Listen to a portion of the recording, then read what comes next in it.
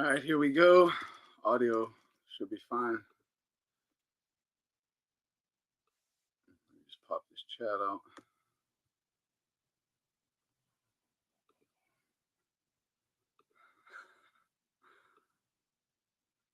I gotta go check Devin Haney's Twitter though.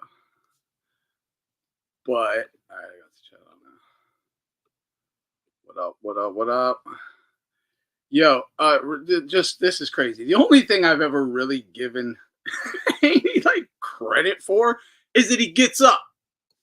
You know, he gets up. I'll give him that. You know, the old Rocky shit. So not how hard you can get hit. How many times you keep getting up? He keeps getting up, right?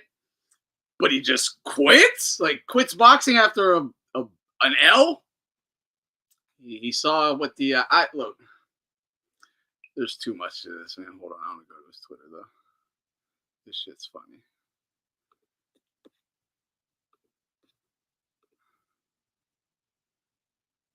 Yeah, and that's the other thing. He had Top Rank just won that Sandor Martin purse bid. Yeah, he clearly didn't want. Yeah, relax, Rock. Right? He clearly didn't want that Sandor Martin fight either. As soon as I saw that yesterday, right, and I'm like, oh, that's a tough fight for him. Like, that's not a good comeback fight. That's going to be a tough fight, man. He might just get an ass whooping again. He's like, I'm done. I'm done. So they saw the writing on the wall as well. I don't know what they were thinking, but you know.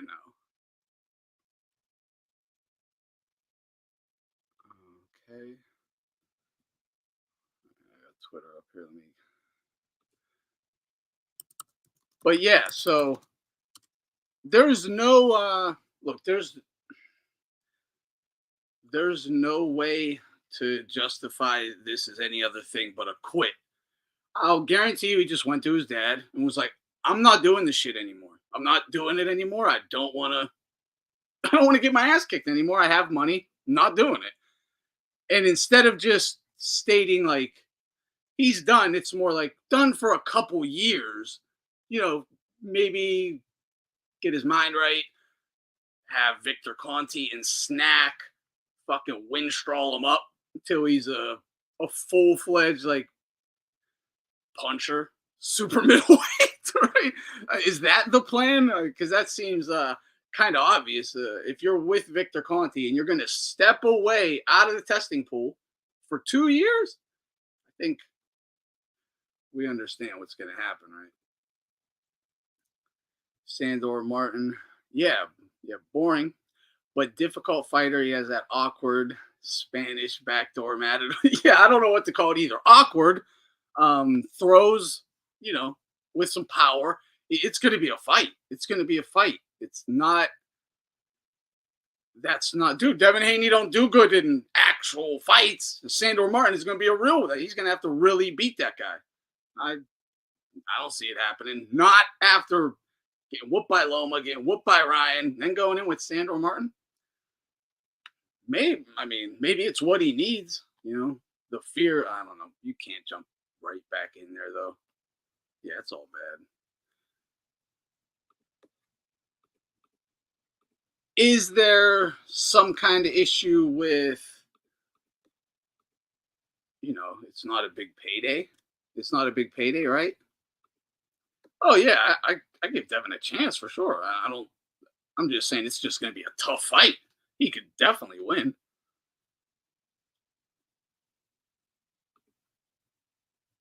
I wanted to talk about that too, bro. I was wondering, you know, I would obviously I just lean towards he's just quitting because he's scared. All right, like I'm sorry to say that, but yeah, like the fear of I don't want to have to go get my ass beat again in front of everybody and get humiliated. That type of fear, right? Which is understandable, I guess, but for him, not for a straight up actual fighter, but for Devin Haney, it's understandable. Um,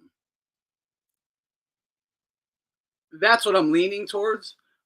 But I'm wondering, is it dealing with something behind the scenes on his team in some PED situation or something, you know? Like, did he just test positive or something like that, right? And rather than have it come out, they're just like, we're just going to step back for a couple years. I don't know. That's just a conspiracy theory. Yeah, just you're going to get whooped right now. Step back for a while. Wait for the right opponent at the right time. Right for the picking ass dude and go for him. Like that type of advice from Floyd. Is that what you mean?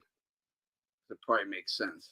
What up, bro? What's going on, bro? Hold on. My fucking volume on this thing sucks. You can't hear me, cuz? Yeah, I can hear you. It's just it used to be so much. I think I shut one of the speakers off or some shit on accident or changed the way. Yeah, but no, it wouldn't be my mic, no. No, I can hear you. It's just, yeah, I have to have it the whole way up, but I can hear you. Good. What's going on anyway, brother? Nothing. I was just outside and shit. And saw. Oh geez, what the hell is his name? Showbiz. Saw Showbiz doing the stream. I never. He got a channel. I don't think I've ever watched it. Yeah. I saw that's where I saw this shit breaking at, and I was like, oh my.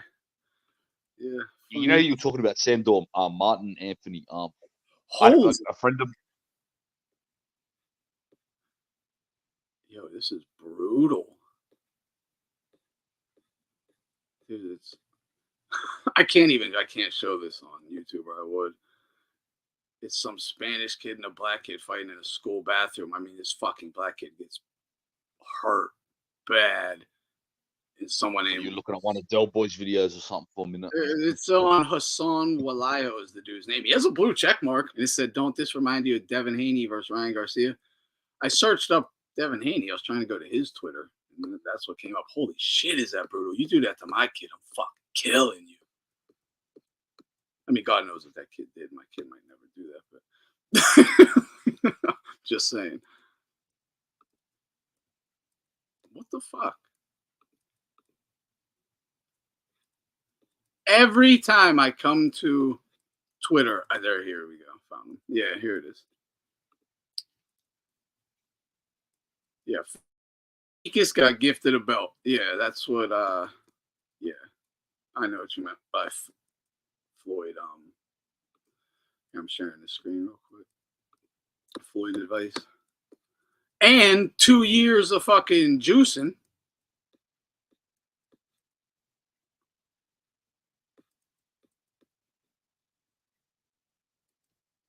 I'm going to take some time, spend some of my money, travel the world. I'll be back in 2 years after Ryan's suspension, and we can fight again. After Ryan's suspension? Even if he gets suspended, it's going to be what, 6 months tops?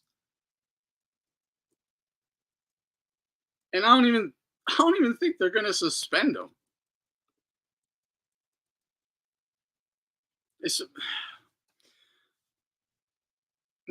Yeah, I don't know. Maybe 3 months or something.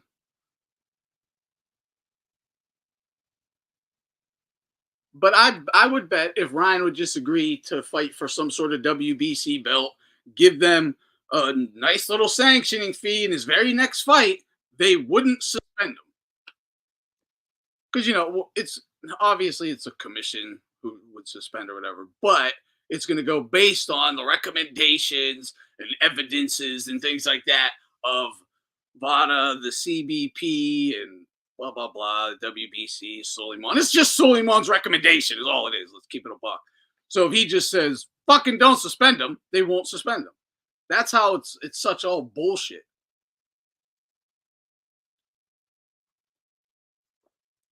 Yeah, they can't take the win away, dude. They just can't. I mean... Yeah, that's what I saw, Anthony. Is it true that Haney said I'm not boxing again until they take the loss off my record or something? I didn't hear until they do that.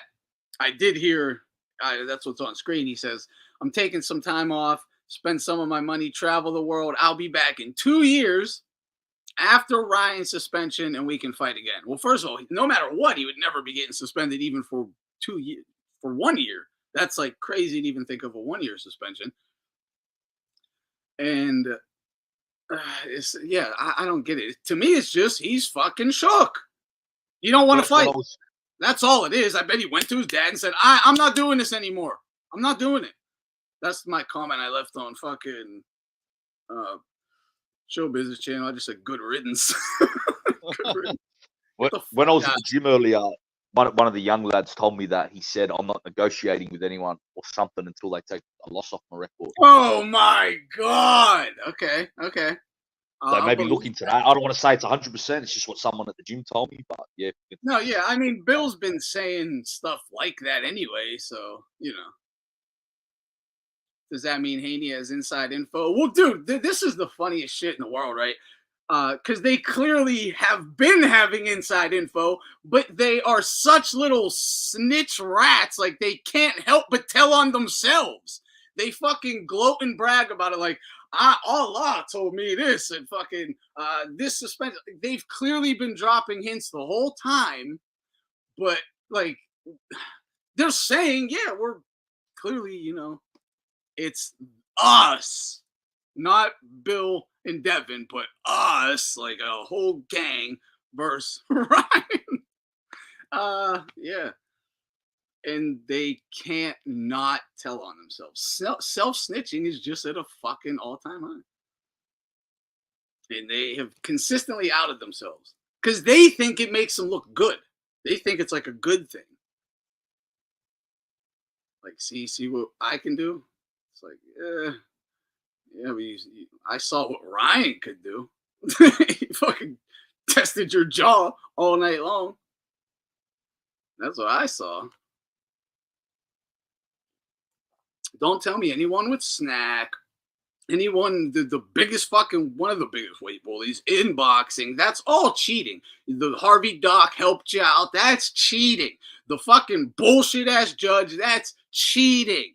That is all corruption. It was all set up for you. Whether you, Devin, or Bill decided to have all that done is fucking irrelevant. It was done on your behalf, making you a way bigger fucking cheater. Even if you assume Devin doesn't take PEDs, again, I'd rather have a fucking ref and a judge than a fucking Osterine. Who wouldn't? Anyone who's ever boxed knows if that third man in the ring is assisting you, you can't lose. And he still fucking lost. And he still lost. Come on.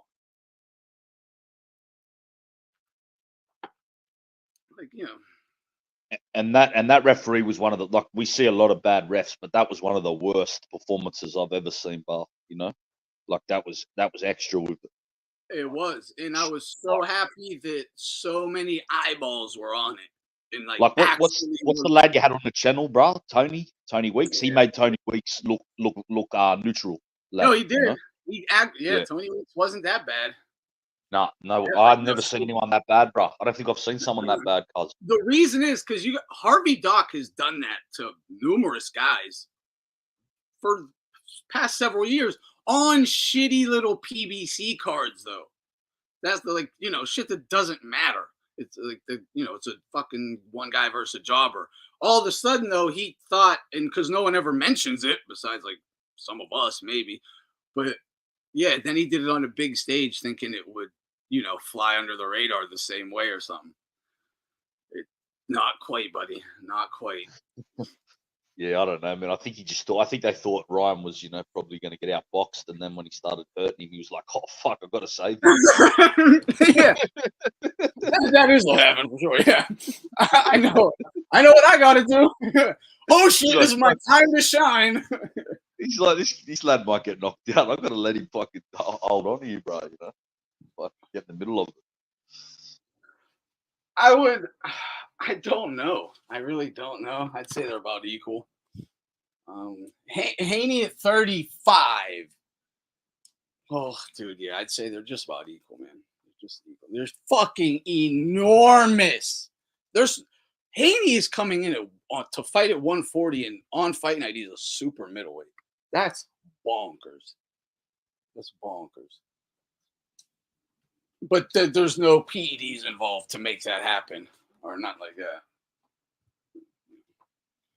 He just so happens to somehow cut fucking 20 some pounds of water and be just fine the next day. Yeah, I don't care about a suspension either. Yeah. Suspend him for like 6 months or whatever, I guess. I don't know.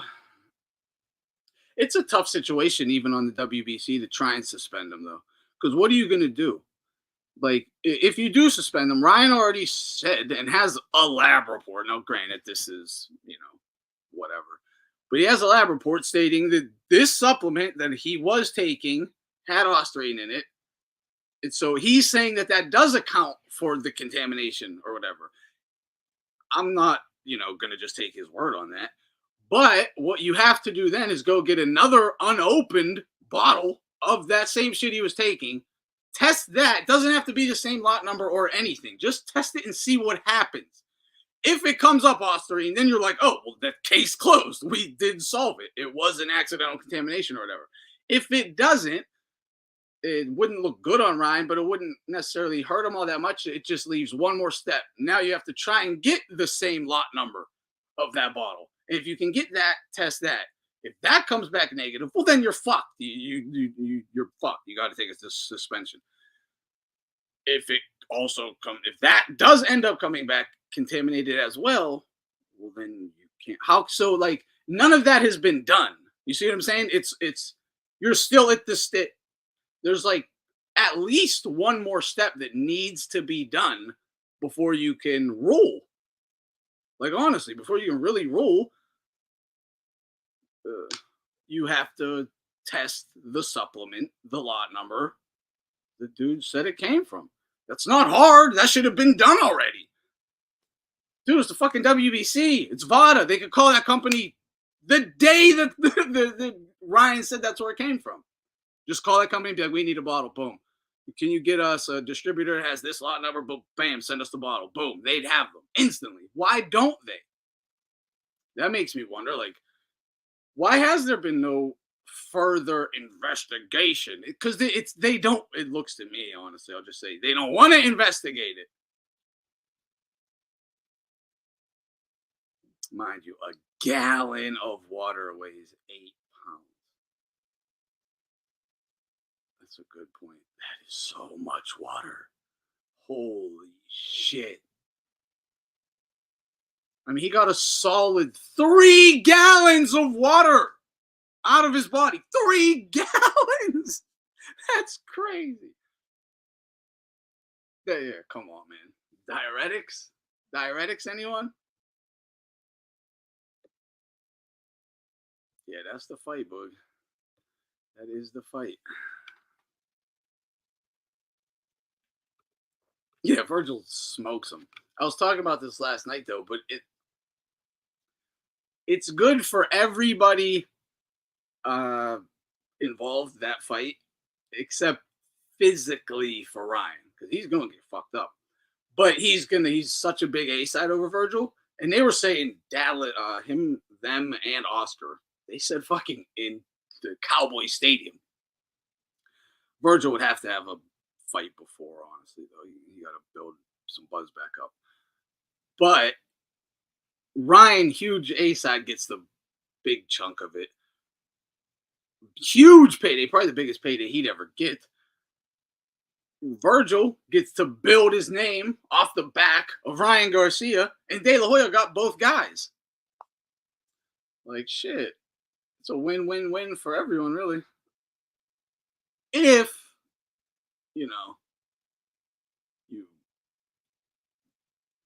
you would have to weigh the physical damage Ryan's going to take to the money. Yeah, it's all about to say, brother. Fuck some murder, lad. That's going to be a brutal fight, bro, for Garcia. He'd get paid, but he's definitely taking an ass whooping. That's a fucking beating, bro. Yeah. Right. That's like Miklo versus the big Mexican in Blood In, Blood Out. You know, the one with tattoos on his head. Yeah. That's funny. Danny Trejo. Yeah. That's what that's like, bro. Oh, dude, I saw that movie State of Grace. Oh yeah, did you like it, cuz? I finally watched that shit. Bro, What'd you think of it, bro? I can't believe I never heard of that shit. I told you, man, it's a great film, bro. Yeah, it's clearly on the Westies and Coonan and them. Easily. But yeah, they did a fucking pretty good job. Yeah. Even how far is the last scene, bro? St. Patrick's Day, you know? Yeah. Dude, Sean Penn was killing them roles back in the early 90s. Yeah, he was, bro. Like that Mystic River, that shit was good too. Yeah. Did you know that the lad that played the brother, you know, the mad brother in State of Grace? That's the lad that played Drexel in True Romance. Yeah, you knew that. Yeah. Yeah, the British lad, Gary Oldman. Yeah, that's it. Yep. Yeah. Even that Ed Harris is underrated. You know, the main leader. He's a good actor too. Yeah, he is. Yeah, they even I liked how they even had like this is something that you didn't get to see in Goodfellas. Even though they made it out like Burke and Vario were like extremely dangerous, there wasn't like a feeling of intimidation. They were all just like too friendly until it's like you die.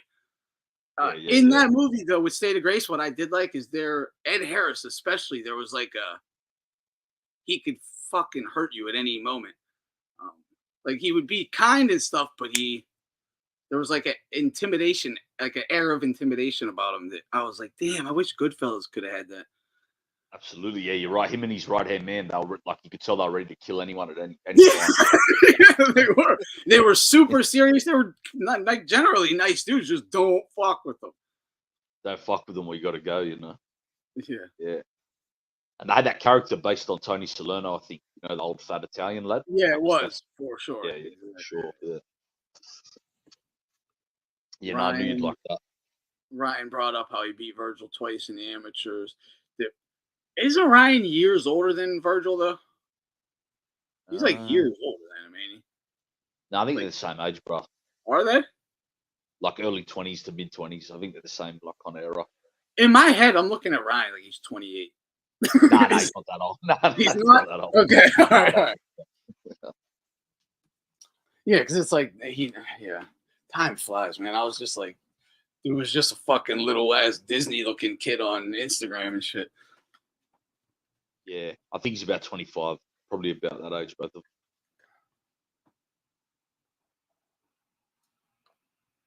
Ryan's like 25. Yeah, still whatever age, bro. Vergil could be 19. He'll still fuck up Ryan Garcia to me. Yeah. I mean, regardless of whatever happened, it don't matter. You know, I think Vergil 5 years ago would beat this Ryan. Yeah, he probably would. Yeah. What up, now, Vergil's the hecticest talent, like under middleweight and under. I've been, I remember seeing this dude in broad daylight on a bullshit ass Golden Boy undercard on like channel 900, and I was just like, "Who the fuck is this?" Instantly, I was like, "Whoa, that kid is special!" And it was like a first round knockout. You could still tell instantly. You were like, "Whoa." And the only thing with him is like he's been a bit like Chimaev. It seems like there's been a bit of thing hurting him outside the ring, you know. Yeah, absolutely. He's back again. All these issues happened when he wasn't with Robert Garcia, though. You know, and he's back with Robert Garcia, so that's good. I would hope so, at least. At least keep a closer eye on him. And he can stay healthy, you know. And you know. Yeah, 40. He just I would just assume he just was having a really tough time making 47. What was that thing he had? Kid, but he's not big frame, but he didn't have much muscle mass on him. He was kind of built like a Kovalev or something. But now you saw like just a 54, well, really middleweight or whatever he fought at, but he was big. So you had some condition or something though, yeah. What's that? Didn't he have some condition or something? They died. Yeah. It was like, deteriorating like muscle tissue or some shit. basically So putting hopefully poison in that your doesn't blood. impact him. Yeah, I think he's. Yeah, I mean it goes away, so hopefully it's. Also, next time you ask Recognize, I talked to Recognize, ask him. I was telling Recognize the whole time that Tim Tszyu wouldn't fight Vergil, that his management would pull him out. I knew that wouldn't come through. Yeah, that was disappointing. Yeah, I think Tim Tszyu would fight him, but I think his management thought, nah, we can't risk. We're not putting him in after a loss with Vergil. You know. Yeah, I can understand where they're coming from. I think they really fought it, bro. And I told Recognize, I go, that fight won't happen, bro. I can't. But I don't think that Tim Tszyu would have had any like a mental I lost his last fight type thing. Because I think in his head he's just going to be like, it's only because of the cut. If I didn't get cut, that's true. But say he was to lose to Vergil, then you know how these fighters are. That's 2 losses in a row. Yeah. Now, yeah, good point there. Yeah, good point there. Yeah. I think the management probably thought, let's just wait for Crawford versus Madrimov, that maybe we can do something else instead of having to fight Vergil. Yeah, but fuck, I love that, man. Because you got Crawford, Madrimov. The talk was, the winners. And I was like, oh man, I might be able to get it. I might be able to get it. Good. That would have been good, bro. But they're probably going to wait to see what Fondora and Spence and probably going to. Yeah. I'm so not interested in that fight at all. Yeah, I'm not too into it either, bro. Dude, I was not interested in that Michael Chandler Conor shit either. Neither was I. I hate that fight. Chandler Fuck that fucking sucks. Like as a person, that dude sucks. He's a weirdo, He's a weirdo. Such in every fucking way. Like his oh my god, dude. I was watching this dude MMA Joey fucking clown on this dude. Yesterday, this shit was honestly nuts. Him like, do you see these videos of him walking through the woods? Yeah, I did. I just saw it an hour ago. It's funny you said. Dude, he's a clown. But this guy's like, this dude's been just sucking off Conor for fucking better part of 2 years. He's going to have to wait longer than 2 years. And he's still saying, I'm just going to sit around and keep waiting. Meanwhile, Dana's at the same time saying, I don't know if Conor's ever going to fight again. Yeah. And for the record, that dude's on drugs. That's why he ain't fighting, okay? He's strung the fuck out. Bender City, bro. He's bending all like. Yeah, for sure.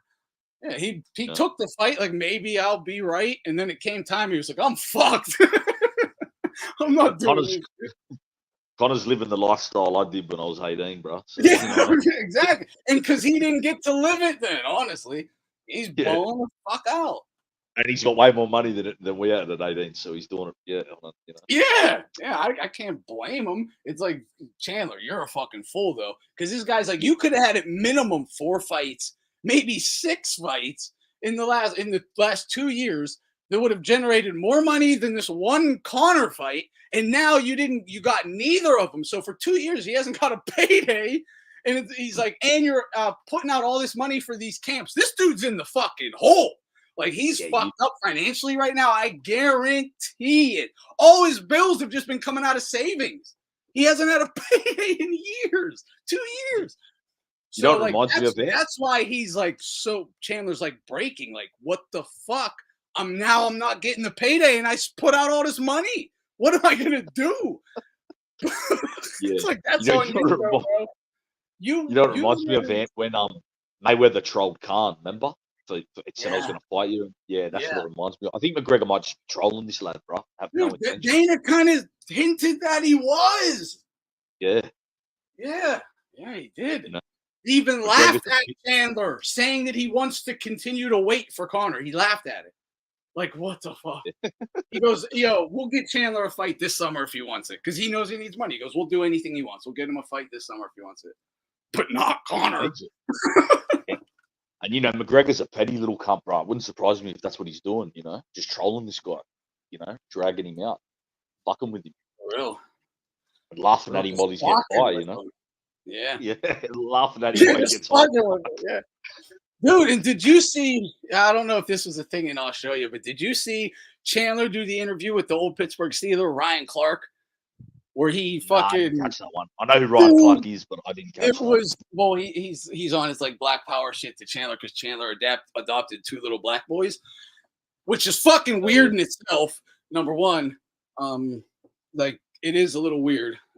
Regardless of how you want to spin it, that in itself is just weird. But Ryan's like, he tells Chandler, you have to tell your kids the world hates them because of the color of their skin. And Chandler just shakes his head like, yep, I'll do that. I'll do that. I'm like, you fucking bitch. I'm like, you're a fighter. This guy's a retired football guy. And like, he's literally just told you your kids basically suck to your face. Like, what? The world hates my children? That's what I would have said. What the fuck did you just say to me? The world hates don't my talk about my children. children, period. Yeah, yeah, exactly. But the world hates my kids because they're black. Well, I'm white and I adopted them. I am the world. What are you talking about? Like, Yeah. And why the fuck would I ever put that shit in my kid's head? Why are you talking about my kids? Exactly. I'm gonna fuck you up, actually. Like, instead, he just sat there like a little bitch and just took this shit. It was fucking humiliating. He should have said, "Hey, bro, say one more thing about my kid, and we're going outside." Like, you know, dude, could you imagine if he said that shit to someone like a fucking Khabib or something? Like, or even a Cormier, dude, a nice guy like Cormier, but he ain't tolerating that bullshit. Or even Diaz or Masvidal, bro. Imagine yeah. Like, dude, it was sick. It was sick. I was like, I was, dude, when Ryan played for the Steelers, that's like the last time I watched the NFL. I loved that dude. He was a fucking hitter. Well, you know me, I'll go for the Steelers, so I know who he is, yeah. Yeah, he's a fucking dirtbag, though. Like, why would you tell children the world hates them? Why? Of it, like, that's, oh, it's sick. It's sick. What's that got to do with sport? To me, it's like the same as telling children they're gay. What the fuck? You're fucking their minds all up. 100%. And I'm guessing it's a sports show, yeah? So what the fuck's yeah, it's a sports show. Yeah. It's all about sports. Yeah, exactly. What the world you have to tell your children the world hates them. What is that, Aldo? Is that the link? Salute Aldo. What's going, bro? Let's see what happens. But yeah, I'm glad that fight's off anyway. I didn't want to see it, bro. Yeah, me neither. Me neither. No, oh, it says page ain't available. I don't know what you sent me, Aldo.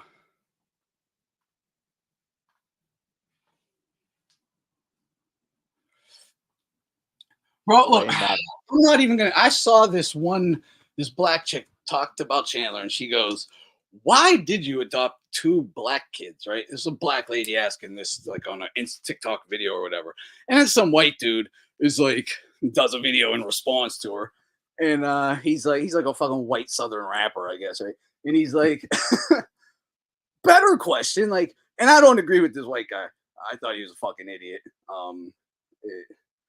Like, he goes, why are there so many black kids that need adoption? And it's like, but you're ignoring, like, okay, that is a whole other topic of discussion. Let's stick to the point of why did he choose black children, though? He's not black. Like, he's not black. He is a white guy. Why wouldn't you adopt white kids? So it's like, and then, like, why are you adopting any fucking little boys? First of all, like, I'm not like, can he have children? Because if you can have kids, then have your own. Because now I'm wondering if you're a little bit of a fucking diddler, honestly. And I'm sorry I'm thinking that, but I am going to question you when you want to fucking grab little kids. Like, yeah. And then why are they black? Is it because you actually do look at black people as less than? Like, they actually need more help than even the white kids because they're actually less than? You looking at them like a pet? Like, there's a whole bunch of questions that I can ask there, man. I don't give a shit. So I'm actually with the black lady. Like, no. Why the fuck are you adopting them, honestly? Especially if he can have kids and he's adopting, that is weird as fuck. That's it. Yeah. That's very weird, bro. If you can't have kids, if you and your wife can't have kids, okay, then I understand why you're doing it now, right? But I think they do have kids. I think. Yeah, it's all weird. The link works for you? Well, maybe I didn't copy it all the way. I'll tell you what fight I Oh, am I sick got it. I about. got it. Hamzat getting pulled out of the Whittaker fight. Sick over that. Fucking Yeah, wanted to see I got it. I got it, Aldo. I didn't copy it all the way. Yeah, man. I don't know. I don't know what to think. Is it fucking fear? Is it real illness? Is it Kadyrov? Is it fear? Well, I think Is it? Kadyrov why he can't fight in the US. I'm almost 100% sure. Yeah, I know. I kind of think it's something like that as well. But I mean, this is the problem. I was saying this yesterday. This was a big thing with Khabib's career as well, even Islam, with their whole like months off for Ramadan thing. Dude, if you get one injury or one fight gets canceled, you might only fight once a year. That's true. Yeah. Like, Although I guess Ramadan's already been over this year, so hopefully he can get back. In a few months. yeah. I mean, yeah. Hopefully, I don't know what the fuck to think, man. I think they need to book him with Strickland. Like give him one more, and if he can't make that fight, maybe like by the end of the year he's done. Yeah, because what do you do, right? Like I just saw Dana, like, dude, when this guy first came out, he's blazing, trying to fight everyone. Now I can't get him in the ring. He's like, oh, he literally called him out. He goes, every time it's right, we got the fight, right before the fight, he gets very sick, just like that. And we all know what that means. Anyone who's been in the fucking gym, in the fucking fight business, you see amateurs all the time. All of a sudden, they threw their shoulder out. All of a sudden, they're fucking twisted their ankle. They can't go to the fucking tournament. It's like, get the fuck out of here, pussy. It's always some, just, you're fucking scared. Just quit faking an injury and just like, can't do it this time. All right, we got to figure, you got to help me out here. I'm mentally fucked up. I'm terrified right now. Something. Instead, they don't even like talk about it. They just fake fucking injuries and illnesses. It's one thing though to say though, Anthony, for fighters from that Carcass region. Remember before Habib got the McGregor fight though, he pulled out of quite a few fights. So I think they are kind of to get injured, and you see Baturbiev pulls out. And they do train hard as hell. So that's going to make you, prone injury. You know, I wonder if it's because they're cycling off right before the testing. That could be another thing as well. Definitely could be. That's always a possibility. Definitely. But again, that for the other fights, that could definitely explain why. But that doesn't explain why for this one, though.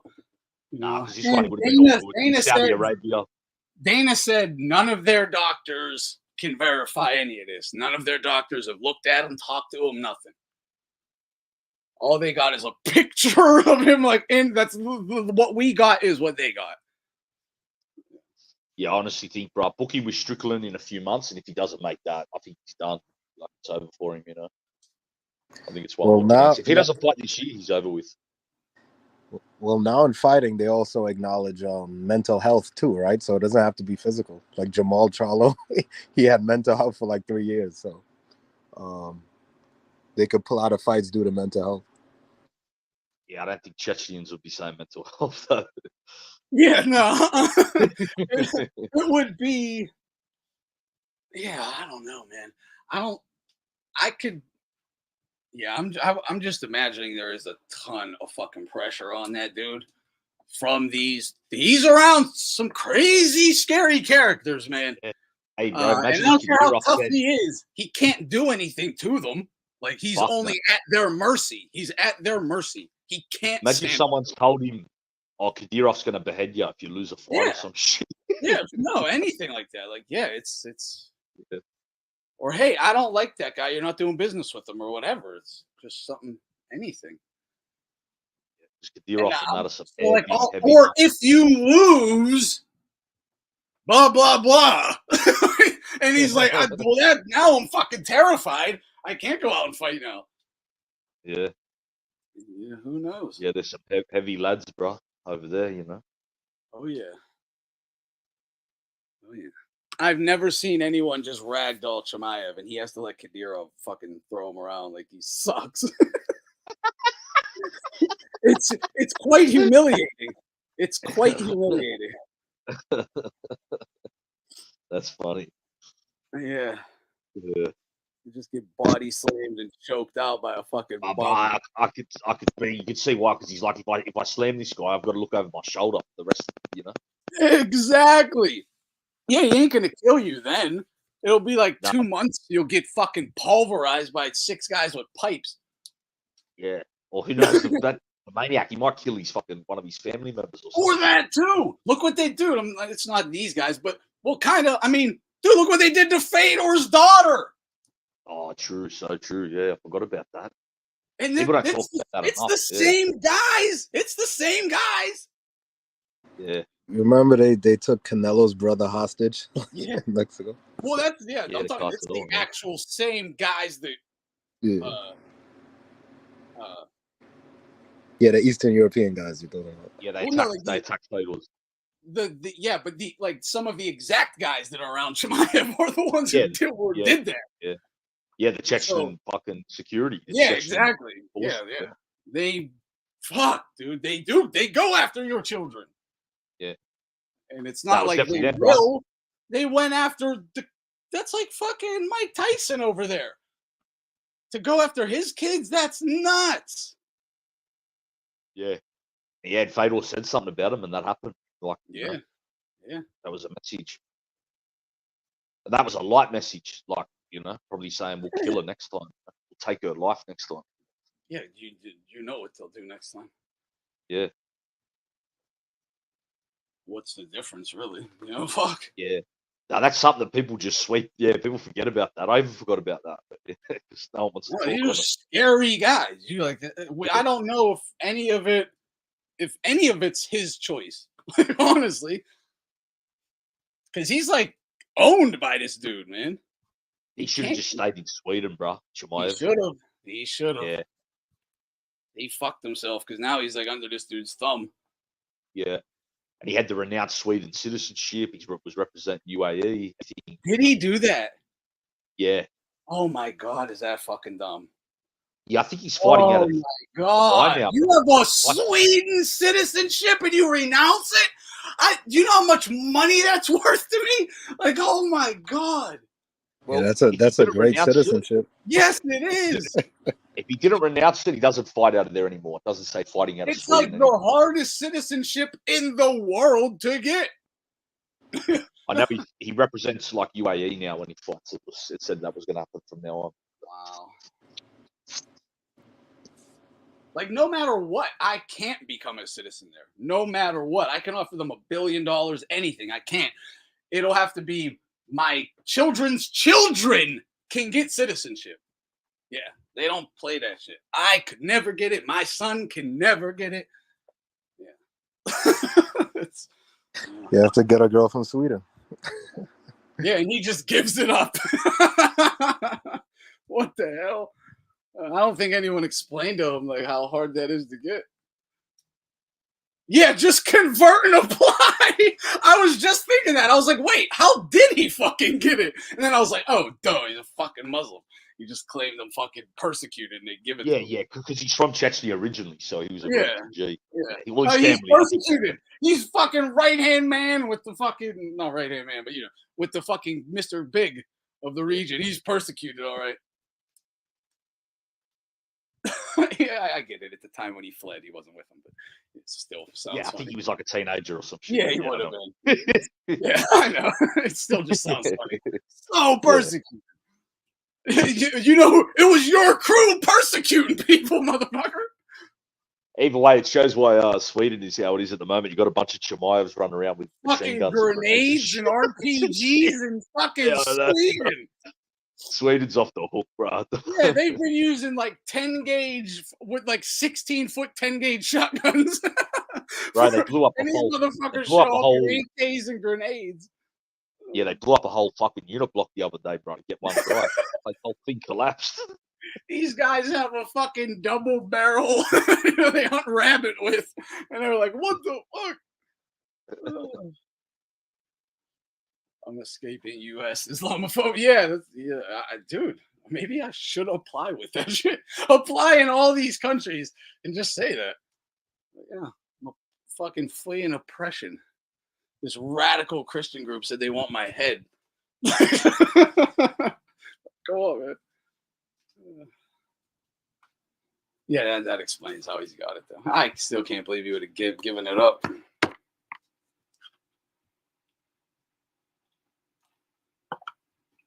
But yeah, Jed's right. I don't know how much longer Dana could put up with this. I guess the end. one more fight and tell them, like, this is it. This is it. We're just canceling your shit. You can go fight at fucking PFL or whatever the fuck you want to do. Yeah. Well, yeah, he won't be able to do that because it's in the US, so he won't. Oh, it's here.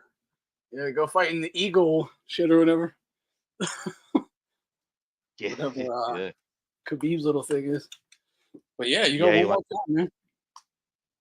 Yep. Otherwise, it'll just be Russian and Middle East cards, for either promotion. Sucks for Whitaker too. Yeah, he's actually fighting a lad that Chimaev beat. Now as a replacement. I don't know too much about him though. Yeah, I haven't saw much about him. I heard he is good though. Yeah, I think he's Dagestani actually. Dagestan. You gotta come back and fight somebody! I am the most entertaining lightweight on the planet! I got one. Oh. I thought that was going to be Ryan Clark punking him. That's still kind of funny, though. Yeah. I'll say this, though. He had a legendary fight with Eddie Alvarez in Bellator. That was a classic fight.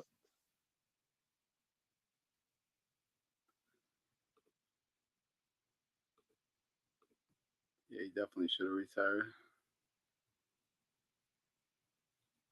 I watched that first Tarver fight live, and I remember just him walking to the ring. His skin didn't look normal. I remember saying, "Yo, he don't look good. He looks sickly. He looked gray." Like I was like, "You don't look good," but it's still Roy Jones. So you're thinking whatever. But I said that out loud to the people I was with. Like, he don't look good, man. He looks fucking gray. And I wasn't even thinking really about the weight cut because he wasn't even a big heavyweight or anything. So I'm like, the weight cut shouldn't even affect him. I wasn't thinking that at all. I didn't know why. I'm like, he just don't look good. Whatever the hell it was, I don't know why, but you could see it. I don't know why his team let him walk out. I would have been like, yo, he just fucking fell, fucking blew his ACL out if I was his manager. Is this the first or second fight in the first Harbour fight? The first one. He got the decision. He won, though. He won the fight. So I remember that. I remember that walkout as well. He didn't look good because I remember he came out to the, that Scarface song, My Block. Remember, because that just came out? Yeah, I love came that out song. to that song. Yeah, I love that song too. That's why. Yeah, that's why I remember it. And he even looked nervous, right? He didn't look himself even, And I remember no, he didn't. I don't know what it was, but instantly I was like, that don't look like Roy. Like that's not the Roy Jones I've been watching for years. I knew it instantly. I can't explain. And when he got in the ring, he started screaming out like he was a bit more like louder than usual. It was like he had to pump himself up. Yep, yeah. And I've talked about that. That's I don't remember all that, but that's exactly what he would have been doing then. You know what? Jay Prince was with him as well, which was kind of unusual to walk out with, like right next to him. Yeah, I went back and watched that walkout not too long ago, and he looked fine watching it now, right? But watching it then and having years of walkouts like fresh in my memory, when I saw that his walkout versus Tarver 1, he didn't look fine. So I'm telling you, some of you guys might go watch it now and be like, he looks fine to me.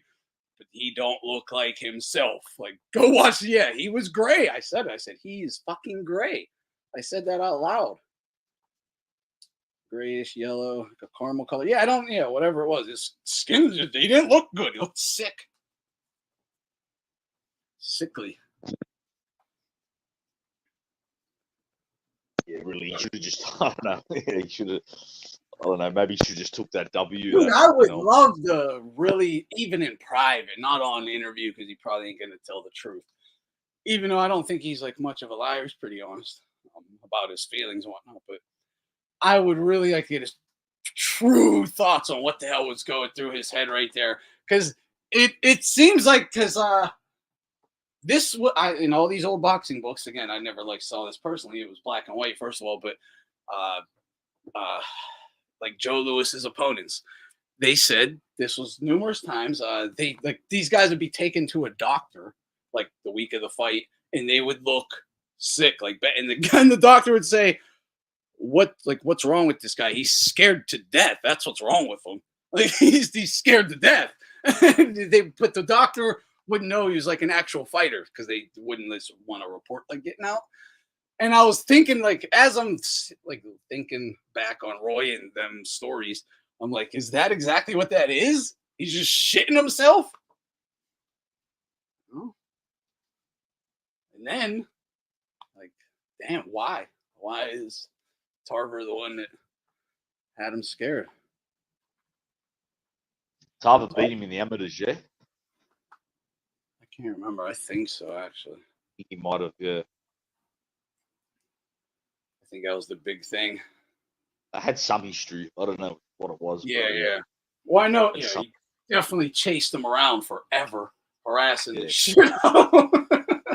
I could be getting mixed up though, because Gerald McClellan definitely beat him in the amateurs. That's why they want to see that fight in the pros. Yeah, that would have been good. Yeah.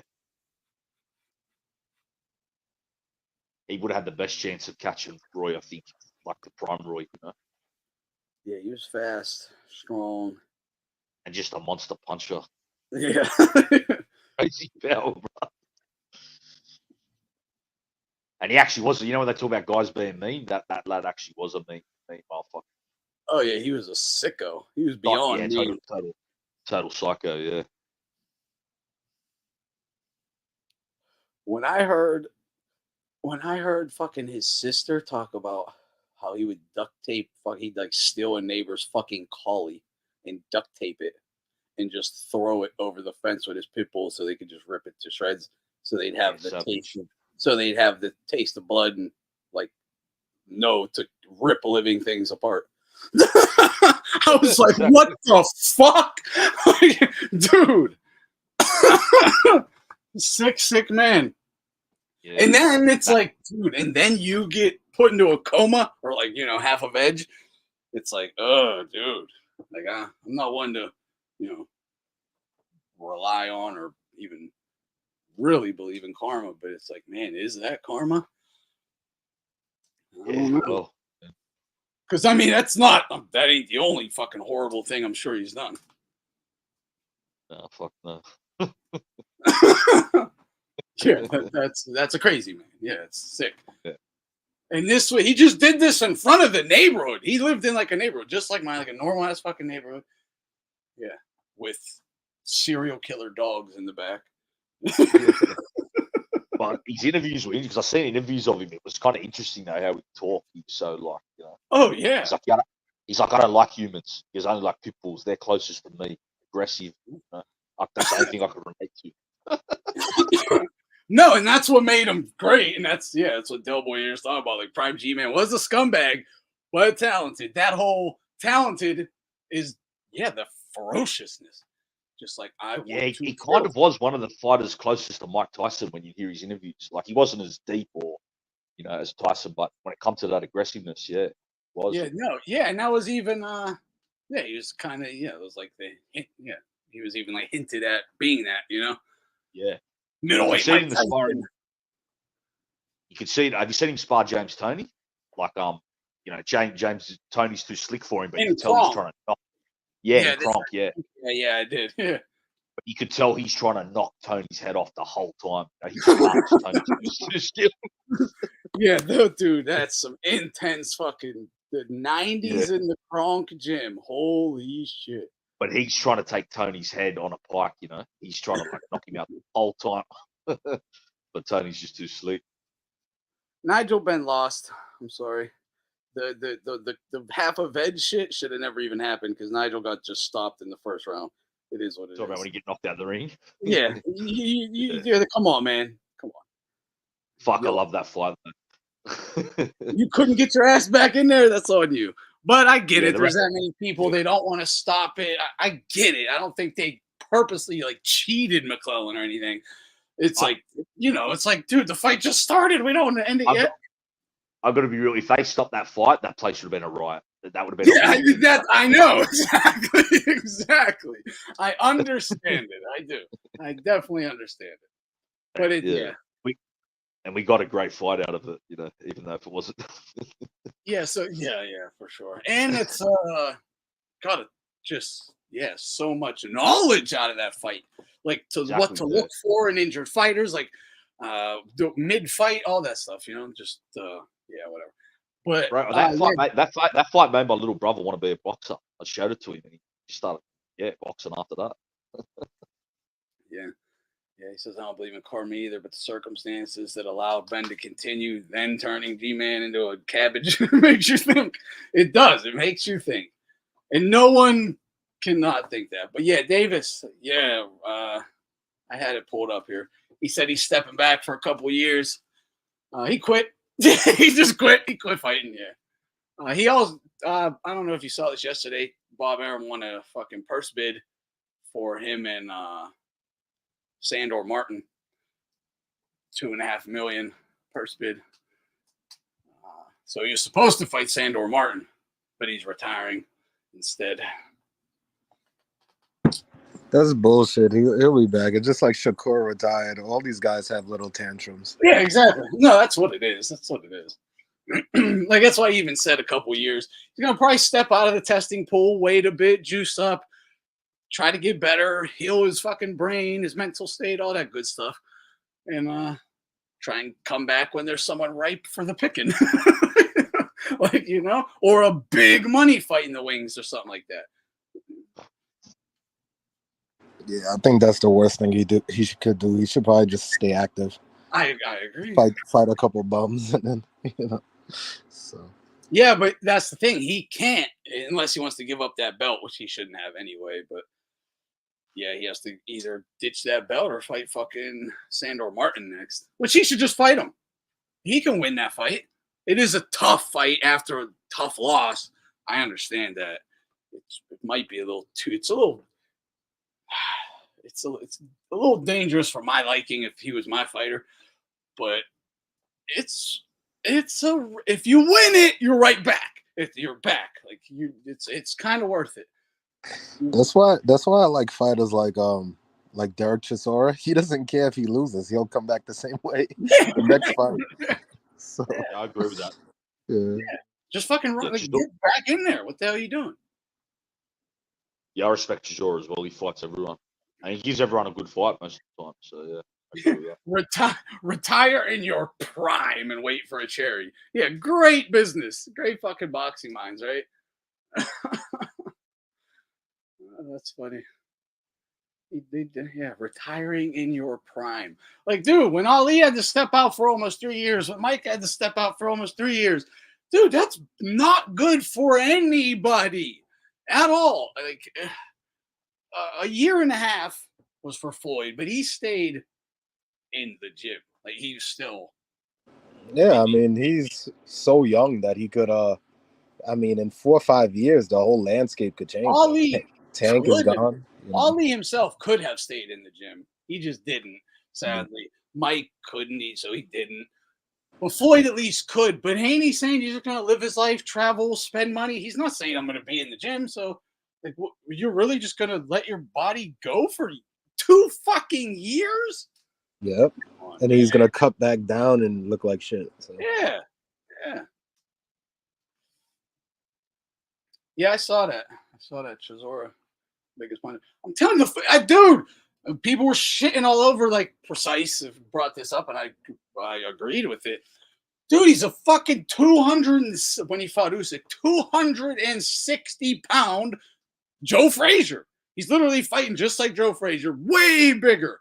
Like, dude, he's hitting harder than Frazier. There's no fucking doubt about it. No doubt about it. He's swinging 50 extra pounds.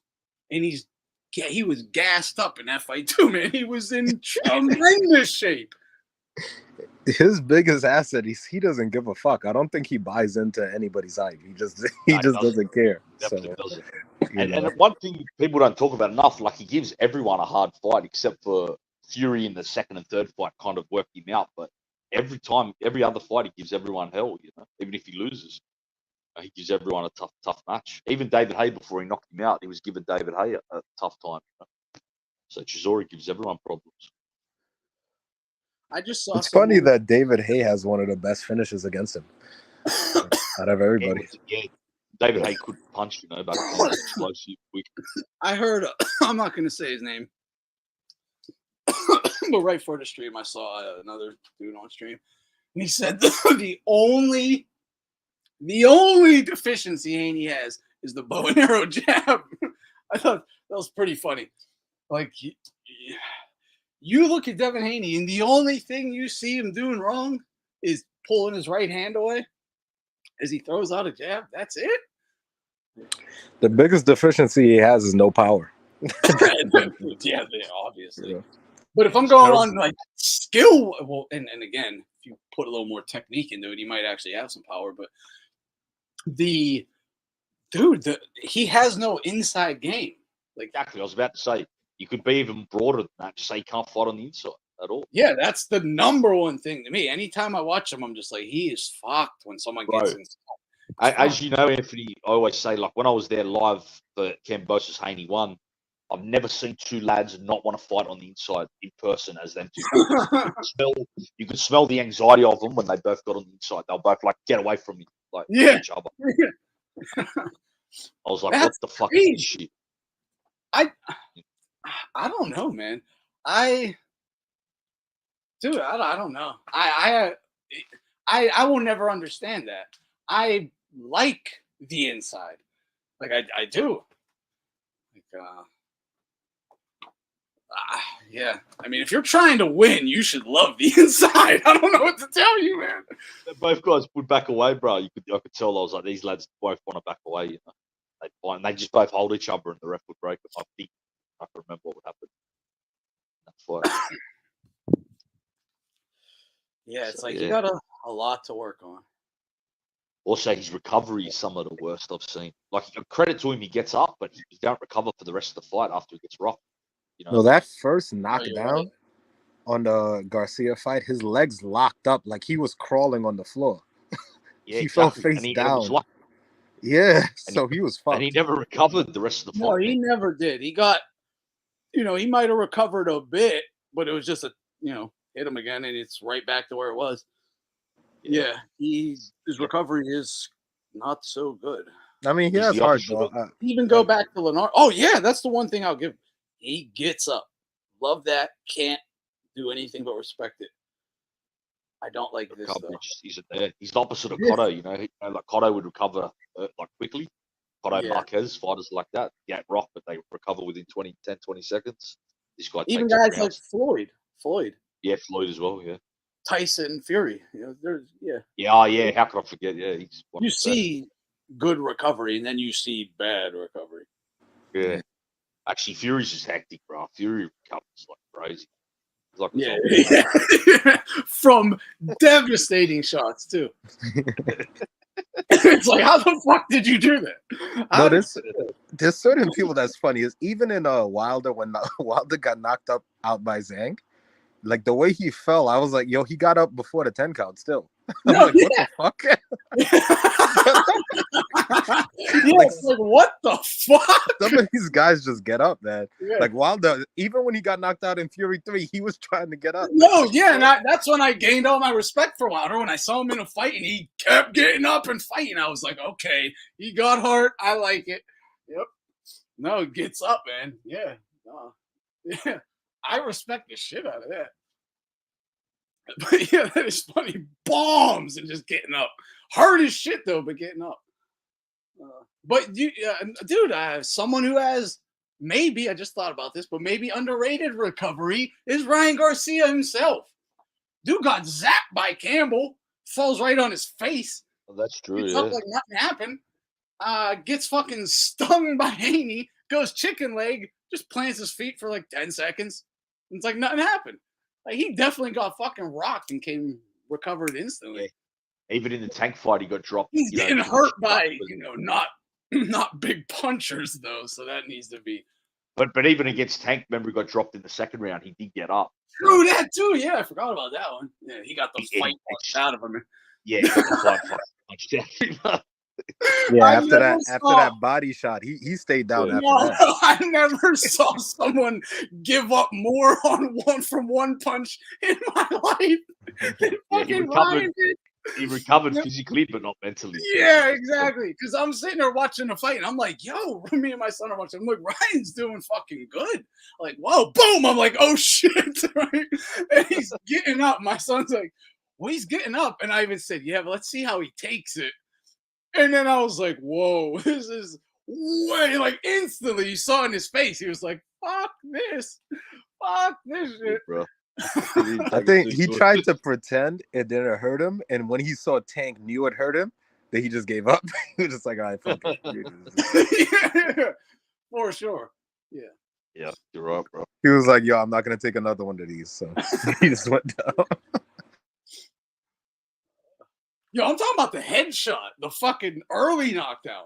When he tried. Oh yeah, But he wasn't trying nowhere near as hard. He got the fight punched right up out of him with one shot. Mm-hmm. But he did get up and recover, so he does have a good, decent recovery. But he gets hurt though too. But yeah, it's funny.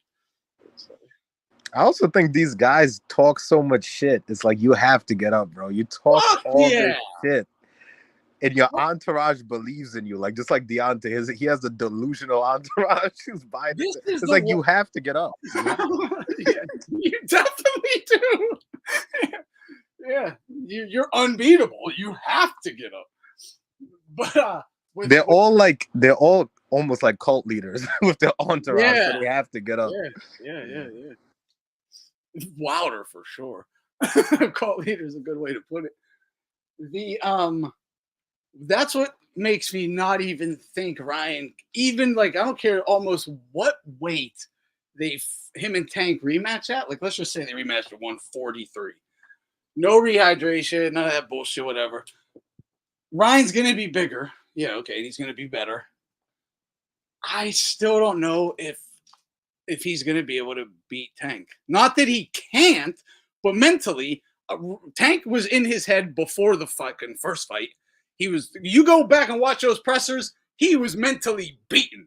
Now, that a lot of that could be because he just didn't feel good, so he don't feel confident because of weight cuts and whatnot. Understood. A big part of the reason. But even after the fight, you can still see the Tank is in his head still. Like he gives Tank too much respect. He does. He gives him too much respect. Yeah, the problem with Ryan is Ryan wants to be friends with everybody. That's what I noticed. Well, yeah. Even Tank said that. Like he tries. We're competitors against each other. He's trying to be my friend. Like, yo, you're cool and all, but we can't be friends, bro. Like, I'm sorry. Not yet. Like you're cool, but we can't be friends yet. We're gonna have to fight. Like what the fuck? Maybe he should incorporate the Sugar Ray. You know, when Sugar Ray take Hagler out to dinner, then he challenges. Yeah. Dude, he should. Holy shit! Don't let Tank hear that. He'll fucking fuck that kid up for life. Oh my god. He definitely should. Ryan won't even try. And just get blown out. That's funny. No, man.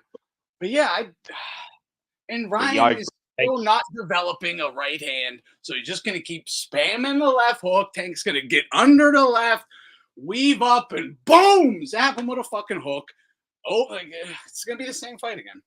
Yeah, the biggest thing will be the size. That's the most interesting thing with Tank versus Lomachenko is that Lomachenko doesn't really have problems with guys his size. So I didn't know Loma was actually taller and has a bigger reach. Someone said last night. Right. So that's like a really interesting fight, and also there's no weight bullying. It'll be a real good fight to see. I assumed Tank was bigger. I didn't know Loma was taller and longer reach. Yeah. So, but Ryan, if he has no rehydration, Tank weighed in at 133 this last fight. So if Ryan has no rehydration, he's gonna be like 160 or who knows what. 165. Yeah. So he'll be able to take a punch. that's the difference of for sure. So that's what I'd like to see. I think it would be a closer fight, but I think it'll be a closer Ryan has fight. to come at it. He has to have respect for the guy, obviously, in terms of his abilities.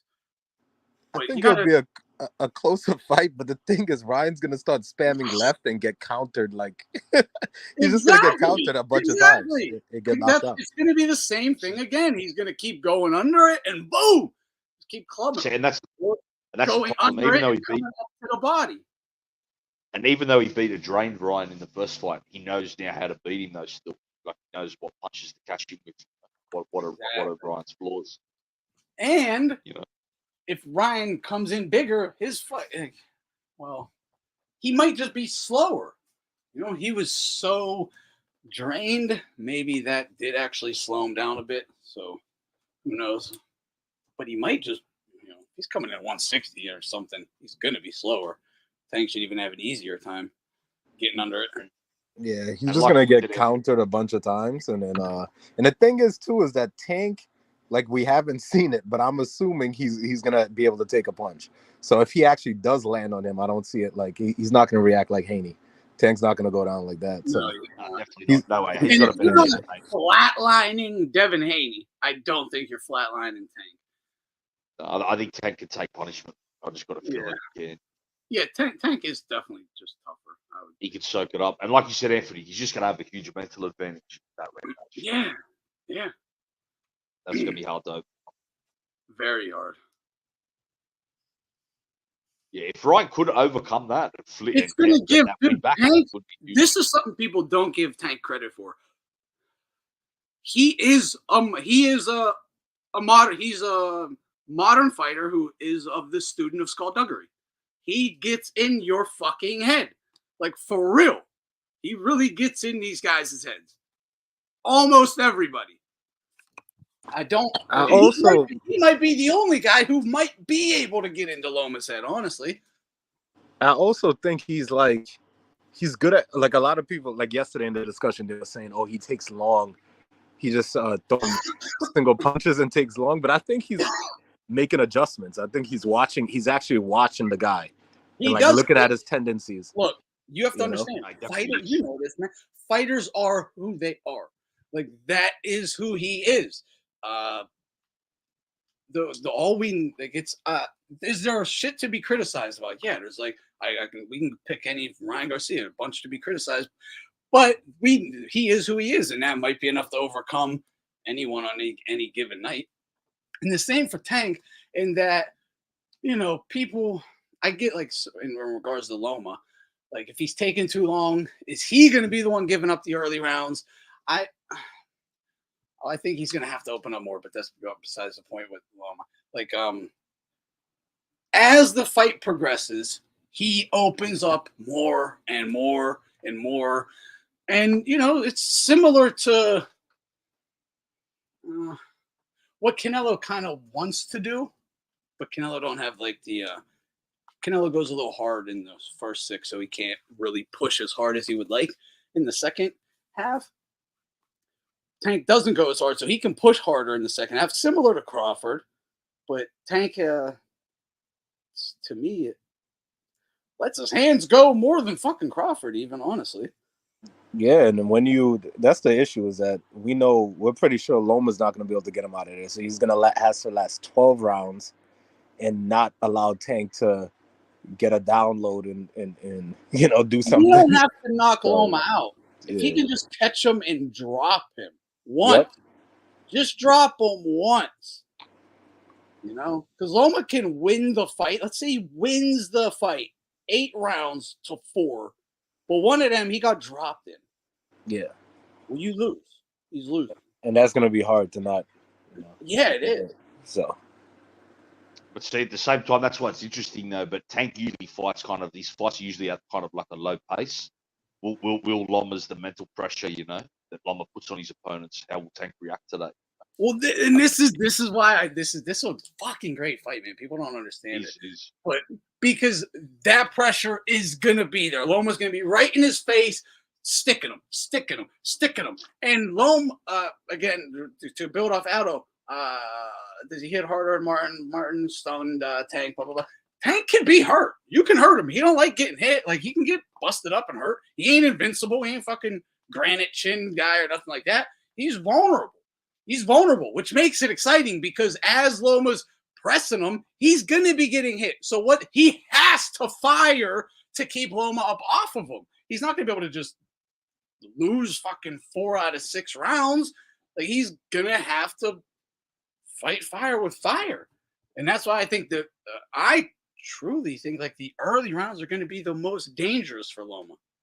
Yeah, especially I think Loma too. I think this is going to be one of the only fights where you're going to see Tank like not be able to, at least Loma better do this, where he can't coast for half of the fight kind of and then really pick it up in the second half.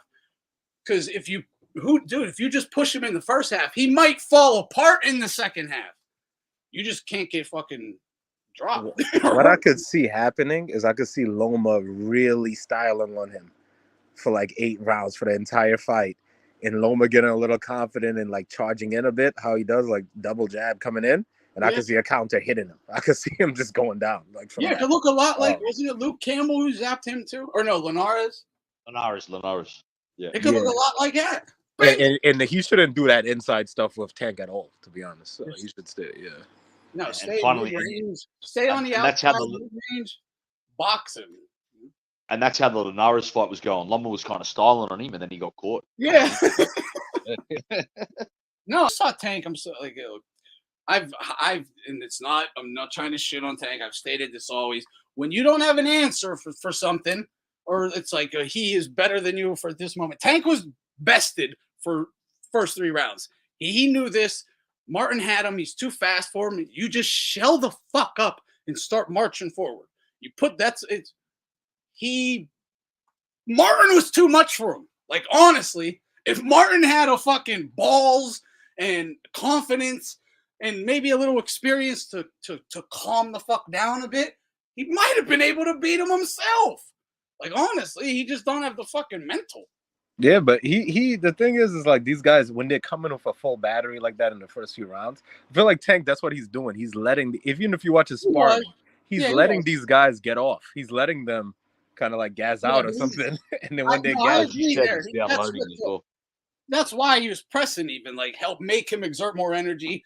He'll shoot his load, and then I'm gonna come on and fuck him up. Right. Absolutely, yeah. But and then they're losing. You got to understand though, he didn't want to have to just literally not throw a punch for a whole round, like because he just ate like 4 stinging shots that did sting him. So he was like, that's where you both. That's where you both make good points and you're both right. Like Tank is downloading and having a look at his opponent, but it also shows the limitations in Tank. Because a great fighter will not just lose 3 rounds to Martin. It will not happen. You know what I mean? Perfectly. He is gaining information, but he's still having to do that because he ain't good enough to just win. Yeah, put Frank Martin in with Roberto Duran. Duran knocks him out in 2 rounds. You know what I mean? Duran just... The thing with Tank that I feel like after he does, it's kind of Crawford does the same thing. It's like they download for a period of time, then it's almost like in the later rounds you cannot. It's like auto aim. It's like you can't get away. They're just fucking countering you precisely. It's what Crawford does. I do work for 8 rounds. You just stay in the fight. You basically lose. You're losing, but you're in the fight. But you're not really doing shit. You're fresh. Right. So he's 7 rounds. I'm like, fuck. And now you're like, all right, now this fucking fight starts. And that's what they do. And it is like, God damn it. Right. So they have all that speed, all that explosiveness, and you're tired. They still have that fresh, fast twitch. Exactly. Yeah. You don't. Yeah, that's why you can't like just dance with these guys and do what like a guy like Martin is doing, like just circling them and pot shotting and jab. You have to press. You have to make him work, because if he's not doing shit and you might be banking these rounds, but what's gonna happen? So you can't do that. Like that's what I'm saying. Loma has to go forward. You have to. You have to. Unless you're gonna fight like was that you, Great, talking about the dude who just fucking pieced up Russell? Is that your buddy? the dude who just pieced up Antoine Russell. Unless you're gonna fight like that and just keep running him into shit, and every time he steps in, it's bink, bink, bink, bink, bink, bink. But I don't see anyone in the lightweight division, fighting like that. So you gotta take it to him. Loma has the style. He can do it. He can get nailed though as well because 150 was bringing up yesterday. Loma and Usyk, that you can split that guard with an uppercut. They're very susceptible. The best shot Fury landed on Usyk, boom, the uppercut. Best shot Teofimo landed on Loma, boom, the uppercut. What's Tank's best shot is his uppercut. And it's fast, it's hard, precise, so he can definitely get it into that guard. So, that's why he can definitely get caught, but either guy can win. And just like you said with the robbery, is that if Usyk, I fully believe if Usyk didn't knock Fury down, they would have robbed him for sure in that fight. He got the knockdown. That's the thing. And even during that knockdown, I felt like the ref was trying to fix it. Like the ref was literally getting in to block it. So I think it's the same thing. I think if Tank knocks him down once, he's gonna win. So, for sure. Yeah, it's a good fight, man. It's the lightweight fight. It is. Yeah, that's a phenomenal fight. And there's also Loma has like the size is like perfect for him. So, and you know what? This is kind of fucked up. It's not like fair to Loma, I guess. But if we got the fight earlier, Tank was just getting smoked. So like, yeah. At least now it's a much more competitive fight. Yeah, Tank's a better fight. I hate to say that, it's true. Yeah, it's not fair to Loma. It's like you've been fucking running for 8 fucking years. What I would put it as is like Loma when he was like a prime game bred, like a peak person 4 years ago. He would have wiped out Tank. Now Tank is like at his peak of confidence, peak of everything. So physical prime, everything. So he could take the most punches, take the most punishment, push forward, everything. So but that's the only thing that's giving him the chance. That's what it is. But Loma's age as well, I think. Like, I think if it was this Tank versus Loma 5 years ago, I think Loma's still a clear favorite. Yeah, because Tank didn't have the composure. He always had like the raw ability, but he didn't have the composure and the way he is now. He didn't have it back then to land that kind of punch. That's true. That he needs to against Loma, but now he has it. So. Tank seems to have matured and grown up a bit too. But even this Tank though, like I said, versus Loma 2017, 2018, I still think Loma's a clear favorite. You know what I mean? Dude, I'm sorry, but there's no kid no kid is gonna beat a kid his own size, like Loma's own size, the best guys in our division his own size, whatever. No kid is beating like prime Loma. It's just not happening. The guy is way too experienced, way too developed. Like Tank was like nowhere near ready for that. It would have been fucking embarrassing. It would have been a wash. Yeah, embarrassing. It would have been a wash completely. Even now, if you took this Tank against prime Loma, it's still like he has a knockout chance, but it's like puncher's chance. I'd say prime Loma would still be the favorite for sure. Yeah, it'll be like 70-30. Yeah, he's fucking him up. He's like Teofimo didn't even beat prime Loma. You know what I mean? No. Loma's been sleeping for a few years. Yeah. I noticed it in the Campbell and Pedraza. Way bigger, way bigger as well. But Tank is, but it was a smaller pass that Loma that lost to Lopez. The funny thing is that Loma's talk, like I didn't like the way he talked in the last post fight, but the way he dug in those body shots to Kambosos, I was like, what is this? He has some malice, bro. What the fuck? He really dug those in. That shit. Shit. Because Kambosos is running around saying Haney beat his ass. Kambosos is just a Gronk anyway. Like, doesn't take much to want to fuck out of that lad.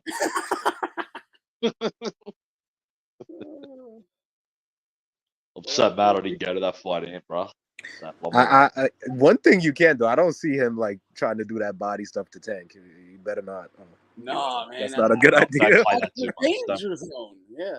You got to keep him at distance. Yeah. He should only do that to Tank. Tank has terrible feet. He has terrible feet. Loma is the best. Yeah.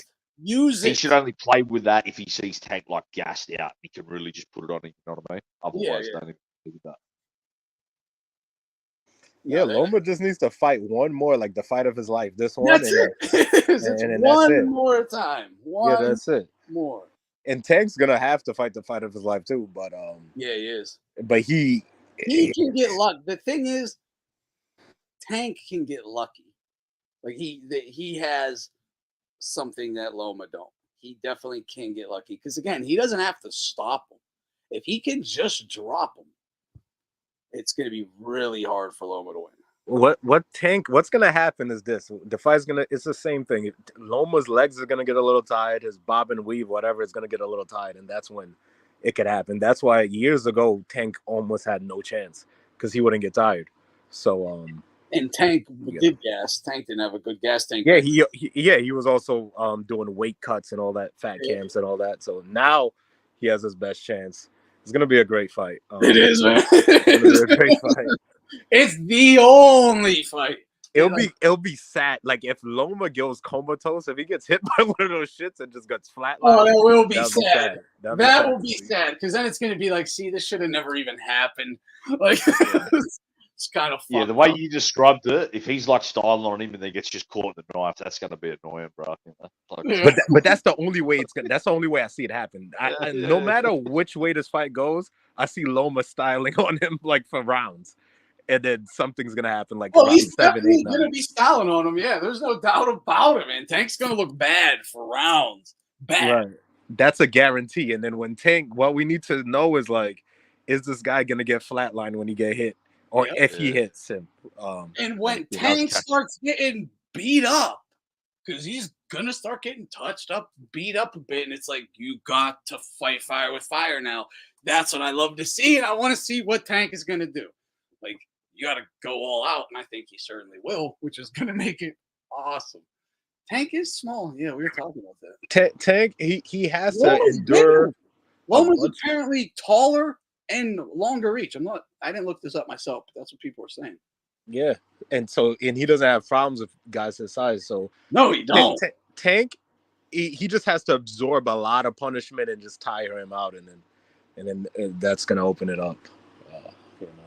Yeah, and Loma has to find a way to force him to be busy.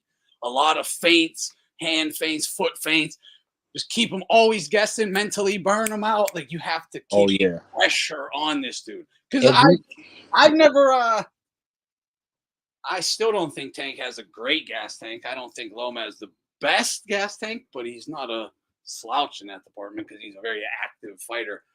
But he could. Yeah, man. No, Loma can also get in Tank's head if he really wanted to. He might not even have to try, and he might be in his head just because I've been avoiding this guy my whole career, and now I actually have to fight him. Like, I could see, if I lose Loma, this guy, it's over. Like, you know what I mean? Like in his mind, he's gonna be like, dude. It's a dangerous fight because even the bright side to the mentality Loma has, where he's like at the end of his career psychologically, the bright side to that is if he gets up for this fight, they're gonna put I could see him, Usyk, all those guys studying every intricacy and like really making this his last fight, like really fighting a perfect fight. I could see him fighting this fight like just as his last fight, the fight of his life. I could see that, and if he comes in like that, then Tank, I don't know, he's not good. So these guys are capable of fighting perfect fights. That's the thing. Usyk and Loma only lost to elite guys, Haney and Loma. Haney ain't elite, bro, and he lost to him twice.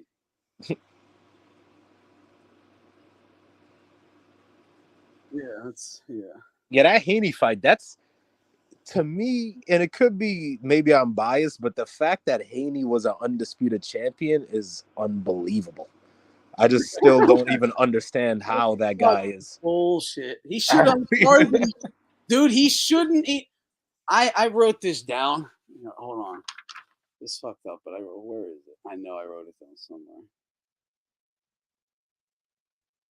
Oh yeah, I have my whole thoughts behind it, but Simply put, Haney is not a champion caliber. He's not a championship caliber fighter. He isn't. Like, he's not a real championship caliber fighter. The guy has never defeated really anyone, even his own size. You're not like you got to be lightweight champion. You got to be. And the funny thing with that is, champion. You got to be a welterweight. This motherfucker's lightweight champion. He should never even got a title fight. Literally should never even got it. And if he did get it, it should have been versus Loma, which he would have lost. Thus, not a championship caliber fighter because he never was a champion. Like, it's fucking bullshit. I might be able to link you to a video. There's a video that I actually never saw until recently, until after the loss to Ryan.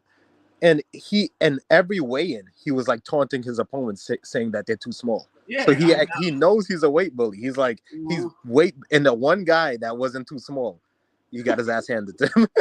Basically. Even by a much smaller guy, Loma fucking beat his ass. It's embarrassing. Yo, hey, man, Loma gonna beat Tank, bro. On Conor right now, bro. Loma beats Tank. You hear it right now, Philip. Loma beats Tank. I'm telling y'all, bro. He's gonna be beating him on the cards. We're not you know. Yeah, Loma. I think Loma should be the favorite because he's the one who should win. But it's can he? That's the question. Can Tank make some magic happen? Honestly, I don't know. There's always a chance once that fatigue set in. That's it. There's no bias about. I hope you're joking. Don't be biased, bro. Haney won that fight versus Loma. You're crazy. Not at all. Dude, wait. You're literally you had in order to say Haney won that fight, you are giving credit to slaps on the hip. You're giving them the same credit as straight lefts to the face. Honestly, you have to be. There's no other way to say he fucking won unless right hand slaps to the hip or some serious ass shots. You know, people make fun of Bill Haney and Devin Haney, but when I think about it, like these guys are really overachievers, and the fact that they came undisputed is like really, I mean, wow. I don't know how they did that, but I don't. Dude, again, Devin Haney's fucking head looked like Forrest Gump's ping pong ball. It was bouncing everywhere all night. What did Loma suffer? What did he suffer? He just beat dude's ass all night. All night. Did Haney stand up and fight back? Yeah. Doesn't mean you win. What the fuck? You know? Yeah. A participation trophy, I guess. That's his undisputed titles. Yeah, Loma beat Haney. Loma beat Haney for sure. What was that? That was the fight when Haney went to the corner and said, he figured me out. He figured me out. Hold on real quick. If Devin Haney got the decision over Ryan Garcia, this fool would be saying Ryan got whooped. Facts. I'm not calling you a fool. I'm just saying this. We know that would be the narrative. No, everyone would say I'm being biased if I would be like, no, he actually should have lost that decision. No. Just because someone gets robbed doesn't mean they fucking. Just because someone gets a decision, you know, be a robber, meaning one. It's crazy. Yeah, he went to his corner. And he said he figured me out. He figured me out. That's what he said. Devin Haney. Oh, I'll never forget even Devin's face. Every round in between the rounds with Loma, he was shook. Well, he didn't know what to do. He was lost. Just trying to survive. They got people saying Haney beat Ryan. Well, I'm sure. I mean, yeah, but, you know, I'm talking in a lot of people, the majority even. I don't think the majority think that Haney won versus Loma, honestly. But from what I've seen, it certainly looks like the majority understood he lost and got a gift. But, yeah, get the point. Yeah, he definitely lost that fight. The fight I was disappointed in Loma in was that Tio fight. He just took too long. He was bullshit. But yeah, bullshit. If Ryan won fairly, you'd give him credit, but he was caught with Austrian. Yeah. I got you. Would you rather use Osterine or have the ref help you, a judge help you, Victor Conti and SNAC helping you, have a humongous illegal rehydration weight advantage helping you? What would you rather have? What would you rather have? Osterine or all that other shit? Well, he also came in overweight too. But yeah. Yeah. Okay, scratch the weight. All that other shit. Weight just evens out. All the other shit. Osterine, just Osterine versus a ref and a judge. What would you rather have? Like, you know? I'll take the ref and the judge every day of the week. Not joking, like no bullshit. Every day of the week, I'm taking the ref and the judge. You can't lose. And he still lost. It's nuts. How do you lose with the third man in the ring helping you? I'm about to look at the top of his box. Hey man, but yeah, look, bro. I just think that I just feel like Tank, bro. He ain't fought a dude like Loma, man. No, he hasn't. That dude's footwork, his style, like he's crafty. Lomachenko's crafty, bro. He's gonna find ways to score. I think his defense is too good. Like he keeps his head on the center of the line. I don't think Tank is gonna land that shot and knock him out, bro. If Tank knocks out Loma, I think it would be to the body. I think that's what it would be. I think it would be a body shot. You know what I've learned? Go to the body. Because when you see Loma fight, all these dudes go to the body against him. Kambosos tried it, Haney tried it, but because they know his head is never on the center of the line, it's hard to hit him. So they gotta go to the body, and he's smaller, and he's way smaller than these dudes. So it's almost impossible to hit Loma clean to the head, man. It really is. Like, but if anyone could do it, I think Tank could do it. He might be able to do it. So. Yeah, no, it's that uppercut. And he doesn't need it clean. He might get a grazing. Like you just gotta break through that damn guard, and you just gotta drop him. You don't gotta flatline him, just drop him. And one thing I learned, like as far as like a simple thing, like trend wise through boxing history, is that if you have a good puncher like Tank, and you have another defensive fighter who has to survive defensively for 12 rounds, it's likely that punch is going to land something. Like, it's likely. So I wouldn't bet against like this guy being perfect for 12 rounds. You know, I would think he might slip up, he might make a mistake, and usually that punch is going to land something. So that's where, you know, I'm assuming if that fight goes 12 rounds, especially at Loma's age, he's going to land something. So we just have to see if he takes it. He's going to graze, he's going to land something. I agree. I agree, man. That's what makes it. That's what makes it so good. It's just a clear-cut case of the lightweight king and the true number one contender. And the scary thing is that it's like Tank doesn't have the power where he needs a combination. That's the scary. It's like he has that lights out power. If it was the latter where he had to put a combination together to really get someone out, then I would say Loma wouldn't even now. But like the fact that he could just put your lights out like that at that weight class too is crazy. At that weight class, I don't think we've really seen that. Real quick though, who are the top? I don't know, the best three guys, I guess. The Tank like stopped. I guess is it Pedraza? Let me see. Ryan. I mean, obviously he's had Leo Santa Cruz knockout was beautiful, but Santa Cruz, smaller guy. Yeah, Frank is a bigger guy. Frank Martin was bigger than Tank.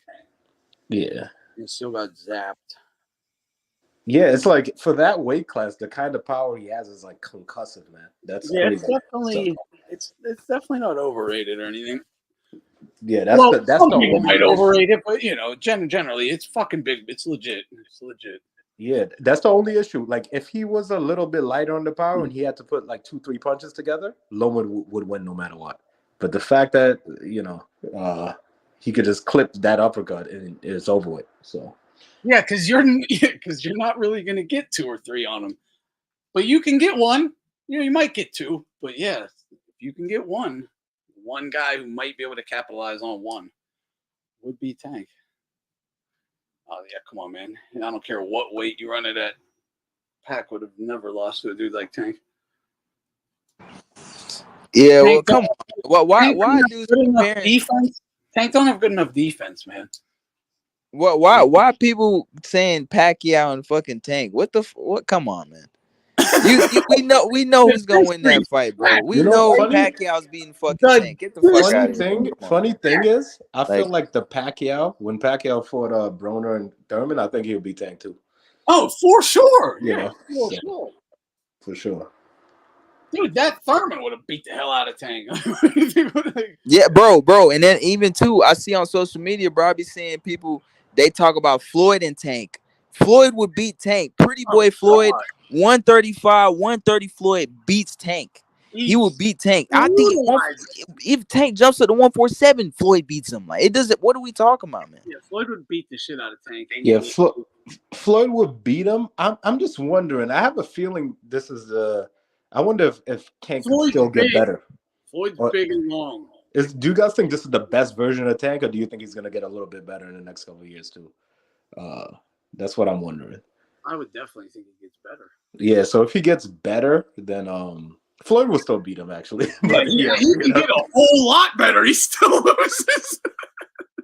He's still losing to Floyd, man. Floyd's big, long. He loves them punchers. Like, yeah, he don't throw enough. Yeah, Floyd's gonna fuck that. Yeah, Floyd's not gonna. There's no uppercut that's gonna land on Floyd. It's not. Dude, he's not fat. Tank is quick and whatnot, but he's not fast enough. He's gonna just get pieced up. Tank and Tim Bradley, that at 140, that's a little better. That's a better fight. That's a much better fight. To beat Floyd, you have to be the version, the EPO and whatever else version of Mosley that would have beat Floyd. That would have knocked him out. Like, that's how you have to be. That kind of fight. Like an all around, just like. I remember I was watching Mosley throw punches around that 2003 time or whatever that is, and I was just like, yo, this is unreal. This guy, like the speed and the torque and the power is just craziness. Bro, I can imagine Pacquiao versus Tank. You know how Tank's gonna fight Pacquiao? He's gonna fight him just like he did Isaac Cruz. He's gonna do that shit, bro. He's gonna do that. And no way he wins the decision. And Pacquiao's power is gonna keep Tank on the back foot, bro. That's how you gonna beat Tank, man. You gotta have some power. Which I think Loma's power is underrated. That's what I'm telling these cats, man. Loma's power is underrated. Yes, he's not a knockout artist, but he definitely can hit. He definitely has power, bro. His power is deceiving. Like, you just can't run up on Loma like it's easy. Like, nah, he's gonna hit you with shots you don't see. Like, and that's the shots that's gonna hurt you, bro. He got better pound for pound power than like a Floyd Mayweather did, and everyone acknowledges Floyd had respectable power. You know, he's not a big bunch of it. You better respect it; it'll fuck you up. Yeah, I think if Tank were to fight a Pacquiao, he'll probably lose an eye. He'll be really fucked up. Yeah, exactly. So. I mean, yeah. Pacquiao punches up on Tank all night.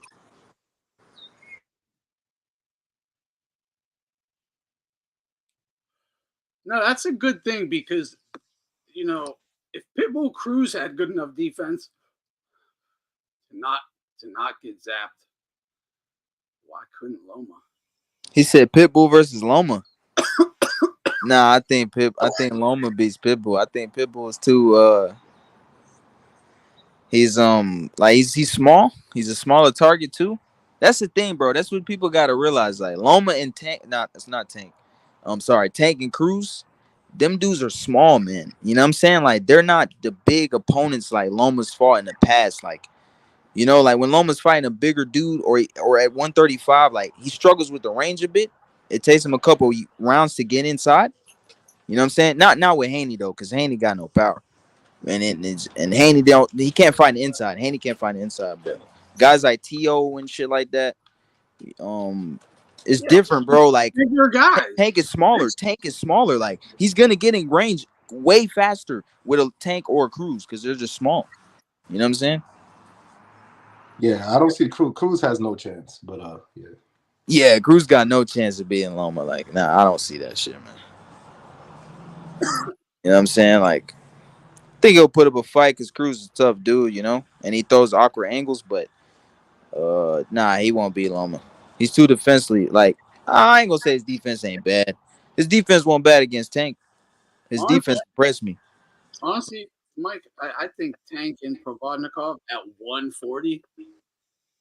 Cool, man. That's like a 50-50 fight, man. I Yeah, think that's uh, a I 50-50. don't know. Someone has to. Someone's going to give. I don't know who though. It's going to be brutal. So and yeah, I I think I don't Pitbull. think he loses, but I think Provodnikov can absolutely win. I don't know if Tank can handle that. I haven't saw him in these situations. I need to see him again. If he starts getting fucked up by Loma and perseveres and comes through it, then we can talk about this kind of stuff. But I, if he has that, then yeah, he has what it takes. But Yeah, you have to look at the flip side of it. The flip side of it is like, it's a guy that could lose however many rounds and still have the confidence to knock you the fuck out. Like they don't stop. He's gonna keep coming and coming and coming. So yeah, I think if they rematch Cruz, I think he'll stop Cruz. I don't know if he could take a beating from Provodnikov though. I don't. It's hard for me to see a lot of these guys out here right now, like really standing in the fire. You know, one guy in his prime that I would say that beats Tank too, that Tank actually fought, Gamboa. A prime Gamboa would box Tank up, 100%. Tank went 12 rounds I with that think dude. He had a torn Achilles. That's You a know, good and point. like I Gamboa is chinny in his prime, but I think that he would still like the defense he had in his prime. I think he'll be on point with Tank. I You know, think the prime version of him beats the Tank that he fought, but I think this Tank puts him in a coma, like this one, you like think at this some Tank? point. Or you saying like Tank right now will Yeah, be a Tank prime? right now would beat his prime, but the Tank that he fought, he Prime would have for beat that. prime. He's saying, yeah, prime for prime. Like this, he thinks this Tank. I don't know. I I don't know. don't know either. I don't know either, I man. don't know, man. Because Gamboa was a motherfucker, bro. He was, bro. But it's going to be another one of those things where you have a chinny guy that has to not get hit for And 12 rounds. yeah, he's chinny, and he's never a 30. He's never been a 35-pounder at all. Gamboa at all. Yeah. Yeah, you chinny and you have to I survive think that's 12 Yeah, rounds. he had I him think that's a on good one debate. leg. Yeah, he couldn't get him out with one leg. It is wild. Did he get him out? Haney didn't. Yeah, no, he got him out. He got him out of there. Haney And didn't get it him was out. 12 rounds. It was 12 rounds of it though. Okay. That's what I'm saying. So I don't know. I Yeah, just feel that's. like This is all. I think in his prime version probably would have a chance to beat him. I think he would. See, this is Look, all the reason. Like the recency bias of seeing Tank just fucking starch, dude.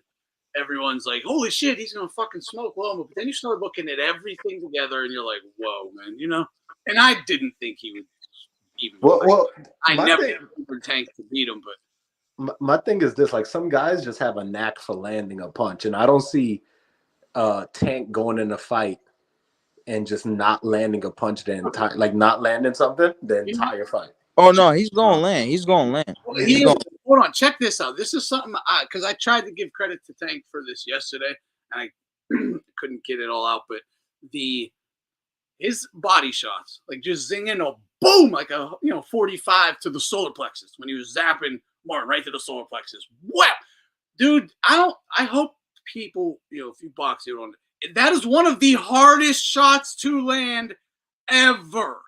Just go walk up on your buddy who isn't even paying attention and try to just tap him in the solar plexus. He's gonna instantly flinch and block it. Like it's so hard to land that fucking shot, and he does land it like on everybody. It's that is a thing of beauty, which people want to criticize or say is accuracy and really all that or whatever, but it does. It has to be. Like it has to be. It don't matter. Again, it don't have to be a high level guy to even just get that shit in there on anybody is tough. You can't just walk up to your buddy and try to throw a little hook to a solar plexus. Watch him just go, ugh. He's gonna just naturally block the shit. It's Yeah, that dude's my girlfriend can he do it. he's taking his time, She'll and block. the thing is he throws so few punches, but he's like perfecting what he's throwing. He's really putting the speed and the accuracy and the timing. They're timing into that, and then that's why it lands so flush. So that's what I'm saying, man. It's like, so with your thing with Gamboa, it's like, do you really trust him, a chinny Gamboa in his prime? Do you trust him to go 12 rounds and not get touched? Nah, like so. That's why I would say like this version of Tank would put him out for sure. Yeah, it's interesting. I don't. Yeah, I saw Yeah, I don't know. I saw Blood Tank. video up saying Tank has a lot to prove still, or something like that. Or more to prove, and yeah, he just does. I see good things, but yeah, I still have a lot of questions. It sucks, man. It's like that's all fucking TMT PBC's fault. These questions should have been answered long ago. But there's still questions. This Tank even. Yeah, well, the answer would have been Loma would have whipped his ass. That's what. Yeah. That's what the answer would have been. So we know, like, I mean, they were managing him, at least Ellaby or whoever on Twitter. They were doing the right thing because he would have lost. I guess the questions kind of were answered if you just keep it a buck. Right. Yeah. So I remember there was one time when Floyd was feuding with Tank because they always have their squabbles. Yeah. And one time he was like, this was like 4 or 5 years ago. And when he got angry at Tank, he was like, okay, he was like, Lomachenko next. He's the boogeyman threatening you with a paddle. That's how he got at Tank. Lomachenko next, cool. Oh, you trying to get me beat, bro? You trying to get me beat, bro? Remember when he said that shit? I'll never even think that. They're trying to get me beat. Yeah, I remember when he said that shit, bro. They're trying to get me beat. Like, wait, what? That was about Rolly and him, but still, like, you think Rolly's gonna beat you? Like, what are you talking about? Yeah. Rolly had that power, man. Rolly had power, even though he's not a good boxer. Bro, I could see it happening. Well, I'm not gonna say no way does he have the heart. I think he might have a lot of fucking heart, honestly. But I don't know. These are the questions. He might, like I was saying, I could see Tank getting in Loma's head. He's great at the skullduggery, but I could see Loma just being in Tank's head. Like, he don't even have to do anything. He's just in his head because, like, I never wanted to fight this guy. This guy should beat me. Like, it's fucking scary to think, like, everything might be kind of over after tonight, like, on the big face of, quote-unquote, face of boxing stage or whatnot. That is a lot of pressure, So I could, and if he, goes in there and starts getting fucking beat up on, I could see it reversing and him breaking. So yeah, that's a hell of a fight. This is a great fight, man. It has to happen. It has to happen right now or never. Like, either Aram said beginning of next week they enter right back into negotiations. They're continuing to talk it out. So we'll see. But yeah. What up, BDA? What's up, man? Can you hear me? How am I come across here? Yep, perfect. Good volume? All right. Yeah, man, I mean, this Tank Davis thing, I was looking forward to the fight, to the Frank Martin fight. Frank Martin had speed, athleticism. The big question was that X factor. Could he handle the pressure? And as soon as Tank Davis started letting his hands go, this guy backed himself up into a corner, straight line, no turning, no keeping the center of the ring, which I know sounds easier said than done, but it was inexperience, basically. 15 fights against nondescript opposition. Of course, he was going to break down. But now the amount of overhyping that Tank Davis is receiving is absolutely insane. I tell you, I'm on Twitter now, and there was one guy who said that Tank Davis beats everybody from 135 to 147 with the exception of Jaron Boots Ennis. And I'm thinking, here we go again. The same thing that we heard about Errol Spence circa 2019. He beats everybody from 147 to 160. He even beats Canelo. Yeah. And you're seeing the same thing here. And one of the things that I keep hearing is, well, when he lands, guys are going out. So when he lands on Lomachenko, it's lights out. When he lands on Shakur Stevenson, it's lights out. I'm thinking, wait a minute. Didn't we go through this with Deontay Wilder? Same thing. When he lands, and I kept saying, well, what happens if he doesn't land? Well, I mean, what happens if he lands and the guy doesn't go out? The way it happened with Tyson Fury in the first fight. Or the way it happened with Stavern, right? Or that Joseph Parker, same thing. He landed. Joseph Parker didn't go anywhere. He landed on Zhilei Zhang put his lines. So it's the same thing with Tank Davis. Tank Davis does not touch you and you go out cold. Nobody has the type of power to do that. When he stops guys, he can do that sometimes, just like any other big puncher. There's no such thing as a guy that every time he hits you, you go out. So this whole thing, he could put out Isaac Cruz, and what happened there? And that's I hurt my hand. Yeah, and that is the thing, right? Because every time these type of guys, the level goes up. Yeah. So don't get me wrong, the guy is good and he's very dangerous. I mean, anybody that has that mix of speed and power, just right off the bat, it gives you a huge advantage. But this whole thing of him being this super precise puncher that as soon as he hits you, it's over. Again, we went through that with Wilder and it didn't happen. Now, here's the other thing that I keep harping on Tank Davis. If you look at his CompuBox numbers, whenever he goes past the 9th round, he's really only averaging about 300 punches per fight, which are desultory numbers for a lightweight. I mean, Canelo actually throws those numbers, and he's a super middleweight.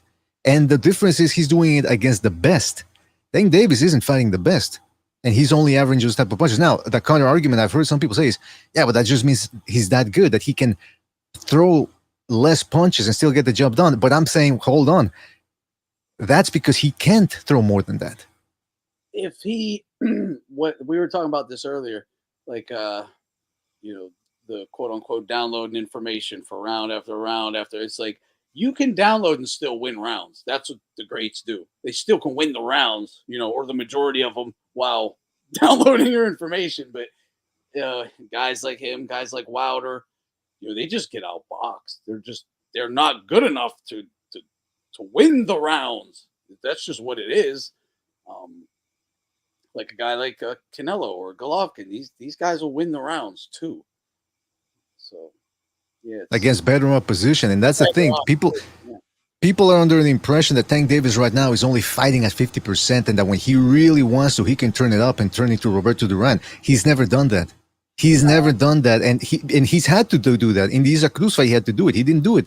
He did up his punch output a little bit more to about 400 punches, but those are low numbers for a guy in his division. So essentially, he's been accustomed by fighting nondescript opposition. He's been accustomed to having that work, that low punch output, and eventually he gets you out. But we've seen time and time again, especially with these PBC guys, they're used to doing that against the level of opposition they're fighting, and then once they step out of that bubble, that shit doesn't work anymore. So I'm still skeptical about this Tank Davis thing, and I think a lot of people are overrating him and his abilities. Yeah, I mean, you didn't say anything I disagree with. It's all extremely valid points, man. Extremely valid points. And those are all the questions I have. Yeah, it's not just what would have happened with Loma, but there's so much. And I guess a lot of the questions were answered. Like, we did see the Cruz fight. He didn't run it back either. He, for whatever reason, with these dehydration clauses, he's slapping on motherfuckers all the time. Don't fight them then. If you're going to, stick a dehydration clause on someone, don't fight them. Well, what I would say to BDA is, like, I have a few questions. With the 300 punch output, what's his accuracy percentage on that? I don't know. I didn't check that out. Yeah, but I would assume it's high. But well, I would also say whatever it says it is in the Cruz fight, it's not that high. They definitely those numbers. But and the difference I would say with Deontay is, with Deontay, he's just throwing the same. Like, I believe there's wrinkles to the way Tank lands his punches. He doesn't land it like he's not as much of a one-trick pony as Deontay. He's like, there's wrinkles to what he's doing. He's not like, he's on a higher level boxing wise than Deontay. So. Well, yeah, that's the thing. Whenever I bring up Deontay Wilder, it seems people assume that I'm saying that Gervonta Davis is on the same level of skills as Deontay Wilder. I didn't say that. I said he's Wilderish and he's approaching that. He waits, and then he gets those guys out of there. But that's my same question when I'm comparing him with Wilder is, what happens if he doesn't get him out of there? Yeah, what's plan B? Well, but hold on, Robert. What you say when you're saying Wildering is like, you're banking that you're going to land, and then he exactly. But the difference with Wilder is that Wilder's not downloading information. He's not doing anything. He's just throwing that shit. He's just throwing the right hand, and that's it. How do you know Tank Davis? How do you know Tank Davis is downloading information and not essentially just? He's not. It's not so much he's downloading, but again, we talked about this. He's letting you slow down. He's letting you gas yourself out, leave yourself open, because now nothing's really coming. You're feeling a little safe. Your guard gets opened up a bit. Your guard gets dropped a bit. Then occasionally he can rip these shots in, and they will start taking their toll. It's not so much. obviously there is some downloading going on. Like, hey, I like that punch. I see that opening. I can slip my left in there. I like that, right? There's that happening, but it's nothing like high level. Like, I got to get this guy's timing because he's just staying fresh for the most part and letting you expend. So, I mean, for example, the Mario Barrios fight. The Mario Barrios fight, he threw 293 punches, I believe, or 200 thereabouts. Don't quote me on that. And that was the fight going into that last round of the fight that Floyd Mayweather had to barge his way into the corner and told Tank Davis, look, I don't know how the scorecards are looking. To me, you're losing the fight. You need a knockout. Now, here's the question then. What happens if Mario Barrios isn't dehydrated in that fight? We can only wonder. I mean, I can't say one way or the other because, I mean, it didn't happen, but he had a dehydration clause in that fight. So he only stopped him near the end because he was able to throw more punches and get him out of there. But again, that wasn't a Mario Barrios that was 100%. Now, I've heard some people say, well, Mario Barrios signed the contract. Yeah, but I'm not getting into whether he should have signed it or not. I'm just looking at what happened in reality. And the reality is that this wasn't the Mario Barrios that fought Keith Thurman. You know, it wasn't a full-on hydrated Mario Barrios. So that's the thing with Tank Davis. And you know, that's boxing as a whole. It's a lot of smokes and mirrors. It's to create the illusion that this guy is what they're telling you. But he's, you know, you look at the opposition, you look at the context of his performance, you start thinking, what happens when he fights a guy that doesn't get tired? Because it's going to happen. It's already happened against Isaac Cruz, and Isaac Cruz isn't all that. So what happens when he steps it up? I mean, you're starting to see one of the reasons why he's never really gotten outside that PBC bubble. And for whatever reason, you know, we can make all sorts of excuses for him or bring up all sorts of reasons, but he never fought Devin Haney. He never fought Teofimo Lopez. He's never fought Lomachenko. I mean, what's going on? Well, sadly, like a lot of PBC guys, he really never even fought anyone who wasn't brought in as like to lose. Like they knew what their fucking job was. Not that they didn't give it an honest go or whatever, but they were, you know, fucking massive underdogs or dehydrated or, you know, brought in to fucking lose straight up. Except, I guess, Cruz and is Ryan, I guess, but with the dehydration clause, that is you're being brought in to lose to me. And he didn't do so well versus Cruz. That says a lot to me because like, that is your moment to shine. Well, I would say, so Tank is small, right? So these people that saying he'll go up to 147 and all that, I don't believe so. I believe once he goes up, that's when he's going to start losing. But I think at his size, right there, other than Lomachenko, I think he'll dominate that weight class. And I think that's a big thing with the rehydration clause because you do have these weight bullies too. So that's the other. I don't like rehydration clauses, but you do have guys rehydrating like Devin Haney and shit, rehydrating to 170. So that's crazy. Now if it was Devin Haney or something, again, maybe a different story, but because he is in your division and all that. But with Barrios, just don't fight the guy. Like he's not in your. Why is this fight even happening? You know what I mean? Like you want credit for beating a bigger guy, but you're dehydrating him. So even when you beat him or if you beat him, it's asterisked almost. It's like because you don't get full credit for beating a bigger guy because he was bigger, but not not healthy bigger. Well, it's like we said in a couple of episodes ago that Pandora's box has been opened now with all these special clauses. You know, like Devin Haney's got that 36-hour rehydration period because he weighs in in the morning and not in the afternoon as his customary. So he's playing around with the contract and playing around with the weight.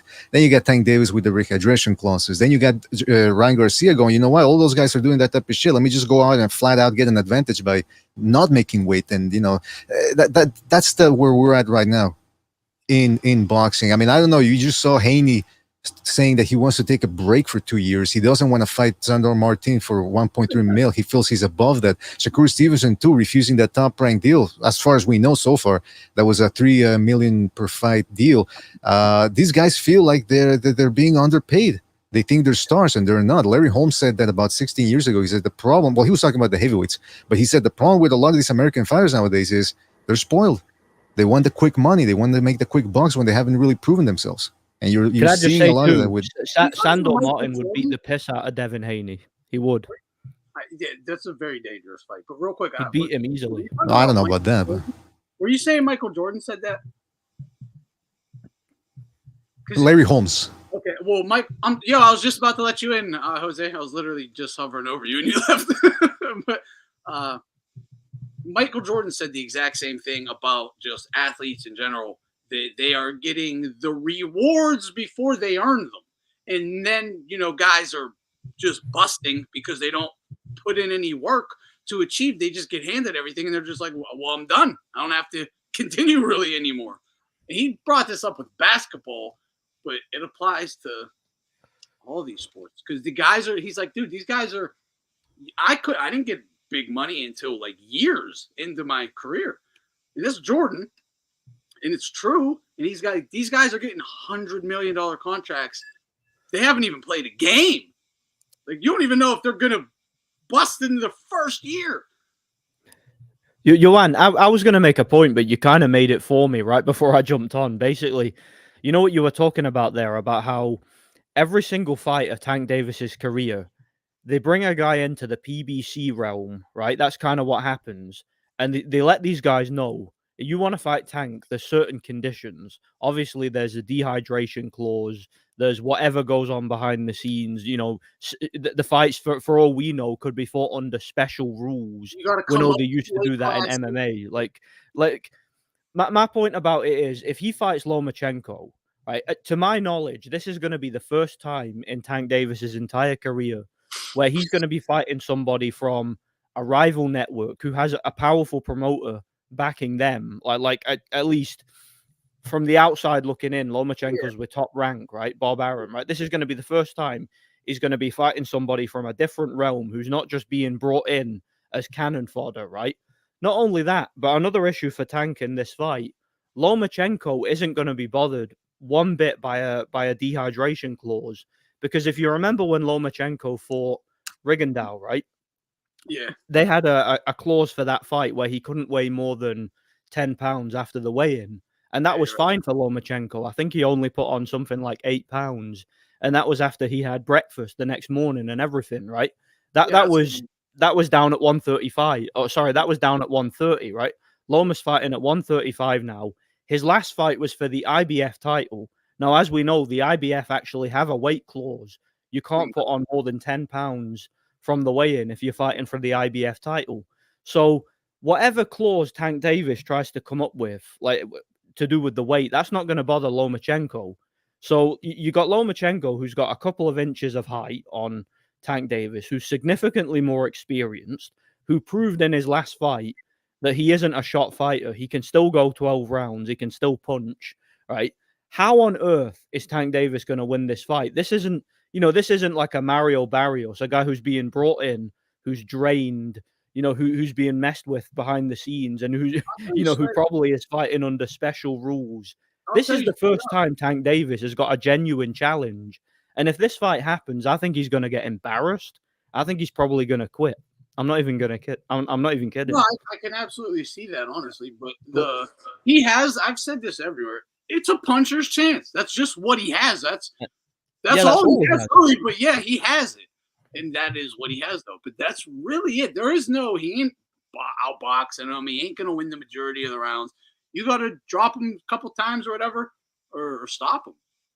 Yeah, and I think BDA made the point too. He mentioned, I think it was him anyway, he compared it to Deontay Wilder. The whole Deontay Wilder thing, he only has to be perfect once and he wins. So he can lose every single second of every round, but as long as he lands that one shot, he can win. Now that you can get away with that in the PBC when you're fighting bums, right? You can't get away with that, as we saw with the Tyson Fury trilogy. You can't get away with that when you fight a world-class opponent from a rival promotion who's coming to win in a neutral affair. You can't get away with that. That's fixed fight bullshit, And well, what I was saying was there's no such thing as the perfect puncher. That's what I was saying about Wilder, because that was the myth about Wilder. Oh, he hits you once, it's over. He hits you once, it's over. And it's not that didn't happen in some of his fights. And then, like you said, when he fought Fury and all those other guys, it never happened, and he lost. There was no plan B. Boxing, that's never been a thing. Yeah. Right, and we saw it in the Frank Martin fight here with Tank Davis. He was losing the fight. Well, maybe he wasn't losing. Let's say it was even at that point. His trainers telling him, "Look, you got to get this guy out of there," and he was quite alarmed. That didn't seem to be an act, and that was, I guess, the guy Frank Martin, who's levels below Lomachenko, although I will say perhaps at this point in his career, maybe faster, more explosive than a 34-year-old Lomachenko. But nevertheless, I mean, it's again, it's smokes and mirrors with Tank Davis. I mean, Teddy Atlas doesn't help when he just recently put Tank Davis number 4 in his pound for pound list. And some people say, yeah, but pound for pound is subjective. Yeah, but I mean, doesn't it have a set of standards? Is it really though? There's little judgment calls that you have to make, but they're so minute that it's really not all that subjective. He was being outboxed by Rolly Romero. The guy There's a pound for pound level fight to lose rounds to Rolly Romero. He's not a top 10. Listen, guys. All right, so 2 things with the rehydration clause. I feel like I used to really not like him, but like with certain guys, I think Lomachenko could have benefited from that because there's these guys that are weight bullies. So with him versus Tank versus Lomachenko, I think it's gonna be a good even fight weight wise. But I think him having rehydration clause on certain of these guys was a smart thing to do, and Lomachenko probably should have done that too because these guys are weight bullies. You can call it smart, but Loma would look at it as dishonorable. I mean, it's dishonorable to cut 30 pounds to come in at exactly. 170. Yeah. So that's the same thing. Like Haney, that's dishonorable. But I'm starting to believe that these because I mean, think about it. Being a weight bully, some people say, oh, there's no such thing as being a weight bully because they're making the weight. Yeah, but they're not fighting the day they make the weight. They're fighting like I said, 36 hours now after they weigh in. And so if that gives you an unfair advantage, isn't that called cheating? Because that's what cheating is essentially. When you have an unfair advantage, that's how they decide to ban certain PEDs because it gives one guy an unfair advantage over the other. So it's the same thing with weight bullying. I mean, why even have weight classes? And then using electrolytes and IV injections to put the weight back on in a day and gain like a stone, No, but it's like, people are bitching and moaning about the 3 pounds that Ryan Garcia, went over. But it's like, does that really matter when you're okay with guys having 20-pound weight advantages just because they weighed in correctly, like a day before? Like, what's the point of weight classes if you're just gonna ignore it on the fight? Like, that's the whole point of it, was that, oh, you fight the guy that you guys are basically the same weight, let's fight. But it's not that anymore, not even close anymore. Sometimes you'll have dudes like three weight class differences. Yeah, right. And so that's what you had with Haney and Loma. Those 3 right. So those 2, that's gonna be a fight on the square. And also, so the comparisons about like, I just see Tank as a way more layered fighter than Deontay Wilder. I don't. It's not like he's just landing. Like, he's not just wildly throwing a punch and trying to land a right hand. So I think you guys might be surprised that he's gonna land on Loma. I'm pretty confident he's gonna land something on Loma, and we'll see how Loma reacts. So if he goes down, we're gonna see. But he's gonna land. He's gonna land some shit. That's what I'm saying. So he's not a bum at all. So. Well, nobody said he's a bum, and the question then becomes, okay, he's gonna land. A bum. That's why well, not fully a bum, but he's kind of. Well, but do you understand why we're comparing him to Wilder in the sense that he drops rounds just like Wilder did, and eventually his power bails him out. Like, we're not saying that we all understand that is eventually going to backfire. At some point, that is absolutely going to backfire. Right? But can we agree on that? But I also think sometimes there's fighters who are completely unintimidated by the opponent's power, and they're just kind of like Canelo and Amir Khan. It's like he doesn't care. He's just waiting to counter shot, and he's just eating these shots from this guy and letting them gas out. I don't think that's necessarily you're losing the fight. I think Canelo knew exactly what he was doing. I think he was like, I'm going to knock this motherfucker out. Well, I don't think... I see what you're saying. Yeah, on the cards you're losing, but, it's a kind of an educated gamble or whatever you want to term it as. Like, this is my game plan. It's going to pay off. I'm going to... Yeah, you can get away with that against a chinny lightweight, Yeah, but that does... Yeah, I mean, eventually you're not going to be able to break the guy down or land on him or whatever. Would that be Loma? I don't know, but that's obviously going to be the... I mean, before we start talking about he's going to knock Loma out, we have to start talking about, can he beat him? Can he beat him? Can he, when they're getting into a straight-up boxing match, is he going to be able to knock him out or drop him sometime? No, we agree. If he doesn't... He's not going to beat him on the cards. No, he's not going to. If Loma doesn't get caught, he's not going to beat him. you know. Well, but the thing is that he can catch him, and I believe he's gonna catch him. But like within that fight, he'll catch him a couple times. And he has enough. And then we have to remember too, Loma is his size, right? So Loma's a smaller guy too. So that works for Loma's benefit, and it also works for Tank's benefit as far as a punch resistance. So that is a good point. That does help both guys in both of their strengths. It's going to help Loma. Well, that's the thing. Box him, and if Tank can land some big shots, it's going to help him. He shouldn't be able to take the shot as well as say a Frank Martin. I don't think Frank had no dehydration clause. He was fucking big. Look, Davis can win a decision if he drops Loma a couple of times and wins a couple of more rounds. Yeah, of course he can win the decision, but that's what I'm saying is, this belief that, well, he's going to catch Loma, and anytime Davis catches you, you go out or you go down. Therefore, that's how he's going to win. Again, there's no such thing as a perfect puncher. Guys can take the punch and still keep coming. So that's the big question. If he can't drop Lomachenko, what does he do? What's plan B? Is he going to outwork him? Is he going to outbox him?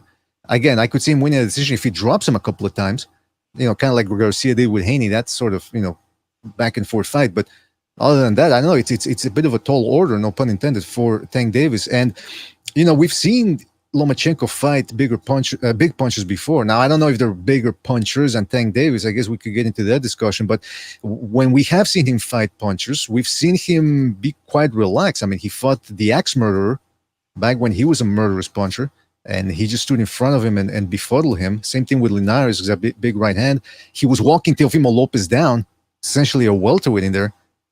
So I think he's gonna be able to control and withstand the power. And I'm not saying he's not gonna hurt or get stunned at some point in that fight. Could be, because again, Tank Davis does have genuine power. Yeah. But again, he's going in there against a guy.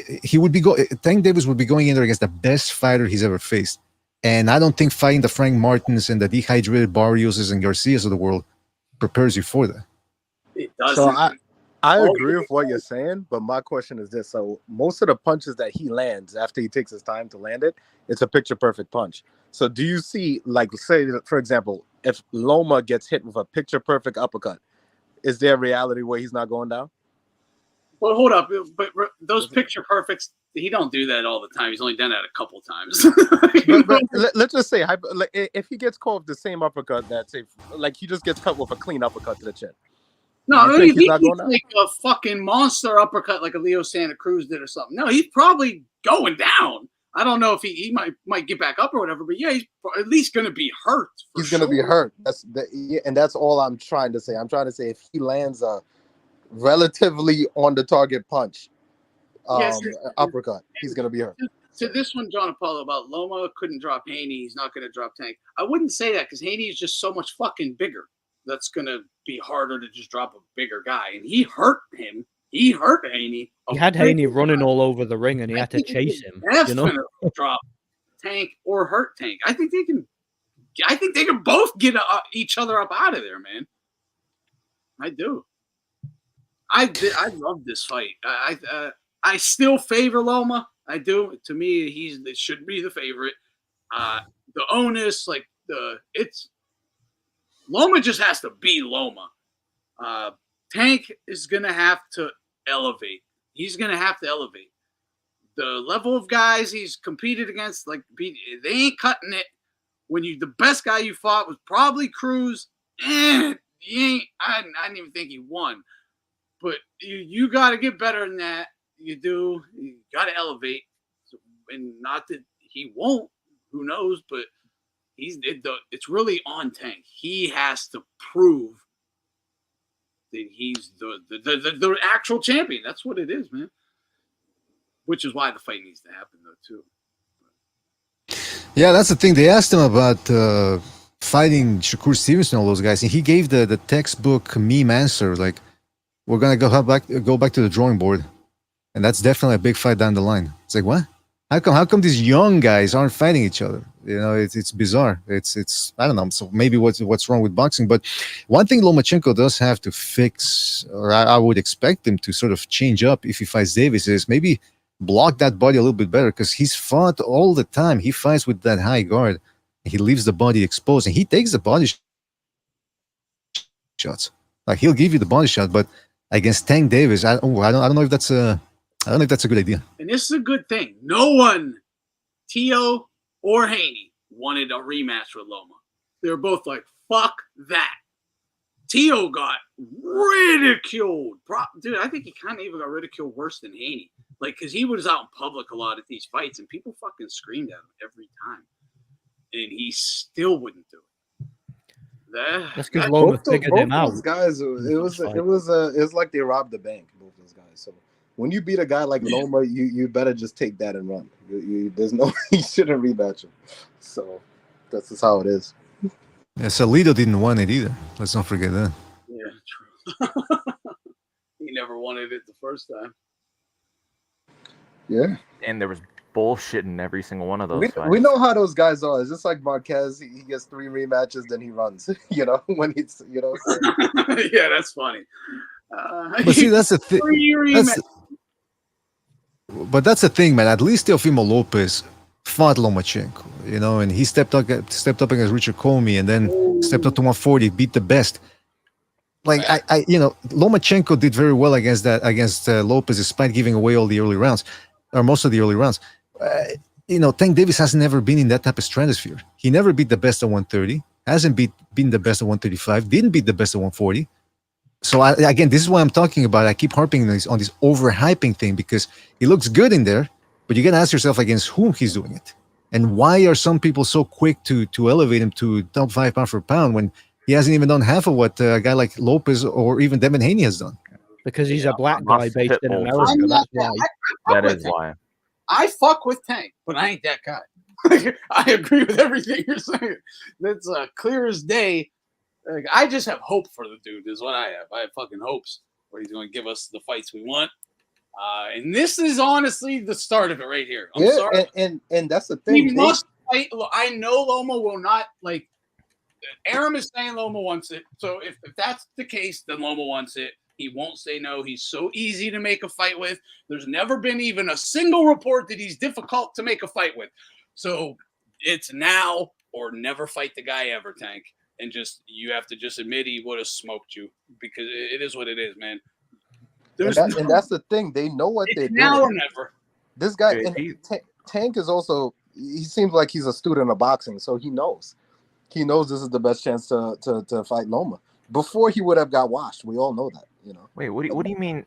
People keep saying Tank wants to fight. Tank has not expressed any interest in the fight. It's people around him. No, even still after this Frank Martin fight, it's the people around him that have been speculating this Loma fight. It's not Tank himself. He has not expressed any interest. It's in the ether. Like if you just look at it, I could feel it in boxing. Like right now, when you're managing Tank's career, when you're looking at it, he has to take that fight. Yes, like there's no way he's not going to take that fight right now. But I don't agree. He's gotten away with it so far. I think as long as he doesn't lose, he'll be fine. I kind of agree that he might. I think he's gonna. I said this yesterday. I think we're gonna hear reports. Loma and Aram are difficult. The fight can't be made, and they're gonna go fucking announce a fight with someone else. And I hope to God it don't, because now all the hope I had for Tank is gonna just go fucking right down the toilet. Guys, I think we're gonna get that fight. I really there's no way if they do that. Didn't Saudi guys say he wanted to make that fight? That haven't been made in boxing history. There's you can't say it can't happen. No, I'm not saying it can't happen. I'd say it's a highly likelihood, especially where we're at in boxing, just like you just mentioned with the Saudi guys. It's like, I don't see that fight. If that fight doesn't get made, then Tank's career will always be tainted forever. If that fight does not happen, it doesn't matter what he does after this, it's going to be tainted. Yeah, I agree. So he has. Who else is he going to fight? Like, where else is Tank going to go? The PBC's running out of bums, I think he'd want Shakur Stevenson, myself. That's who I think he's going for. Yeah. Either Shakur or a Ryan rematch.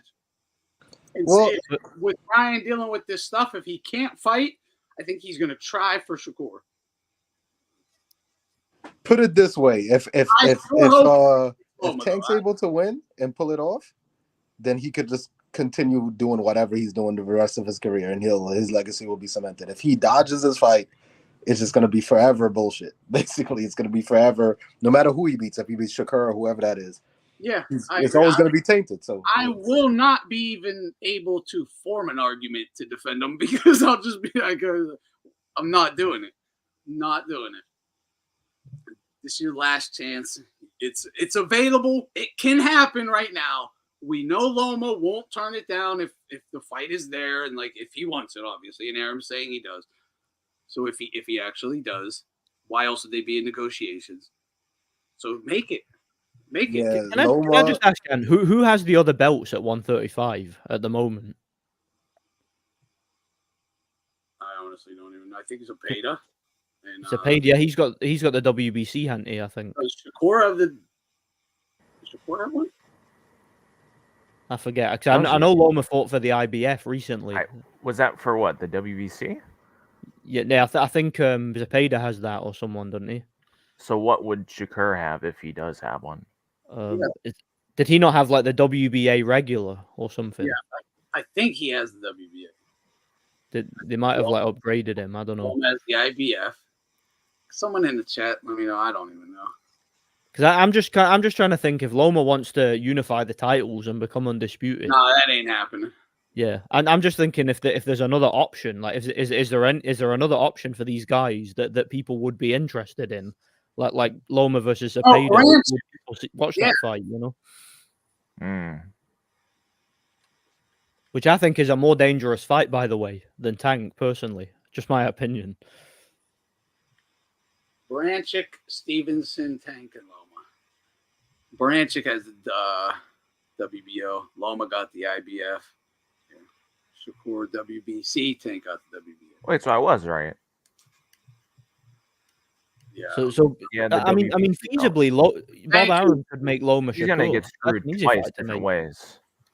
Yeah, but Bob Arum, I don't even have confidence that he would even make it fair for Loma in a Tank fight. Like the dude just doesn't fuck with his white fighters, quite honestly. No, you don't. I don't think Arum will care regardless. He'll just make the fight and sit back and say what happens. Yeah. Yeah. See, I'm hoping if that fight gets made, it's a neutral affair. Like the sanctioning bodies appoint the officials, and right. it's not some like PBC nonsense, you know. If it happens in the Middle East, if Turkey puts hopefully. Yeah. I don't think that would happen. I again, and the only reason I don't is I'm thinking Tank wouldn't go for it, but that would be nice to get a fight over there, just on the level, see what happens. It'd be cool if even like the Shakur fight happened in the Middle East. Yeah. At least you'd be guaranteed a fair fight or fair-ish. I just think Shakur should be banned from boxing personally for being so boring, you know. No, the motherfucker. Well, it looks like Shakur and Haney might both be gone for a bit. Yeah, that'll be good. That's good for the I wouldn't mind him getting B-sided the fuck out of a Tank fight and then basically execution by left hook, you know. Just 2 years ago, the fucking entire LDBC was telling me these guys are the future Pampa 1 and 2, and now they're just nothing. Shakur, Haney, nothing. And Shakur, I'm honestly surprised that even his own people have just left him because he didn't even take a loss. He was just so embarrassing with his win. Exactly. Like, honestly, I've never seen that before. Usually they run cover. And get that interview where he said, "Fuck the fans." Like, if Shakur, yeah, but they usually fuck with that, and like they don't like literally. No, you're right. When like Floyd says, "Oh, he's robbing the public," even though they're just robbing his own fans. Because, yeah, no, you're right. You know, he's not robbing like his haters because his haters stream the fucking fight. Yeah, he's robbing you, you dumbass. Yeah, and laughing about it. Especially with like his exhibition fights. Like, you really think what Mexican fans or like his haters are buying that pay-per-view? No, it's black people. He's stealing from black people. Like, well, I've never bought a single fight. A lot of white people. A lot of white people. You think so? I think maybe for like the Logan Paul fight, but even then, none of them got paid for it. So clearly, I don't even know where the money is. Through Floyd's career, like just guys who have fight parties all the time. They don't give a shit who it is. They just bought it. Maybe, but I mean. But I get your point. Yeah. Especially now, like you're saying. Disproportionately, it's his own fans that he's robbing. I don't even think Floyd Definitely Floyd with lost the casuals. The merch did definitely. He fleeced his own. After that fight of the century, Floyd lost the casual like really forever. He After did. that Pacquiao and Floyd fight, and he ran the whole fight. I remember that was the end of Floyd. Yeah, you're right. It was. Because he did 400,000 versus Berto after. Yeah, so he would only be a multiplier. He would never be his own star. Well, I'll never forget this. I had a doctor's appointment the Monday after that fight. Remember, I had a YouTube channel at the time. No one recognized me or anything like that. But I go to a doctor's appointment. The fucking waiting room is full. I walk in. That's what everyone is talking about is Pacquiao Floyd. I'm just like asking people what they thought. Every single person there, they didn't even know these guys' names. They were just like, the black guy ran, the other guy won. That's all everyone is saying. Yep. I was like, the most casual, just normal ass general group of people right out of the middle of the population. No one thought Floyd won, and they all thought it was fucking embarrassing performance. Yeah, it was just the boxing public that thought that Floyd won. Like seriously, they didn't even think that though. That's the point. They're lying to you. Like they're fucking literally. That fight set boxing back like 10 years as far as money making. I said Floyd himself set boxing back 30 years. I said that fucking 10 years ago. I was not exaggerating. I said this dude is going to set us back 30 years.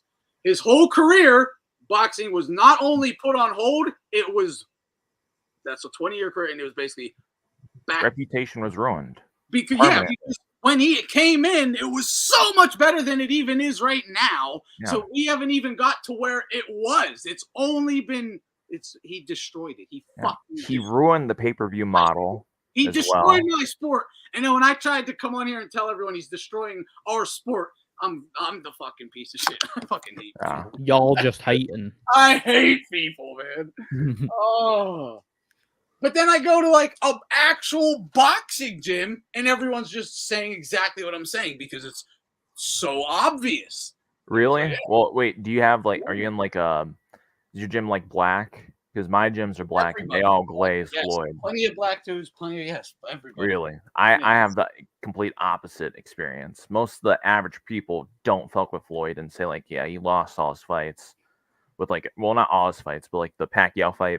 But the people I know that are boxers at the boxing gym, they all fuck with Floyd. They all do. Well, I'm just saying generally, what the shit I preach, this was all. I didn't create this all myself. This has all been molded in me from. This is just a culture that I came up with. So it's and everyone else is the same fucking way that I know too. Regardless of. Obviously, there's some the big one we were talking shit about with each other was Tank Davis.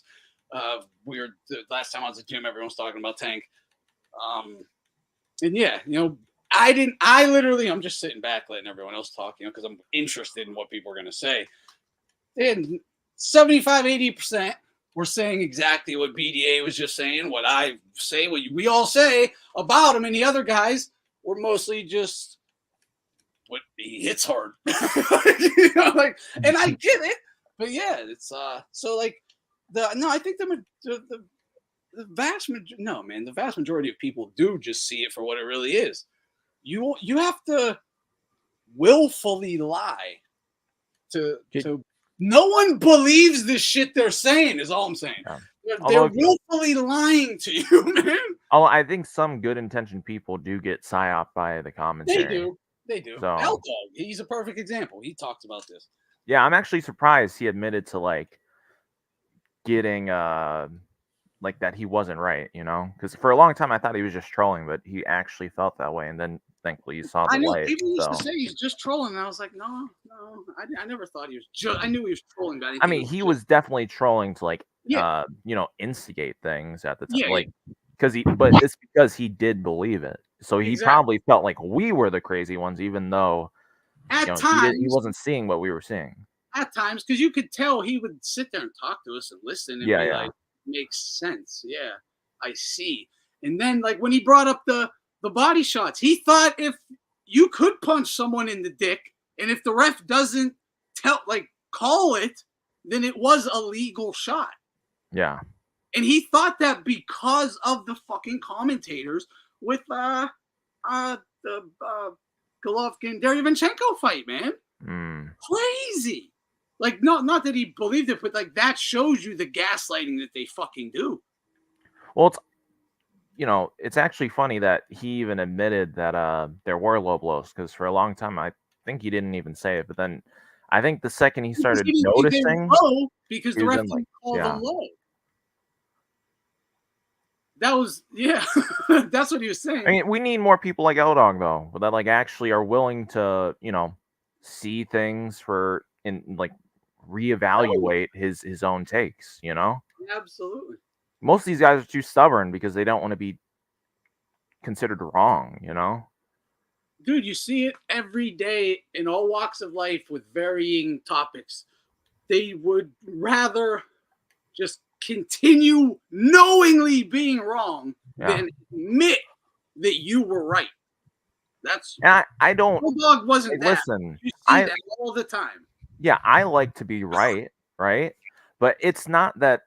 But really, I'm not going to enforce my take. I'm going to try to prove it no matter what, because I want to be right. So if I have the wrong opinion, I want to have the right opinion, so I'll be willing to investigate it or learn and be like, oh damn, you just. And that's what L-Dog did, honestly. Like, exactly. Well, this is what I was thinking, but you just provided a better, a good case and gave me the evidence to back it up. And now this one kind of fell apart. Oh, that is the right, and that's how you learn. That's learning. Exactly. As he got older, he got wiser, basically. Yeah. I'm sure he just felt like, listen, I'm sure man, played a part, but I'm sure, dude, I will guarantee. I mean, I know. I went through that process too. Guys like earlier. His brain fucking opened up. No, because if you only have like these, because naturally you should trust the commentary, right? They should be a great authority, but and most casuals when they come in, they take that at face value because that's what it should be, right? These should be like the most intelligent people to speak on the sport. Yeah. So they trust them. You would So never it's not a bad thing to do it. It's just you need to be aware to realize when they're lying. Yeah. And it takes a lot of focus, and you need to be a real fan to notice it. It takes experience too. You have to have seen these things before. The first few times you're seeing all this, and they're telling you, "Hey, this is what it is." You're just like, "Oh, okay, that's what's happening here." No kidding. Oh. No, he's an actual dog now. Yeah, he was a puppy before. Now he's a dog.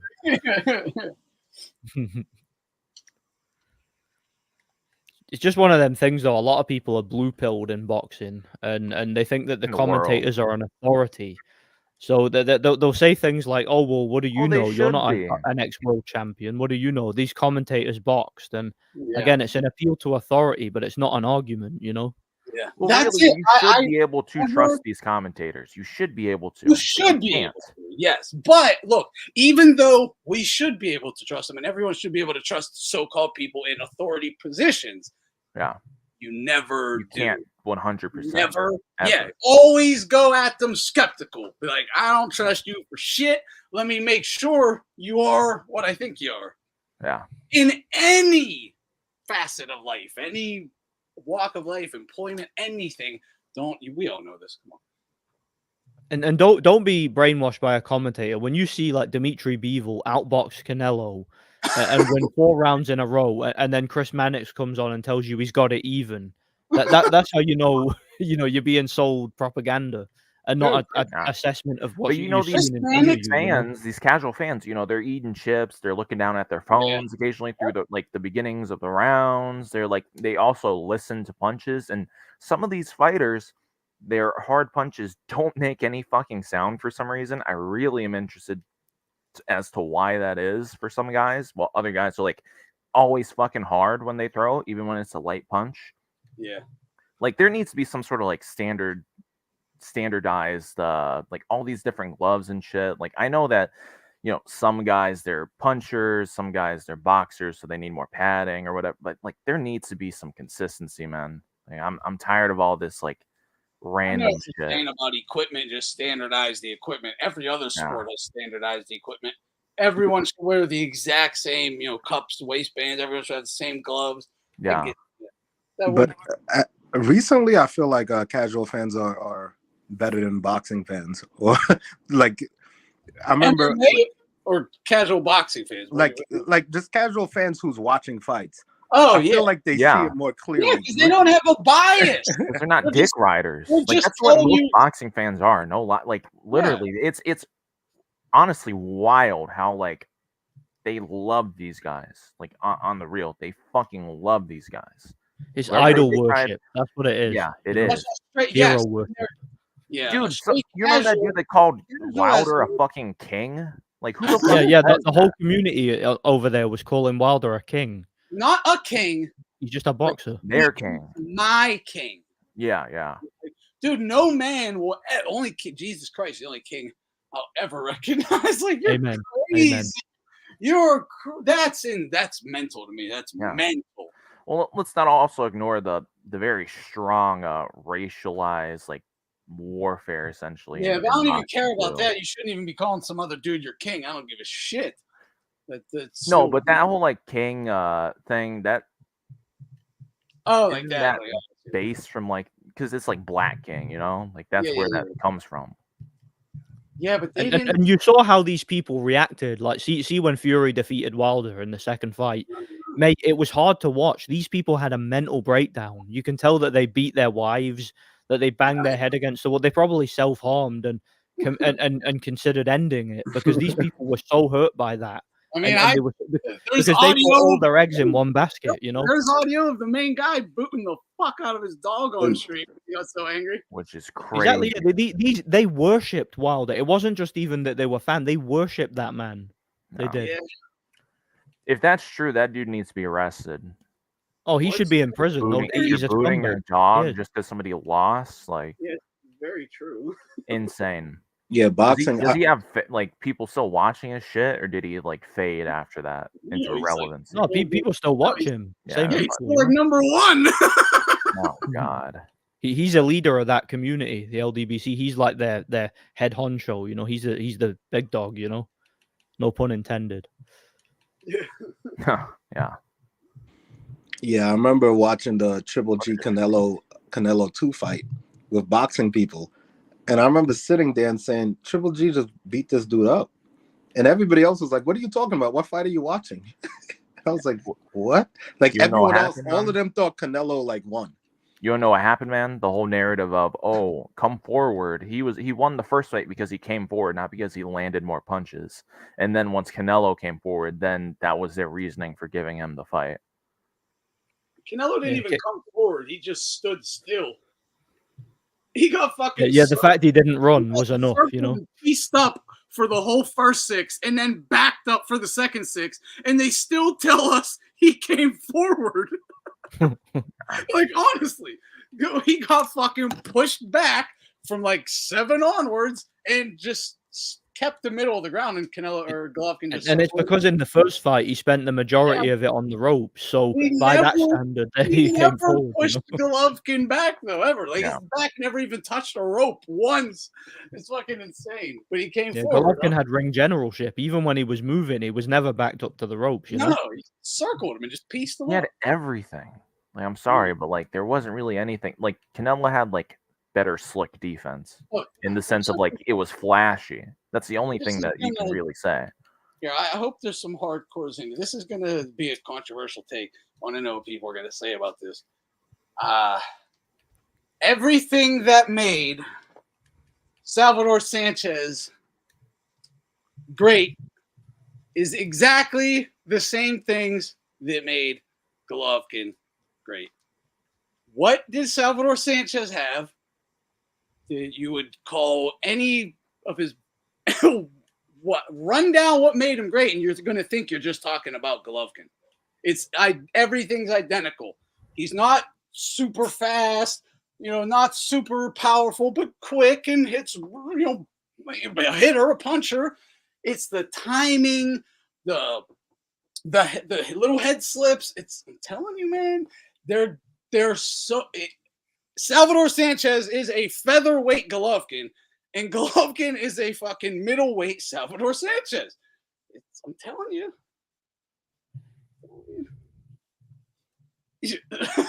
For real, I'm not bashing Canelo. Wait, so what's controversial about that? Well, because so many people rank Salvador Sanchez so high, but they don't, rate Golovkin.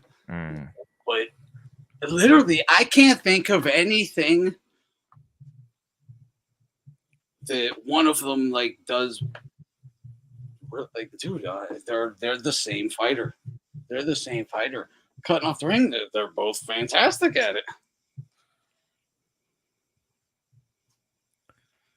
Yeah.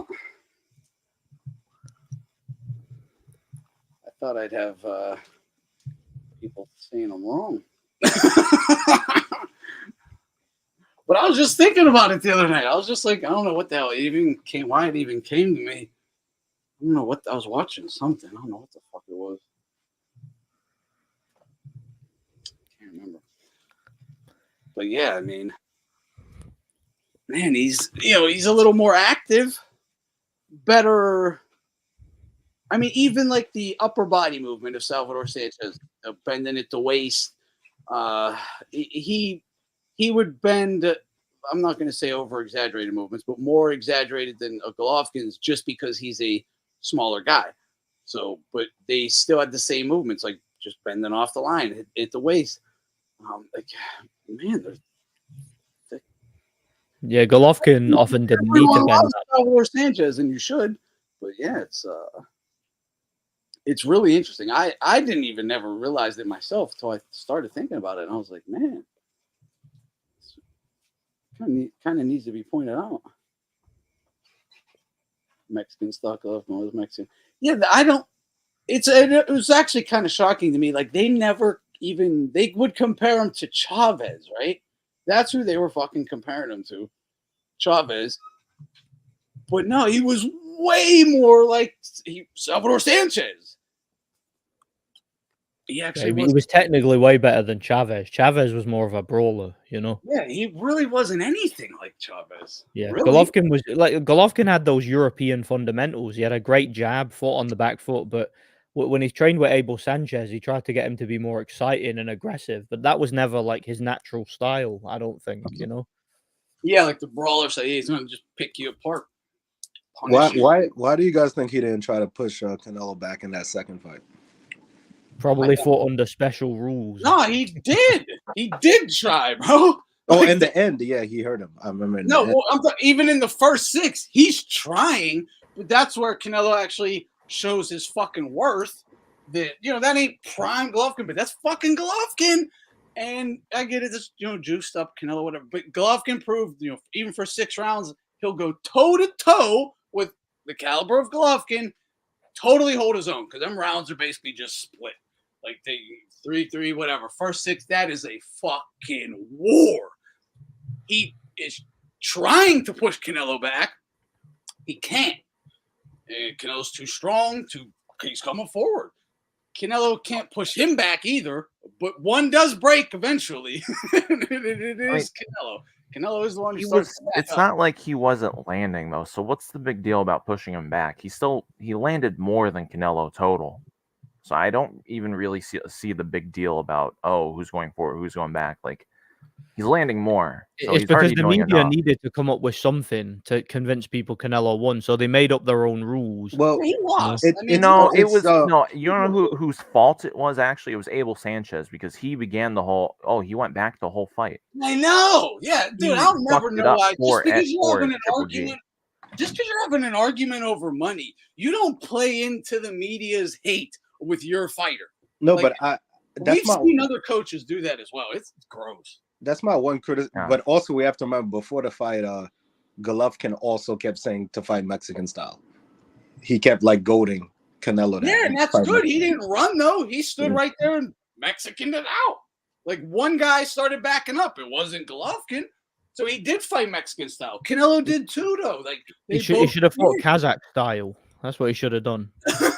You know, that's what he should have said. I know. I'm gonna fight Kazakh style instead of pretending to be Mexican. You know. Well, Golovkin always says, "Bring the fucking action." He wants you to punch, motherfucker, fight. Canelo did give us a fight. We got a great fight. The fucking decision was bullshit, though. Great fight, and Canelo showed his fucking worth. It's hard to. But I also wanted to say from the topic before by Floyd Mayweather, I think the casuals, they see through a lot of these people. Like, say Floyd Mayweather, even black people, they don't really like him. There's probably like 20% of the community that are like militant and they like him. But like majority of people think he's like, they don't like him. Like the casuals actually see through all of this, the nitpicking and the cherry picking. They actually see through it. And like the running around, they see through it. Yeah, I mean, recent years, I've noticed that casuals, the real bias they have is for knockout artists. But like they see through a lot of bullshit. That's what I know. I think so. I actually think the opposite. I think there was way more criticism of Floyd back in the day, and now as time has went on, people have been way more favorable of him. Like these fake talking points that sort of like meme their way into reality, right? Like people used to say, oh, you hate me now, but once I'm gone, you'll love me. Like nobody actually fucking bought into that. But then like people were starting to do it. And honestly, I feel like those are like the fake haters, you know? Like there's no better word for it. Like they say, oh, he was just boring. Oh, he would back up. Even though they literally just fuck with these guys anyways. So I don't, or they were actually confusing. just real haters. Like they didn't dislike him for the bad things he brought to boxing. It was because he had money. True. You know? And now they're like, oh, you ain't throw money in my face, so he's fine now. Because they never had, there wasn't ever about like anything with honor. They just were an actual hater. That actually is a better. I understand the comparison with Salvador Sanchez and Golovkin. I'm not 100% agree with it, but I think that you're coming from because you actually saw.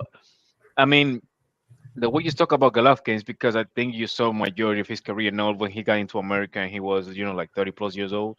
I think you're coming from because I think you saw it like from when he was in his 20s back in Germany when he was sponsored by Adidas. Yeah, Universum and shit.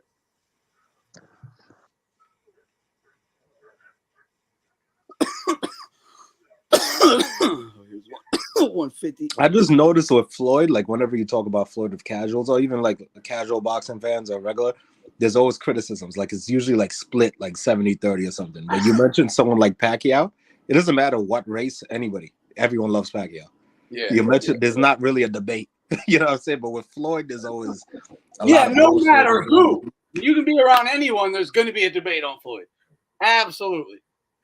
You're right. That's a good point. It's all, there's going to be a lot of criticisms, and some are just going to be like, buddy did it so well. Never got beat, made the money, blah, blah, blah.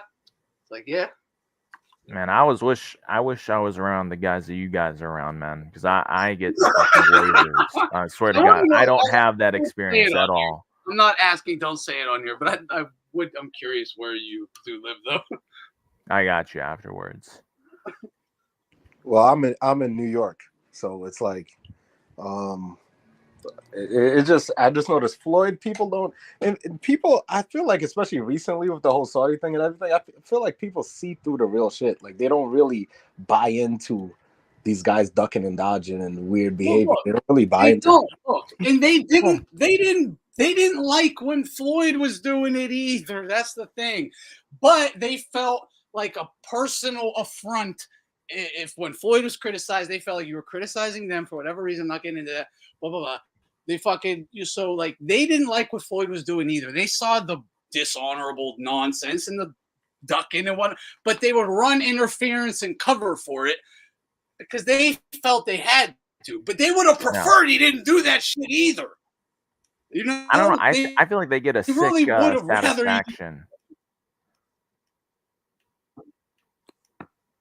Maybe, man. I really do, because with definitely all possible. these guys, like they fucking gloat about it, you know. We're a little weird. Like there's way too much gloating for me to not think like they don't want that to happen. Suck. You gotta understand, a lot of these people. I think a lot of them people though, they're just like they kind of suck in their own life, and they're like bitter. So they kind of live vicariously through like people they see on TV and shit. Yeah, absolutely. You know. So that's why I don't get like. I mean, that's just like a big problem with. Yeah, I mean that's just like a big problem with you know, no offense, but the black community in general. There's a lot of like idol worship, just straight up, with these celebrities. People generally. There's a lot of idol worship, and there's also a lot of. How do you think these streamers? How do you think these fucking? How do you think these dorky ass streamers are getting so much money? People are giving them money because they're living vicariously through them. So and so is going to go walk through New York City and. Oh, his internet just cut out, I think. Yeah. Yeah, we're running the stream now, Ant. Gonna lock you out. Who's the no, boss but now, yeah, with the idol worship and all that, it's like there's a lot of people who also in the black community. The thing is it's also there's a lot of hate too. So even if you look at a guy like Floyd, he can't see like Tank do well. He's gonna hate on him. Yeah, there's a lot of jealousy. There's a lot of jealousy. There's a lot of hate, and then just like you guys said, there's a lot of living vicariously. So there's like a lot of like, and they get so blinded that they don't see the flaws in the person. So if they get behind Deontay, they like refuse to acknowledge any criticism of him. Same thing with Floyd, and they always like find a way out. So even if you were to say, okay, Floyd did this or Floyd did that, then they'll make it about a money or business or smart business. It's like they'll always make it. Or at least he doesn't have CTE like Ali. It's like they'll always switch up the goalpost. Yeah, which is like so like disrespect. Like, okay, on the real, like, I'm sorry, but I don't really care about what these fighters like the damage that they take in their career, because you're fine with them being the hammer for their success, right? Why are you so against them being the nail in a few fights? They knocked out 20 bums early in the career. Do you care about their health? No. So why exactly. Does anybody care about Dustin Nichols' health? That guy, is he even alive? I don't even know.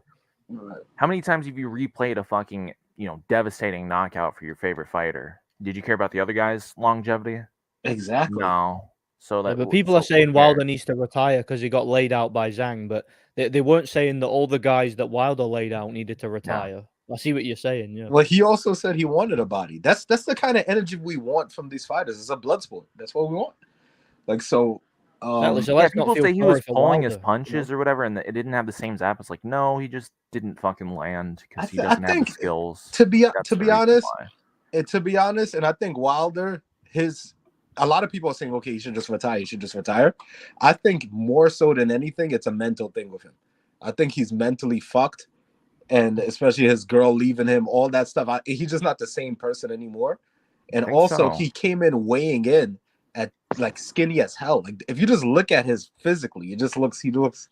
The best shape he was in was for that third Fury fight when he was like 240. At that weight, I don't even understand what he's doing. He just way too light to be fighting a guy that's 290 pounds, 285 pounds. It's because he's lazy in the gym. He doesn't do strength and conditioning. All Wilder does is mitt work, and that's about it, and sparring. Yeah, he must have done it for the Fury 3 fight because he came. That was the only fight, that he did it. Because remember, in the build up to that fight, he was putting on weight and getting stronger. But he doesn't usually do it. Typically, he just does mitt work and sparring. Yeah, like if you kind of like study his psychological profile, he's a guy that's really, he feeds off delusion and adoration. So right now he's just, I feel like more so a lot of people are saying, oh, he's done, he's shot. I think it's more mentally, because I think he's a fragile, he's a very emotionally fragile person and mentally fragile person. So I think his life is falling apart, and that translates to his performance in the ring. And then his girl leave him and all that shit. So I just think that's what it is more than anything. But just like we mentioned earlier, like a guy like Chisora, he could take 1,000 losses and come back the same, for the next fight. He's a glutton for punishment, him. He seems to like getting beaten up, I'd like to see that fight, by the way. Wilder versus a shot Chisora. That would be like brutal to watch, Wilder, unless he could like get back to the way he was for that Fury 3 fight, I think the version of him in the Fury 3 fight was a dangerous version.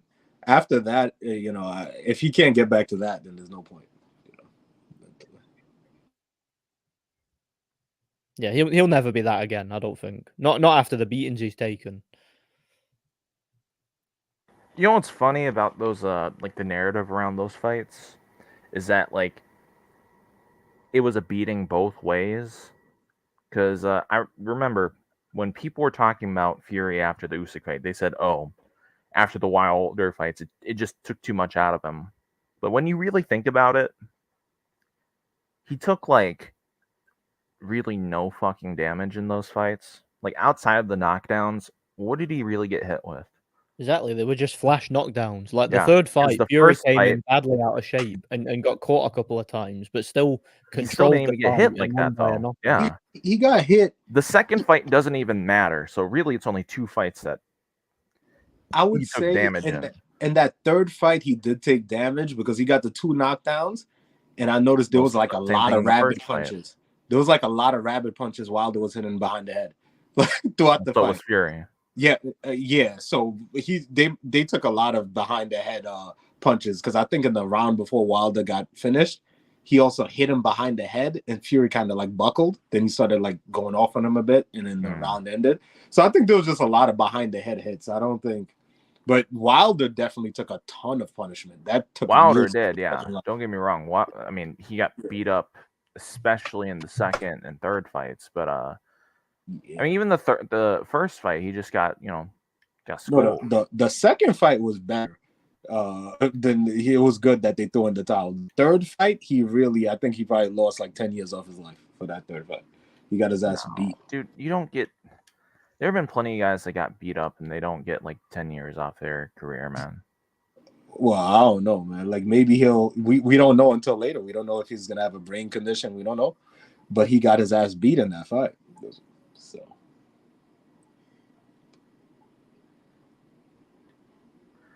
I mean, don't get me wrong. He took a lot of damage, but I don't know about all that, Luca.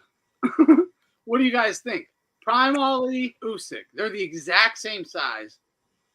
are you adjusting for like time and like skill difference for the eras or what? No. Just the man of the Best 60s version of and Ali you ever 70s. saw. Well, that's just not fair. Yeah, I'm gonna always go with Usyk just because like that's just light years of development within the sport. You know, I don't know. it'd be hard to stop him I'm because biased. Ali's durable, but he would definitely just like clearly win, in my opinion. Ali had no defense. Usyk knocks him out early, in my opinion. Oh wow. Oh wow. Henry Cooper Not even reaction for like his not even reaction from like his reflex. Ali You don't is think that was- way faster. Okay? You're saying young Ali? No. Yeah, I I don't think know, man. I think Ali might land something. I don't know. I'm a little bit biased with that. it's gonna be tough. Ali wouldn't land anything to knock You're out going Usyk. Ali before the which I would. I'm going like Cleveland Williams or something. Or fucking Ali before the war situation, before the layoff. Yeah. So it's hard to make those certain fighters. I feel like we all could be. I know you like. I try not to be biased at all, but there's certain fighters that I notice. You're probably being a little bit biased, especially when you're going that big of a gap. Maybe the dude that just spoke, he's probably right. Maybe Usyk just washes him for the years of development. Yeah, I mean, I gotta be honest. Like Ali was knocked out by Henry Cooper, a journeyman, a British light heavyweight journeyman. He knocked him out. He was. That wasn't prime Ali though. But he was. I mean, what was prime Ali though? No, I mean, he can be beaten, absolutely. And I mean, look, he was beaten by Joe Frazier. There's no way Usyk's a fucking far better heavyweight than Joe Frazier. Joe Frazier's a bomb modern. Joe Frazier, who's 5'10" and throws nothing but a left hook, about 190 pounds or He has something. one eye. And has yeah, one eye. exactly. Yeah, Ali, but you're saying I don't think Ali gets knocked out by. I don't know if he does. I think he does. I don't know. I'm thinking about it myself. I don't know. I mean, guys, Usyk nearly beat knocked up, out though. Fury. Fury, who's 6'9", 260 plus pounds, Ali was the same height as Usyk, but significantly lighter. Like, Same reach. well, Ali only weighed about 210, something But, like but that. I think Ali could have a Fury has good Ali had great recovery, but I think too. I think Ali is Ali had a good chin. Ali's you know? faster.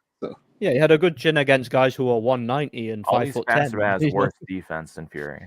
But Usyk is pretty much that size too. Usyk is pretty much that. Yeah, and Usyk's beating guys who are 40 pounds heavier than him. You They're know, the exact same frame. Ali and Usyk, reach, height, everything. Isn't it crazy that Wilder is that size? Yeah, it's crazy. Wilder, his upper body is the size of like a super heavyweight. You know, it's just his legs. He's got chicken legs. If he had normal legs, he would be like 230 something. This is a great point by in history. Ali, his problem against Usyk might be not having enough power. He's gonna have to rely on volume, opening up, and tight guard, block, pink. Just over and over. That could definitely happen. But the one thing Ali is good at is, he's punching from here, but punching from back here. But he's ready for that because he's still just staying here. When you punch, he's way back here now. And, technically wrong. Yeah, but even when you try to come in, his right hand is cocked. He's just going to run you into it and stand straight up again, jump back. 1, 2, right back at it again. And Prime Ali is really. Oh, man, yeah, that's a great. I mean, and the one thing you have to give them both is their mental is what you would wish. Yeah. What you would wish for in a fighter or in yourself. Like just top of the line. Which version of Usyk are we going with? Because I think his peak version was the first AJ fight, and in my personal opinion, I think I want him lighter. If I'm going against Ali, I'm taking him lighter. I'm going earlier. Yeah, probably. In my personal opinion, I think the first AJ fight that for Usyk, that was like one of the greatest fighters of all time. I would put my money on that guy against anybody, and I wouldn't be that concerned outside of a few matchups. You should always put your money on that guy, no matter who it's against, because he don't fucking lose. Yeah. But I mean, like that version of him. No, because certain versions of him, right? Like I think the one that fought Fury was not as good as the first AJ fight. The second AJ fight as well, not as good as the first AJ fight. I think he was technically better against Fury, but not physically better, if that makes sense. I think he'd improved his skills a bit. Possible. I know what you're saying. Because I think his technical game plan was better against Fury, if that makes sense. I think he made a few more adjustments. And he had a perfect game plan against AJ in the first one, though. He perfectly planned for him. Yeah. He was great in both fights. I just think in the Fury fight, I think his defense was better, if you know what I mean. Because Fury's a lot more awkward and has a lot more in his arsenal than AJ does. And I think he was so much more like fast and like slicker. There were at times in that Fury fight where he seemed a bit slow. Yeah, but to be fair, that's against Fury. And Fury's got very quick hands for a heavyweight, And those mid rounds, I mean, like labored though. Those mid rounds against Fury was actually like starting to get him. Yeah, he beat him up a little bit. Absolutely. Yeah. Like Fury is world class though. Like I've no doubt Fury is a better fighter. Every Fury fan was on their feet pumping fists for 3 rounds. Yeah, they were. Yeah, every Usyk fan was quiet as shit for 3 rounds. No doubt about it. He was getting fucked up, man. Yeah, he was fucking him up. What did you guys think about that Dubois body shot? People keep trying to downplay that was a low blow. People keep trying to downplay it, and they might snuck some or whatever. But he was fucking him up, man. He was fucking him up.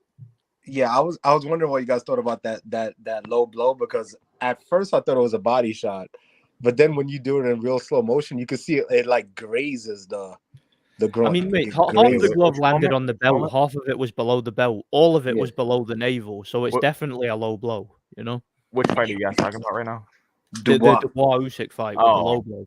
It was weird because the initial impact was low, but then he sort of angled it up because he had an arching shot. So it's like it grazed off the cup, so it probably like grazed off the cup. Well, the first point of impact, you can see like the end of his like pinky knuckle, right? That shit hit his cup directly, and it was completely below the belt. So if like, it was anybody else, I'd say it's still going to be called. Yeah, that was low. The fucking belly button is the line. Below it is technically low. It was absolutely way below that. It was low. But if it's anyone else, I can, maybe give it like a pass, like just straight a bit low. But that dude's just a dirty fucking fighter. So I know that was fully intentional. And I heard he cheated a lot versus Hergovich. Is that true? Yeah. My He question. also My said in question, interviews before the fight he was going to cheat. my question would be, if they didn't call it low, would Usyk have gotten up? Yes, he would have got up. He would have beat his ass. Absolutely. He would have been mad, and he would have won even quicker, I think. He got hit with worse, and he was able to get back up. Why wouldn't he? Why wouldn't he? Yeah, for Exactly. sure. Look at the body shots he took from AJ. Usyk got dropped by a fucking better beat, man. Of course he's gonna get up, man. Of course he's getting up. The question is, he's definitely getting back up. The question is, can Dubois put him back down? That's the question. He's definitely getting Hell up. no. Yeah, Dubois actually impressed me a little bit. Even though he's dirty, he impressed me because I thought his career was over after he quit twice. So the fact that he was still able to keep coming back, I really thought he was a quitter. I didn't know he would actually come back these last couple of fights. I think he'll quit again once he fights a world-class fighter, Well, Well, Hergovich, what was that? he's a big tough. He ain't world class. Hergovich was Dubois is a disappointing. big, strong guy. Big, strong, tough guy. Not many skills. I don't want to see the fight, and I hope AJ doesn't fight him. But if that happens, he's either going to quit or get brutally fucking starched.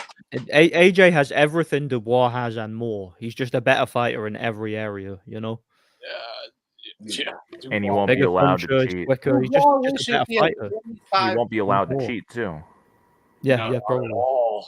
Yeah, Dubois has that youth on his side. Like, he just stood there, Hergovich through everything. He just ate everything and just said, okay. Like, what? He ate all those punches and just bullied him. He bullied the bully. Which people need to put some respect on Usyk's power. Hergovich sucks, bro. Yeah, he does. Yeah, I saw this. I saw a Fight Scout, and I think it was in a Nordic stream. He's making fun of Fight Scouts, making fun of L Dog. He goes, "Yo, what's up with your boy Hergovich?" It was funny to me. L Dog goes, "Fucker's dead to me." Oh, you know why I like Dubois? Dead to me. I was laughing. I still think about it. Fucker's dead to me. You know why I like Dubois? Because I like that he fucked up that Big Baby Miller. I like that he fucked him up, dude. I really don't like Big Baby. That dude's a fucking idiot. Yeah. Yeah, he's a drug cheat. Yeah, he tested positive for like 5 substances. He was still out of shape. Oh, man. Had the whole pharmacy in him, and he's still out of shape. What is with Eddie Hearn's fighters? They're all fucking popping hot. Like, even Alyssa Baumgartner. Like, yeah, good point, right? But you're just a lot. This has been established for a long time. I remember Holyfield didn't bring it up, but I remember Riddick Bowe, and there were a couple. Razor Ruddock brought it up with UCAD going all the way back. The fucking they just allow them to dope, man. Like they're really just, it's a state sponsored. It's not state sponsored doping, but it's state sponsored protection of their guys, like to make sure you don't come and cheat our guys. They're not really worrying about if their guys cheat you so much. That's like it's like when Carl Lewis and them and the Canadian guy Ben Johnson, he loses his medal, but Carl Lewis shouldn't have even been in the race because he had already popped dirty under the Olympic testing. But Bill Clinton personally was like, yeah, but you gotta let our guy run. He's our guy. Like, he's American. He runs. So they just pretended like his test never happened. And he ran and was even dirty in the race too. but still got to keep, not just keep his medal. He got elevated to gold, which he didn't even win. Yeah, it's just it's what countries do. They UCAD shit, bro. All them fucking them UCAD fighters, they're juiced to the gills. Will they get caught, or not caught, but exposed every now and then if the powers that be want them to be? Like, you're not going to see AJ test fucking positive or something. AJ has TUEs, just so everybody knows. He has TUEs. But you might see a Eubank, or like a Eubank, or a fucking what's the other guy? Ben. Liam Smith or Ben or someone. Yeah, oh yeah, Conor Ben. Sorry, get out it or something. But when they don't, that's because they want out you for whatever reason. Yeah, it's interesting. Saying that, wasn't it Varda that caught Conor Ben? I think he was clear. He was clean with UCAD, but it was Varda that caught him. Oh, see, I don't know, but or is it the other way around? It was one of them. I think he got banned mainly by like the UK. Like, he can fight in the United States. He fought my boy Chad Dunson. Not Chad Dunson, sorry. The guy from Brooklyn. The guy Pistol Pete. Yeah. See, I thought it was Varda that caught Conor Ben, but UCAD doesn't recognize Varda, but then it was a bad look for him, so the fight got cancelled or something. I could be wrong. What you saying? Conor Ben was banned in the US? Yeah, okay. Yeah. No, he wasn't. No, he wasn't. It was Varda. Varda caught him. Statement from UCAD on Conor Ben's Varda. Yeah, Varda caught him. Yeah, it was. I'm looking at it now.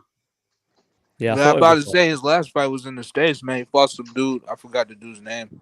He didn't look that good. I'm not high on Conor Ben. I'm not high on that guy, bro. Nah, he's a hype job. Completely. Yeah, he's not good. He's not good. Here it is again. Conor Ben is cleared by UCAD over 2 positive Varda drug tests ahead of his proposed fight against Eubank Jr. Varda caught him on 2 tests, and UCAD says he's clear, though. Yeah, because apparently the British Boxing Board of Control doesn't recognize UCAD says he's clear. We were just I told you, man. I fucking told you. They don't give a shit. Yeah, exactly. They don't care. But it was a bad look for them to allow him to fight Eubank, so they cancelled the fight, basically, Yeah, Dark. Haney's done. He said he quits. He quit. He's stepping away. He's enjoying his money. Gonna travel, live his life for 2 years. He says he'll come back or something in 2 years. Let's hope he doesn't fight Ryan again. It's all bullshit, man. Yeah, Ryan might have an overdose by then. Who knows what's happening to Ryan? Yo, hey, man. They gonna crash a fucking Lamborghini or something and die. They better not let him keep that belt, bro. I think they is though. No. If they let Charlo hold that belt for my fucking years, they're gonna let this kid doing that. No, I think Haney legitimately can get a mental health exemption at this point, for sure. No, definitely. They'll let him keep the belt. You know what I'm saying? Look at Gary Russell. He had the belt for a long time. He wasn't fighting, but till he got beat by Maxwell. But you know what I'm saying? He's just an example. Look at Spence. Look at Charlo. Yeah, Charlo was the worst. Yeah, and Bill Haney's going around saying they're not fighting again, negotiating with people until his fucking L comes off his son's record, which is crazy. Which has happened before. History repeating itself. It's extortion. Like, well, he did pop hot. He did. Because you know what he's saying, right? What he's doing. Yeah, I get that, and we can talk about that. But what he's saying is really to the WBC. You want to keep getting paid. You better take care of this because you're the one who has the drug testing program, the CBP, VADA. It's all under you. Slow them on. You want to keep getting this fucking money from us.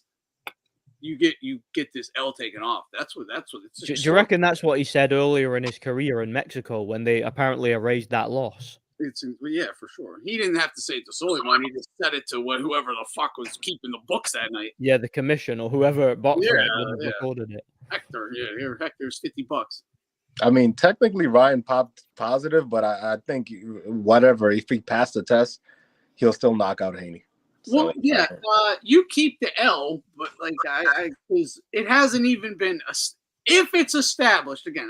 You could do this very simply, where I'd be fine. You could take his L off, if you just run down, because he said he just had that supplement tested and there was ostarine in it. Prove if that is true. Test other bottles of that shit. See if it comes up. If it does, well, then it was accidental. If it doesn't, go find the same lot number. Same thing. If it doesn't, okay, then fuck him. It's on him. But I feel like attempting that. I feel like since the UFC, I think that's bullshit. Like I think that's what people do. I think they find a tainted supplement. I agree. I agree. Yeah, it's all bullshit. But I'm saying, like, but do you think Haney's not on it? That's the thing to me. It's like, why get rid of the L when it's fucking fair? You know it is. You know it is. You had a fucking ref and a fucking judge, even if you weren't on PEDs, which there's no way you're working with Victor Conti and you're not. But even if you aren't, PEDs equals out to ref and judge. I would chalk that up. It's fun. And the 3 pounds compared to your rehydration evens out. Shit was even Stevens. You got whooped. The way that run it back. If it was a different fight, maybe. But the way that fight went is like ostarine or no ostarine, you were gonna knock the fuck out. Like you were gonna. It was the first punch he threw. The first punch Ryan throws, the fight's basically over. He fucked him up instantly. He just kept him around. Ostarine makes you fucking hurt a guy with your very first punch. It makes him land his very first real punch. Just like, boom, just bang, you chicken leg out instantly. Yeah. I mean, one of the benefits from ostarine is the stamina, right? And Ryan Garcia, he barely had any stamina to get into 12. Like he, because that alcohol and cocaine does negative staminas. Yeah, like come on, doesn't even out. I don't like the kid. To me, he's a fake Californian Christian, but. For sure. Yeah, Ryan Garcia is a fucking weirdo, but Devin and his father, they're bigger weirdos. That's the problem. Yeah, Ryan, for a little bit, I was okay with him. But the real thing that set it off for me was when he uploaded him crying about his mother getting cancer and he put it on video. I'm like, what the fuck is this, man? This guy. Ryan Garcia is a bitch. Haney's a fucking bitch, man. Both of them guys are clowns, man. Haney's just a bigger bitch. Man. Oh, no, Haney's way worse. Haney. Yeah, Haney's much way worse. And thank you, Ryan, for at least exposing Haney. Listen, Ryan proved that he was way better than Devin Haney in that fight. Okay, so this is the problem. They're having a hard time thinking about the future. How do you sell Devin Haney going forward? Because he's not a power puncher, right? So what qualities do you have to sell a guy like Devin Haney who's got a loss and an embarrassing one too, right? So they're praying, even though it's not, I don't think he's going to really do what they think he's going to do if it was to happen, is they take that loss away. But the problem is that Ryan Garcia has money, so he's going to fight it all the way to the end, and he'll have proof on his side. He'll be able to show examples of people who have proven in the past, same scenario, and not be penalized. So that's the problem that Devin Haney is having. But this is the thing, because Haney's think that if they can get that L taken off of their paper record, that the beating didn't really happen in front of everybody. Right. You're never going to erase that, dude. That 1 or 0, it doesn't matter. If they announce you as undefeated in your next fight, everyone's going to laugh as soon as they say it. You're literally going to get booed as you stand in the ring and they say 32-0. You're going to hear boo. It never gets erased. Like the biggest example of that was with Cotto and Margarito. Like no one cares. You got fucked up. And he lost twice. He got fucked up, man. Yeah, he lost twice already, exactly. Bro. And he lost twice already, bro. Haney should have 4 losses if that rumored Mexico loss. Haney's one of these guys that I don't even know how he got past Linares. I don't even understand how he got undisputed. Linares through the fight, clearly. I'm just. Oh, he got undisputed because Cambosis sucks, man. That's why. This dude lost to a fucking jab, man. Literally, he fucking sucks, man. Yeah, to be honest, I'm just baffled at how he even made it this far. Wait, hold up. So is it real that Haney is not gonna take the Sandor Martin fight and he's gonna go on vacation or whatever? He'd get his ass kicked in that fight. He knows it. Yeah, Bob Arum just won the purse bid, 2.4 million, I believe. He gets like 70% of that or whatever, but still said, "I'm just." Yeah, that's one of the reasons he likes the WBC. That's one of the benefits. If you got the belt, you got the majority of the share of the split. Yeah, I think it's I think it's up to 80%, but yeah. You know, Exactly. Nordic just said something. Nordic just said something that I kind of agree with. I'm not saying for sure, but maybe Sandor Martin beats a guy like Devin Haney. He was so exposed in that fucking fight. It's like, bro, people were watching it. People watch that fight, and they're like, I know how to beat this guy now. Fight. Listen, right now, Blair Cobbs will fuck up Haney. Anybody will fuck up Haney right now. I personally think Martin is better than Garcia. Personally, he doesn't hit as hard, but he's a better boxer. You know. I think He's a better boxer. He said Blair Cobbs. No, I'm just making an example of Blair Cobbs because I feel like Haney, these guys, his confidence is done. If you come to win, you're probably gonna win. Yeah, he's gonna win. Yeah, I see what you're trying to say. But Sandor Martin, I think Garcia not ices him. I think that fight is a bad matchup, honestly. I think that fight's not really good. Sandor and Haney, because Haney just, he just throws single shots and then he just tries to use his jab, keep the distance. You know what I'm saying? Maintain the distance. He can't find the inside. Sandor Martin too. He doesn't really throw no punches either, man. He don't let his hands go like that. He likes to sit on the back foot. Haney doesn't know how to fight them. Ray, did this just happen? This just happened? Because I was just on his Twitter and I didn't see this like a couple hours ago. Apparently, it just happened. Haney hinted he might fight Barrios because Barrios has upgraded the full. He got knocked out. When did he cherry pick for a title? Did he say this after the "I'm done" thing? That's all I'm asking. But Barrios again would fuck him up too if he came to win. He'd fuck him up. Okay, well, yes, yeah, okay. It's a thought then. But Barrios is so much bigger than him. Barrios isn't. He's a mental midget himself. But Haney, that's just two mentally fucked fighters. I don't know what they're gonna do. But personally, I think he could beat Barrios. I don't rate him at all. Yeah, he could. Yeah, I think he could beat him. I think he could beat him. Little Maidana could have just beat Barrios if he would have fucking let his hands go.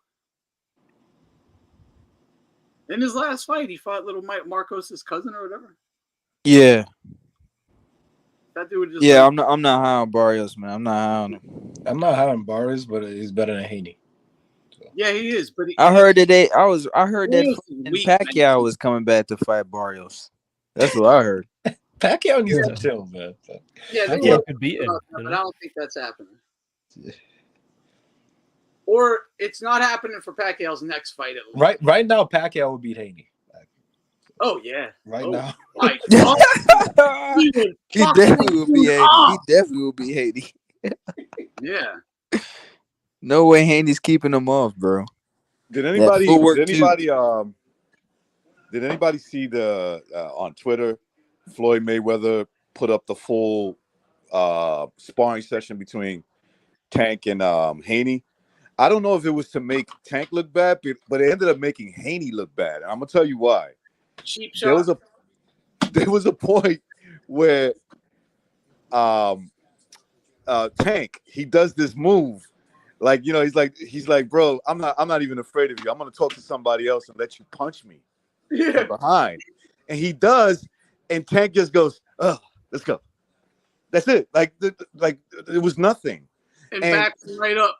And he was cool with that. Here's the problem. Devin Haney was cool with that. So my point is this, like, he's already shown that he'll take a win no matter how bad it looks on him. Right? Yeah, he did it with the deep shot showed exactly what I've always said. The dude, he has no shame about that. None. He has zero shame. I've never seen someone do that in a boxing gym before. I've never seen that. Punching someone when they're not even looking at you. But here's the thing. And if you really look at it, Tank invited it. He said, "Do it." Yeah. He said, "Go ahead, do it. I want you to do it. But It's you not going don't to do nothing." take it. You don't take that shit though. Like that's Yeah, you don't take it. fouling That's on the you. thing. You know, But you don't hit him because that's so low class and dishonorable. But that was since well, I've seen it with Charlie Zellerman or whatever that guy, that dude's name is. Zelenoff. But, Yeah, Yeah, Zelenoff. you don't show him honor. You fucking violate. but you could clearly tell in that sparring footage that Floyd was such a hater on Tank. He was like, "Go get him, go get him, go get him." Like whenever Tank's back was turned, Floyd kept telling Haney to go hit him more. Yeah, you know. So, but that's ridiculous. Haney has no power.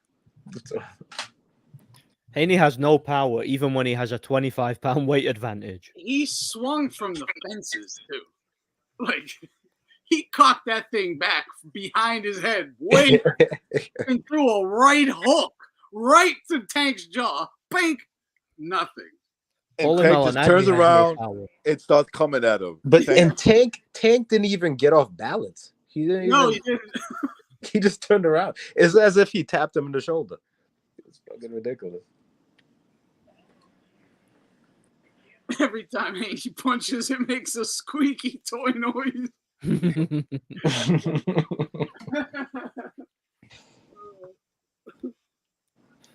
Hands of foam Haney. That's what they should call him.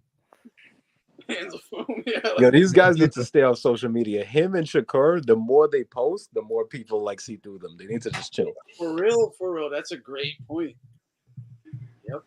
But they come from that era of everything's on social media, and they're you know, they're like addicted to that shit. So I mean, if they were backing it up, you know, beating like the one thing I'll give Tank, even though he fights like cherry picks, he knocks those guys out. So I'll give him that. You know what I'm saying? And he does his knockout of Frank Martin was actually pretty impressive, right? It was an impressive knockout. I mean, the guy was just. He was fucking, you know, he was afraid. But, you know, that's how you do it. You get a guy like who's afraid, you get him out of there. But all like the Shakurs, the Devin, especially Devin Haney at this point, these guys, yo, you need to shut up, bro. Because you hear them speak, especially Shakur. The guy's like telling you, yeah, I'm going to run to victory. If I was to fight Ryan Garcia, basically what he's saying is he's going to be on his bike. Yeah, and I understand where people will try to say, well, no, what he meant is, you know, when you're hurt, you know, you got to do what you got to do. I get all of that, but no, because that's just who he is. That's what he does all the time. You just saw him in his last fight. He did say fuck the fans, and he's saying again, I'll say fuck the fans again. So, yeah. No, fuck you. No, fuck you, dude. De Los Santos just let his hands go, and he was skipping around the ring. You know, anytime De Los Santos threw his hands, he was like, "Oh, I'm out of here." Yeah, and like, well, they should have they should have just stopped. They should have just stopped the fight, like old timers, like not old timers, like they just should do. Like, neither of you want to fight, get the fuck out of here. No one's getting paid. Bye. But to really send a message, like this is what really needed to be done. You just give it to the other guy. Don't give it to Shakur. Give it to the other guy. Listen, we know that if De Los Santos was the top ranked golden child, he would have got it. He would have got the victory. He would have got it. Let's just be honest. This is the thing that I don't like about boxing fans is that, you know, okay, you're caping from one dude. Now just put it the other way around. If De Los Santos, okay, how about this? If De Los Santos was running from Shakur the way Shakur was doing against him, who wins the fight? We all know. Yeah. Yeah, I think boxing just does stuff like that to protect its it's just like how Fury came in all fucked up against Ngannou and they made him win. It's just like they try to protect their investment. So yeah, for sure. Yeah. But you build, you know, that's what they think they're doing. But you transfer the value of a fighter to another fighter if the guy beats him fair and square. You know, the value might exponentially be more valuable. It might be a little less too, but the value does transfer. They act like it doesn't. Like whatever value Shakur has, it only ever stays with him. Like, oh, but You built Top Rank stable off of the back of guys like Marquez and Pacquiao. You know, like, what do you mean? You springboard off. But Shakur taught us all something, because before the fight, he told everybody, you know, I'm going to show you how to win. I'm going to show you how to win when you're not feeling good. You know, so that's how you win.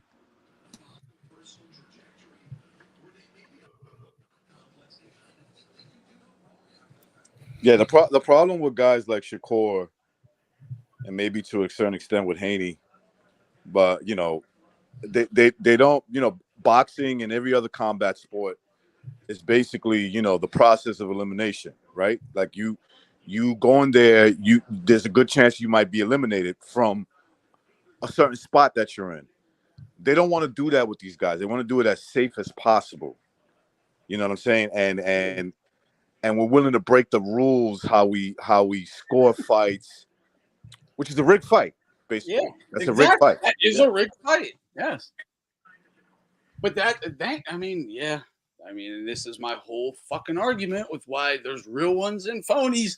Like, even if the phony, so-called phony, has the talent and could be a real one, it's like, but you ain't. But you're not right now. Can you be one day and get my respect? Look, this is the whole thing with respect every fighter. It's like, no, I give every fighter the same respect I give to every human, man, woman, child. The same respect I give to everybody is the same of fight now as I'm going to give to someone who just steps into that ring. Unless you have, like, you know, whatever, some reason to not get the respect right off the jump. But to earn, you have to earn my respect as a fighter. As a warrior, you don't just get warrior fucking respect and you're a fucking fencing ass bitch.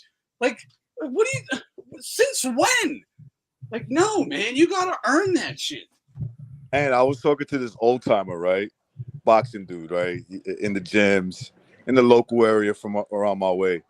And I was like, yo, what do you think about, I told him, what do you think about a fighter? What's the guy from the past, man? Damn, I'm forgetting his fucking name. That they were like, he was so good that One around a punch without throwing a punch, right? I forgot that. I forgot he's a Hall of Famer. Willie Pep. Willie Pep. Sorry, there you go. Thank you, 150. Willie Pep. And I said, what do you think about Willie Pep not throwing a punch and won the whole round? He goes, yeah, it's possible if he was backing up his opponent the whole time with flinches, and his opponent's backing up like a bitch, but without him throwing punches, and he didn't do anything, yeah, then maybe you can win that round without throwing a punch. But he says, but if you're the one backing up or you're just standing center of the ring, who's trying to make the fight happen? Yeah. Because it's a simple rule. This is not hard to break down. And you know, I'm trying to, even if I'm trying to cause damage to you and you're not trying to cause damage to me, well, then I'm still going to win. Right. You should still be able to, you're winning that round. Yeah, absolutely. Absolutely. You didn't even try to hurt me. This is the hurt business. I'm trying to hurt you at least. Yeah. Right. It's bullshit. Bullshit. I don't think it ever even happened. I don't think it happened either. The guy told me, he goes, how old do you fucking think I am, bro? I never saw that shit.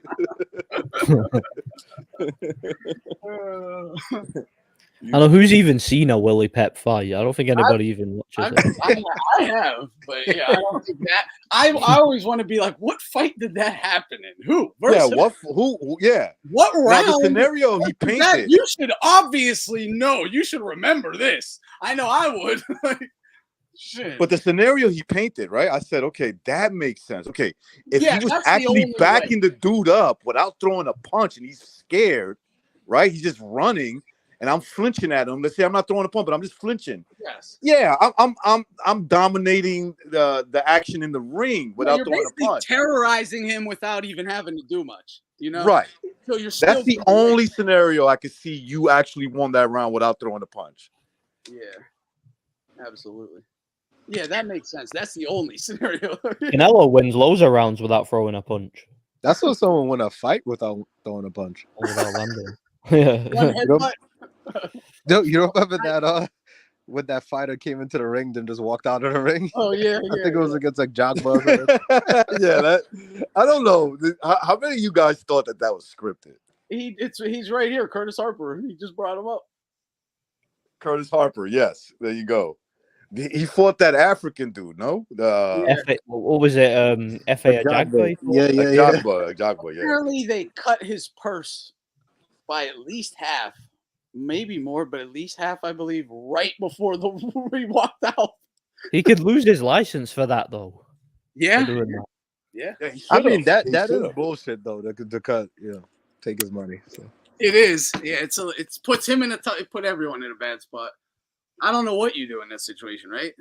I mean, it's not like he was getting much money anyway. He should have got motivated like Mosley when Mosley's wife said, "I'm going to take your money." Well, look, don't beat the guy's ass. Because say it's like $5,000 to $10,000. At least guarantee you're getting the $5,000, win or whatever, and then go back and still be like, now give me the other 5. Like, and I still want that other 5. Like, fuck. Yeah, that's what I'm saying. Who throws away money like that, right? Like, okay, let's grab get the it. watch off of your promoter. Like, just fucking rob the dude. What the fuck's he gonna do? I would at least let him hit me, with a good shot. Maybe I could have taken it, take a knee, and then just like fucking get counted out. I mean, talking about scripted fight, I think the Bostick and Benavidez fight was a little bit scripted. Oh, and I think man. I think hold on. I think by the middle rounds, I think because I was looking at I was watching the fight again, and I was looking at Benavidez' body language. Like usually he give you like this creepy, scary ass smile, right? Like when he sees like he either has you hurt or you're tired now, right? Like he start laughing like a maniac. In this fight, he actually has like a concerned fight by like the 7th round. He's like, he was looking at him like, yo, you're not gonna take the dive? Like, you Bro, stay here? I saw that fight and I was thinking the same thing. I was like, is he throwing the fucking fight? Is that what he's doing? I'm not in his head, so I don't know what he's thinking, but it just doesn't look like he's trying to win. Who, Vosdick? Vosdick, yeah. I didn't think Vosdick. He definitely wasn't trying to win. That definitely wasn't trying to win. Yeah, there's no doubt about that. The fight that that impressed me, I'm not saying it because he's my countryman, but again, like the fight that impressed me the most was like the Gary Russell Jr. against Puello. The dude. Oh, he lost that fight, right? Gary Russell, the Dominican kid won. Yeah. Yeah, I mean they tried to round too. Of course. Vosdick never even pushed it past like second gear, more than 30 seconds of the fight. He never even planted his feet. And when he did put it in second gear, and he was hurting. He did. He put him on ropes and had some success and shit. Yeah, I didn't like that. I was wondering myself, like, I was on the BDA show, right? And I made this comment. We were talking about that fight. It was coming up, and I said, it's really hard for me to pick this fight because if Vosdick is anything close to what he used to be, I got Vosdick beating this dude easily. I felt the same way. I thought this was a super dangerous fight for Benavidez. If Vosdick was just like you said, yeah. I was just picking on Benavidez because everybody was talking about him, and I was like, well, most surely they're gonna give him the fight just because like he's one of the few gems per se that the PBC has. It's Tank Davis, him, and they used to have Boots. Well, not really, but the contract with Showtime. I don't know about you guys, but I gave him without really trying that much. I thought Vosdick won about 4 or 5 rounds, bro. Me too. I mean, I gave him around like 5 rounds, like 5 to 6 rounds. Yeah, I say about 4. In my opinion, I say about 4 or 5. I thought he lost. But I rewatched the fight. I wasn't scoring the fight, but it was hard for me to give him like. That's a fight that if you guys can. He had such a defeatist attitude. if you guys can join me later, I'm gonna do maybe a film study on Discord about that fight because I've seen so many things, man, about both fighters, but mainly about Benavidez. Because the thing is, like, he threw his whole load by like round 5 or 6. Yes. And by He then, did. he was just Yeah. slapping his punches. Like he was just not digging his punches. He wasn't even sitting on them. He was just throwing arm punches per se. Like all that shoe shining stuff. Like no, I shouldn't even land. I think you still giving the fight just because like the activity, but Bostick without even trying, and you're right, Anthony. Like without even trying, he put him against the ropes, on the corner. Like Benavides once at one time, he couldn't hold the center of the ring and exposed Benavides in one thing that as long as you push him a little bit, he don't really know what to do. Like And here's another thing you can lock his that I arm in the thought. high guard. What? For some, is it me or was like Vosdick? He's a big light heavyweight because he made Benavides look small. I think the fact is a light heavyweight, 175. That's actually like regular grown man, weight, like Yeah. like a big man in shape. Yeah. Like I think he just at the weight class he's supposed to be. Because let's be honest, he's big, right? But you remember when we Bostick fought Better Beef? Better Beef's like 5'10", 5'11", and Yeah. and he didn't look that big of him. He didn't He look was tall, that much bigger than him. Yeah, you're right. exactly. Like he was taller, but not like bodily wise. He was taller, right? I just thought Benavides, because Benavides doesn't really have good muscle mass. He's kind of like thin shoulder. He's Mikey Garcia. Yes, he's a Mikey Garcia. Yeah, that's who he is. He looks more pudgy than fit. The fit. I don't know. I think Canelo would beat him. I think Canelo would beat. Oh yeah, after Benavidez. that fight, he didn't even have the confidence to really call out Something Canelo. that have that noticed about Benavides, and something that I think everybody knows, that he likes to cross his feet. Yes. And something that's one of the reasons I say that fight was like either true or like they gave him some signal Oh, by bro, the later you're so rounds. right, man. You're so right. He was doing it in a straight line, and I'm like, Vosdick, you're a linear puncher.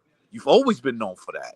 But You throw the recognize as soon as he start pivoting, you see Benavides just struggling, like he didn't know what the fuck to do. Like why wasn't Vosdick throwing the straight jab followed up with the overhand right when he was doing that? He did And not. I even saw. Here's the thing, Ant. I even saw Vosdick looking at his feet. I'm like, okay, You're right. So You're right. you're aware of it. What are you waiting for then? Yeah. Yeah. Now, as soon as Boshi started to like push the pace, like Benavides didn't know what to do. He was tired, breathing from his mouth, and then he started coming with all these excuses like my eyelid, my wrist. I left a piece of steak on the stove. Like like Yeah, he said both his hands were broken. He had a cut. He had this. He had that. dejó a los niños sin leche, all that shit. Yeah. But that's the thing though, bro. Benavides versus Canelo, that's a different matchup, man. Like, you know what I'm saying? Like Canelo's way smaller, Something man. that he's wide open, and that's funny. Like he's wide open for the things like Lomachenko is susceptible, but Lomachenko he can move a little bit, right? Lomachenko is one of the few guys I can see that roll with the body punches. I don't know if you notice it. Like he can roll with them. Yeah. And Benavides he absolutely cannot do that. He's too statuesque, and something that obviously Canelo is known for this for body punches. And I think the left hook to the liver, because Canelo is so much smaller than the Benavides, and Benavides doesn't have a, a, a a jab like acting enough, like Triple G or or Bevo. His jab is good, but it's not acting enough, and he's jabbing down too.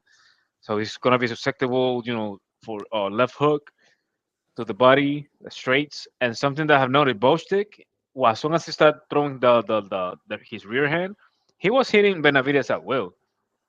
Bro, Like, at will. the freaking hold up. The straight to the body was money for Vosdick all night, and he wouldn't let it go. But when he did, very rarely, but when he would, it landed clean as hell, and he wouldn't use it. It I was don't like, really. going into the third round, I was like, throw it straight to the body. Yo, Anthony, watch the last of 3 rounds. Bostick didn't miss a punch, a single punch. he didn't. I honestly thought he was about to like I think he hurt Benavidez, not like with a punch, but like of exhaustion. Yeah. That's the thing, though, man. Like, Benavidez, he acted like he lost the fight. Like there was some weird energy around that fight. but Yeah, that's of the course. thing, though, bro. I think Man, there was if just you like if a you silent lose, agreement type thing, dude. I think there if was a silent agreement type thing. listen, Yeah, if you you gotta lose, realize though, that's the best fighter he's fought, man. You know what I'm nah, saying? man, Like, if you lose a fight True. against somebody who you know he wasn't active, somebody that put it against you to lose, and you still lost a whole bunch of rounds, like bro, they gave you the fight to you to shine. You know, like that's the only thing that they can do, and you couldn't even do that. And I was The laughing PBC is when known for that. Like the PBC is known for that. what you thought he lost rounds? Who Benavidez? Yeah. Hell yeah. How many rounds you thought he lost? Wait, did you thought he lost the fight? Well, not thought. I know he lost rounds. Like I don't think he lost the fight, but I think he lost rounds, and I think yeah, I said yeah, exactly. He lost rounds, not the fight. I thought this guy Vosdick was winning rounds without really going up I a ha- gear. You know, like he just like was a steady pace, and he once he picked it up to like the second gear, he showed where he had a lot of success I and probably have took some of the later rounds. I got a Yeah, the later 7-5 rounds, for Benavidez gas. That's what I'm saying. Those last 3 rounds, Vosnick for sure won. You know what I'm saying? Right. But that's all I'm saying, bro. Like Benavidez, this time he fought a guy that's bigger than him, and he fought a guy that's just way more experienced. Like I think Vosnick is fucking shot mentally and physically. Like Maybe that's what I it think is, his mental is gone. I Like mean, I'm gonna tell you he something just though. came in for a payday, bro. He just I'm gonna came in give for you a payday. no. I'm gonna give you some time though. If you're gonna combine, the amateurs, and the professional fights, in reality, they have the same amount of fights, like around the same amount of fights. The separation, I think, is the age and the soul. Because I think No, I Benavidez think took I think something away Vosdick. from this man. Nah, I Vosnick think has more fights, bro. Because yeah, Vosnick was Vosdick has more fights. Yeah, you're right. Vosnick was an Olympian, bro. He won a medal. He's a medalist. Yeah, You know but what those I'm are saying? 3 rounds, man. Wait, Those wait, are wait, three wait. rounders. Yeah, but that shit still matters, bro. You still fighting some of the best fucking fighters in the world, man. I That's all. want to know if people think about this because this is something I hear. Benavidez, if he wants Canelo enforce the WBC, make the WBC enforce the Mando thing, but if Canelo says don't enforce it, Benavidez can ask for it all he fucking wants. Would they even do it? Yeah, Like, that's the. can he actually? And is that No, they're not gonna do it. Is that an actual? I think that that past fight killed all the hype for that shit. Benavidez, I think it does. I don't think so, bro. I Well, think maybe so. Canelo wants to jump on it now. Oh yeah. Well, I don't think it killed the hype, man. You know what I'm saying? Honestly, I feel like people like that performance, man, for me is hard to rate because Vosnick didn't come to win. I also think he's a bit cooked. You know what I'm saying? And Benavidez is fighting a dude that was just bigger and the best fighter he fought by far. Fuck Plant and these other dudes. Vosnick was the best dude. But Canelo's a lot smaller. He's older and his gas tank ain't good. I just feel like good that point. fight is different with Benavidez and Canelo. But yes, Chrissy, I you agree make with a you guys. Let me say this last thing, Matrix. I agree with you guys on this. Benavidez is open for a counter punch by He Canelo, is, definitely. bro. He is. Definitely. That's what I see. Yeah, for sure. And but to go to 150's point, it is true. Like it's two different guys. It's you can't compare. And I'm not saying who's better, right? I'm not. This is not. But you cannot compare Vosdick 6'2", 6'3", light heavyweight, a big light heavyweight, to Canelo, who's like barely 5'8", right? And he's kind of like a small guy at 168. So you really can't do that comparison. But the one thing that I think Canelo saw in this fight was like, yo, when you pick up the pace against this dude, right? And this might be hard for Canelo, but remember, he's very experienced. So he could do it in spots. He's like, if you pick up the pace on this guy, especially in the later rounds, that's your chance to beat this dude. That's your chance to beat him. Because he still makes those mistakes. His punches are not there. You know what I'm saying? So there might not be anything to fear. You know, those Triple G fights really, I think, build Canelo's confidence in terms of durability. more than anything. And I don't think he sees that in Benavidez. Like, that's not something to worry about. The thing is this too, like that fight right there, the Benavidez Vozic, it reminds me of fucking Kovalev and Canelo, just without the knockout. It just reminds me of that, bro. Because even Kovalev, he was old too. And he was cooked. He was mentally fucked. And he just went in there and just pitter pat, bro. You know what I'm saying? It was no hard shots, was no sharp jab that I've seen Kovalev throw over the years.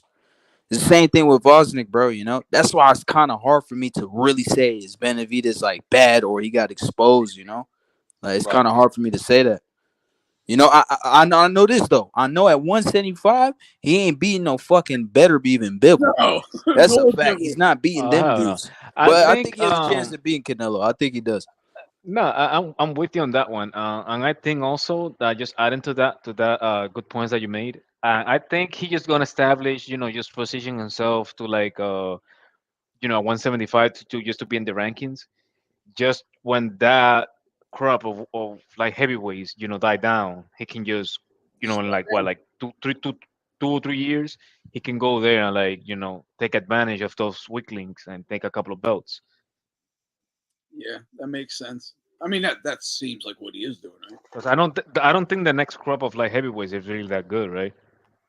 Nah, I don't think so, bro. No, I don't see anyone special right now. Exactly. Nah. So like, if Demi Benavidez, he just wait out these guys. I don't know, like 2 3 years, because I think these, if Benavidez wins, I think he's gonna retire. If Vivo wins, I think he's gonna retire too. Yep. So, because I think they see his boxing more like honor, than anything else. Like they didn't have like those hard upbringings, so they're not really like dying for it, and they don't really care about like they care about money, of course. This is prize fighting, but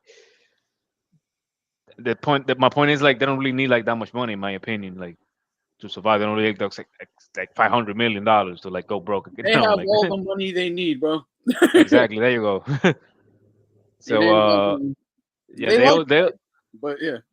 yeah, like if you see Khabib, like he retired. Even though they came back, he just came back because he don't want to liquidate some of his states because of the Russian taxes. They fucking crazy. They're like Californian taxes. Yeah, they are. So like he just don't want to liquidate stuff. So he's not like he's broke, like which is understandable. It's like okay, I make a couple of millions, Putin was and go just talking back about to Russell Burst. Putin was just talking about how he gave Khabib fucking $20 million worth of land. Yeah. Was it 20? Yeah, I seen something about that. $20 million worth of land. Yeah, that's crazy. But I think you know what that comes with too. Oh yeah. Oh yeah. He said Crawford wants. Yeah, bro, I honestly think Crawford has a chance too. I think Canelo's right for the taking, bro. I really think he is, man. Like I've seen his last couple fights. I'm not impressed I'm with gonna him. tell you something though. I'm gonna tell you something. If that fight ever had made, I own me personally. I own a big ass apology to Manny Pacquiao because I used to say for the longest that Manny Pacquiao was on PD. Oh god. This is the thing, bro. Like with the Canelo Crawford, and I'm not even saying if Crawford goes in there and tries to like fucking bang with him out, fight him like how he fought Gamboa or Mean Machine, he ain't gonna win. But if he tries to outpoint him, you know what I'm saying? I think he can win that fight because Crawford's smart. Look. Crawford I can don't know, win. bro.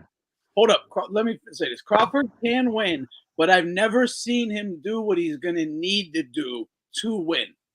In that, he can't just circle, jump in, and pot shot. He's going to have to take a page out of Bivol, Floyd, and Golovkin. You have to stand at mid-range two in front of him, make him miss, make him pay. You got to stay active. You got to keep hitting him.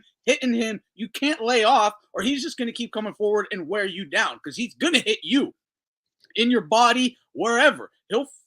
He will fucking break Crawford if Crawford's taking punishment like that. He's going to have to keep, make him take a step, zap him. Make him have to reposition himself. Hurry up, hit him again. He's gonna have to stay right there and keep tagging him. He can do it. I just never really seen him fight like that. I just don't see it, man. Like at 160, like Crawford at 168 is gonna be way slower, man. And he doesn't have those feet like he had before. Like that Errol Spence fight, he That fought like that because he couldn't move much, man. And I that like whole I like Terence Crawford, but even though like I always say like his resume is it's a little bit iffy, but I don't really think like a 168 man like three weight classes. I don't really think he's gonna fight like that quick. And plus, remember he's older than Canelo. It's yeah, I don't see that fight's not necessary Like at all. something that I was think about it's is like, bro, how about if we already saw like the best of Terence Crawford already? that's just that would I would never even ask to Crawford to do that because it's a fucking ridiculous thing to do. Yeah, It is. it's not. You're losing. You're gonna lose, and it's just jumping up to lose. Like that's all it is. Like style wise, don't get it twisted. Style wise, I see it, but just like like just going back to reality, like nah, it's just too much weight, man. And Yeah, and Canelo he's a plotter in the sense of he's a flat-footed guy, but he has fast hands, bro. Like he's very athletic too. Like he can move. Yeah, Like to it's me, it's not like he's a total or nothing like that. Like he can really move quick. that's a completely unnecessary fight. And Crawford is also, I mean, True. he's old, but not old because just the way this is a guy that never drink, he'll never do none of this shit. So he has some Nah, he's longevity. preserved. He's preserved. Yeah. Nah, Yeah. Crawford's a gym rat, man. He's in the gym all the but time. it is still completely unnecessary. Yeah. That's like telling fucking. I like Loma his to move up and fight Floyd and shit back in the day. It's like I like his little saga more in at 154. I think that's way more attractive, and this is something that I've been thinking about. That if Terence Crawford, even if he doesn't get undisputed, I think he will get a better run than Charlo at 154. Like I think he would do 154 better is when he's. than- He would absolutely even do better than Charlo versus Canelo. No, But, absolutely, but that's not saying much. I'm talking about like division wise. I think he has a good chance to take that division. Outside of like Fundora, because I think that's just a bad style matchup for him. Yeah, but he doesn't have much time. He has 2 years, 3 years. Yeah. So I would say like he will get like because probably I'm not saying like it's for sure he's probably gonna win his next fight. So probably the next fight will be like I don't know, like a unification fight, because I think they're gonna do unification at 150. I think what Fundora has 2 belts, Yep. and so the other 2 belts, he was gonna have one, and then they're just gonna do a mega fight for the other bacon belt, I think, or something like that, for like undisputed. Because I think they just trying to like, and you're right, he doesn't have much time, and they're gonna squeeze that little bit that Terence Crawford got left. Well, you Like, think Fundora beats Crawford? I think he's just a bow style matchup for him, and I think I still have to see Terence Crawford at 154 to see how the style he's gonna fight. Yeah, Because I yeah, think Crawford might 'cause be I able to beat think him. because I think Terence Crawford had like a lot of years at welterweight, so he was well acclimated to the weight. So it's a little different when you. I know it's not many pounds north, and man, he's a big dude. Crawford better smoke Fundora. That's all I'm saying. But Yeah, I Fundora think, ain't good, man. Fundora No, ain't he that good. better but smoke to him, be or that's a fair, bad look. I think he's gonna do well just because his body measurements. I think he has like a 74 arm reach or some crazy shit like that. Terence Crawford I'm talking about. So he's physically strong, like really strong. Yeah. So I give him like a good chance at 154. I give him like the rest of his career at 154. Maybe catch a weak link at 160. I think Crawford takes everyone out at that weight class. Nah, I don't. Tim Tszyu is a tall order, man. No, Tim Tszyu, Vergil Ortiz, they're tall orders, man. Yeah, I went to Crawford Vergil fight. Crawford's a special, he's He is, yeah, but good. Tim Tszyu is also a special character. We need to see Vergil and Boots fight, and the winner gets fucking Crawford. Hell yeah.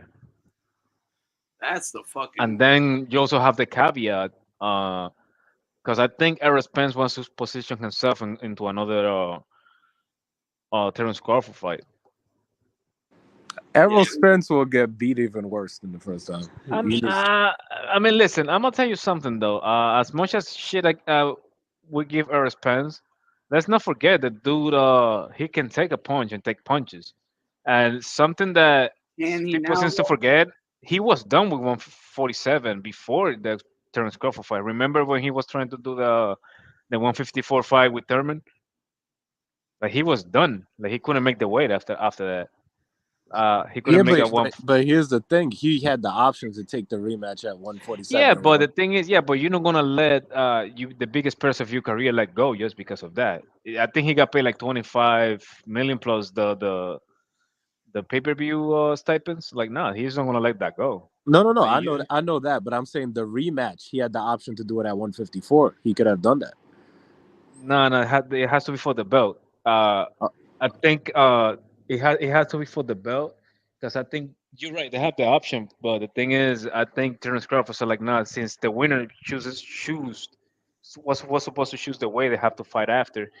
Uh, Terence Crawford said, nah, since we're not gonna fight for no belts at 154, like let's stay at 147. That's when because I think Terence Crawford wanted to get out of that deal because he wanted to fight somebody else, and then he got stripped from the IBF, so it made no sense after that. Like, nah, just gonna fight just for glory.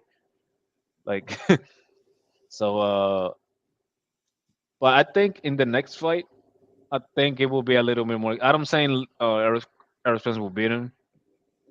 I just think he's gonna maybe go to a decision. I don't really think, I don't really see like Errol Spence being that dehydrated at 152. And it's coming from somebody who never thought Errol Spence was all that, you know. Maybe. Yeah. Yeah, I never fall into the trap like he had like a great jab, none of that shit. He has a basic jab, Yeah. good body work, no head movement, flat footed, doesn't really move away from straight punches. Goes You know, back in a straight line. there you go. Like to me, Arrow, yeah, Arrow to me is nothing special. He's like your typical PBC fighter. You know. Yeah.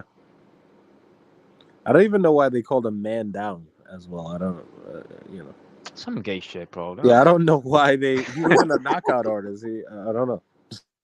Me now. It's good that he's taking big fights in between long layoffs. Yeah, this dude needs to get active. Like he's never been active. I guess early HBO he's a little active, but not too active. But this guy could be in a lot of fights. I get he got one scheduled now, but come on, it's time to get these fights cranking out. Because Crawford wins this, everyone's gonna. That's always going to be a big fight for anyone. So there's going to be a lot of guys shooting for that fight. Nah, if Crawford wins this moment, you're not gonna hear the end of it. Oh yeah, I do think this is his best opponent. He's Madrimov. Yeah. Oh no, yeah, absolutely. He's like one of the outside of Kavalivskis. He's like the other guy. Like he's like no bullshit behind it. Like this guy's not drained. This guy is not old. This guy's not damaged goods. Like Colebrook, you know. Yeah, exactly. Yeah, as He's long not as, on. as long he's as not all on. that's on the level, and he's like raring to It's go. not. Yeah. It's not the first time in a way he's never been like Gamboa. You know, I still give you spaghetti legs. Because people forget that was his debut at lightweight. Gamboa is not a goddamn lightweight. Yeah. He blew up after he whooped his wife's ass, but and he got. But he was like a featherweight, I think. Yeah, he was 126. Signed with 50 Cent. Yeah, there you the go. lightweight. On one medal as a bantamweight. Get out of there. Get out of here. Like,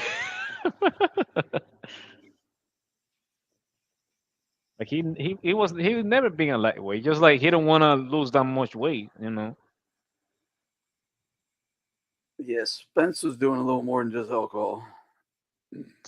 Yeah, everybody knows that dude has a thing for pills. Well, used to. I don't know if he still does, but that's like an open secret. There's a reason he looked like he was fucking whacked out of his mind on some of them interviews because he was. The only person who made it out of that, because I remember it was him, it was the Charlos, it was Tank, and Broner. Luckily, Tank got away from those guys, kind of like he doesn't. Yeah. The thing about Tank, bro, Tank is like the he always was like, to me, he was like the niece of the pimp, you know, like he can, you know what I mean? Like you will never be a prostitute, you know what I mean? I That's was fucking gonna, funny. Yes. you Holy know, shit. That's wild. She gets, if she wants, she could pick a client every now and then. yeah, there you go. Her price, her choice. Yeah, Yeah, of that's course, yeah. yeah. They- Yeah. Her uncle got the connections, but he ain't pushing shit. yeah, like you're not gonna get guys, you know, you're gonna get guys that give him money and don't hurt your girl, you know. Exactly how PVC treat a tank. That's wild. Yeah, yeah. Those all those other guys self-destructed pretty much, like Charlos, Broner. No, I think they Spence. got out of the cocoon and they got caught. That's what happens. As soon as they left the reservation, bro, they got caught. They got hunted. Yeah, no, you're right. You're right. They went out into the wild. Fucking hyenas snatched their asses up. Hell yeah, You bro. know, Listen, it started with Deontay actually, because all those guys kind of looked up to Deontay a little bit. I So think when no, Deontay I got his think ass kicked. no. I'm gonna tell Yeah. you something though. I think their demise, they were like always there. It just you always have to pay attention. I'm gonna give you an example. Charlo, Big Charlo, he lost a fight against a Russian like long time ago, and they gave him a win, right? Korobov. But yeah, Korobov. So from there, you couldn't see his flaws. His brother, the same thing. He lost. He lost the first fight against Harrison. He was losing the Harrison second fight, and he lost the first Castaño fight. So from there, you start seeing like their flaws. I think in PVC there were a couple of guys that they had like major weaknesses, like Rock Will, the damn, what was the guy who got knocked out by Banana? Who beat you already heard fuck, who beat Jerry Hurt guys? He outboxed him completely. The guy from Philly. I forgot who. Well, that guy, right? He fought at Damas not long ago. Like that guy, he was to me one of the great boxers. That was a reason one of the Charlos skipped him, even though he got knocked out with one of them. But he was supposed to fight the other one because he was a wild style match. Because he pretty much is Harrison with a little bit more power, with a little more pop. Yeah, I, the Cholos got lucky a couple times. I guess he had enough confidence to where they just pulled out a fucking knockout out of their ass. I mean, remember Couple one of the times. Charlos still have his own, which is the big Charlo. One of them. Oh, he got stripped, right? He's not undisputed. One of them was undisputed. The little Charlo 154 Charlo was undisputed. Yeah. But the thing he also had a case with his either baby mom or some woman that he hit her, and he had all the Canelo money went to that case. So he did all that shit for nothing. That's why you don't hear about him anymore. He's busy. Yep. Yeah, Another there you go. case. J. Rock Williams. J. Rock Williams. There you go. Yeah, exactly. Tank's right there. He's at the crossroads. It's time to Tank gotta go out there Davis. and gain all Well, that respect, credibility, take the tough fights, fill out the resume. nah, Yeah, Tank yeah, but Davis. Tank got away from all those idiots. That's why he Yeah, stopped drinking. that's He got why away. that's Yeah. why I've been leaning towards Tank. I'm like, I see. It looks to me like he knows what the fuck's going on, Right. what direction he got to go in. It looks all uphill from here. Yep, he got away from Floyd and he got away from all those idiots. So, yeah. A guy that I can see stopping Tank will be somebody like Cepeda. Send him in as a secret agent.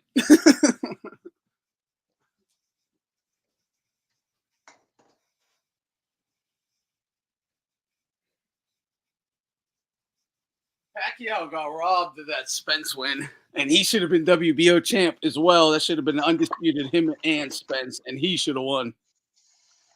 Bullshit. That was Pac's fucking night, like a year earlier or whatever. I also found it hilarious, like Charlo when he got hit with that uppercut from Canelo. Like Canelo just pulls out uppercuts from like at any given time, just random.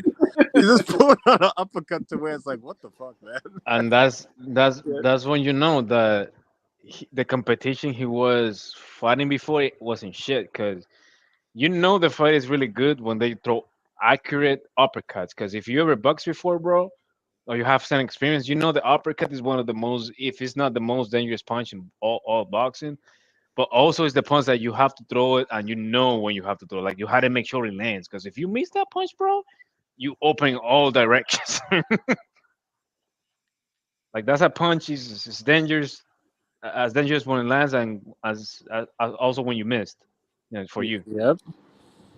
Even if you land, sometimes you can get kind of nasty. Like that's a punch that you have to throw judiciously. You know, but have One a of the good shin. nastiest one I saw was the when Fury landed that rear hand one on Dylan White. I was like, what the Yeah, Oh, yeah. that was ugly. Yeah. That's one of the best knockouts you'll see, man. Yeah. That was one of the cleanest and dirtiest punch I ever seen. Because at the end, he punched he pushed him. Yeah, he would just keeping him away. Yeah, he pushed Like him. if he would just like land the uppercut, I think the I don't say he's gonna get knocked out, but he probably gonna be knocked out like laying on Fury's body. You know what I mean? Like Fury like moving away and he's just landing on his knees. Yeah. I think he would have been knocked out like that, but Fury was like so so angry and bad a motherfucker. He just pushed him. But he was fucked. That uppercut. Yo, I laugh when that. Yo, I laugh when that shit happened, bro. Like, oh god.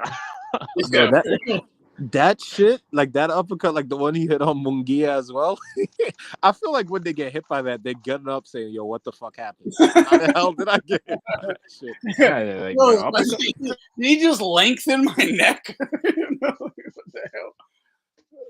Oh, since we were talking about Munguia, right? And that's an argument I had, I think, was with Mirage, that I mean, I understand his point, you know, but it's like, and not only him, like, a lot of people, like, they have this point that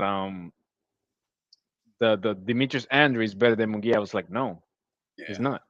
Like, he's not. Like, he's just not.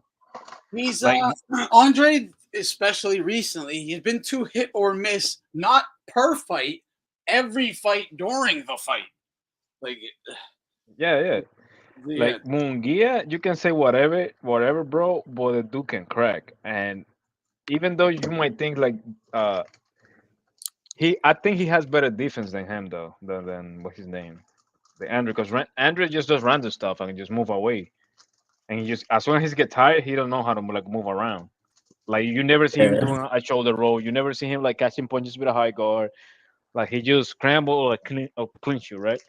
Andrew just comes out with a full battery, and then he needs Panama Lewis in his corner. Munguia is like one of those guys, bro. Like his offense is his defense. Like you know, just gonna get. He falls apart. Yeah. Oh God, bro. Look what happened with John Ryder when he tried to like to smuggle his work. He broke his jaw. He sent him to the ground. Body shots. No, I think he threw. I don't think too much of Munguia, but you know one thing I noticed with that Canelo fight, right? Munguia came to win. Right, first of all, he came to win. He tried, but the thing that I really noticed was, Canelo fought through adversity too, and had to come through and win that fight, and came through on the other side for real. Like actually won a real fight versus a real one, actually coming to win. But he was so proud of himself afterwards. Like, and he even kept saying throughout in the ring, at the post-fight presser, he kept talking about how proud he is of himself for this fight particularly. Like, I was like, yeah, even you just had to fucking beat a guy in like a real ass fight. Like, it feels good, huh, Canelo? Doesn't it?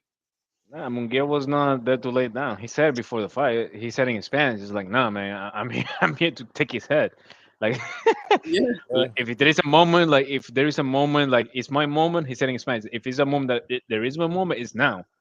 So no, like it's Munguia's time. Like that fight just shows you the composure of a veteran. Like someone like Canelo, he's so used to it. He could just take his time. And I think Munguia, after this fight, he's gonna see because he's probably see all the fighters and he probably saying, these guys that can fuck with me. You see how slow they are, like just like Canelo, right? But now he's probably like gonna learn more. So I think this loss is gonna like beneficia him more, and that's what happens when you take your loss like a man, I not like agree. Haney. Like a man, exactly. Yeah, not like Haney.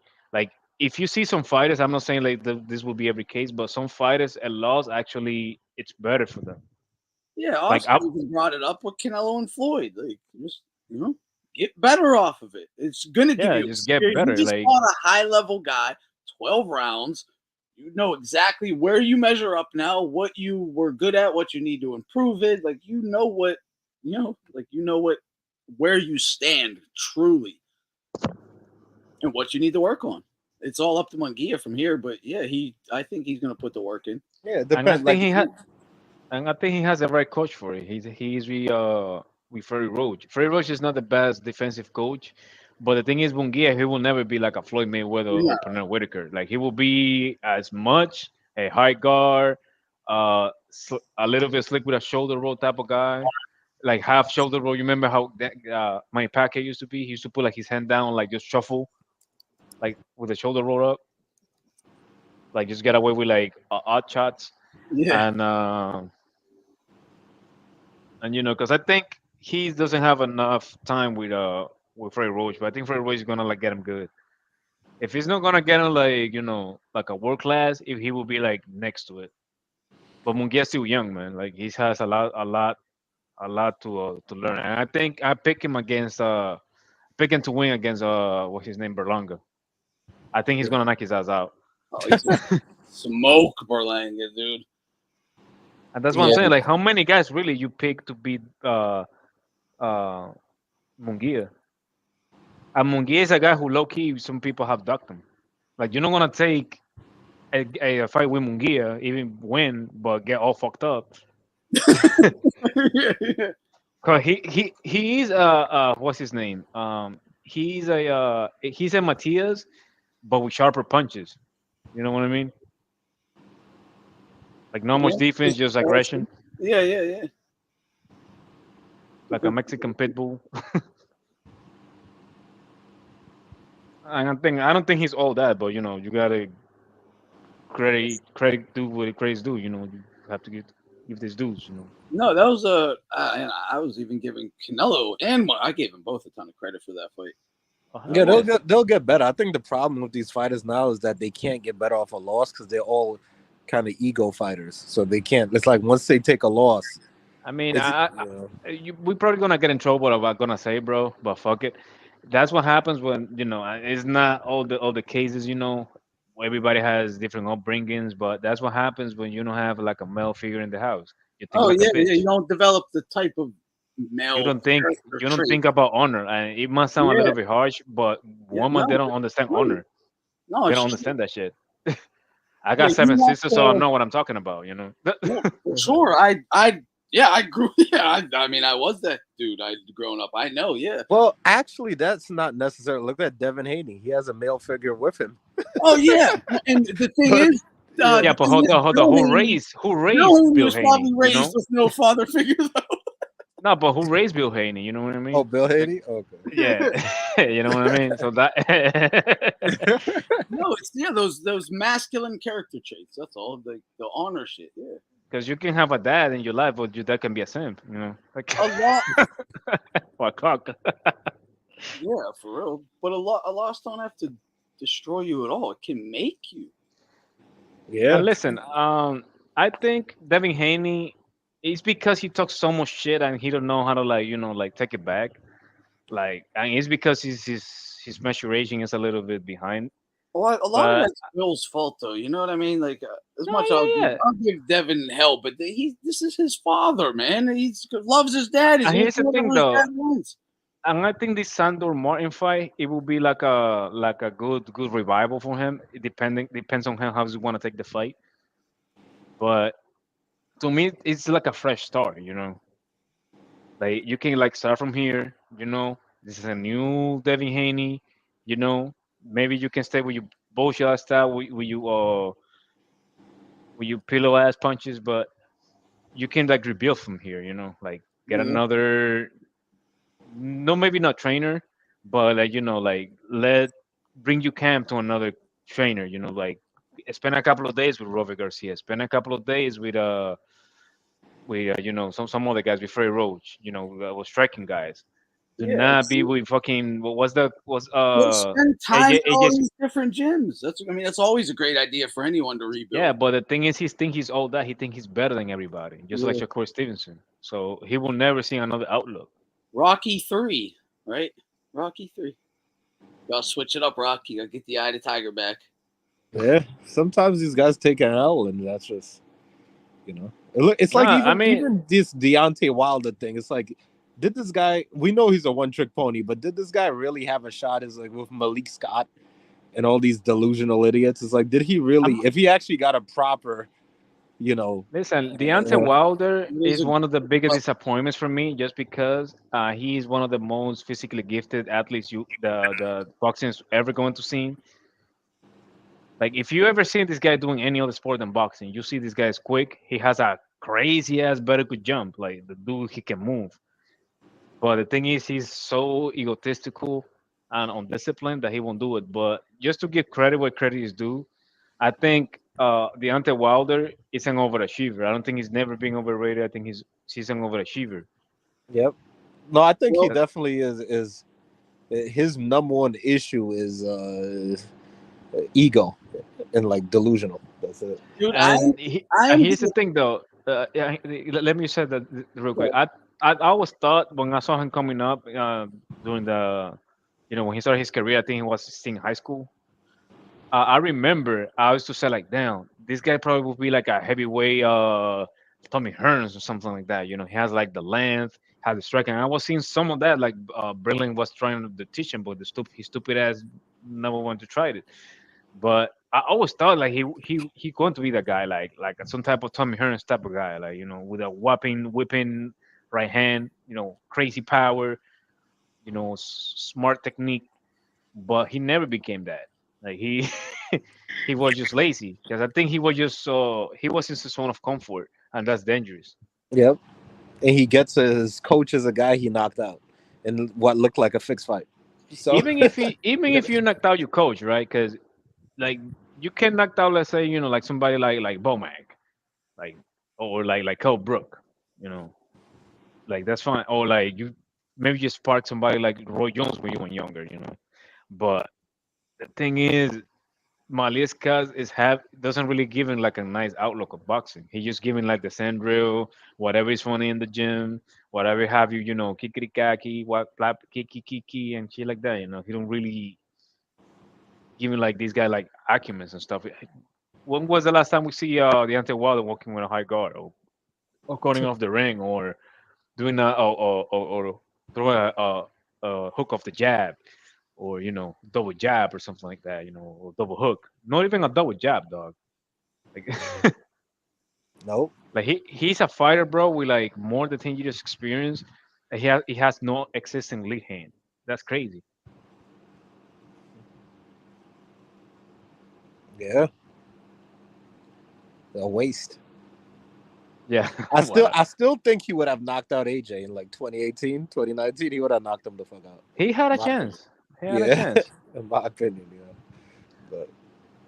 But at the same time, I was like, I think AJ would have taken his punch, because I was like, bro, if he took Klitschko's punch, I never made Wilder's punch that fucking crazy. Like 50 of Povetkin's right hands.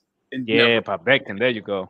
But the thing is Wilder would have finished him, because Klitschko pulled back. Klitschko would have finished him too, but Klitschko pulled back, which was stupid. The problem is Joshua is not gonna be there for that, right? Like Deontay Wilder, he needs somebody like really, really stationary to like land that shit. For example, the 300-pounder Fury, the 56-year-old Luis Ortiz, you know, yeah, a 58-year-old Ariola, Brazil, drunk Brazil, yeah. You couldn't knock down Stubborn the first time around. Let it be known. And what happened? What was the guy who fought? Because I think the guy who fought Ortiz, Ortiz best win. What happened to him when he fought him? He knocked him out in 2 rounds.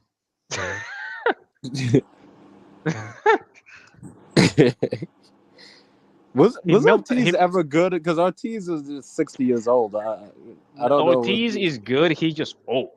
Yeah, he would have been good. He came in too late. I saw him live in 2015. He looked really sharp, but yeah. It's just like Rigondeaux. Rigondeaux was 50 when he fought Lomachenko, right? Yeah, Like, These guys like could what? be like 30, having Like these fights too. Probably would have, could have been something. when you see Luis Ortiz fighting, he throws a lot of combinations and combos that you as a spectator you see like, oh yeah, I was thinking about that. Oh yes, I was thinking about that. He's just if he wouldn't be like at least 8 years younger, he would have been somebody else in the division. I'm not saying he would be like the best, Yeah. but he would be like somebody along the lines of like Aries Landilara or some shit. Zhang Like is a real old too, but Zhang, yeah. no, but Zhang but Zhang has his real age, so you at least know he's 40. Like Luis Ortiz, bro, like I don't know, bro. He probably voted for Hitler. Who knows? Like, Yeah. oh God. He was there with the Che Guevara on those guys, bro. Like,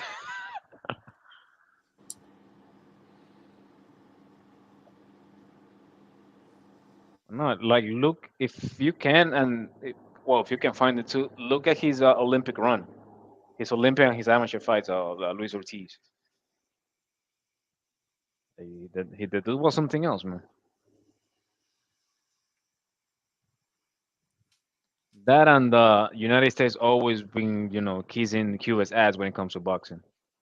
Yeah, we're also forgetting that they checked Wilder's eyes in that first one when Wilder was almost Yeah, knocked bro. out. Luis Ortiz was about to knock him out.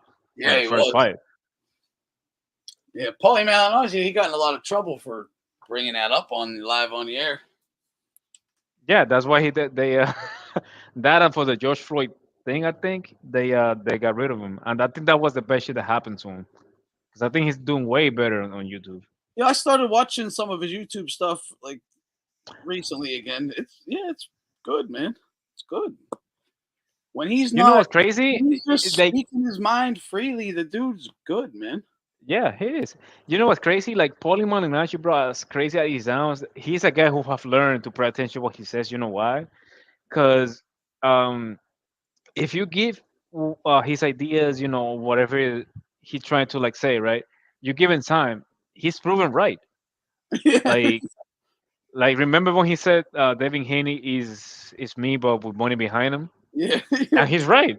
The only thing I'm gonna take off is his toughness, because that was a tough motherfucker, Paulie Malignaggi. Yeah, he was. He was I a think tough motherfucker. I think he might be one of the few people that you could say never doped. Like he probably never took a performance enhancing. I think he did, especially in that Danny Garcia fight. Oh, you think he did? Go look at that Danny Garcia. He has never been built like that. He was fucking jacked and shredded. I just know he's so outspoken about that shit. I know. It was shocking to me because when I saw him come to the ring, I'm like, dude, how the hell do you look like that? Like, what the fuck? Go look at him. Yeah, he had.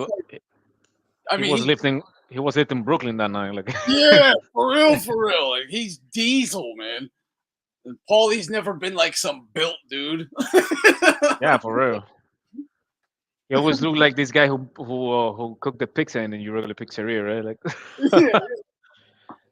like when I see Paulie, I see like the pizza maker like on the front of the pizza spot, like smoking a cigarette. Like that's the guy who picture Paulie when I see him. Like, but again, at what point does it personally make sense to Paulie being like, okay, I haven't been doping for my whole career, but everyone else is. Like, I mean, listen, I'm gonna tell you something though. Around those times, everybody used to hang out around the wild card gym, and back then, and that was used to be as a source of PEDs for a lot of fighters though. Yeah. Because that was like one of the first gyms used to fuck with Balco and like little counter shit. Fucking one of the biggest gyms in LA. What do you think? Yeah. Everything's there. Listen, back when he was I don't know if you remember when Eli Sekba used to do all those trainings. I used to be there like back then. Yeah, Like, I remember. was like, I've been here the whole time. Yep. and no, but I actually was like, in a couple of those things I was there like training. Yeah. And everybody the way they train there, bro, and like and the thing is not Freak Roach specifically. It's like those conditioning trainings that like they're around them. Because Absolutely. the thing about that gym is not really just one. It's like a whole bunch of gyms in that lot. Because it's like a complex in that. Exactly. Yeah. Yeah. Like you go in and it's a whole bunch of like little local markets in there, but they're Yeah. like gyms and like a little chicken spot downstairs. Anyway, but everybody who used to like hang down around there, he used to be like my fucking jack. Remember Miguel Cotto when he was maybe before Roach? Yep. He looked like a tank. Even his tattoos look more scary, bro. Like Even his tattoos got muscular. So we saw Manny was coming up in a weight and just putting people down. So, Even his tattoos got scary. That's funny.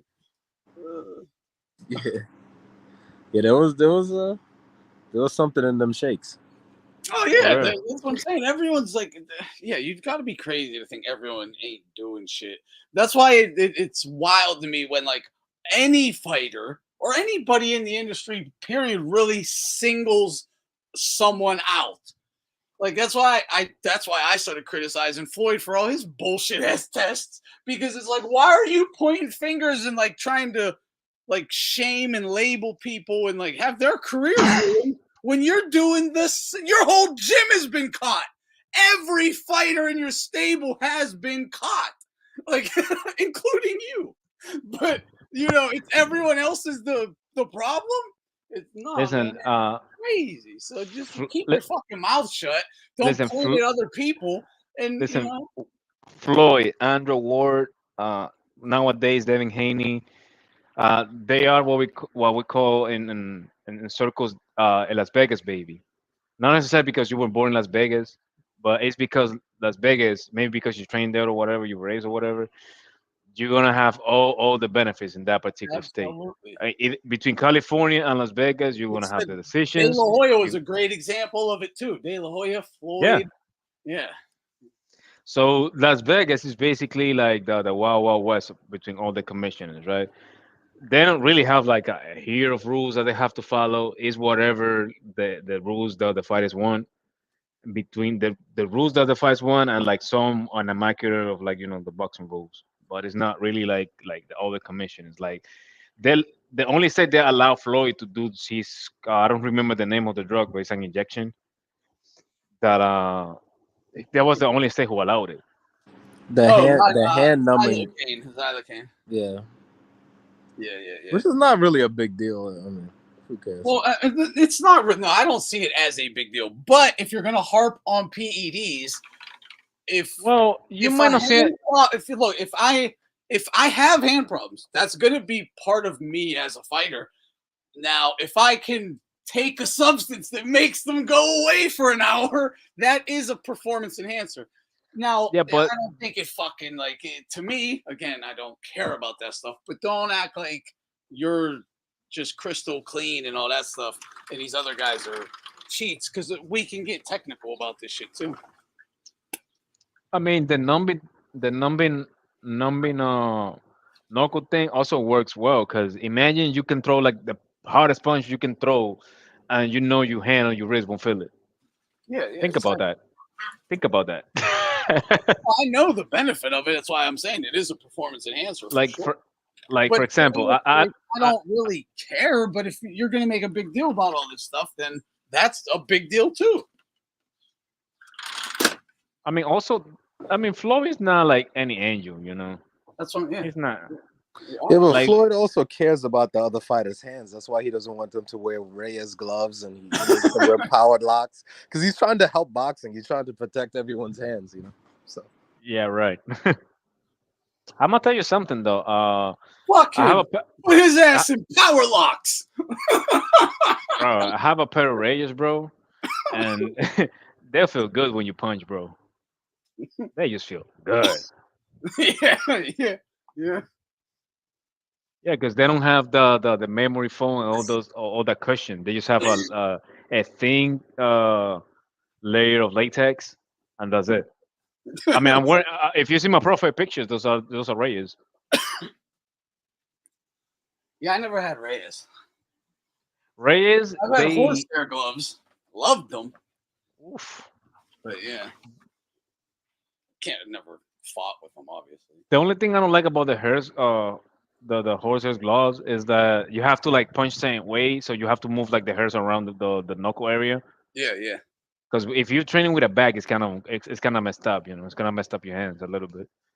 At least Yeah. mine. At least mine. Yeah. So everybody has a different thing. No, that's what happened with me for sure. Destroyed the But glove. Ones I had were- That's why, like the Floyd, we remember they came backstage and they were like, "There's no pattern in the gloves." Yeah, exactly. But you know what? She was also afraid of, about those gloves is the fact that they were already broken down. Because some gloves when they're like brand new, they're really hard at the beginning. Like again, the Reyes, bro. When you get those gloves at the beginning, they feel like Tim's. Like if you ever had Tim's before, they one of the most comfortable boots. Yeah. But from the beginning, bro, they feel like shit.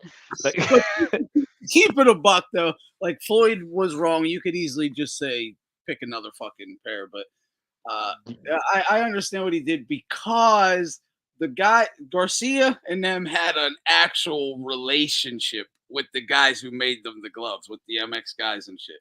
They had an actual relationship. So I kind of do think they brought them not a tampered with pair, but the best pair that they could find for my daughter.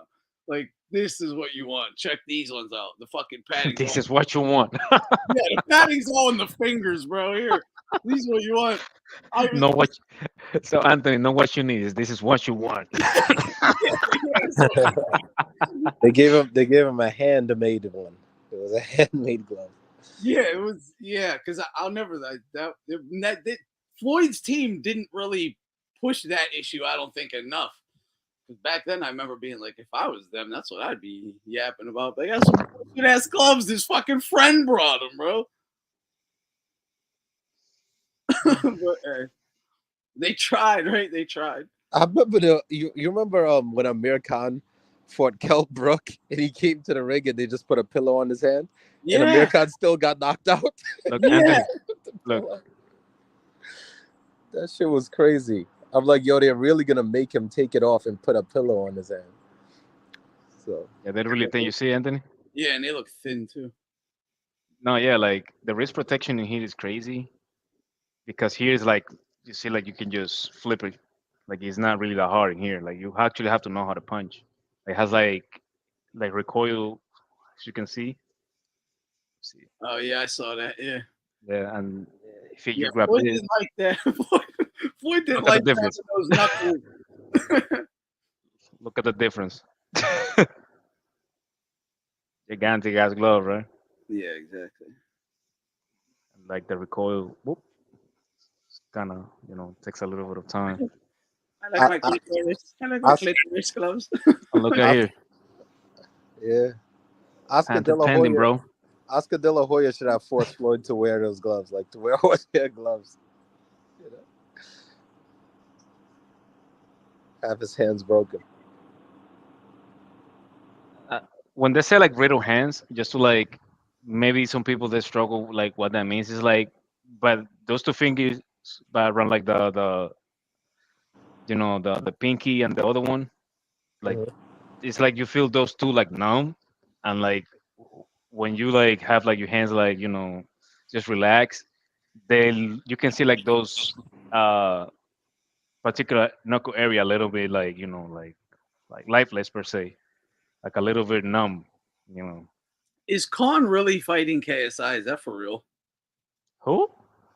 Amir Khan fighting KSI. Oh, I wish Amir Khan can light his ass up. Like, Yeah, I was gonna say Khan will fuck that dude up. But like Zed said, he's not too worried, but concerned about his chin. Yeah, he's not gonna get touched. If that nah. happens, Like I'm that concerned about Amir Khan's shin when he's like world class fighters, but not this guy. Yeah. Nah. Like come on. Like I get it, he has a glass chin, but against world class fighters. And he's also gonna juice more too, because he was juiced in his last fight. So. Yeah, well, I was also gonna say I hope Khan juices too. Is that what you're talking about? Yeah. For sure, Khan's gonna juice because he got caught juicing against Kell Brooks. So. Oh, did he? I don't even remember. Oddly enough, Anthony was Austrian. What? And look what happened. He got his ass beat. Yeah, true. But no, again, it's probably because he took other shit that was way better. He just. And you know what's funny? If Devin Haney would have won against Ryan Garcia, you will never end the end of it from Devin Haney's camp. Oh, they even trying to cheat and we anyway to see how special I am. I'm a Floyd Mayweather clone. Oh, Con can give him whatever fucking weight advantage he wants, dude. He'll smoke that dude. Smoke him. Bro, Yeah, Amir Khan got hands, bro. Like, I don't know what this guy's thinking. Look, this guy is one of the greatest amateur point fighters, in and out, long arms, fast as shit. He will fuck you up. I'm gonna give you a better one. Not even KSI. All of you, of them. I'm gonna give you a better one, and just look at Amir Khan at 140. He was a fucking monster, bro. Yeah, don't get it Amir twisted. Khan at 140, bro. On his back, just because he fucking gets knocked out, that guy is a monster when he's getting his shit off, and you have to be a monster to overcome that. That's the thing. KSI. Or be lucky as fuck like Danny Garcia. Yeah, and I get it. He's a shell of himself. He's a fucking older guy now. But, dude, that don't matter. That don't matter. For a guy like KSI isn't even fucking Jake Paul level. And way smaller. Yeah, he'll get brutalized. Nah, bro. Like Amir Khan? No. Amir Khan was what Ryan Garcia is today. Because that will give... I hope that actually happens. Because... I think Khan doesn't get the respect he deserves by the British for real fans. Honestly, I don't think he does for whatever reason. I don't know, but I don't think they give it what he actually deserves. He was probably their best guy for years, and they gave him no love. But he lost it completely because of was pulling his card forever. You know what that is? Yeah, that is. And it's because he only claimed UK when he's when he's public, but behind closed doors, he actually claimed Pakistan, Yeah, that's or Palestine or whatever he is. Obviously, I think the dude might have been a secret agent after he For met real, him. The Packers might have went to him and been yo, you want to really help your people? Because we can get you in rooms with some guys that we need you in with. And I put mayonnaise in your sandwich. Yeah, yeah, he also doesn't like that Joshua fucked his girl and I forgot about that. Yeah, he was like, "Fuck UK, bro." Fucking bitch. Yeah, for real, fuck you guys, right? Fuck you guys, bro. I'm not joining the Afghani army. I'm gonna bomb all of you, niggas. That is funny. No, but yeah, you're right. People disrespect fighters because I think that's the last memory they had from them or something.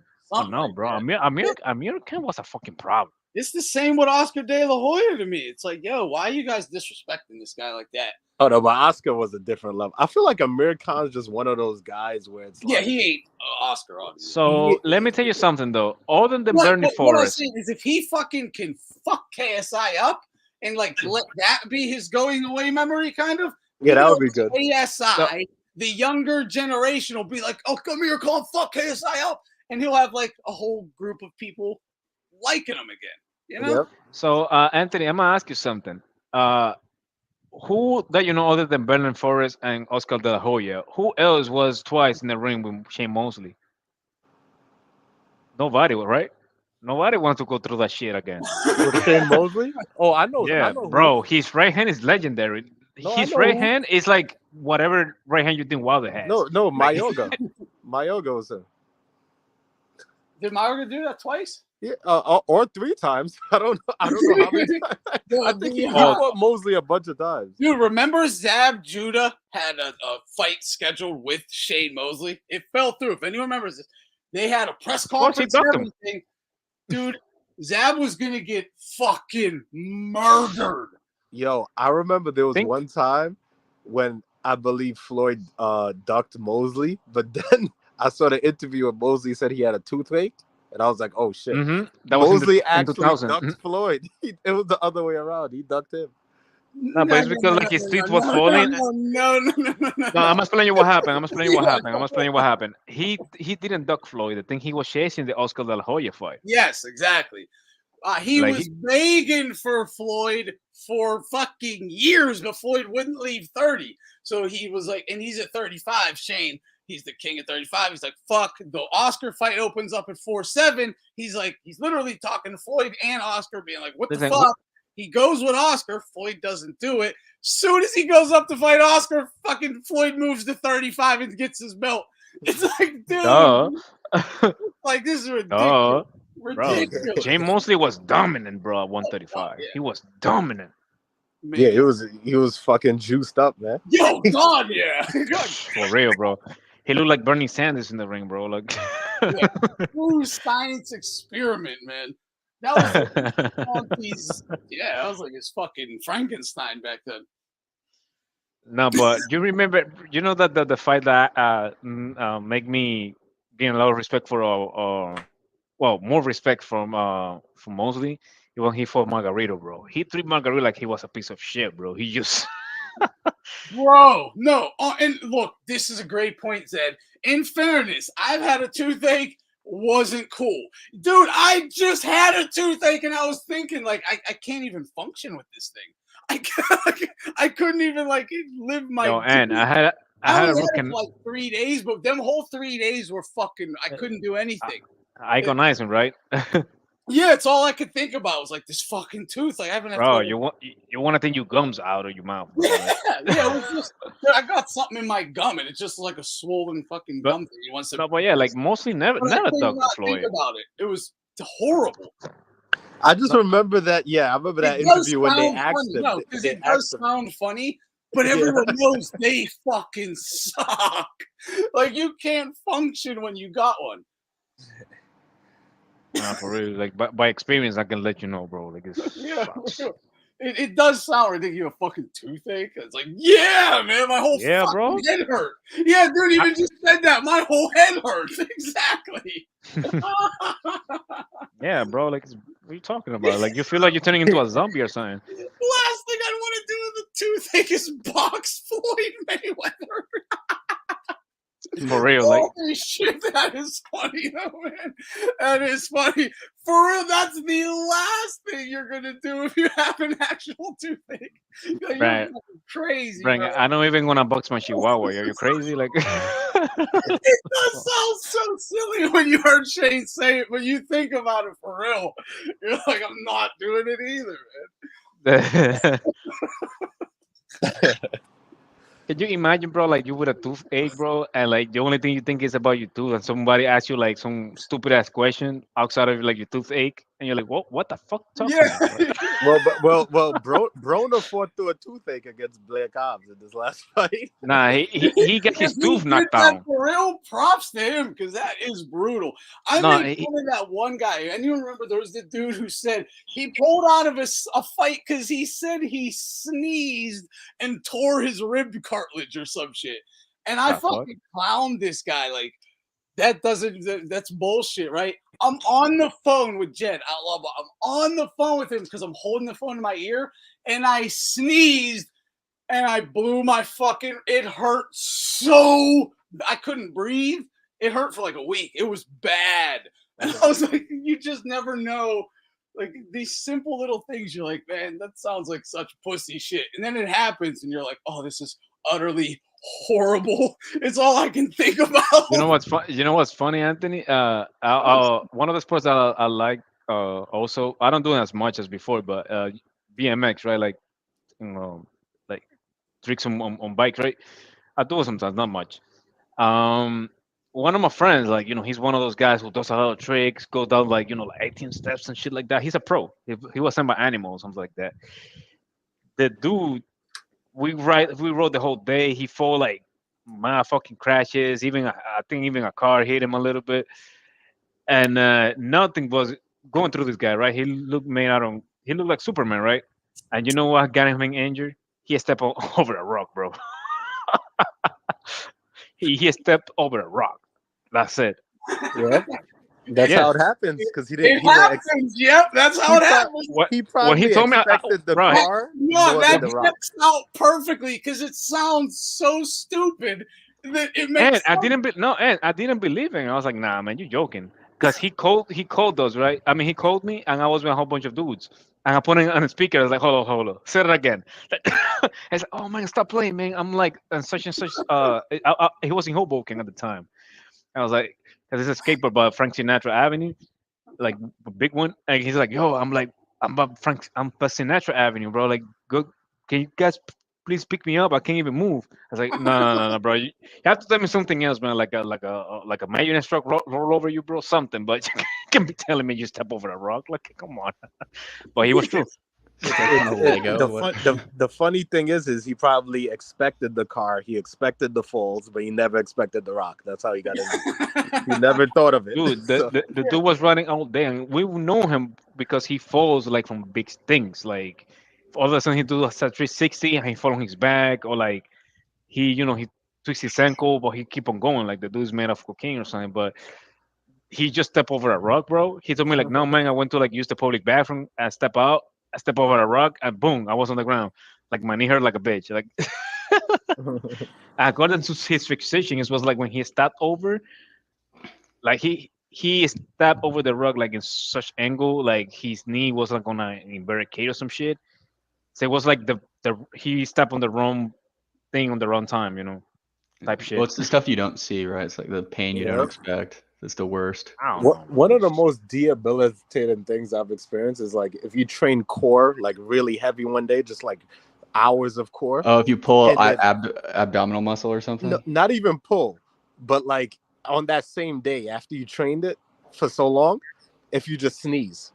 If you No, just it hurts. sneeze, No, it hurts. Oh, It no, yeah, hurts so that my bad. whole like all my abs would get cramped at the same time, and you're completely debilitated. You're done. You're on the Like, you floor in a can't- fetal position. You're Like you finished. can't get up. Like you're Nope. like sitting on your couch and it hurts to shift your body. You can't move. I mean, you can't move. I don't know if you guys practice boxing, but something that you do to like, I don't really think like make you skin harder or nothing like that. I think it's more mental than anything else. So you get accustomed to like body punches, I guess. When you get hit by the medicine ball on your stomach. So we were doing that, right? Like back to back. We were doing like reps of 10. Boom, boom, boom, boom. We were doing it. And then we were like pushing our limits, right? We're doing 15, 20, or whatever, right? We did like maybe 3 sets or 4 sets. At the end, my midsection is red like a tomato, right? And we in the locker room, and all of a sudden, I think he told me a joke about Michelle Obama or something. Like, oh, you see Michelle Obama? You mean Michelle Tyson because she has such a huge bag, right? Oh. Because I think he saw the picture of like Obama, big Mike Obama. Yeah, Mike Obama. Yeah, I think he saw that picture on Twitter or something, and I started laughing, and I just got in that fetal position, bro. I couldn't move. I was laughing, but it was so hurtful, bro. Like I just couldn't move. I remember me driving. It was such a mission. Doesn't Haney fight about every 2 years anyway? No, Haney is he's kind of active. Yeah, he's fairly. To be honest, yeah, he's I'm kind of being a active. bit uncharitable because I'm a hater. Yeah, between him and Shakur, they fight at least twice a year. So They 2-3 times both. a year. Haney is really an overachiever when you really look at it. Haney, as far as this talent, guy really sucks. Yeah, Yeah. no, as far as everything, he's really. I keep saying it, but it's mind blowing. The fight. Bro, his face bothers me. Like I typed in the chat, like he looks like a kid who reminds like that there was homework. He's a world champion, dude. It's that simple. He should retire now because he got undisputed. I don't know how, but I mean, I think also like the way his career is being orchestrated, because to me his career is being like carefully really orchestrated. When you look at it, he has a little bit of like the Mayweather blueprint, which is get not necessarily like the harder or the best fighters, but just get enough name recognition at the right time. At the right time, but for the most part, just name recognition. But it's also crazy that he did it without really a big promotional company other than Eddie Hearn at one point.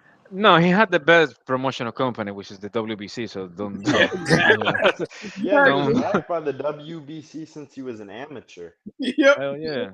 He's like No, but Floyd. you know Floyd what? was at But, least like pretty good. Like yeah, pretty but the boy thing you know? about him, he has a on the under the table deal with Mauricio, which is give basically the more 12%? yeah to 12 to 15% instead of the 3%.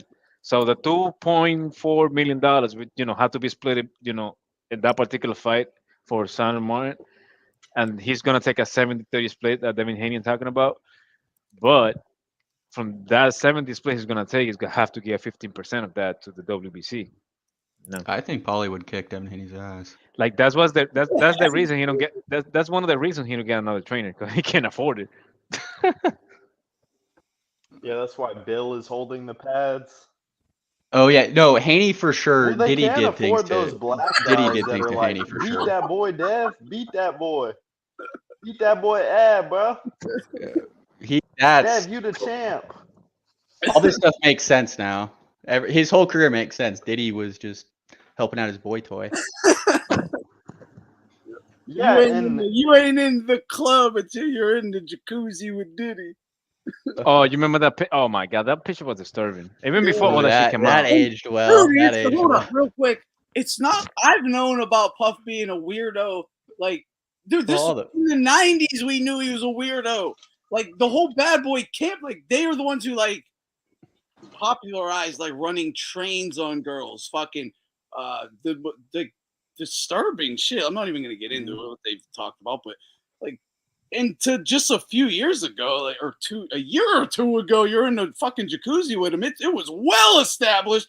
Like 50's been calling it dude a fucking fruit pop for 10 years. Bro, And, like, 50, everyone knows what happens. If Diddy, yo, Anthony, 50 looks like a prophet nowadays, right? Like, Yeah, everyone knew these things. Just like R. Kelly, everyone knew these. yeah, things in the 90s. everybody. So Yeah. like you were just there a year or two ago, tops, like a year ago, whatever. But like you before the allegations, the year before the big one, the settlement with Cassie happens. You watched it happen because you're in the private section. We know what the fuck that is. Yeah, we know what that is. I just assume by default, if you're like rich in the showbiz industry, like you're probably a fucking weirdo. Like, And it ain't just Puff. No, it's all of them. Yeah, it's all of them. And what do you think a mansion party is? Yep. Did you guys see the drink champs for Fabulous when P. Yes. Diddy was, yeah. Yes, dude. I know Fabulous like this, looked daddy. scared When you to grappling death. for shit. Yeah, you ain't be partying with me though. Yeah, Fabulous took Yo, that shit took was a like, gulp. I was like, Like, Dude, Fab was so uncomfortable. He was Yo, about for to real. beat Puffy Scared. up, honestly. Yo. He was about to beat Puffy up. Yo, guys, he didn't give it that look of like, yo, this is not the right time to be fruity, right? Because I don't really think he did No, nothing with him. you're It's just right. like, bro, it's like That this is was like the bad. wrong time. That they were all kind of had that. They all kind of had that look. Like Puff, we know you do this when the cameras ain't on, but you know the cameras are on, buddy. Well, Because here's the thing though, like in that particular interview, like you can tell like he was trying not the other rapper, he was trying to disassociate himself from him. He was just trying to talk about like, oh yeah, like we're gonna do a party like for my birthday. I just wanna like try to remember where I come from, I just do a little party with like people that I know from my blog and shit like that, I help them a little bit with a couple of things, just because I like to like go back where I came from, right? And he's like, oh, but we never party like we used to party. And he's like, well, what do you mean, man? You went on my birthday. He's like, no. Party like we used to party. Yeah, I was like, party. He comes in a party. Like I know what I know when you do this, daddy. Hold on, real quick. When you say party, you mean alcohol, music, maybe some drugs. When you say party, what the fuck else is there? Because the thing is, party. The first time you say party is like the party, right? But the second time you say party is like you're winking your eye. You just winking like party. Well, wink, I wink. know in New York, you say, all right, you going out. That's party, right? If you say party, then that's cocaine. Like if you want to say like, all right, we're going out we're partying. Oh yeah, It's like good there's point. drugs involved. What's the If second you say- party, if right? you say Like, party, then that's especially some my- after hours crazy shit. That's like Yeah, 5 yo, p.m. Yeah, you're right. Especially Party Miami, bro. means drugs and sex. It means everything. Orgies. Is fucking out of control. We're partying tonight. No, because he didn't call him parties. He used to call him freak offs. Let's go to my freak off. I honestly think that whole interview, if you look at it, it doesn't make sense. I think it was a setup because like Jadakiss was there, Fabulous was. I don't even think they knew Puff was gonna be there. I think they probably got invited and then Puff just showed up and they're like, "What the fuck?" No, I think it was another rapper there that was supposed to go. He was supposed to go, but he was signed with Puff, right?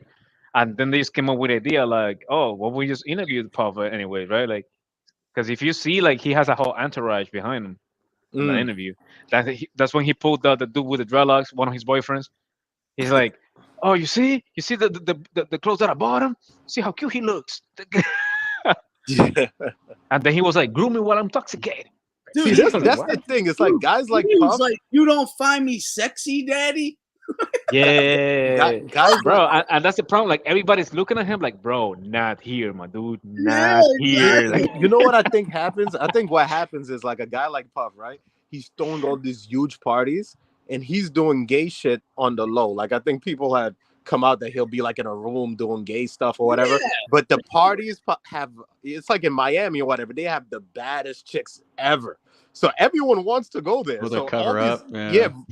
Other than the recent years, everyone wants to go to that party except 50 and other people in the know. But like, because the thing is, like, they have like a section that is public, right? You don't have to party. I mean, you might get drugged though. That's no, the thing, right? No, because the thing is, like, you might get dosed and drugged and fucking raped though. But right. Generally, and that's the danger because they didn't. A lot of people don't understand that that's the fucking danger going to these parties. They go for the chicks though, a lot of them, and and you better hope you're on good terms with them because they'll. If you're not on good terms, you might get your drinks. Oh yeah, dude. Imagine you talk some shit about Puff back in the day, and you're at a party of his. Yeah. No, but the thing is, like, his parties. What I heard, like, they have like two versions, right? Like back then, but then they were just straight freak offs. He throws parties, like, for example, he throws like once in a while he throws a party for like public access, right? Like everybody go there, it's like an innocent thing. But then after like 12, because that's when he has the party to bring like all the stars, like, oh, LeBron James was here, this and that.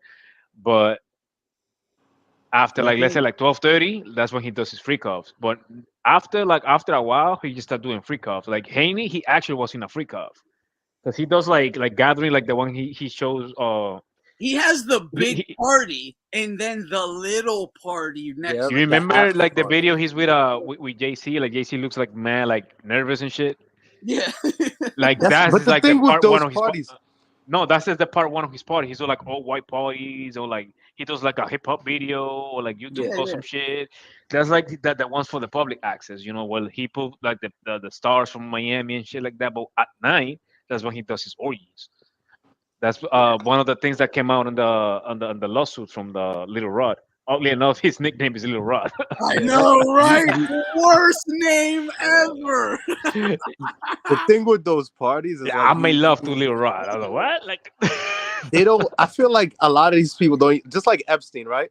I think a lot of people don't know what the fuck's going on. So you show up to Puff's party, and there's a bunch of escorts there. Like, there's a bunch of people that's in the know that you don't know. So you might show up, like Devin Haney might show up and be like, yo, what are all these bad girls into me? And they're probably all in acting like they're into him, but they've been paid for. Like, a lot of these people, it's like there's a lot of manipulation. I mean, Epstein's Island, like, when and you they think about, got footage there too, so there's blackmail. You get invited to a private island, like, you're probably like, okay, cool. Like, I don't know. It feels like it's pretty good. Because I agree with this.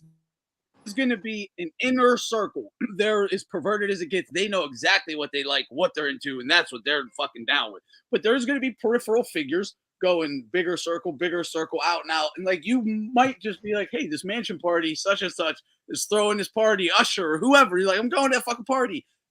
Yeah.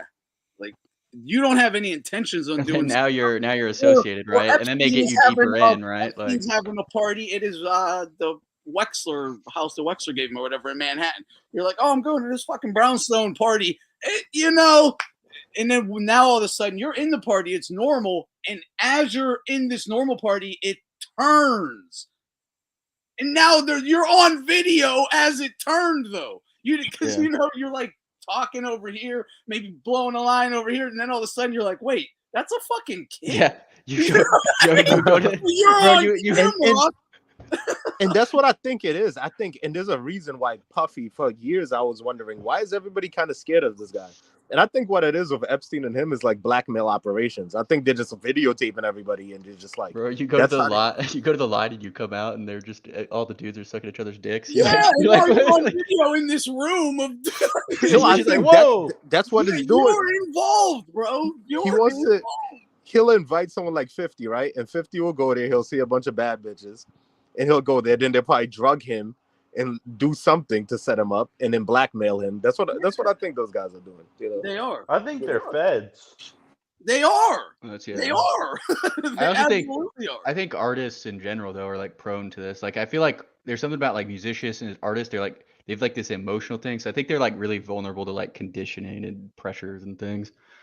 Right. Well, if you ever met any type of rapper like by your town, it's not any difference by anybody who's famous. Well, they're theater kids, bro. Like you seen the theater kids? No, they don't have to be theater kids. It could just be fucking anybody. But yeah, like because there's theater kids. I was expanding it, but to me, Tupac was a theater kid. But yeah, Tupac was a theater kid. Yeah. Well, that's the culture too. It's like in LA and a lot of these places, the house parties is a thing. So when you're rolling in these high society circles, it's like getting invites and going like everyone's kind of like, oh, where you guys pulling up to? We're pulling up here. We're pulling up there. So especially in the celebrity level, they all want to be part and I don't of that. think a lot of people understand the people at these parties generally are going to be like 16 to like 35. Yeah, I got invited to a couple. And there's going to be some TikTok 14-year-olds, 13-year-olds, and there's going to be some 50-year-olds. Yeah, it was openly in LA. Kylie Jenner was like 16 going to parties. Like, you know? I was going to fucking parties as a fucking people. What do you mean? Like, so but that's different. You don't. All the chicks I knew were too, and they were fucking men. Yeah. Oh yeah. Especially in Hollywood these days, these girls are dating. And this ain't Hollywood. This is regular America. Imagine Hollywood and high society, and he's like, "Yeah, it's crazy, dude." Nuts. Degeneracy. It's not all, but yeah, the point, like, yeah, there is. It gets as bad as you can imagine. Obviously, yep.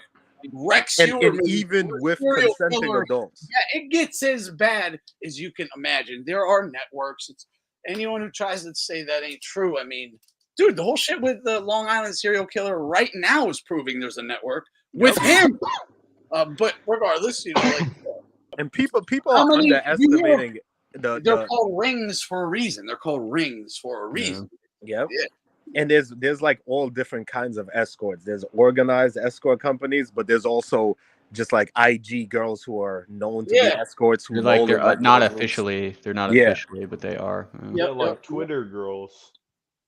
Yeah. And then TikTok is like the pedophilia shit. So they have like all those young girls. Yeah, I don't have TikTok, but that's what I hear. Yeah. That's what I hear. Yeah, I'm never downloading that shit. I don't see I'll look through YouTube Shorts, right? I don't see like 10-year-olds dancing in underwear. I don't see that. No, the issue with TikTok. But I heard I see like 20-year-olds dancing in underwear. Right? You might think they're 20. Like in TikTok, there's girls with BBL. Well, I'm talking about on YouTube. I'm talking about on YouTube. On YouTube. On TikTok, it's not safe at all, bro. Like there's gonna be like 15, 16. 17-year-old girls with surgeries. You don't know. You can't tell. Jesus Christ. Yeah, I remember a couple years back, a girl like blew up for being hot or whatever and having her titties out, and it turned out she was 13. Yeah, it's impossible. Yeah, but it's like, I mean, have you seen middle schoolers though? Like, you have to think back to when you were a freshman in college or something. Do you remember how they looked back then? So you can't. It's like to distinguish that between like say a senior in high school. It's like that's the difference. You can't. It's hard to tell. Yeah, it's very small. It's like puberty, right? Like you've seen middle schoolers and there's like a boy who looks like they're 8 years old and there's a girl who looks like she's 18. It's like puberty's weird, bro. Like man, bodies develop differently, so you can definitely get fucking fooled. I actually think puberty is like a real it's like an advantage in certain ways to hit it at a certain time, because then you like start getting you get more time to get used to your body and get the skills right. So if you hit it earlier at 16, you're training in your full frame coordination, right? Yeah, then the girls hit it before the dudes. Yeah, that's what Yeah, happens. they always do. Yeah, they hit it earlier than us. They hit it before the dudes, but now this day and age, now it's fucked up because of all the surgeries. You'll be surprised at how young girls are getting surgeries, and like all the makeup, the surgeries, everything like that. That's scary. Yeah, I knew chicks getting like nose jobs, just like at like 17, 18. But you're seeing it, and that was crazy because you're like, you're not even fully grown. Like, what are you doing? And How do you get the money for it? How do you get it done? Like, you know what the incredible thing about that? Your I've parent. heard of girls getting like one girl I was going out with, like she was talking about her niece or something, like they will get a graduation gift with Boob surgery. job? They were getting her for a graduation gift. Yep, I knew it. That's what I was gonna say. I've been seeing a lot of teenage girls getting boob jobs. But what parents would do? I mean, I get like braces and stuff. And maybe if their nose are. Imagine going and buying your son a dick extension. Yeah, it's like what the fuck? Also, like, help them out, buy them an asset or something. I guess with girls it doesn't matter because they're just gonna they can just get married or whatever. That is an asset. But, like, Yo, son, guess what you wrap him around the neck? Hey, guess what your graduation present is? I'm getting you a bigger dick today. What the fuck? Like, well, what if I'm good? Boys like, is different. Like boys is like, yeah, you know, degenerate ass parents, bro. Yeah, Man, these parents. Yeah. So, But yeah, like when you go to parties in high school, like there's girls getting fucked in the bathroom in their own house, and their parents are there. Their parents are upstairs high drinking school, wine while they're getting fucked in the bathroom. junior high school. For sure. Yeah, dude, I remember. I mean, it wasn't as wild, but like there was like weird parties where like I wasn't popular in middle school. I was like a hooper, but I would hear stories of kids like playing like kissing games. Oh yeah, and drinking, and like girls would go to high school parties and they were like 12 years old. Yep. Yeah. Well, check. This is like I just thought like oh god, yeah, dude, bro, chicks are fucking freaks from young. I remember I was in like 4th grade. Well, they're freaks if they're not given proper stimulus and raised properly. Like they're just very prone to. Yeah, I'm not going to get into it. Never mind. Fucking crazy. No, I agree with you completely. It's fun. Yeah, chicks at any stage, like they're susceptible to just peer pressure and societal bullshit. So I've even known chicks that were completely not on that kind of time in high school. Then in college, they were whores. Or the ones that were whores in high school. It's like, or I've even known girls that were like, had a boyfriend, and maybe like mid-20s they just turned into a hoe. So you never know. So. The classiest, smartest, literally the smartest, most intelligent, classiest chick I knew growing up never was like classy. Yeah. Yep. I don't know what happened. Don't know what happened. Listen, if a girl's gonna be decent, she has to be one of those that goes from relationship to relationship. Any girl that's just like taking big gaps of time with no relationship at a young age, you know what it is. Yeah, or she's got to be like a borderline nun. She's got to be like a borderline nun, like never dating anyone at all. No, the borderline. I guess it depends. She can party. It doesn't matter at all. If she's a borderline nut and hot, it doesn't matter. Yeah. If she's hot in any way. It's just like I think he said none. Borderline. Oh, none. Okay. Like behaving like a nun. Yeah. Oh, okay. But some of those might recoil the other way. Bro, you don't know what I was doing at church camp when I was 16, they're all fucking just as crazy as the most fucking perved out, fucking wild ass dude. I'm telling you. They are. It's just they're different about it. Yeah. They have their own way, but yeah, I don't know. I got my guard up. Church camp, bro. that's like, that's the. And that's funny though. Like church talking about camp. those things, there will be guys even with money, like they will be on purpose around like high schoolers. Like for example, like Drake. Drake, he's a fan. No, listen to these guys. Yeah, hold on. I don't think we got to talk about Drake on here yet, man. I want to talk about that dude. Why? What happened? I don't think we talked about Drake on here at all. For real. Go ahead about the rich dudes going around high school girls. No, yeah, like the dude he likes to do, and that's something like everybody's been known. But he's not even a fan of like the WNBA. He's a fan of like girls' high school basketball. That's just Like, weird. who's a fan of that? Like, he's He ain't a fan of high school basketball. He's a high school there you girl. go. He's a fan of the girls. You know? Choose exactly. volleyball. Choose soccer. Come on now. Same reason when I was in high school, I used to go to high school girls' games. Yeah, you go to volleyball or Listen, whatever. I learned my Stop. lesson early in high school. I learned it was like there was a barrier there of a certain girl. Like the hottest girls in the school, they were all. I seen cars pulling up with like 25-year-old guys picking them up. I'm like, yo, why can't I get with these chicks? Like these chicks were all going out with older guys. The baddest No, chicks I were have a always few going out stories with about that. Dude, they were because I would like going out. The girls in my area in high school were going out with NFL players. All right. Yep. Like, I'm not joking. Like, living with professional fucking athletes, and they're fucking high school students. Yeah. I don't think anything. This is when I was growing up. This is like 90s, 2000, early 2000s, whatnot. But I don't think anything's changed. Yeah, now it's like SoundCloud rappers instead of NFL players. Nothing has changed. Facts. SoundCloud. Yeah, humans haven't changed that much in thousands of years. The thing Not is, really. you also have to understand though, like for the most part, most groupies are like girls are around those ages. Like them, that's like their age when they like groupies. Well, So idol whatever. culture, right? They're like you know, they love this singer, they love this, They just love that social clout. Yeah, They social love to be out status. there. Yeah, they love to be out there. So even if it's a guy that doesn't have money, if he has a social circle, he always has invites, he always has places to go. They're gonna be around that guy.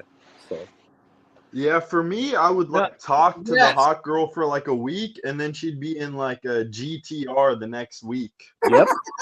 Like I didn't have a job or a car, and she would be out with like a 23-year-old Mexican dude with like a Hellcat and a fresh lineup. Or the drug dealers, Yeah, it's always the plugs, like the local plugs. They'll be like 28, and they'll be fucking all because the thing about those guys, drugs, bro. That's the best.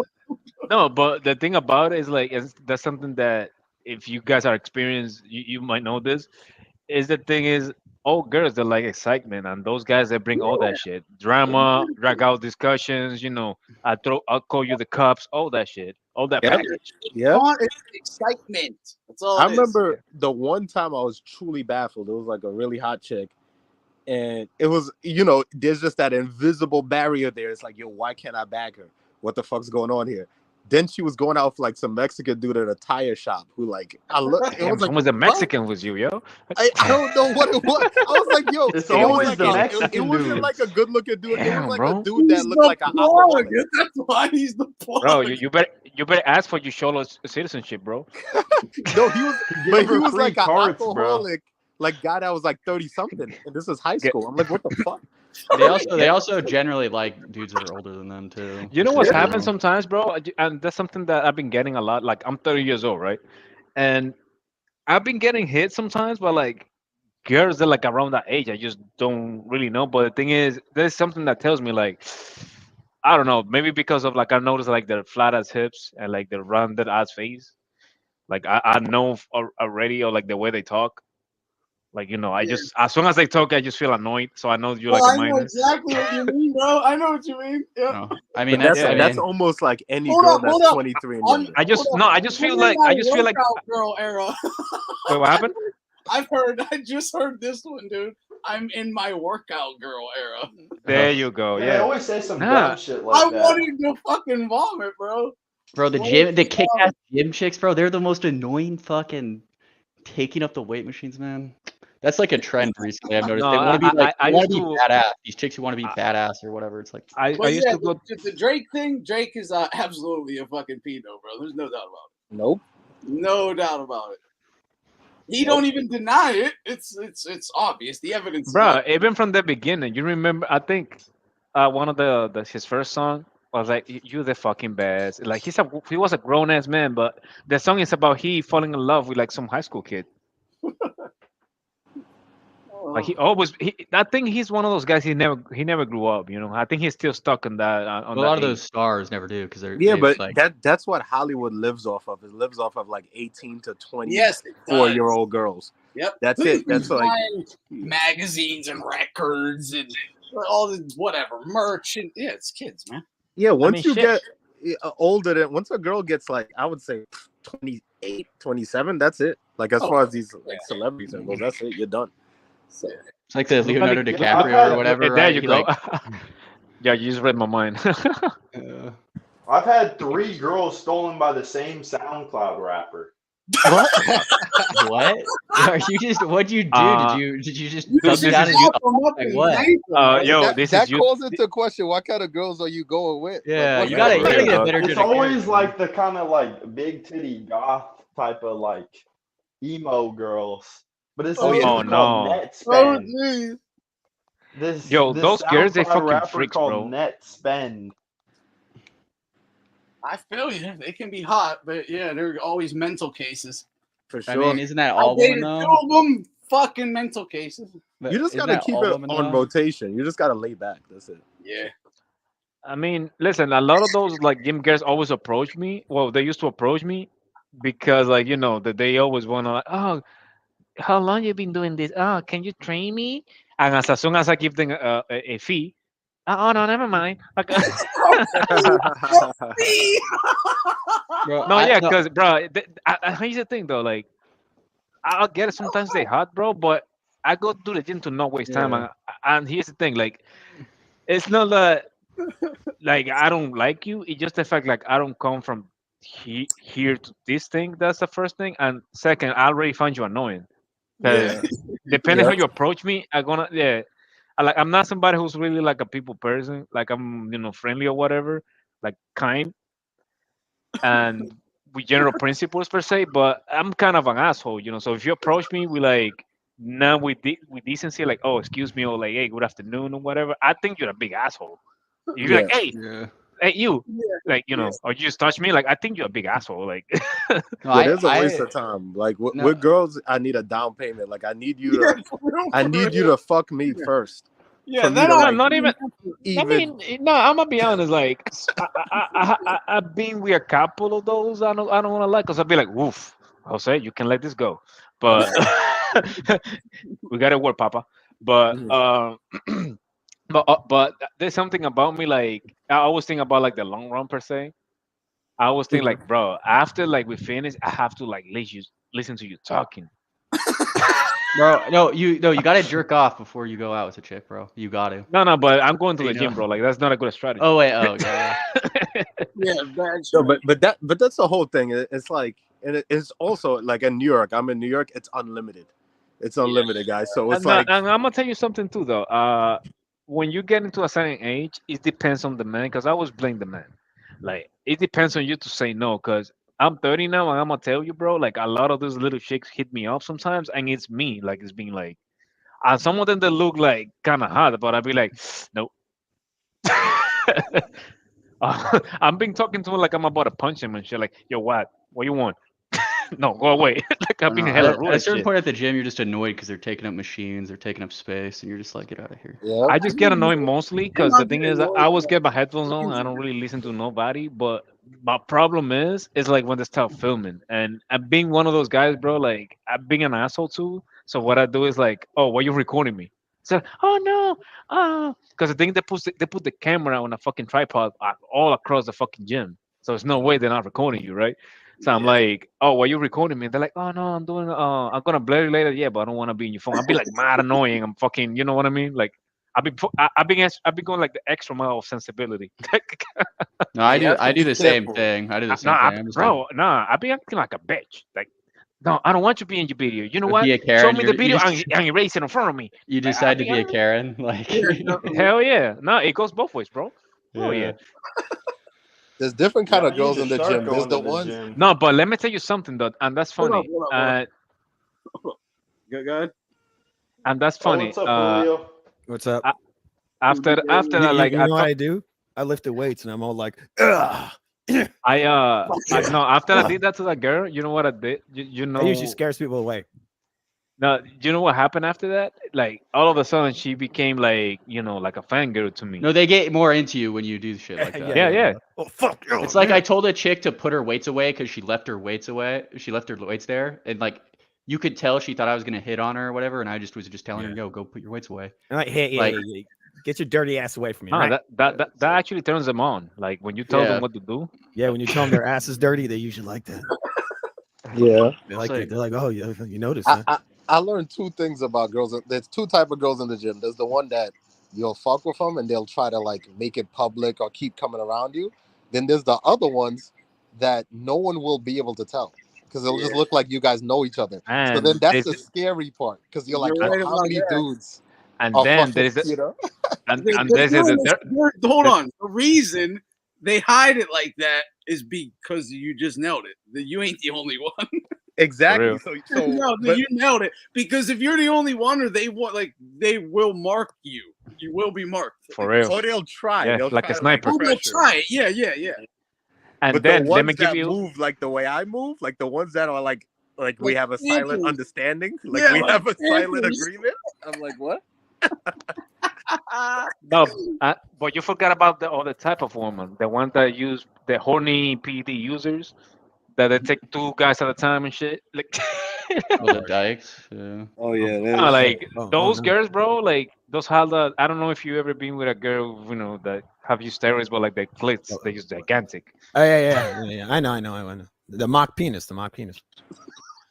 No, Yeah, I those need to girls start going are a to the little bit gym. too aggressive for me. Like I like submissive girls. Like the bodybuilder type chicks will just like walk up on me and just like they're just Yeah, like it's kind of stupid. aggressive. Like Yeah, you won't even be out of shape, and they're like, yeah, you kind of soft there. Yeah, Like, what the fuck?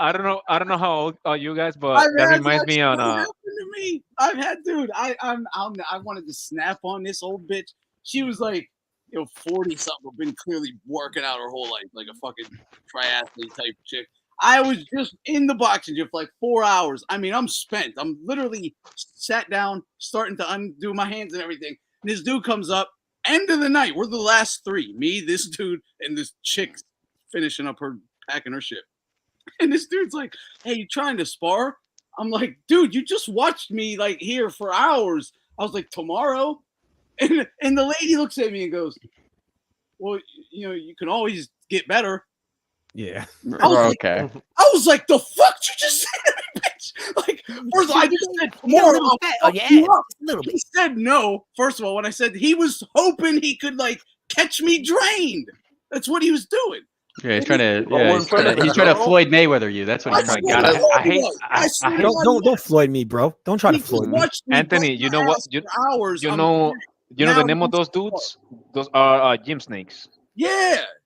They just watch you until like you get spent, and then they be like, "Oh, let's spar." And I said, "How about?" I said, "No, not today. I don't spar at the end of a." They called me the session, gym whatever. snake. And I said tomorrow, and he goes, "No, I won't be here tomorrow." And I'm like, well, Okay, yeah, I see. Yeah, what they were you're trying at, to huh? make you like do it now. Like, oh yeah, since you're not gonna be tomorrow, okay, let's do it now. Like, yeah, bitch, like get out of here. Like, that's like the doghouse gym. Mayweather would have walked in and be like, "What, you a bitch?" Yeah, Get in and the you ring. can always get better. I was like, I'll fuck him up tomorrow. I could probably do it right now, but I know better. It's like I just exerted myself 10 times over. What are you talking? That's no, the bro, reason. I fall into the trap like a couple of times, and honestly, I like have one too. time I looked ridiculous because like I even stripped up my foot because I was so fucking tired, Exactly. and then I was like, oh, in the gym knows that tactic, and This you is me in will the fall gym. for it early. Yeah. no, but something that I did to this kid was the next, right? I was like, okay, you got me that time, right? So what I did was I actually waited, because I actually peeped his game. He actually like sat down or do like some like like give me punches, That's me in the or gym. he That's me in throw the like a gym. couple of things, or like he goes to like run or like talk shit or whatever, or like do some warm ups. Yep. But he's not really doing You're like a black whole now, bunch of like. Julio? That's me in the gym, bro. You're black? Ain't nothing but a peanut, baby. He's just staying warmed up. He's just staying fresh and warm. He's not. Yeah, like bro, like he just talking to you. He's not even sweat. He's not even sweating. And like I was waiting for this dude, right? So like I finish it. I'm gonna let like my alarm go off. I even pretend like I was tired. Like it was like 30 or 35 seconds away. It was like 30, 35 seconds away from the clock. And I was pretending like I was spent as fuck. Like,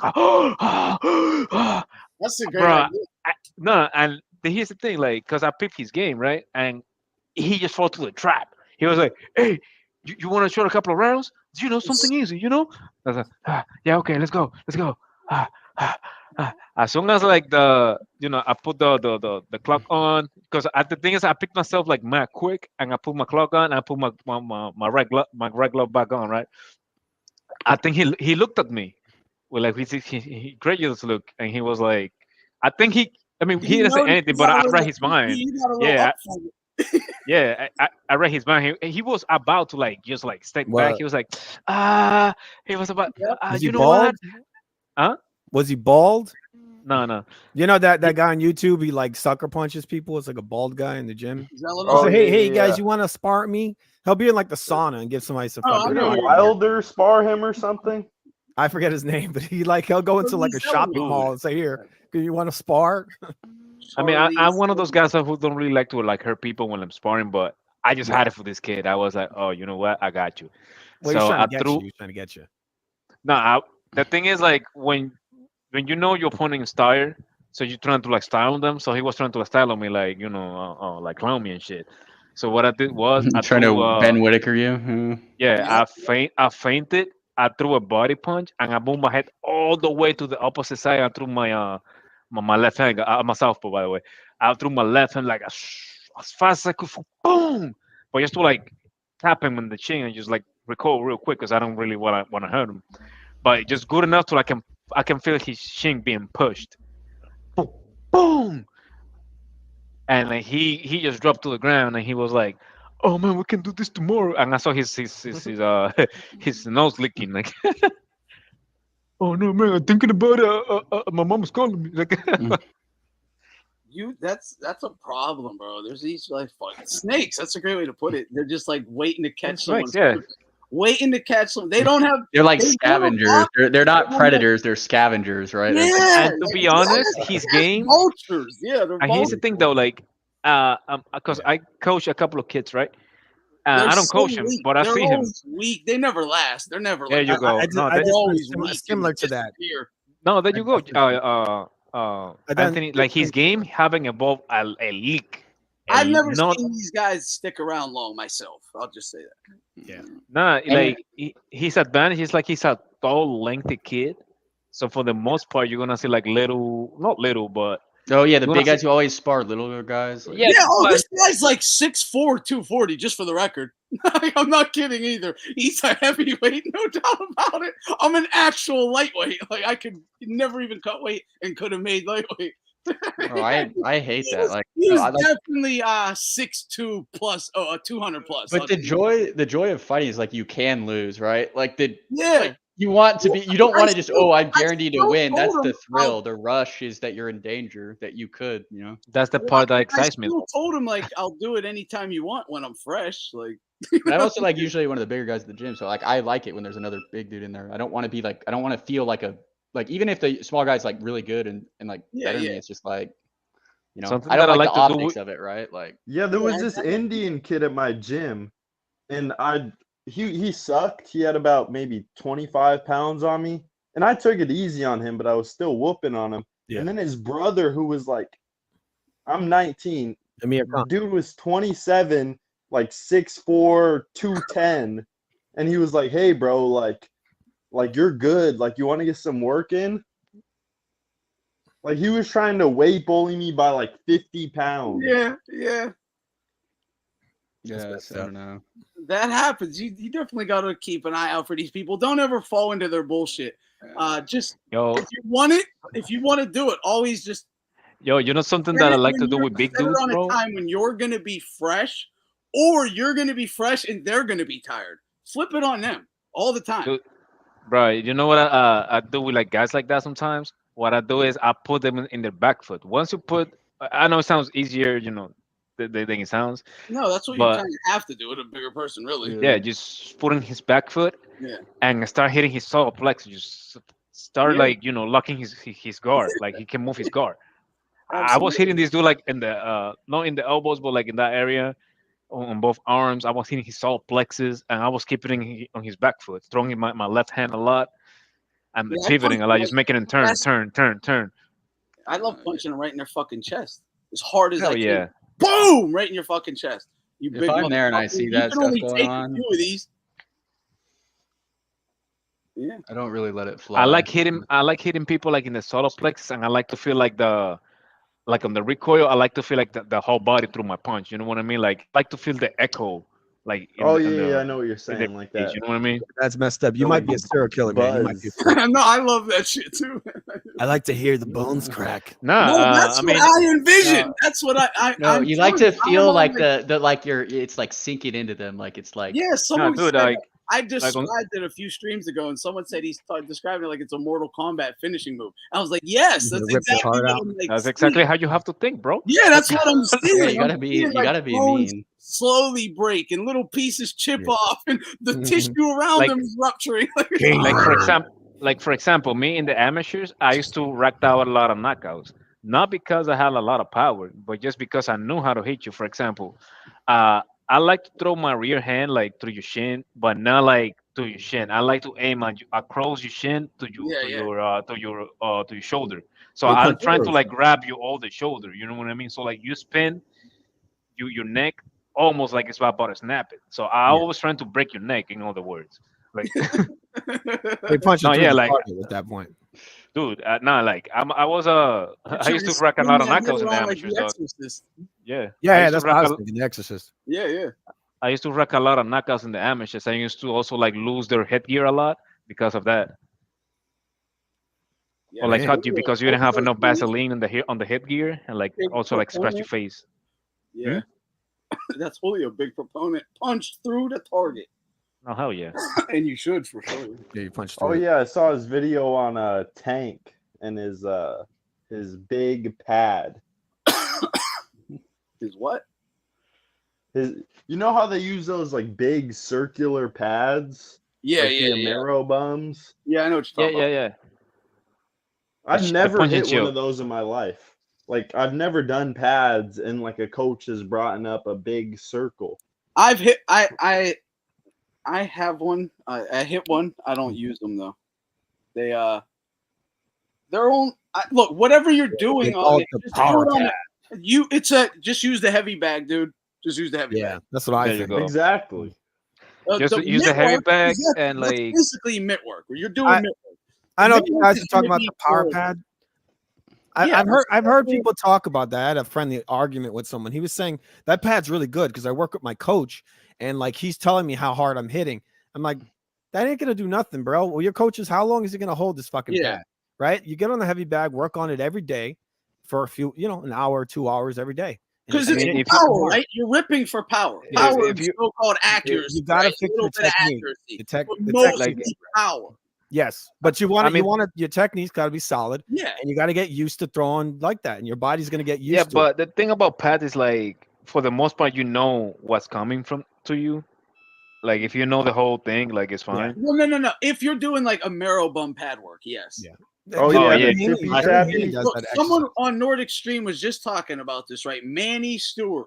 They brought up Manny Stewart criticizing these like Floyd Mayweather pad work, and he said this is why you're seeing Americans not know how to punch through targets. Because Yeah. they want to look cool. Yeah, It Amero looks bums cool. It don't looks even cool for keep the their open wrists workout, locked. right? Yeah, because it's a bunch of Yes. a bunch of pat, none of this. Wow, I made a video like that a few months ago, and I Yeah, I saw I showed Manny Pacquiao's pad work compared. Manny punches straight through the target every Yeah. single time, and he's ridiculously And fast. Not only is it to refine technique Yes. and accuracy, but it is still simulating a You have to simulate a fight. That's always got to Yeah, be. what is the tippy tap Amero bum It's trash. Devin Haney pad I work don't doing? even know what it does besides work Bro, it's on like patty cake. That's what it is. Yeah. It's terrible. It does nothing. You have to be able to hit real hard because that's how you also refine your balance when you throw a Yeah, hard for punch. Because sure. one of the times you're going to go off the most balance is when you're punching hard.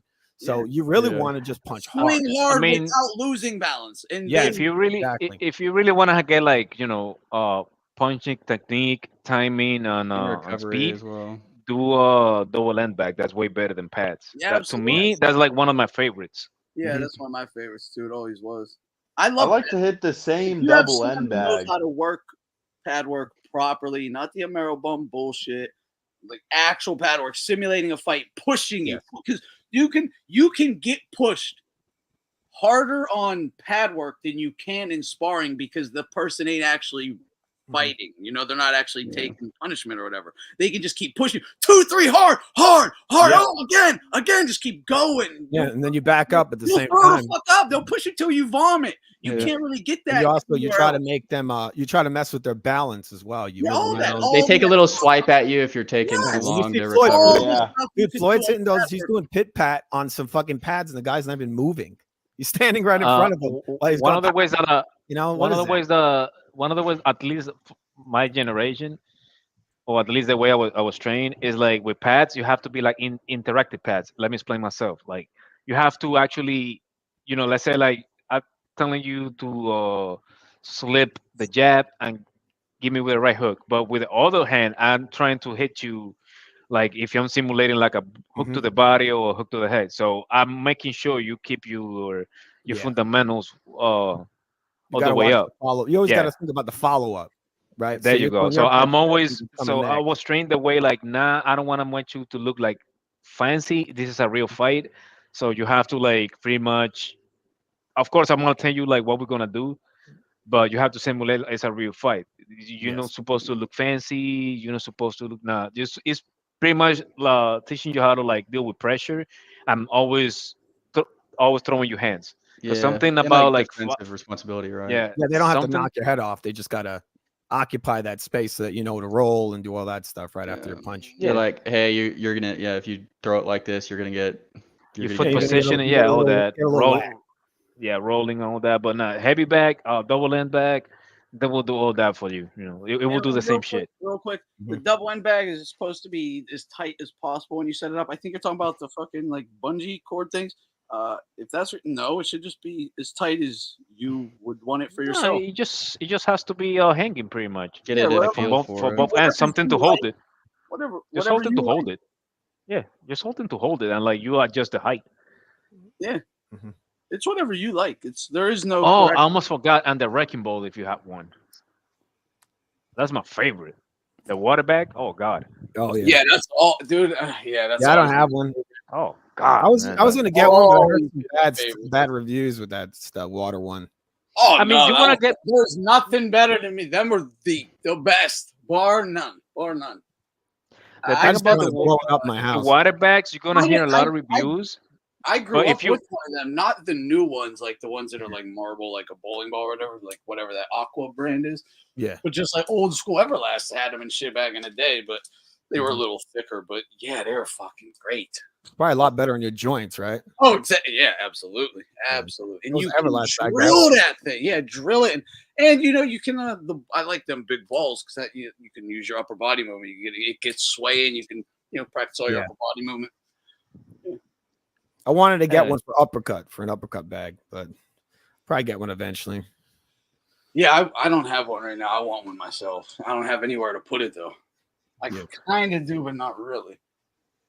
I'm insane. I put a big heavy bag in my guest room. Like especially Anthony, if you're practicing slips, roll, like rolls. Slip, roll, and uppercut. Yeah. One of those bags, bro, is just beautiful, man. Yeah, that's dude. Yeah, I had a video of me working. I think it might still be up on it. Oh, that's like my choice bag. If that bag is open, that's the one I'm first going to. I'll go to other shit, but that's my favorite. I can do everything on it.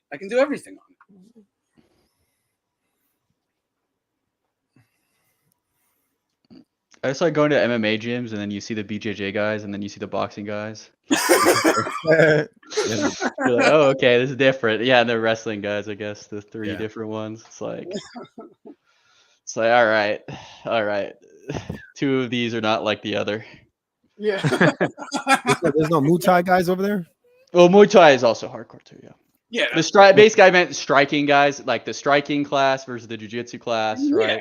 Exactly. I'm a wrestler, so I don't like to associate wrestling with BJJ, fighting. but one is fighting. The other one's like I don't even know. Low key little guy. Look, I'm not saying it's fucking useless or anything, but I'm just stating that unless you're fighting somebody under BJJ rules, fucking 99% of it's null and void. Yeah. I'll rip your eye out of your fucking head. I'll rip your jugular. I'll rip your fucking. I'll knee your testicles. Like you're letting go of me, bro. I'll break your fingers. Like you're letting go. I'm letting go. Everyone's gonna let go. I view it as like I'll start headbutting your fucking head in your teeth. You're letting go. I mean, the only things I train is for a rear naked choke or like a what do you call it? Like like a guillotine. Yeah. That's good to train those because you're gonna run into boy knows that at 4 years in old. a street fight. You're gonna get into those. The natural, every boy knows how to do that at 4 years old. I feel like the natural, kind of aggressive,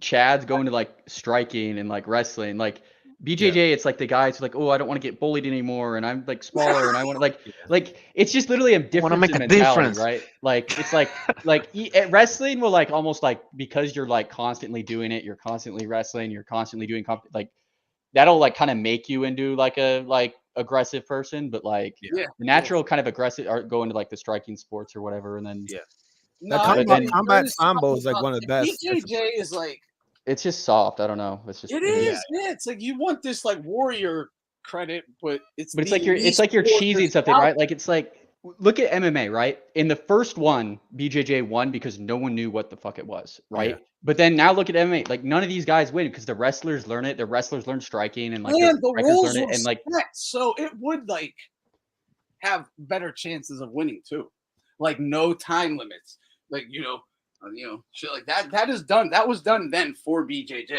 because they know we can get someone to tire a little bit. They'll get a little sloppy. He can hurry up, wrap them up in something. But if you keep also if you don't expect it, you're like what? Like and if you keep letting Ken Shamrock refresh, have his corner give him info and corner him, shit like that. Yeah, man, it was get out of here, dude.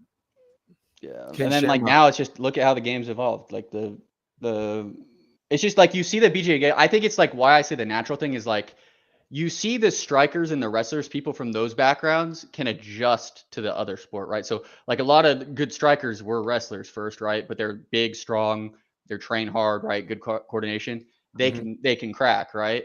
And then the strikers can learn wrestling, they can learn takedown defense. But like you see the BJJ guys, they don't really like. It feels like they have a harder time transitioning, right? And what if you're not very agile or flexible?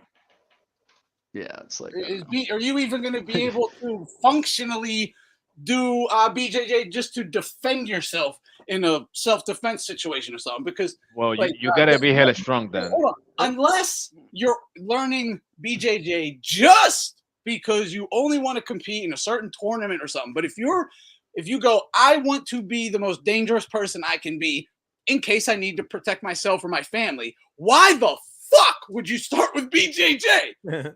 Like, that's all I'm saying. Like, I start with gun JJ. Yeah, for sure. But Josh, I saw it. You know what happens, Anthony? Boxing. Yeah, BJJ is not what you want to do. You want to do boxing pretty much. Yeah, you know what happens sometimes. Fastest strike is a punch. A punch. You know what happens sometimes, Anthony? The thing about those type of martial arts is like you don't really get to those martial arts because you like them, but you be drawn to it. It's because you got convinced by somebody else, like you've been introduced. Yeah, but you've been introduced into a cult pretty much. Yeah, you know what I mean. Like the jiu-jitsu guys, if you let a jiu-jitsu guy let him talk, he's gonna say that jiu-jitsu can beat everybody. Yeah, that's the problem. Yeah, and I feel like the other disciplines aren't as delusional. Like, check this out. I just saw this is the whole point of I can pull the clip up. It's in my legs.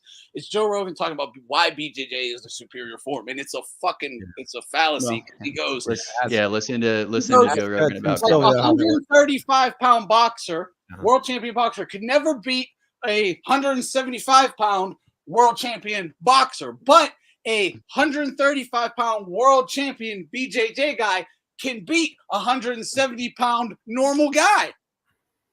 What? That's what he said. Exactly. It's like, yeah, and that fucking 118-pound boxer will fuck up with 200-pound guy. Chocolatito can fuck up. Yeah, but it's like you didn't say, he didn't say 175-pound BJ. Listen, I'm gonna tell you something though. Whenever I'm doing like wrestling or like I'm practicing, because I go with the gym also with like MMA guys and stuff. And I like to practice that sometimes because I have a little bit of a wrestling background and I have a blue belt in Kempo, which is not much, but I'm basically more of a boxer, right? Better, yeah. But like whenever like we doing wrestling or whatever, like they never can take me down because of my balance. Like it's really hard to take me down. Like in order to take me down, you actually have to like pick me up the ground and like suplex me and shit. To go for a Other than single that, leg. like you can't. If you Yeah, go for a single leg. takedown, it's gonna be bad for you. Like I actually hit a couple of my friends, like with like hard hooks to the temple when they were going for a takedown, and then with a rip an uppercut and then another hook. You see a That's simple sprawl. If you learn how to sprawl, Yeah, Bobbin? it's good enough in MMA a lot of you times. could sprawl. You just train sprawling. You could learn that pretty decently in a Boxing single day, Kingdom. probably. Boxing Kingdom. You're not gonna be amazing at it, but you could. Nah, man, like I'm You're actually really good at wrestling. Like I'm actually like able to like suplex guys that like twice my weight. Like I can deadlift 320 though. Like I'm not a weak dude. Like Ryan Garcia is probably getting suspended for 2 years this week. Oh, are they going to do another fight after he retires? I think I doubt that. I But don't it think they can just really do that. tweeted Ryan Garcia won't be able to fight in the USA until April of 2026 if the reported 2-year ban is officially confirmed this week. That would be ridiculous because look, Canelo popped dirty. That's wild. What the fuck? I think Taekwondo kicked her okay. Wild. Dude, boxing will lose so And much he had a more real than steroid, you. dude. He had look, Austrian is a common contaminant in supplements. That shit that Canelo took is not a common contaminant. That's a straight up steroid, PED. It's a hardcore PED.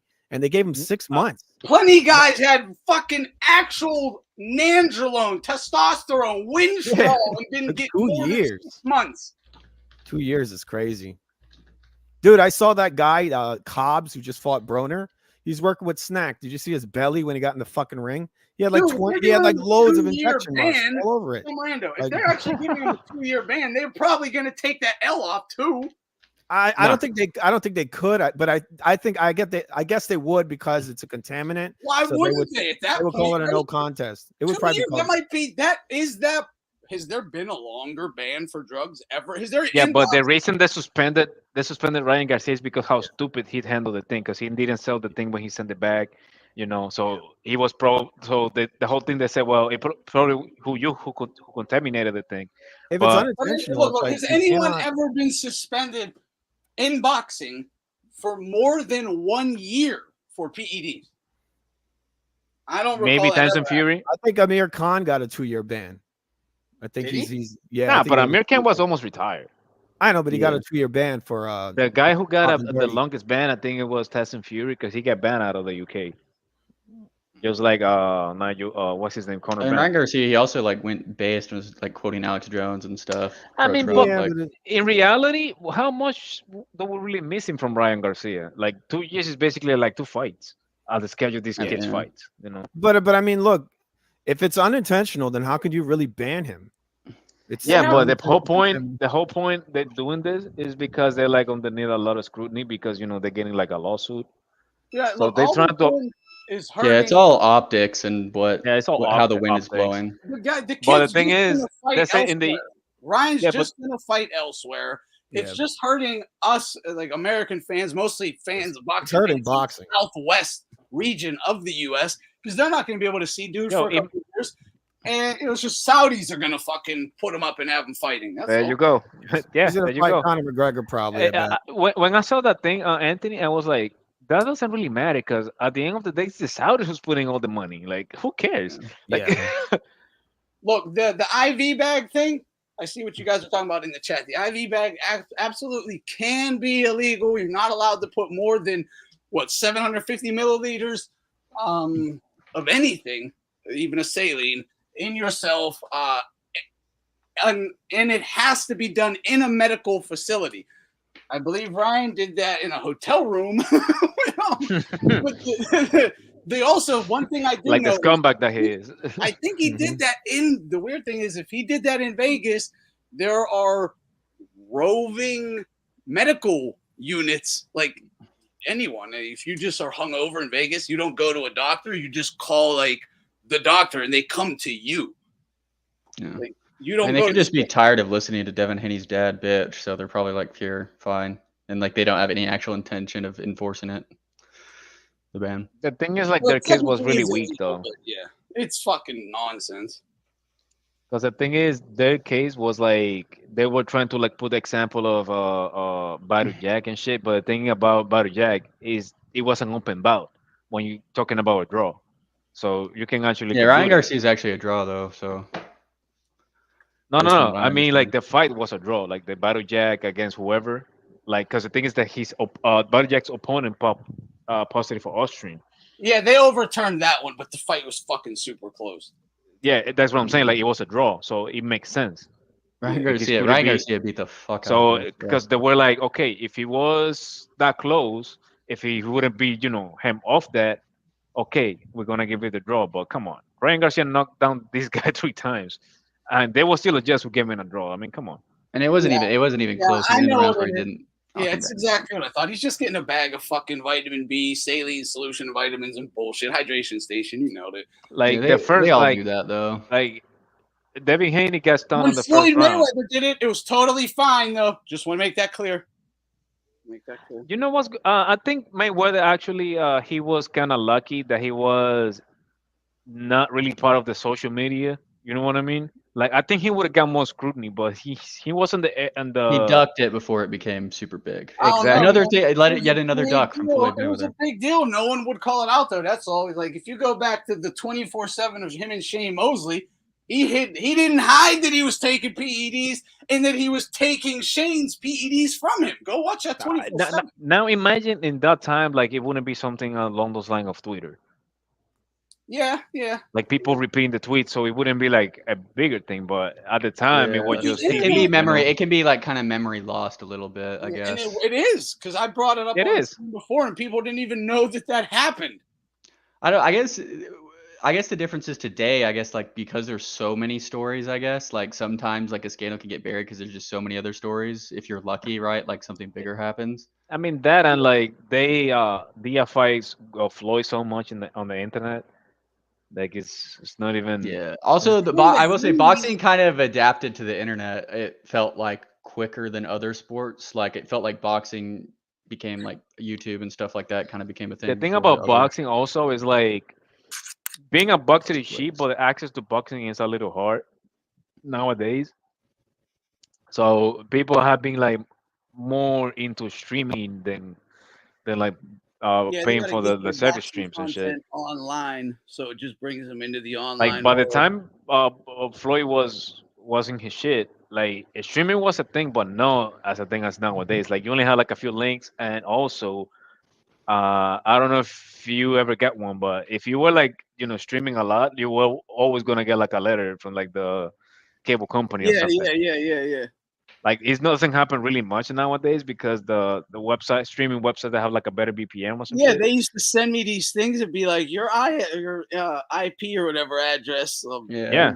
Downloaded these songs or whatever. They wouldn't say the names of them, but it'd be like accessed or whatever. Yeah, licensed songs or whatever. Yeah. And then the VPNs came and they bailed you out. Yeah. Especially if you're like in a metropolis, like especially on the East Coast, they find that shit real quick. Yeah. Oh yeah, they were sending letters to everybody like that. No one I knew Yeah. got in any trouble though. Where's L Dog? I have a beef to pick with him because I almost spent a night watching amateur Floyd fights because of him. Because I was like, oh, did he get robbed in the Olympics? He's like, did he? And I was like, oh wait, did he not? And then I almost wasted an evening watching Floyd amateur fights. And then I realized, oh wait, what am I doing? Like, what am I doing? Like just to prove him wrong. Like, hey, I'm gonna watch this shit. Nah, I'm not doing it. Yeah. You know how many You know, times I've done that? I got signed up in one of those things before, and I think it was L Jose Dog does Ramirez. seem like he would be good at running psyops. Like Seems like he'd be good at that. Yeah, he was telling me like, oh, Jose Ramirez actually beat Lomachenko in the amateur. I was like, nah, really? Nah, nah, you're lying. Nah, for real? Yeah, wait, did he? Bruh, did he? Nah. Bro, I can't. I had it like pulled up on YouTube. I was like, okay, Floyd Mayweather. Like, what am I doing, bro? I'm not watching Floyd fight. Yo, no, I feel you though, bro. I was obsessive, man. I was even like writing down the scoring the fights and shit. And I was just like you. I was like, wait, what the fuck am I doing? He like got it into my mind. I don't know, bro. He's a smooth operator. I think probably happened like the same as you. I was like, I want to prove this dude wrong, so bad. Like that, and I like to see like fights like that. You know, when I think sometimes I get more excitement out of like amateur fights than like real fights. To be honest. Well, I watched the like I've seen like Costa Zoo. Like I like to watch like the really good ones, like Costa Zoo, like Vernon Whitaker, like Usyk, of course. You know what guy who used to be really good in the amateur, really exciting? Keith Thurman. Yeah. He Yeah. was talked about a lot.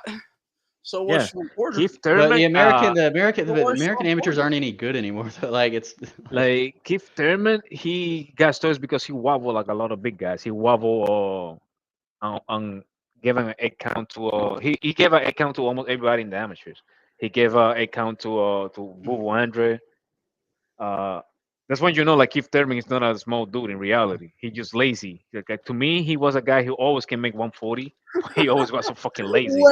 Wait, hold on. This is fucking like full what's a full character swap. Yeah, I know. a long way from TMT L Dog, exactly. So L Dog be arguing with black dudes that Loma beat. I actually feel like I saw most black guys kind of thought Loma won, but maybe I was just looking at the more reasonable ones. But I'm sorry, bud. The fucking film study you did on Lomachenko-Haney was utterly ridiculous, man. It was utterly ridiculous. But the whole comments are all like, he beat that boy's ass. And he totally ignored everything Loma did.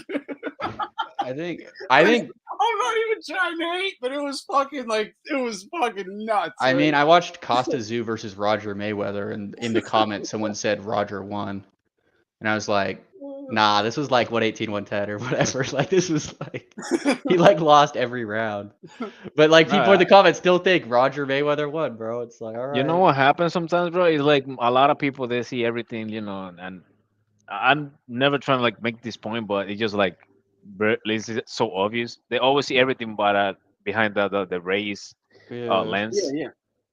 And I hate to make that point, but it's just like so fucking obvious. It's like, bro, like you don't know anything about this fight. You just like him because he's black. Well, it's like sometimes like you need to look at things from that lens, but like you need to be able to separate yourself from that. I lens get as it. well. I mean, I get if you're a patriot, right? Like whenever Dominicans are fighting, I always gonna hold it for my Dominicans, right? But I'm not delusional. You're not gonna either. like if a Dominican's getting his ass beat, you're not gonna say like, "Yo, he won." Actually, like. No, yeah, exactly. Like if I see like a Braille getting his ass knocked out, I don't want to say like he won. You know, it's like, come on, man, you like for example, Alfredo Santiago, the guy who I think that was like to me the first time that Haney was never the guy who AJ was raw. Like that's the guy who Devin Haney beat. He fought on the undercard of Amparo and Matias. Alfredo Santiago. He was the guy who like let me know that if Haney ever fight with somebody his size, which he is, he's gonna either struggle or he's gonna lose because he couldn't do nothing to this kid. He outboxed him, but barely. And after that fight, he got injured with his shoulder. That's when he started calling out Lomachenko, calling out Lomachenko from the hospital. AJ, I mean, AJ is like a worse Vladimir Klitschko. That's his comp. Like people try to compare him to other black fighters, but like he's most similar to Klitschko. Yeah, but is he really black? Is he? He's probably mixed, isn't he? I don't know. Nah, he's Nigerian, but he's from the UK at the end of the day. So he's definitely mixed, regardless. Yeah, he looks mixed. Yeah, he's fucking light. But in the USA, you get like you'll get like Sugar Shane, for instance. Like you're talking to him and they have blue eyes. They're like black guys with blue eyes. You're like 76% African. Okay. What? Snoop Dogg is only 76%. Yeah, it's like African. it's like Sugar Shane Mosley. You'll see people who are black with blue eyes. It's like, okay, then you're probably more. No, because that's the thing though. Like a lot of that's something that I was talking to one of my friends. Like he actually instructed me on that. Shout out to Barack. He was like, bro, a lot of people that they're from that they're black, they're not really black. If you take a look at them, they're more like a British guy. Like they're only like darker.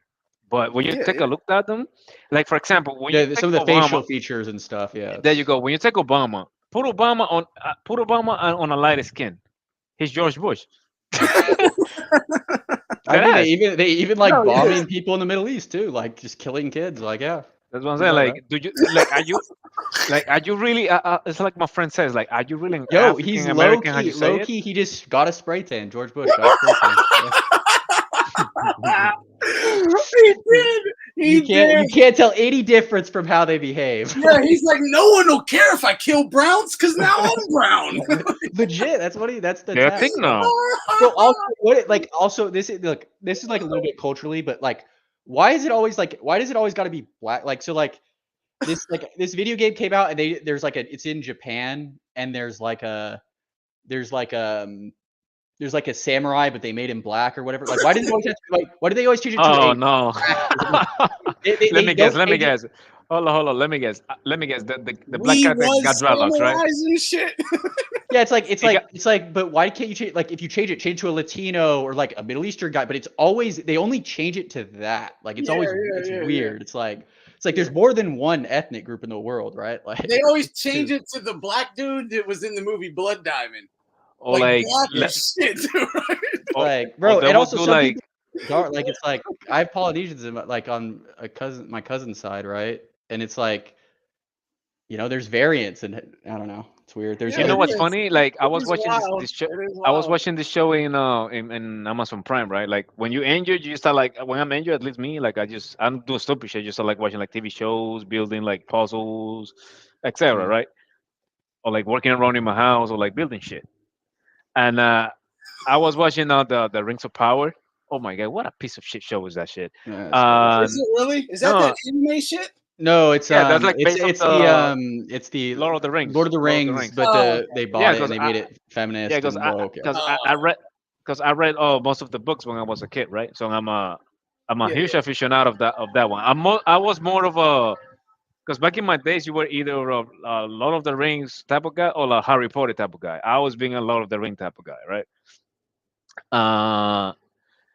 And like when I seen the show, I'm like, I know the folklore, right? This is a thing that happens by around like like the Irish folklore and like the Vikings and shit. And the thing when I see the characters, I'm like, bro, this looks more like downtown LA or like or like Times Square than like Norway. Like I see like black Chinese. I see like Yeah, look, if you're gonna make like if you're gonna race swap Thomas Edison or like Isaac Newton, make him Asian. That's believable, like Don't even do that. no, I but can bro, believe, like, bro. I can believe an Asian guy discovered gravity. Like, how you gonna tell me like these guys in like you shouldn't do 500 it. I think you shouldn't do it at all. But like you're like in remember when 500. it was even? Remember when like people would put like a Vietnamese guy to play a Mexican in a movie in the 70s and shit? Yeah, like, and even then, you look back at that and you're like, what the fuck? Right? Yeah. It's like, why is it all of a sudden? It's like, yeah, but now we should be doing it. It's like it was always weird, and it's always gonna be weird.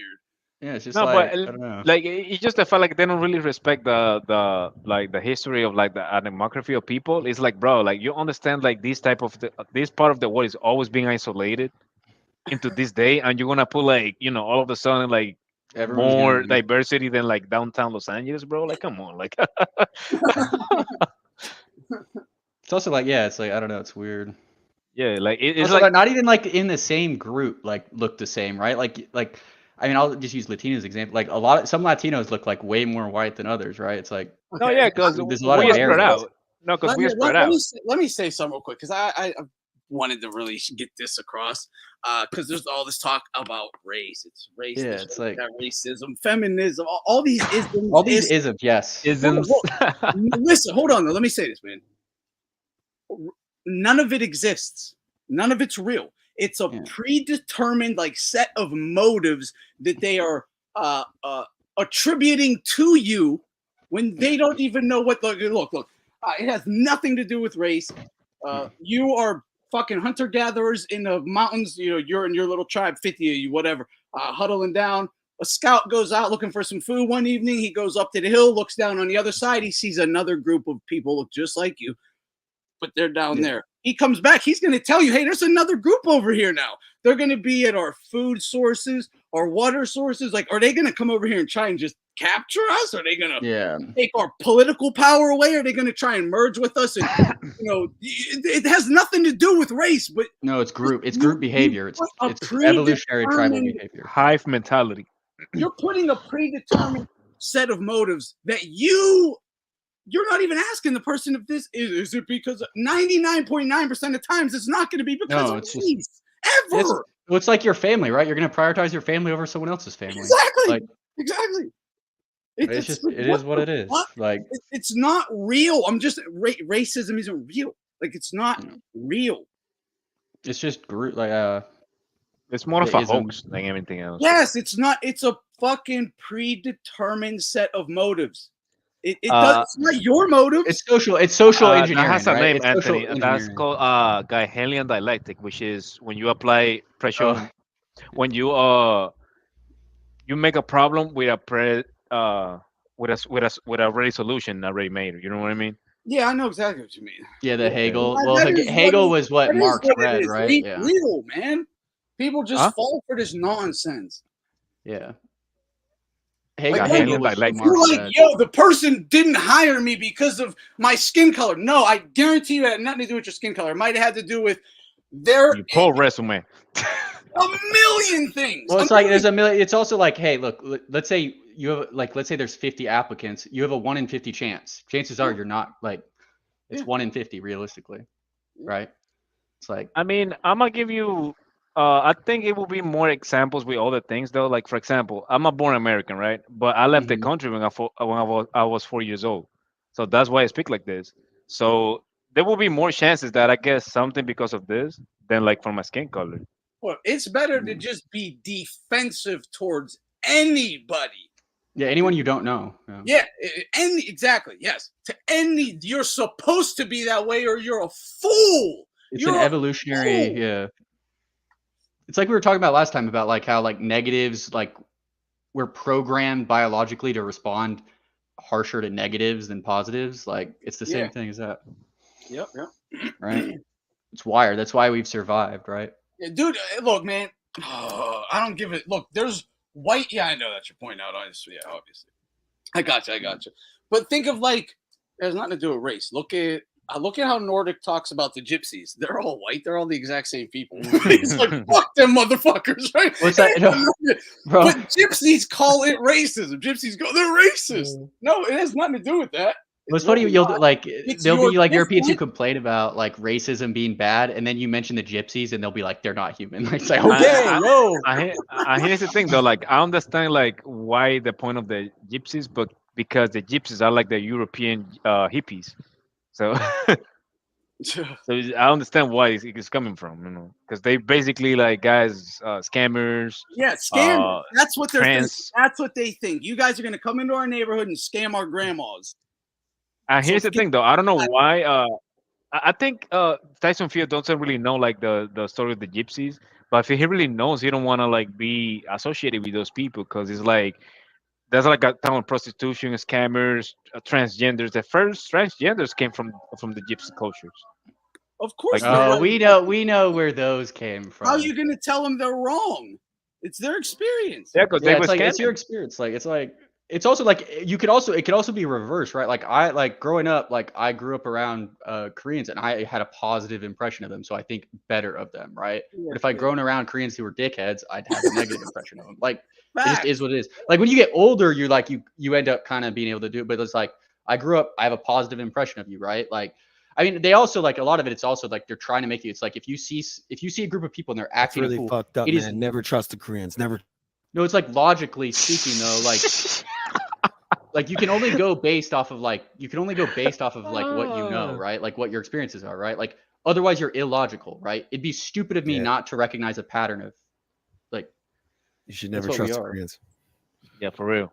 They'll get you. Yeah, we're still in Vietnam, bro. Remember that Korea, shit. the Korean chop. Vietnam, Neck, yeah, back of the remember neck. Nam? Remember that? Remember no? Oh, come in this room. I hear. That's how they talk. I'm just saying. They that serious, Yeah, all I'm saying is, look, all of us, we need to be more like grown-ups here. Adults. The adults actually need to start adulting, like they say, right? and just stop having these like superficial debates over who's more racist and who's like shut the fuck up. It don't even exist. I What think are they you like talking about? I think it's unintelligent Yo, people like to salute. use these It's terms to obvious that sound- Anthony is racist. Like, It's Yeah, fact. I'm with you. I don't I'm know. with you, Anthony. Like, it's No, like, and it's what we like gonna? this. And also it's like this. Like, Yes. what are you saying? Because when you're just saying racism, you're just saying fuck whitey is what you're really Yeah, saying. pretty You much. say that, and then what do you want to do about that? Honestly, do you really want war? Because no one wants that. You don't want that either, do you? Because that's fucking crazy if you do. Well, wars are I racket, think especially in the modern world. Well, what do you definition. want? What do you I want? think Do you the want- do you I want to think be the like- definition of racist has been like totally overused. It's pretty much meaningless at this point because people will call you a racist if you just point out like basic differences between races, like crime statistics. So like pretty much if you have basic like pattern recognition and IQ, you're pretty much a racist. if So you're intelligent. yeah, if you're intelligent and you can like pick up on like what's going on and who's doing what and what are the trends, what are the You're some patterns, kind of an ist. you're pretty much it's Yeah. pretty much the same as how they call Mhm. everyone an anti-Semite, right? If you just Mm. if you just pick up on basic things that are going on and call it out, they'll call you an anti-Semite. So it's That's why you got to Yeah. take the Hadrian pill. Well, you should ask these people who call you racist what's wrong with being racist. I bet you they will not have an actual real response to that. They'll say, "Well, it's wrong. It's just wrong." if you don't think fine. if you don't think race is like if you don't believe in being like colorblind and like race is just skin deep, if you don't believe that, then you're pretty much a racist. So that's it's Yeah, but the people, the ones who push, actuality, you're kind of just a dumbass. well, the people who push it, If as being the what? greatest thing in the world, don't You even know believe why they dislike You're a it. fucking dumbass. Yeah, exactly. If you think everyone's a blank slate and there's just nothing to we're all one race, the human race. It's like, Yes, exactly. you're a fucking idiot. Well, we are the human race. It's true. There is a human race, but there are variations, just like there's a fucking Lasso Apso. But it all came from There's the a same. Lasso Apso over here, and there's an Akita over here. They're both fucking canines. It came from the same source. That's the whole thing. They're way different. It's the same Oh, source. and the Labrador, they're all different breeds, right? They're all different. Yeah, everyone's gonna be I different. guess. I mean, that was the whole totally idea. different That- traits. They have totally different like traits, temperament, like just everything. They're Well, completely you'll see different. that. You will that's also They're see- still the same species. Well, that's the main reason the U.S. got fucked up is because they told black people to not assimilate, and it actually destroyed everything. It made that. They told no one to assimilate. No, one they told for the- immigrant. They well, flooded. They the- flooded the country with immigration. first- and told the no- first no group- one to assimilate. Yeah, I understand that, but the first group that they really targeted was the black community, and they told them to not assimilate. And they are the product. This is why we have trap rap. That's why we have this high crime rate. Well, that's why we have riots over here, George Floyd, and all this other shit.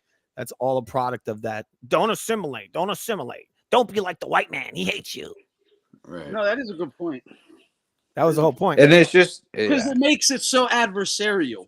Exactly. They divided the whole It's like country. that you have to butt heads. If you They not, also make it a zero-sum game. Like Yeah, we both can't succeed, like- right? If you know I can succeed and Oh, you can succeed. You're like- working together. Well, you're a bad person. Yeah. You're a They bad, also the you're country was very working moral. They were better. Like, yeah, you're a bad person. We have to They show basically you. told black people to be nihilistic, materialistic, be anti-family. They've literally been told to be demonic. They become almost Satanists in a lot of ways. I'm not going to go there, but I hear. What I mean, you're they kind of did. I mean, the I know what culture you're is talking very satanic, extremely satanic. Yeah, the whole, yeah, I know what you're saying. You know, kill your fellow man, fuck his wife. You know, everything they teach is all inversion. Yeah, it's all inversion of the Bible, all of it.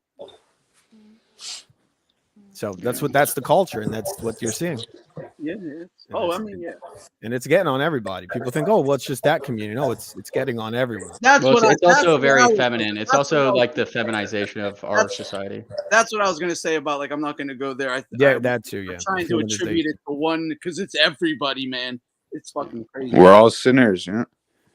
Well, Don't get me Hey, wrong.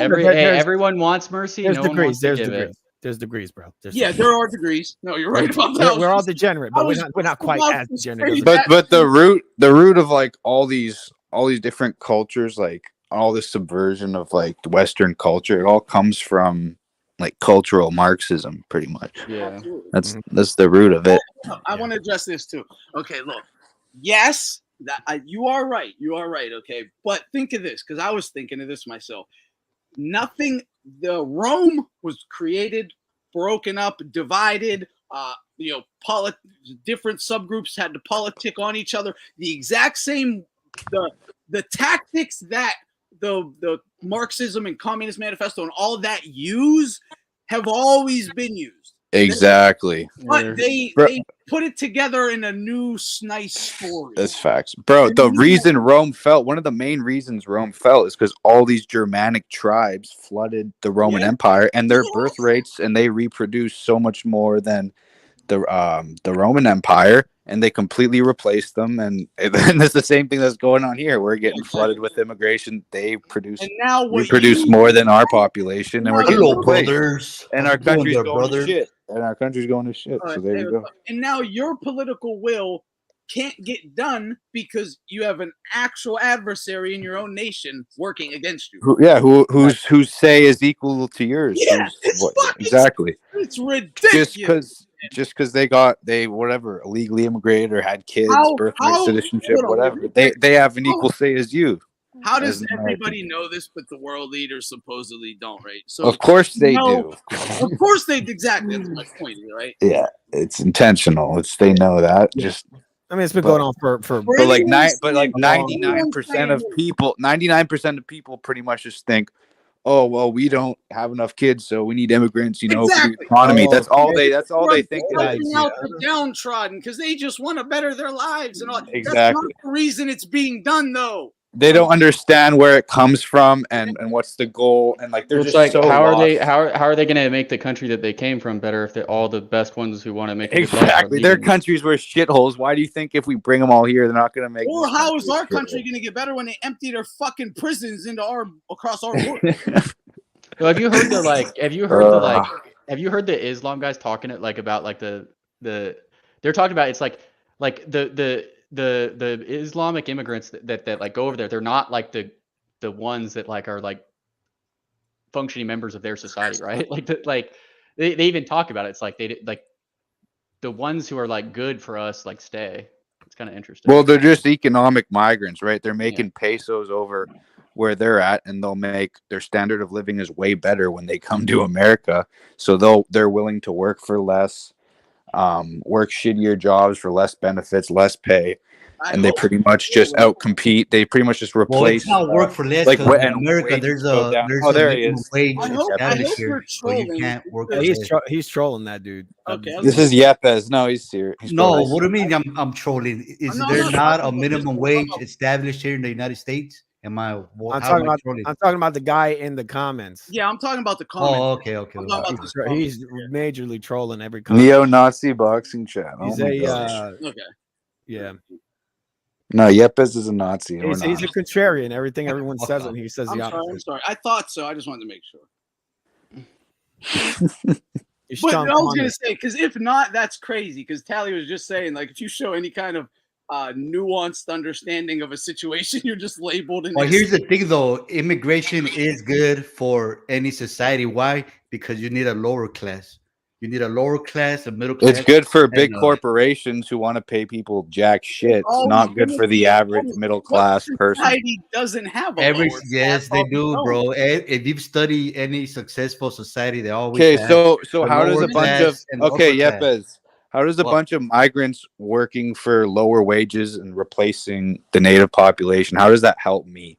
All it does is help corporations because they pay people less. Now, I'm gonna tell you. Hold on, I'm gonna respond to that because now instead of you working that lower paying job, you're gonna be able to succeed and move up the ladder and start. Oh God! What? What are you talking? Hold up. What do you mean? What am I talking about? That's exactly what it is. Do you know how supply and demand works? Hold up. I'm gonna. Yes, I do. Can't speak. Supply and demand is pretty basic. For labor, do you know how that works with migration? It seems like you do. I don't think you do understand. Pretty basic stuff. Well, isn't I don't think you do. Based on what you just said, what you just said, I don't think you understand how supply. And hold on. What nation doesn't have its own lower class, quote unquote, lower class to begin with? They're called fucking teenagers or burnouts, whatever, fucking drunks. You'll always find these lower, quote unquote, lower class people, right?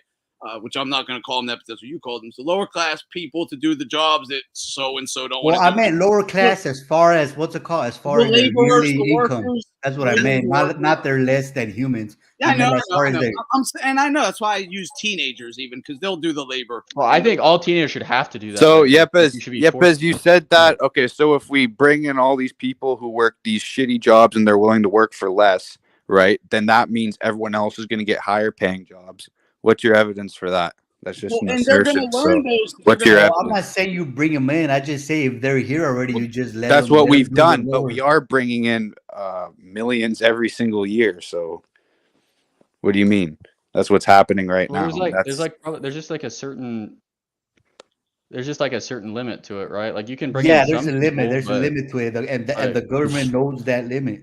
Yeah, well, whatever the limit is, it's like 100 times what it should be right now. Well, yeah, no, you don't know that. That's the government. Yeah, no, you're just an idiot. So. No, well, it's just all about do you trust the government? Like, well, you're talking to an idiot. This whole thing about yeah, it's true. It's true. A nation needs cheap labor and all that. That's yeah. Because look, if you look at the third, let me respond to this guy. Nonsense. Thunderdome. Look, if you look at it, like all the third world countries, like in Africa and some in South America, or over in the Middle East or whatever, they don't have a middle or a high class. They're just lower class, and they're all fucking killing each other for fucking. That has nothing to do with what we're talking about. Because of who they are, though. That's because of who they are. You don't think if there was a system in place where everybody could work? Because if they had the brain for that, they would have created that system. I'm sorry. Well, that's why. This is where genetics come into play. Well, you think Afghanistan is even comparable to America in talking about labor markets and what does the Middle East and Africa have? There are other countries like China and Japan where they do have a lower, middle, and upper class, and they're a successful country just as much as the United States and these other first world countries. Wait, hold on, real quick. Though. Japan doesn't even have immigration. Wait. Why is Europe? I didn't say anything. I said lower. Why is Europe and Africa's Africa when there's so much more resources, nicer weather, everything you can ask for is right there in Africa? Why haven't they turned it into? No, we could look into those. Why not? Why is there having shit when they have all the resources? Yeah, why not? Yeah, but we're kind of what's it called? Let's just finish with this topic, then we can move on to the next one. We're asking, but this is related. This is the topic. No, I'm saying that every successful country needs a lower, middle, and upper class. That's what I said. Bingo, Luca. Now you can't have a democracy, liberal society with the fucking average IQ is below 100. I don't give a shit. Exactly, man. Read the everyone in the chat. Everyone in the chat, read the bell curve. It's by Charles. Genetics, man. It ain't the soil of fucking Africa ain't evil. Okay, the soil of Argentina or whatever ain't evil. The soil of Afghanistan ain't evil. No, you just ain't doing shit with it. Why? They don't have an infrastructure and their countries are shit. And it's like why don't they have an infrastructure and why are their countries shit? That's they don't have immigrants to do the lower. Because they don't have immigrants. That's what he said. I don't know why. He said why is that? I was just trolling. Wait. Let me just restate what he said. I was just trolling. Hold on. Let me just restate what he said. All right. Hold on. I asked him why these countries like Afghanistan and the Middle East are shit. And he said because they don't have enough immigrants. That's what about the slaves they had for thousands of years? I don't know if that's the answer. Well, obviously nobody knows the answer, right? If somebody we know the answer. We know the answer. I told you the answer. Jesus, you're not listening, are you, Yepes? Look, you gotta listen, bro. The original point. The answer's genetic. Before you come in here yapping, you gotta listen. IQ, you know what the answer is. Yeah, that could be it. But I'm saying what this immigrants provide to the United States is we're telling you what the answer is. You're just talking nonsense. Japan had great empires going back thousands of years. Why? Because their citizens are willing to work the lower class jobs. What the fuck? What are you saying? And obviously the United States citizens, the blacks and the whites, they're lazy, bro. They become lazy in the United States because they're willing to work low. Have you been around like rural American? Like yes, Chinese. They have fucking switch. Where are you getting this theory from? I feel like you just came up with it on the spot. people not willing to Why work. do you think that China has a shitload of That's manufacturing jobs? that's the number one factor in being I a know, wealthy nation. Yeah, you have Is to have some people willing to work low wage jobs? No, I mean, you need those three classes. Oh my gosh. You can have slaves for thousands of years to build you a society by whipping them, and you still don't do Well, it. you can't have slaves anymore, though. That's not how it works. But they do, though. They do. Well, they're willing to. There's sweatshops. And they Yeah, have you for say that thousands they are of slaves because of the shitty pay, right? But that's not an option here, though, in the United States. And hold up, Is look, that- look. Benefiting jobs and all that? Okay, if there is a so-called economic benefit, is that outweighed by all the negatives? Yeah, it's just Financial drain on the taxpayers, the rapes, the robberies, the drunk driving accidents, the all that shit, murders, all of that. Because one life, right? That's all you ever hear. One life is too many. Wait, Yepes, why do you think people in the Middle East aren't willing to work low paid jobs? Do you know what the average salary is? Well, they have oil, so they have No, but you said they're not successful because they don't have immigrants and people don't work Why do you low say wage immigrants? I jobs. said 'cause What they do don't you have think those the three wages classes. are? You What do you know think when the they don't have yearly those three wages in classes. Afghanistan and Why Pakistan? don't they have those three classes? That I don't know. That's a good question. Well, your own argument is refuted just Hold up, real looking quick, at real quick. basic We are telling basic you over and statistics. over why. You even said, yeah, that very well could be why. Genetics, obviously. And then you just go, well, they don't have it, so I don't know why. But you do know why. Wait, Well, can I the ask point a is question that here? the Can I United ask? Like, the can I point just ask is, a okay, the question? original. See, you guys are getting off topic. Oh The my original God. point is that you need three classes, economic classes, in order for a country. Okay, just stop yapping, bro. You're just But can I stop just it, ask something please. though? Like, there's Well, but guess what? They don't even have the brains to build a functional society to give you your three classes. Why is that?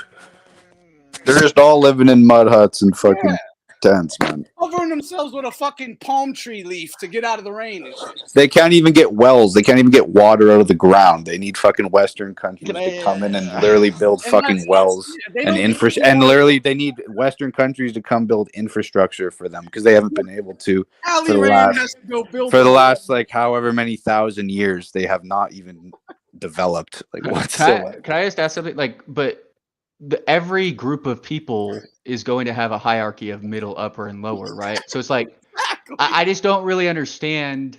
I just don't really understand like the point of like, oh, a society though, like it's because he doesn't know what he's talking about. It's like there's always like if a society exists, that will also exist, right? It has to exist.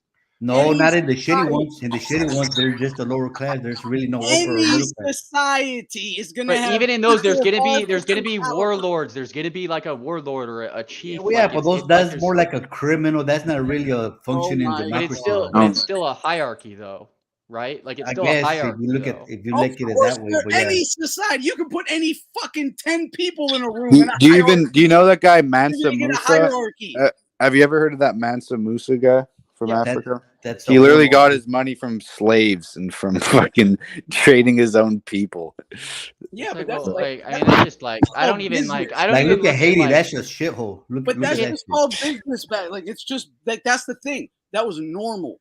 Like yeah, what I don't. You can't judge ancient societies by morality. Like it's just different. Like it's gonna be different. Like it's like I hate. I love talking about history because I like talking about these leaders and how impressive they are. But it's like, oh, they did a genocide or they killed this. It's like but it's just how it was. Yeah. Like it's just like they're gonna do that. It's just that's the morality. I mean, right? the floodgates have been open, so you guys just have to get used to it. There's no coming back from this. Oh, I know. I Floodgates are agree. open. I agree. I am used to it. I agree, though. Yeah, but it's just like I don't know. It's like no, we're gonna it's also deport the them cycle all. of it's also the cycle of history, right? Like, but I don't. Yepes. Like supposedly they're saying like in 2050 something, the white race is going to be the minority in the United States. Absolutely. We're already a global minority. I don't know why they got to make us even minority. But Yepes, nation. it's okay though because we're gonna deport all you guys in like 2036. So it's deport us where? Just wait. Why? But like, I mean, you know, like just wait, bro. We're gonna deport all of you. I mean, I'm already. We're gonna turn it back. We're gonna. I mean, I'm from California, so technically, I'm in my home. I'm in my home country. technically. No, the illegals and the illegals and all the legals, bro. No, They're all but going back. California is Mexico, so technically I'm in my No, you're not in Mexico. homeland already. We're I'm gonna send native to this land. Gonna send you back. No one's native anywhere. You're just. Well, according to the history books, right? Like what they taught me in elementary and high school. Yeah. No, he's Yeah, I more mean, native people just to- yeah, he's but then more it's like, native oh, to where his did land. those try? Like, it's just people getting taken, and killed. That's just how things work in history. No, I right? agree with you. I agree with you. Yeah, it's just like a time and a place where you were at. I don't and even shit like, and that. also with like I mean, He's definitely more native to his land than I am to this land. I'll tell you yeah, that much.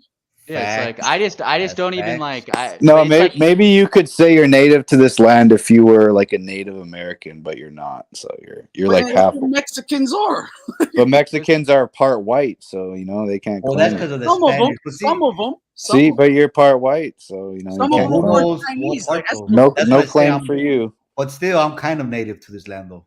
Yeah, Not yeah. really though, because half your ancestry isn't, and half your ancestry is. So Well, there's no way. maybe of if you were finding that out. fully native, maybe if you were fully Native American, you could say that. But these Mexicans trying to claim that they got claimed to California and shit, and Texas, and well, I'll just be honest. it's Like pretty goofy. the way I viewed it is New Mexico, Invictus, right? Like they couldn't Arizona. hold it. They lost the land. It got conquered. That's Oh, just and yeah, the that reality. that is what happens, right?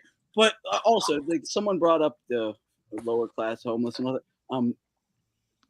Everyone else would agree. We don't have an actual homeless problem in this country, right? We have Nah, a fuck, drug, no, right here in California, we we have do, a man. drug Yes, we do. problem, right? It's not like home; it's a drug problem, right?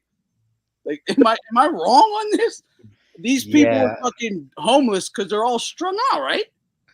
Right here in Southern Cali, we have a big fucking that shit does get on my nerves. Those fucking homeless, those people. No, do and get on my nerves. I would fucking flip shit if there was a fucking homeless encampment like across the street from my crib or something like that. Yeah, that'd be nuts. Yeah, I mean, Like, also a I lot don't of know if like you guys Latino, heard, there at was- least there a was lot a of Latin US culture comes from There was Europe. this though, USC too. student, like this Mexican guy, a homeless, tried to attack him, and this guy stabbed him, defended himself, and this guy's in jail right now. It happened like 2 days ago. And everybody has been calling the cops on these homeless guys because he was fucking messing with the girls and doing all kinds of weird shit. And this Really? guy stabbed him, right? And now he's in fucking jail for protecting himself. Jeez. I mean, it's just the world. I mean, the world is what it is. Like, I don't know. All the It's- DAs in America are pretty fucked. Like if like a black guy or like some minority commits a crime, they pretty much just a lot of the time they're more lenient with them. So and the bail, they have a lot of states where they have $0 bail, like in New York and shit. So you can commit a crime and get out for free. Yeah, it's totally fucked, the justice system, and it's all in the name of like reforming it, because they say, oh, the justice system is like racist or whatever, right? So their solution is to let out all the criminals, and that's pretty much what's happening, and allow homelessness and all this shit. also with the Latino culture, right? Like they talk about like, oh, there's like, oh, Latino. It's like a lot of that comes from Europe, though. So like, I don't really understand. Like Aldo said, right? Like a lot of the Spaniard side or whatever you mean? yeah, like a lot of just the like base, like a lot of it comes from that. Yeah, but So- what are they? Well, yes called? and no. There's like Yes and no. Spaniard, and then there's like Indio Mexican or what? Yeah, it's like the Indian, right? mix, right? Like in general. See, here's the crazy thing about that, right? What you just said. So for the most part, they mix. That shit happened like 500 years ago when the Spaniards and the natives mixed. So within that 500 years, they created our race, which is pretty much 80 and 90% of us Mexicans, right? Yeah. So within that little subculture, that's what we are. If you really But it's wanna- not a race, though. It's a no, yeah, mix it's of not. I races. agree with you. It's not a race. It's just a culture and a Yeah, but country and our. It's like a nationality. Yeah. Yeah, for sure. Yeah, it's kind of, I don't know. I always thought it was kind of weird. But like, Yepes, don't you think when people who are Mexican, when they move to America, or don't you think they should assimilate and like become an American Or do you think they should? Do you think they should keep though. their? A lot of Do them you think do. do you think they A should lot of keep them their? do. Do you think they should keep their pride in their Mexican nationality or ethnicity? So when you're a Both. first You generation both. Mexican, you kind of do, but then after a while, like the same example I just gave, that's gonna happen to Mexican Americans. There is gonna be another, how should I say, not another race, but like another subculture within Mexicans that are gonna be known as the Mexican Americans.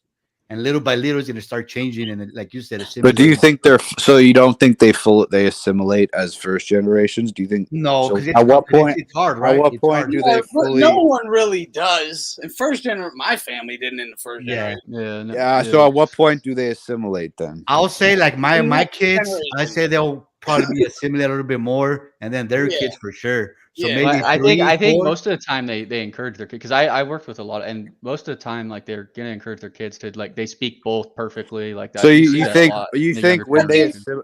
assimilate Second do they, generation is usually assimilated. Second generation is usually assimilated. so you think wait, but so do you think by their second generation they don't identify with their Mexican ethnicity or whatever? No, not at all. They'll still identify with that. Yeah, that's the point. That's what I'm saying. Hold on. That's Let me what I'm say saying. this. Let me say this. This is what I think more. I think more people need to understand this and say this about American, because you can be from anywhere, like Italy, Ireland, Mexico, whatever, in America, and still be proud of your heritage, your background, and be proud of America because of this. Look, this. What does America stand for, right? Like fighting for your rights, freedom of speech, arm yourself, defend yourself, like all of those core beliefs, Christianity, belief in God, all the core tenets of Americanism or whatever, right, is just solid. The little shit we can bicker on and be like, yeah, we got to fix that, go this way here. But the core tenets of just being like, oh, dude, I'm American as apple pie in my core. Like, because all the beliefs of like the core tenets of the Bill of Rights, the fucking Constitution, like I believe in all of that. Absolutely. Yeah. Like without even being told that that's right, I just know that that's right. Yeah. In my heart of hearts. Yeah, so you have those American values, right? But do you think when you bring in like millions of people, like foreigners, do you think they have those values as well? Like the truth is they don't. So that's why that's the argument against. That's why they're bringing them in. That's the argument against it, right? No, is great because they question. don't Let me answer assimilate. this. Great question. Let me answer this. When you come in by the boatloads and you just swarm one area altogether, no, you ain't going to assimilate for more generations, especially if y'all just all stay there. You will just turn it into little Italy, little fucking Iraq, little Afghanistan, little. But everyone does it, you know that? Yeah, little People Mexico. naturally assimilate. Well, that's the problem. Yeah, and if you don't leave that area and like, you know, hopefully your children can go to school or move to a new city, get a new life, have a family. But if that don't happen, there's no assimilation happening. None. Well, that's what I'm saying. They will pull the people around them backwards. In fact, I'll say this, and then that's what I'm saying. But that's the whole argument I'll say against this, though, real immigration quick. is because hold on, we can't talk over each other, guys. I'm just saying. Let me just say this real quick. Let me go. Let me go. All right, go ahead. I'm saying that's pretty much I the can't whole let you argument. That whole argument is like that's the whole argument against immigration is because people don't assimilate. Like it's a good idea that maybe they can come and they can adopt all our values, right? But that just isn't what's happening in reality. So They're being told not to assimilate. That's the whole thing. That's what's. But no, yeah. But I think it also has to do with race and whatever, right? So. Well, they've been Well, told. and some cultures are going to into. I'm talking about America specifically here, or Europe specifically. Some cultures will assimilate into American or Western culture better than others. Okay, It's a very small number. It's such a small number to the point where it's like, is it worth it when 90% don't? No, and like it's maybe not 10% do. That's what I'm saying. That's the point I'm making. Well, I mean, this is a modern thing. Back in the not too distant future or past, people it would be a respect thing. If you're not going to assimilate, then you shouldn't live in that region. But where were they bringing these people from too? Because they were assimilatable. Like honestly, yes. That's what I'm stating. You know what I mean? Some populations really aren't. Well, the immigrants, like the Italians, the Germans, Irish, Polish, like all of them assimilated. Great, right? Yeah. Yeah, but then Italians are when big you on loving bring in America. what, like Ugandans and fucking They love it too. whatever, They- man, like they just- Filipinos, whatever, They just they told don't to assimilate. hate it. They've been told to hate it. They do love it here, especially the That, Africans. and that's just the Real truth. Africans. It's not it's not You racist see to a just real observe what's African come to happening. They don't America. assimilate. Africans from Africa, real Africans, fucking hate American born blacks because they view them as Yeah. being ungrateful. I've seen it many, many times. Yeah, Africans, But they from don't Africa, they don't America assimilate to hardcore. American Yes, culture. they That's do. just the truth. They Hardcore. still identify with their native country. They Of still course, they identify usually assimilate, like they they buy come from houses, they speak the come from language. they come from Somalia and they identify as Somalians in I don't America. know They don't any identify Everybody as does. Americans. I don't know Not any everyone that. does that. I don't identify as a fucking German I mean, or look, whatever. Anthony's Italian, right? He identifies as an Italian. Why can't he do that? Well, that's I'm because you're Puerto not a Rican. first generation German. That's why. But look, people You've always never Well, been a German. exactly, because there's actually a shared history. Because in these Western countries, there's actually a shared history with like of European culture. That's the Yeah, but reason. these people that you're talking Of about, these fighting, are though? first generation that were I've seen it born in many their times. home African-born country. Africans who come to America, they assimilate hardcore. They speak the language. Yeah. You Okay. they Sure. become Sure. doctors Yeah, and that lawyers. dude. I've seen it many I've times. personally never seen that. What percent? What percent, I have man? Like, never come on. Most Just everyone because I met. you know one or two guys that did doesn't mean that's Dude, I what. don't know where you're from, but from where I'm from, I've met many different people from all over the Yeah, world. you're from And fucking New York City, though. not from You New were York, gonna have a Brooklyn. bigger thing, but You're in New York City, and this is what you're saying. What the? This is fuck? what I'm seeing. Yes, exactly. I Witnessing have it never firsthand. seen that. All right. All I right. mean, what I'm saying is I've seen this many times. The Africans, the real Africans from Africa, Yeah, they come to America for a specific reason. and For the I don't have as big of a sample size as you, but there's something I've never seen it. and they get in with the But what I'm saying is DEI I've and their seen it many times. SAT grades get boosted by like 200 I mean, points. well, Yeah, I the ones I've seen from Africa, usually they're not. They try very, very hard. They work very hard. It's the same thing I see with Indians and other groups who come to America. They come here specifically. okay, but for the what education percentage of and them money. are actually assimilating? What percent? How many of like, let's say we bring in 1 million of them, how many are actually assimilating in the first generation? Hardly any.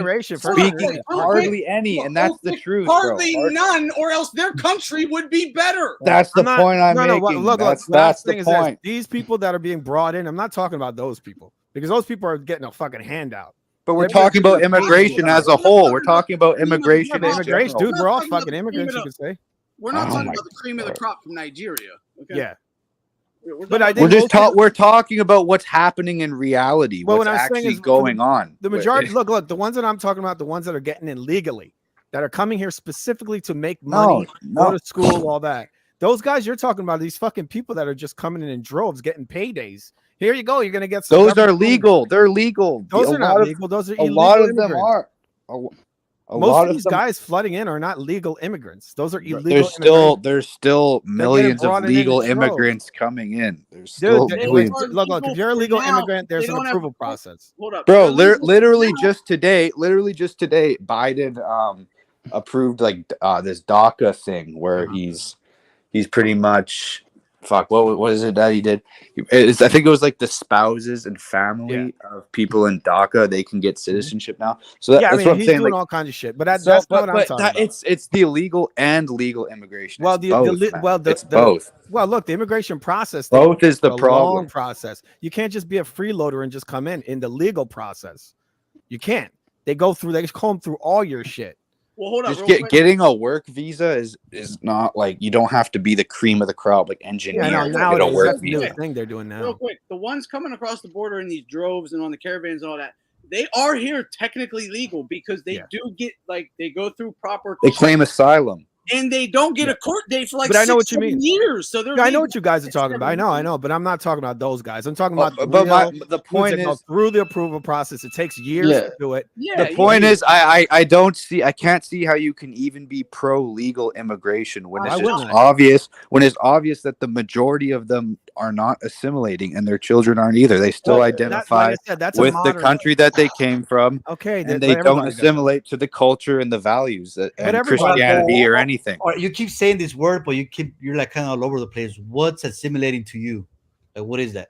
Dude. Hold up. Crazy. Be a contributing member of society, of a society that has honor, integrity, follows fucking rules, respects fellow citizens, proper, respectable, gentlemanly customs. That's all. Respecting Okay, no, I think it's like it's Western values as a whole. Means, bro. Everyone knows what that means. So if that's what that means, then I would say the majority of immigrants are not criminals and they pretty much follow the law. And they're pretty much living It's a not regular all it is. lifestyle. It's not just about following the law and not being a criminal. That's That's not what Thunderdome makes said. you. That's No, not what that's what he makes said. you.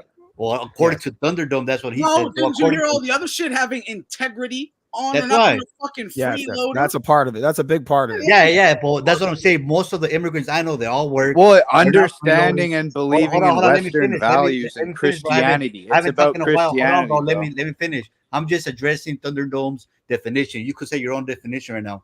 So what Thunderdome just said, most of the immigrants I know, they're all honest. They're not freeloaders. They're working a bunch of shitty jobs. Now, this second generation, we're getting better jobs, right? So we're bettering ourselves, going to school, going to college, not committing criminal activities. So if that's the definition, I would say that yes, we are assimilating. You take advantage of the freedoms you have, and you appreciate right. And and that's the problem with just saying, "Oh, all our country is about is freedom and having certain values." That's civic nationalism. That's the problem, because that's like they just said. You can justify, immigration, like they'll assimilate to our values. I mean, they'll have they'll believe in the Second Amendment, and then they're suddenly an American. It's like, no, that's I think not actually how. No, it works. that's not it. I mean, there's a difference between like reality and like reality and in practice, right? Like what's the idea of it? Like the ideal case of immigration is great, right? But then what on the spectrum of reality are you on, right? There's like reality doesn't work in this like picturesque, like, oh, perfect theory crafting way, right? No one Exactly. Well, let me address this. Because Not everyone's a blank slate. Not everyone can just. I agree with him for the most part, because I know he's talking mostly about South American, Latin American, Mexicans. I know they are. I agree with you. I know generally the vast majority good people trying to fucking better their lives. The facts. I understand that, but we all understand, and it's not just immigrants; it's our own citizens too. But and it's not. I get it. I think you're taking it as a more of a slight on Mexicans than what it necessarily is, because it's not. It's just. It's our own citizens as well, but it's like he's saying. I pay my taxes. Mostly the citizens. Catalytic converters. I'm not fucking literally robbing entire cities of every good they have until the whole city has to close down.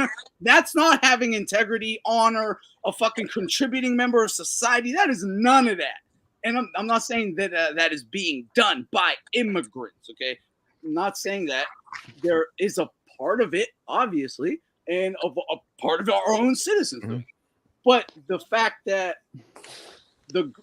both groups need to be addressed. Yes. Okay? They have to be addressed. Going back to what you said. There's some immigrants that love America more than fucking Americans. There's a big difference. There's a big difference between in theory and like what's actually happening in reality, right? Like you said before, right? So we can say, oh, you can just believe in these values, believe this and that, and believe in freedom and all these things. Yeah. And you're just as American as everyone else, right? And that's why we can have all this immigration, right? Because that's all that needs to happen. Yeah, but that just is not what's happening. That's it's as simple as that. That just is not what's happening. So we've seen what happens in practice, in reality, and this theory just doesn't work. Again, if that theory were to work, they wouldn't be leaving their nations because they wouldn't be shitholes. Exactly. Well, these guys aren't even escaping. This isn't even about asylum. This is I don't know about why we handouts. just keep skipping over that part. I know. That is the key. That is the point. key. Exactly. Yeah. These guys aren't even leaving like war-torn countries. They're just fucking getting a free handout and they're coming over here. Joe Biden's like, hey, bro, No, I'll give you all this shit. Get free shit for as long as I give you can. free I'll be shit back here. in a few years, ma. And then Whitey hates Even if they are leaving war-torn countries, it's not America's responsibility to take them in. None of this stuff is America's responsibility. They never had. But it is right now. That's the thing. That's what's happening right at this moment. Right? Yeah. And then you also So have to we can all have these great ideals of like everyone will just become like an American again. I Like mean, look, certain legal values. immigration, That's legal- not believing a certain doctrine and in the Bill of Rights and the But legal Constitution. That's not immigration all that is makes fine. you an American. Yes, It's about having a shared history, a shared culture, right? So that's where you need to talk about it like you need to think of the economic shared future goal. A shared future goal. Yes. well, and a shared history as well. I have a child. I think Thunderdome and Frisian have different definitions of what assimilating means. I want my child. Yeah, we do. I want to We know do, that yeah. my child, my grandchild. I want to know the future of my bloodline is going to have a safe fucking place to live where they're not going to be hunted and hacked to death in fucking 30 years because they're told they're fucking evil. I'm not kidding. I'm not kidding, bro.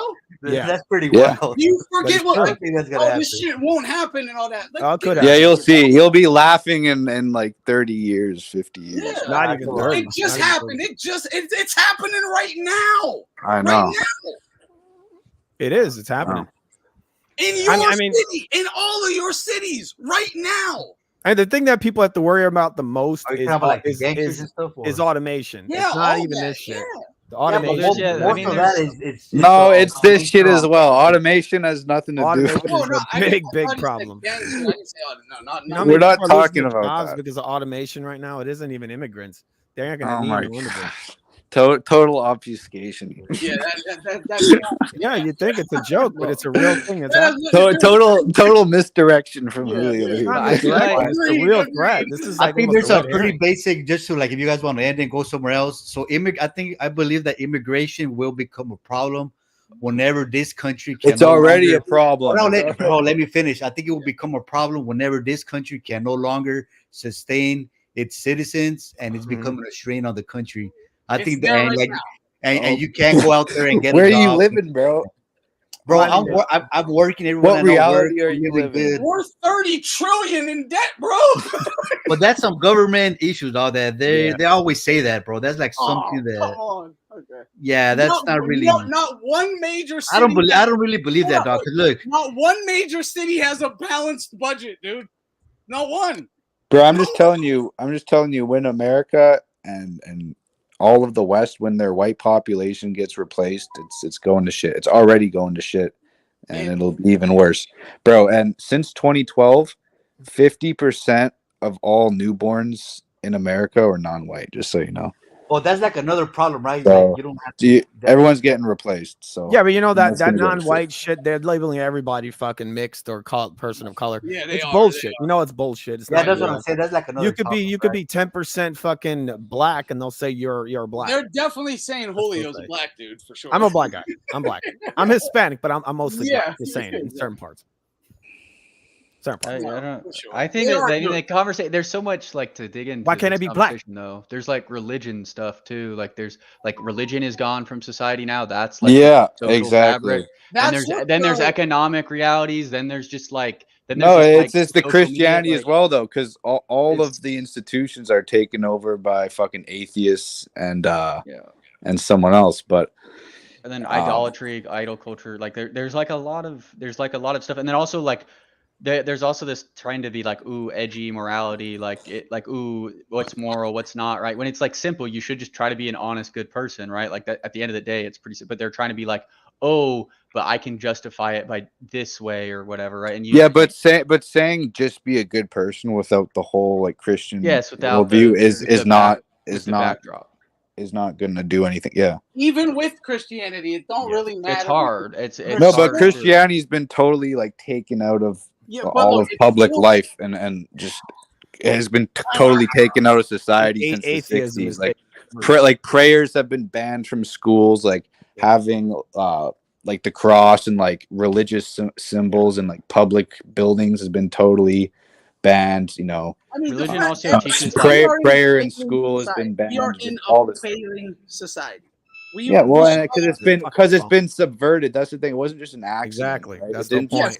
didn't just happen by accident. It took We've about been 100 years. subverted by again, like I said before, you can guess who, but we've been We've been subverted for about 100 years or a little bit more. Actually, Well, 1919 was when the country. the Federal Reserve. It's longer than that. It's longer than that. It was in the 1800s. It really got kick-started. You could even say it was from the founders because they were like Freemasons, and that's all related to like Kabbalah and that shit. But the point is, it wasn't just an accident. We didn't do it to ourselves. TV accelerated a foreign international, clique of people with no homeland, It's a global agenda. That was their number one It ain't vehicle. gonna work. Fucking hippies. It's in the 60s. Well, it was their number one vehicle was these women. were part of it. There was a handoff. There was a handoff of the elite in the 1960s from the WASP sort of ruling class, elite class, and they it went created to a hippies. different. The hippies were a product of subversion. They were created. Yeah, exactly. It was the 60s. Yeah. They But weren't yeah, an it actual goes movement. back. Honestly, it goes back to women's suffrage. If you think. Yeah, 1919 is when it. That's why I said that's when the country like for sure died, right? Because they're never gonna. You can't vote. Also, the family unit. Like if you also look throughout human history, when you empower it, it just doesn't work, right? Like the family unit is the core of society. Like that just is the core of every single functional society. But they slowly broke it down. Father, mother, and like that's just what it's. It used to be. It used to be the extended. It used to be the extended family. Like everyone lived with each other. And then with industrialization, it became the nuclear family. And then now it's just both parents work or they don't even have kids. Yeah, and then you throw technology into the mix. Now the television's a family. Now it's the internet. Now, or they go to preschool or a nanny, or the public schools. The public schools are pretty much. We have to go back. It's not the government's job to raise your kids. It's your job to raise your kids. Absolutely. You can't blame the government for that. Well, that's part of the problem with religion not being part of society. Religion used to provide like the social fabric. It used to provide like charity, and it also provided spiritual guidance, right? Sunday school, you could go to church. You gotta could, stop talking over each other, guys. Yeah, let him finish. Please. But he said that already. But what I'm saying, like, there's other ways you could replace school teaching religion with you yourself going to Sunday masses. There's like at this church, right? Even though it's Catholic, whatever, however you guys feel about it, they have a Sunday afternoon what's it called? Stuff to do all day, activities and shit like that. So so it's up to you to. It's not shit. To do that. But it's a little bit. It's a little bit deeper because it's like it's about like the fabric of like a town, like it's a central location, like there's something deeper in society. Also, like an actual community. Yes, and then belief too. It's like when let's say you believe God is a higher power, right? That's what you believe the higher power is, right?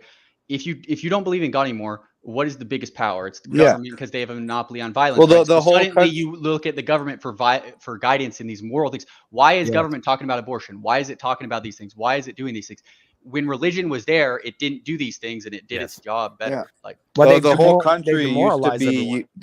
country used to be united in Christianity, right? They used to everyone used to be religious, like probably 90 something percent, right? And then pretty much since the 60s that's completely declined, and people, it's just the destruction of the family structure. Like nobody wants to have kids, nobody wants to raise a family. It's just complete. They removed complete, and again, that's not an accident. People are like, obviously with industrialization, like modernizing, people have less kids, but a part of it, it's also through like subversion. Like we've pretty much been taught to think that it's not desirable for women to be mothers or to raise a family, or they've been demoralized. That's all it just stems to. Not just demoralized, just what it is. Why do you think a woman doesn't want it? No, look, a woman's gonna go and spread her legs and say I don't want a child, but she's doing the act that brings children. But she's been tricked into thinking that's what she's wanted to do. That is demoralization. It's the simplest way to put it. We've been demoralized. I don't think that's that process gets worse and worse and worse. This is why right now we're seeing men are women, women are men. You see in the schools, this is it's subversion. It's not just demoralization. Yes, but the simplest way to put it is demoralization. This is what they're taking people's morals away. They give these girls whores for heroes. And Yeah, I know. Exactly. Through Hollywood. When I was a child, idols, yes. when I was a child, little boys looked up to Hulk Hogan, Bruce Lee, Rocky, like Arnold Schwarzenegger. Yeah, I typed that in chat. Yeah, it's girls like- looked up to like little princesses and like fucking fairies, whatever the hell, Barbie. Gave Whatever him- they looked up well, to. they gave him Barbie was the big Class. start There of it. were no whores. There were no fucking. They didn't look up to fucking Jenna Jameson and shit. You're crazy. They made fun. They clowned that hoe too. But you know, Barbie was the start of it. You know that, right? Because before Barbie, there was only. This is why you see like Nicki Minaj and she's trying to be Barbie, all that. Because Barbie was the start. Before that, the little girl would get a little baby toy, right, to be like a mother, and she would play with it, feed it, and all that. Then they gave them Barbie, and it was about materialism, right? You would dress her up and all that. Right, If you go and look at the beginnings of that, huh? So it goes back, and Oh yeah, for sure. But yeah, again, it might have started then, you know. Yeah, and 'cause even it's for the little against- boys. Even for the little boys, we had rappers. Now we started Yeah. seeing people, We used men, to have actually soldiers, acting little boy like soldiers. total assholes, right? We started having the, being told you should look up to Exactly. assholes. But That's why they- it's the point is it's our entire culture that's conditioned people to being this way. It's through the institution. It's like Hollywood, That's the what- media. It's not just an act. It's not like it just happened all by coincidence Not or an by accident. Yeah, accident. there's nothing new under the There's sun. actual people at the top who are pushing these things onto us and subverting the culture. It's social engineering. And It's at the end of social the day, they're all from the same sort of group. So that's Yeah, I always say it. If the fucking Christians ran Hollywood, do you really think TV would look like it does? Well, they or used the to run it. media or They anything, used to run it. That's the or thing. They run it. academia, any institution. If it was run by Christians, it Yeah, wouldn't look. exactly. But if it was run by Christians, our culture would not look the way it does. But it's run. At the moment, it's run by atheists And that is what Jews. Christians need to be worried about: getting their institutions back. Exactly. Your education, Facts. your That's it right there. Mexico all just your halls elected of its first power- new president, so we all have of to your do halls that. of power. I saw that. Yeah. Back. Yeah, that's facts. I've started to wonder if like one of the reasons why they're trying to like demonize China and like say, oh, China's this horrible place is because they're not playing ball, right? Exactly. I'm sure China does like some messed up I shit, mean, but they it's love like, China, dude. how It's bad awesome. is it actually? Because no, they're trying to portray to us that it's this like It's all bad. it's like because I don't know. It's like they don't do a lot of the things. They I don't know, don't take. They're not part of our culture. They're not part of Western culture or like the No. entire the I mean, Western they're sphere. following the They Chinese they model. just completely reject, like you said, all this like social garbage, like cultural. Guys, this is actually really important. I'm sorry to interrupt. This is really important. I actually got to bring this up to you guys. There have been reports. Okay, I don't know if you guys heard this, but coming up. This is coming from like intelligence services, okay? Not I Of Israel, about Israel. No. I don't think it's from our own intelligence sources, but agents from other nations have been reporting this, okay? That they are expecting, quote unquote, immigrant riots ahead of the election. They're going to be obviously ginned up by like the CIA, like they're going to be paying these motherfuckers. They'll say they're Trumpers. They're Trumpers. Yeah, they're going to be paying them to act like assholes, right? Yeah. They're going to be fucking shit up because they're Yep. saying the media is going to tell them if this dude gets elected, you're all gone. Like Yeah. we're all, and they're going to tear shit up. And this is what like Russian agents. Again, it's Russia. I get it, but whatever. They're getting this intel. Yeah. I'm just saying, like that is why are all the and then the guy who was talking about it was like, there's 10,000 military fucking aged men in every city. Every city. Like that's crazy, dude. It is. That's crazy. Yeah. Dude, like y'all better have fucking bullets. Yes. Yeah. I mean, Well, that's why one I'm of their out of it. well, one of the issues is that there's over 200 million firearms in the American population, so they're gonna need you a don't big think we're gonna motherfucking get army. Truckloads of them too. Yeah, they're gonna need a big military. You get the thing is that this plays into the government's Dude, setup, right? Because if people, 200,000 soldiers on the ground isn't nuts. I understand. What I'm saying is that I think the American population, the amount of people that would fight against that would be enormous. It would if you have a fraction What of the about we'd have about 20% that are pussies, but they join. yeah, that. I know. There would be a couple of mil, I think, a couple of million Americans that would go. But the whole thing is it would play into the whole narrative that they want. And that's that we're all racist trash and all that. So they would use that to their advantage. They'd probably But bring in think foreign about military. The That's what I military see is would going to happen. be on the immigrant side, dude, because if they're getting ginned up by our government, by CIA and shit, Yes. then why would the CIA knock them down? Like, maybe I think it would be the American population that would take that down, but they're just going to fall into whatever the government's got planned, and that's that we're all racist scum, right? Yeah. So if they go and they fight against these, these immigrant armies that the government's creating, they're just going to fall into their whole thing. So I don't know how. Racist. Huh? Yeah, you're going to be a They'll call racist you a scum. Yeah. And all that, and that's what they want to do. That's what they did with the that January 6th shit, and they do it all the time. MAGA patriot, all this made up shit.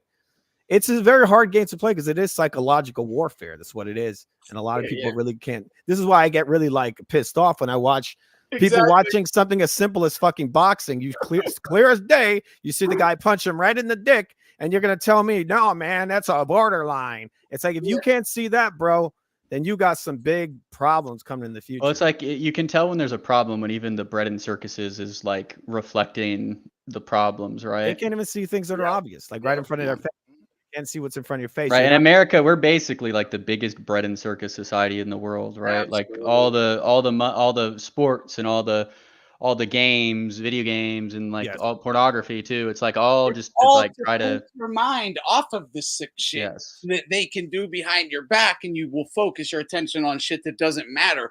But you're right, because it's so out of control. Even your games, your sports. Yes, it gets into everything. It's infiltrated even that, proving it's in every facet of American society, Western society. Yes. Escapism is very important, but when they start, doing that and they're just saturating with this shit all day long, it gets insane. And they did this to us, with all this. You have to be pretty like resilient to be able to get out of the conditioning, you have to be pretty resilient, or you have to experience it, fall into it, and then get out of it, right? So you kind of have to fall into it, right, to understand it, right? And do you think it's possible in a civil war that people can take on the military? Win? I don't know. Take them on? Hell yeah. Hell yeah. In a civil war, in an urban setting, anyone with a gun is as good as the next guy, honestly. Like, it's not much. Why are Navy SEALs so good? Because they sneak you at night with night vision and silencers. But put them heads up, and it's literally a fucking crap. I'm not trying to shit on them. They say if you don't have if your tactics are fair, you suck. That's also the Navy SEALs fucking quote. Like, you're supposed to cheat. Sorry. So yeah, like. He also, and within what he just said, he's assuming that the military wouldn't be part of this. Many times the military will have people within the military. Will split too. Yes, it will. There will be people within the military that are on the side of freedom. So you're going to have, it's going to be in every facet of society. This is not going to be like Civil War was, a couple hundred years ago or whatever. It's not going to be like that. It's going to be way, way crazier. It's going to be everywhere. The propaganda in the military, different levels in power and government. It's going to be crazy. So this is going to be a lot more global. It's going to be global as well. It's just going to be insane. We're a lot more connected than we used to be. When that's the interesting thing about the world. Yeah, everything's interconnected. It's never been this interconnected before. Holy shit! I don't know. This is fucking funny. Julio, you'll like this one. let me share this. This is pretty interesting. So Richard Hanania says deporting millions is clearly ethnic cleansing. In some situations, though, it's necessary, like when Israel tries to depopulate Gaza, because national survival is at stake. Conservatives need to explain how people working hard, minding their own business, justify similar acts in America, obviously. Wow. That's wild. That's wild. I think the swirl movement is one of the ways. They don't really have to kill everyone in the U.S. In order to kill America, they just need the swirl movement and the demoralization, the weaponization. What that chef or the dude who traveled and ate all them places and hung himself like a fucking pussy coward. Who was that guy?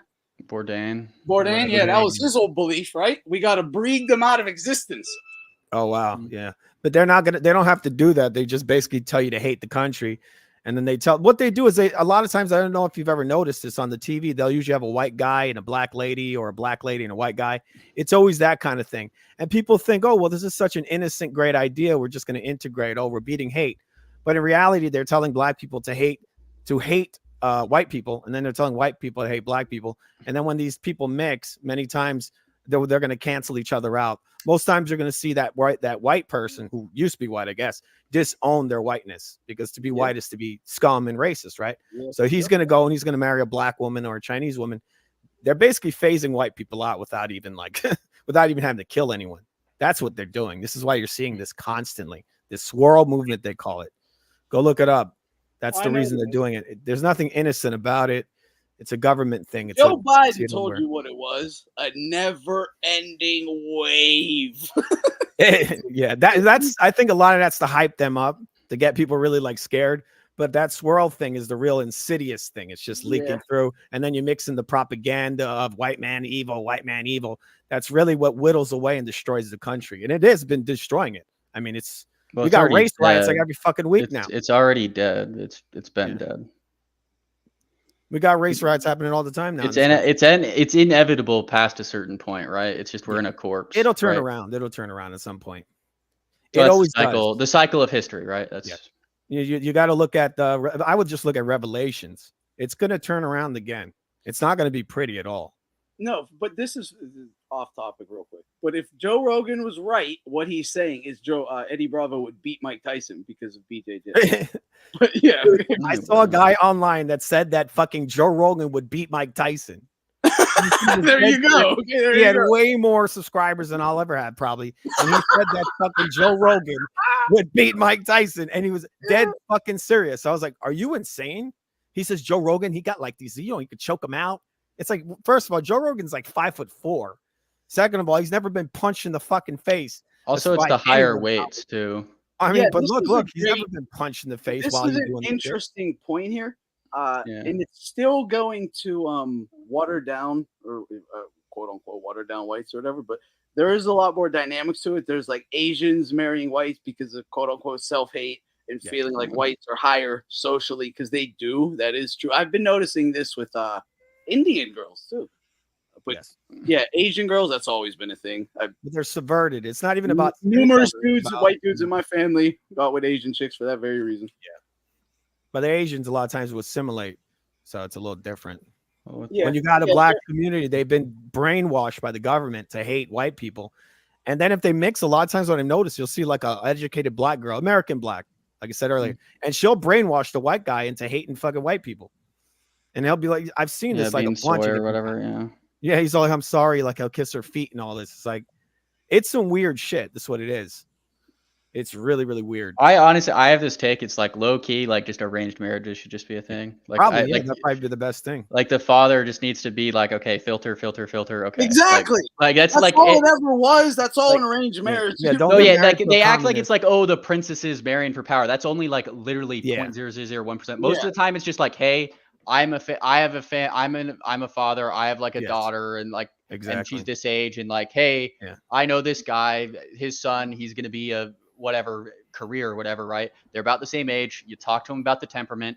You filter them out, and you're like, okay, this is a good mix, right? Like exactly. It's like, hey, my son's an idiot. I need to pick his life leave it for up him. to your teenage daughter to just go it's like they can trial and error until she finds a good dude. No. That's what you are. That's what she gets run through, and then she's like, that is what a father is for. Like exactly. Like it's this. It's also what brothers are for, right? Like the brothers are supposed to like be like, okay, all the like men of the family. Yes, supposed to be goons. Like, but this was the whole idea behind that whole. Oh, you're now legally an adult, right? So now these idiots are like, I'm 18. I do what I want, Mom. She's 13.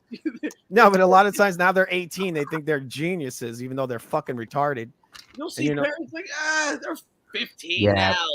But that's where you have to have patience with them. But That's that where you have the to- parent loses all their parental rights once this kid reaches 18, and then they go and they choose some fucking idiot, and that's that. Yeah, who's charming or whatever. Like that's the like you need to have a guy to filter that stuff out, right? Like because as a dude, you'll know, and a lot of dudes want like a good woman. And it's like, hey, if I know her father cares about her, And this is like the most attractive thing I could hear from a woman is if I try to ask her out, she'd be like, hey, you'd have to meet my father first. That would be amazing, huh? I would find that so attractive because I'd be like, okay, this is like good stock, good family. Like this For is real, like, for real. Yeah. And then the It's dad's like, "You're trash." I'd be like, oh, And then you're come like, on, "Why you man. gotta be so rude?" But it'd Remember be that like, song? but at least it's like, hey, like she respects her father. Like it's gonna be like I think that's a good thing to do. Like And you meet her dad, and he's got a big rainbow shirt on. And he's like squeezes your ass. That's weird. It's always weird when that happens. Little tiny pink shorts. yeah, that might be. You're like, yeah. this is a weird family. It's weird. Yeah, but it's just like I just see stuff like, and also like it's also like the moms do it too. Like part of the Yes, back they in the day, like they the squeeze moms that. would meet, they'd get the temperament. They wouldn't You like. know, It's not like moms they just. still You're not do it forced with- to marry. You talk to them first. They figure it out, and it's like, I don't know.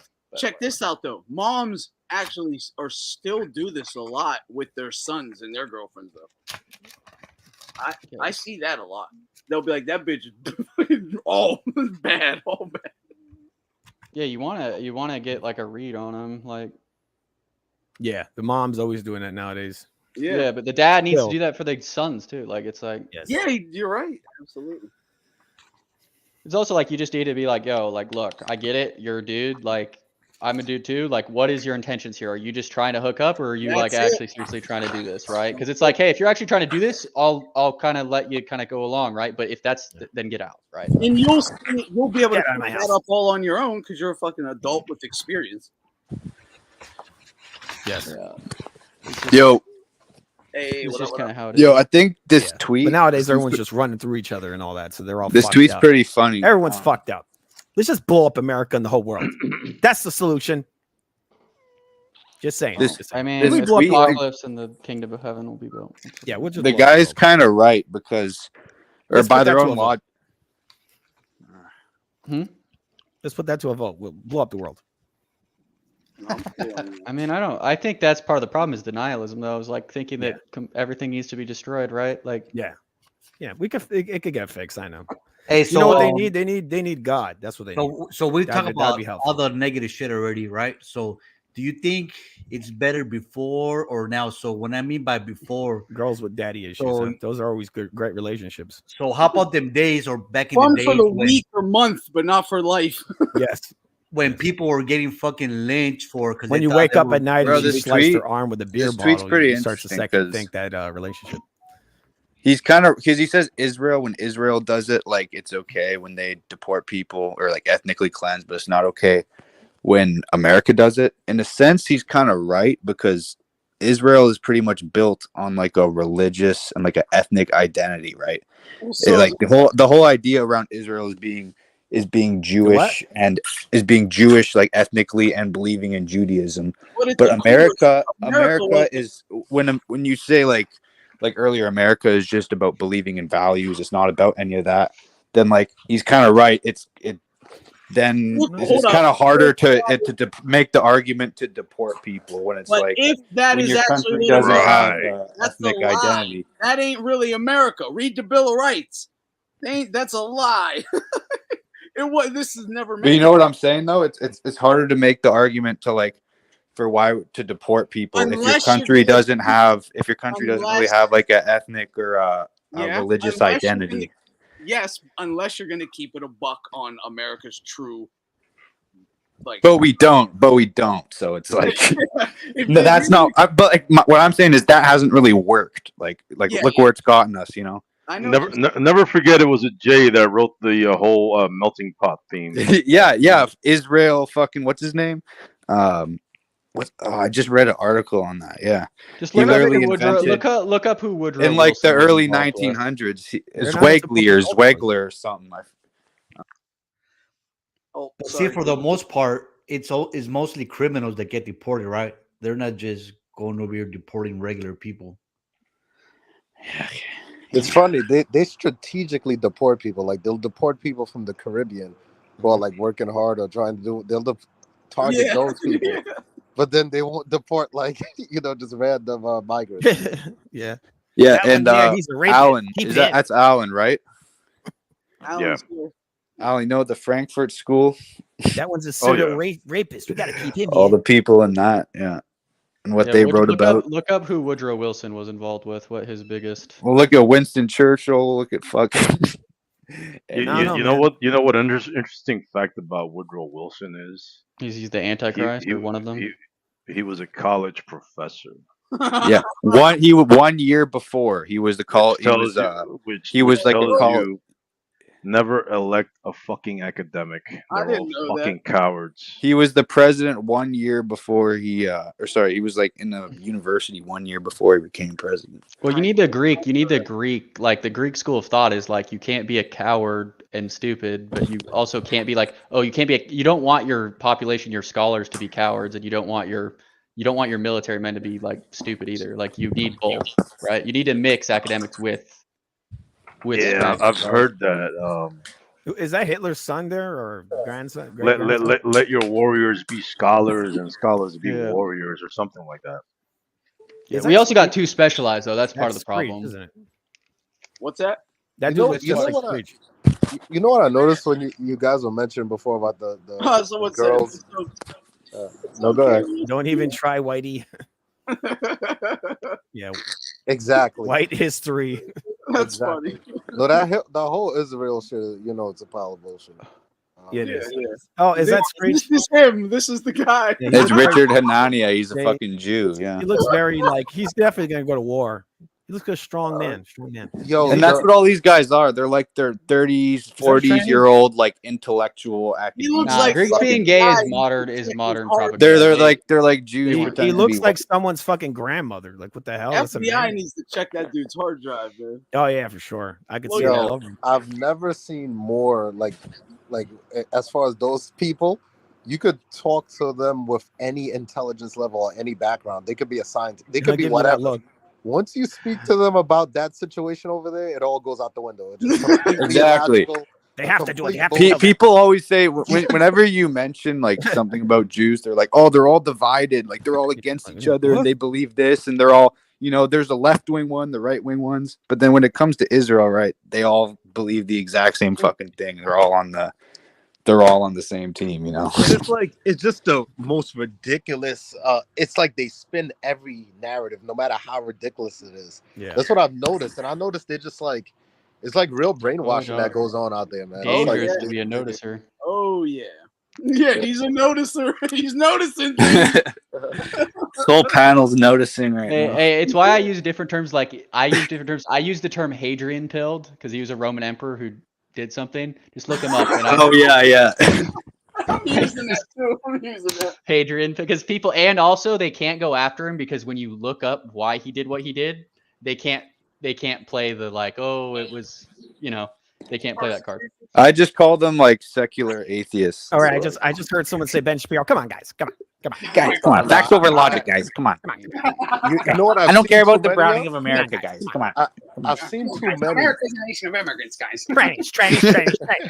Lady Ball of 3 is coming out soon. Come on, guys. Come on. The real problem is the transgenders. Transgenders. Did I mention I don't like this whole tranny agenda? Guys, boys can't be girls, girls can't be boys. Facts over feelings, guys. Did you know today in school they had drags? Yeah, that's all he fucking talks about. I really wish somebody would go up to one of those college lectures and ask Homo Baggins if he's okay with the browning of Israel. Bro, but that was you remember the Groyper Wars in 2019? Genocide is okay to prevent that. Do you remember? That's what happened in the fucking 2019. Everyone went to all the Groypers went to his fucking Q&A and grilled him on Israel. You know what? In New York, right? Like, so I've noticed there's a lot of those people, and I would say like probably 1 out of 50 I've met kept the same energy and they see things clearly.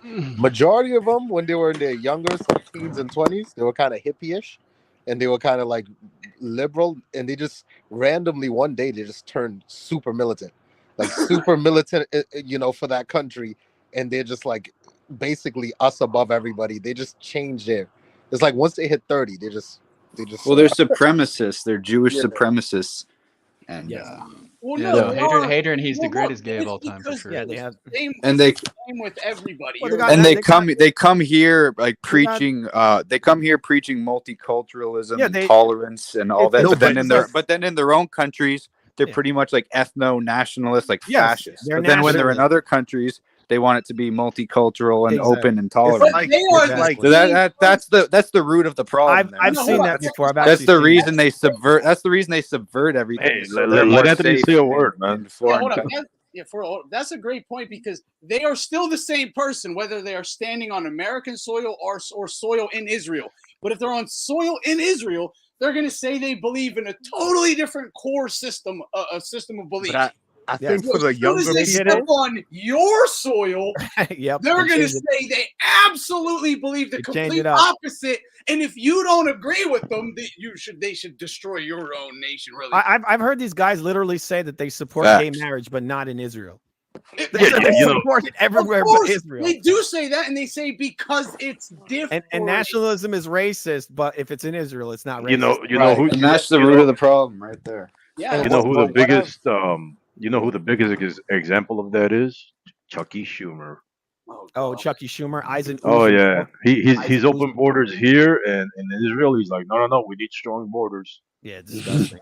No, but Yeah, it's he's pro-abortion here, and over there, no, we can't have abortions. You know, the It's even guy's also more- a scientist, right? Well, He's and like- it's yeah, exactly. scientist. It's you got to keep your religious, ethnic identity there, and you don't keep it here. Yes, guys, You lose it it's all here. really even more diabolical than that because I feel like the younger generation here, it's like they live or something. You'll have friends in your social circle who these people will be all Black Lives Matter, liberal, whatever shit, and then like one day, especially if they take that pilgrimage or whatever, like one day when they get like a little bit late when they 20s, get the adrenochrome, like yeah, I don't know. They just changed it. They just turned into this whole, that Through they're bloodletting, dominant over bro. like they're the biggest victims. They're dominant over everybody. They, inbreeding. oh, I'm so superior, this- but that's why I was so suppressed, right? Yeah, and it's like to me, Hey, it's man, not hey, man, even I'm white presenting. I'm white presenting. I'm actually not white.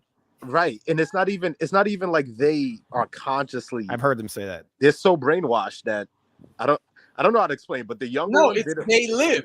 You explained it. It's yeah, it's like it's scary. yeah. No, they're actually. brainwashed. Yeah. Full-fledged brainwashed. Mm-hmm. Well, I think they know. I think they actually know like what they're saying, the consequences of everything they want. It's. I don't actually think they're that brainwashed. They know how. Some I think do. they know the consequences, or a lot of them. Some of them Some do, do, but it's some like do.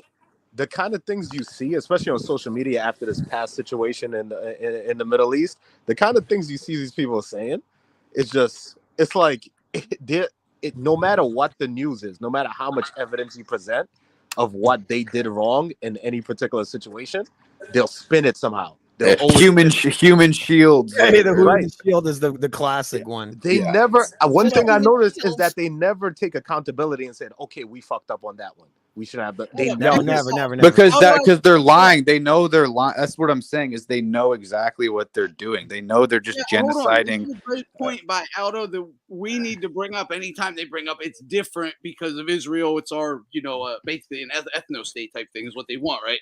Yeah. Aldo was, and they're full of shit because they don't accept European powers using the same policies, even though they have like ethnicities that back their nations, unlike the USA. So even if Yeah, that's the what we said. is just an idea, France is for the French. Ireland is for the Irish. Italy is for the Italians, but they're getting the exact same way. Because it's all about self-preservation. Not about It's all about self-preservation. When they live amongst themselves, they want to have an authoritarian, like ethno-religious government. And then when they live in a different country that might have power over them, where they're the minority, then they want it to be a multicultural, like pluralist society. It's just self-preservation. It's their own interests.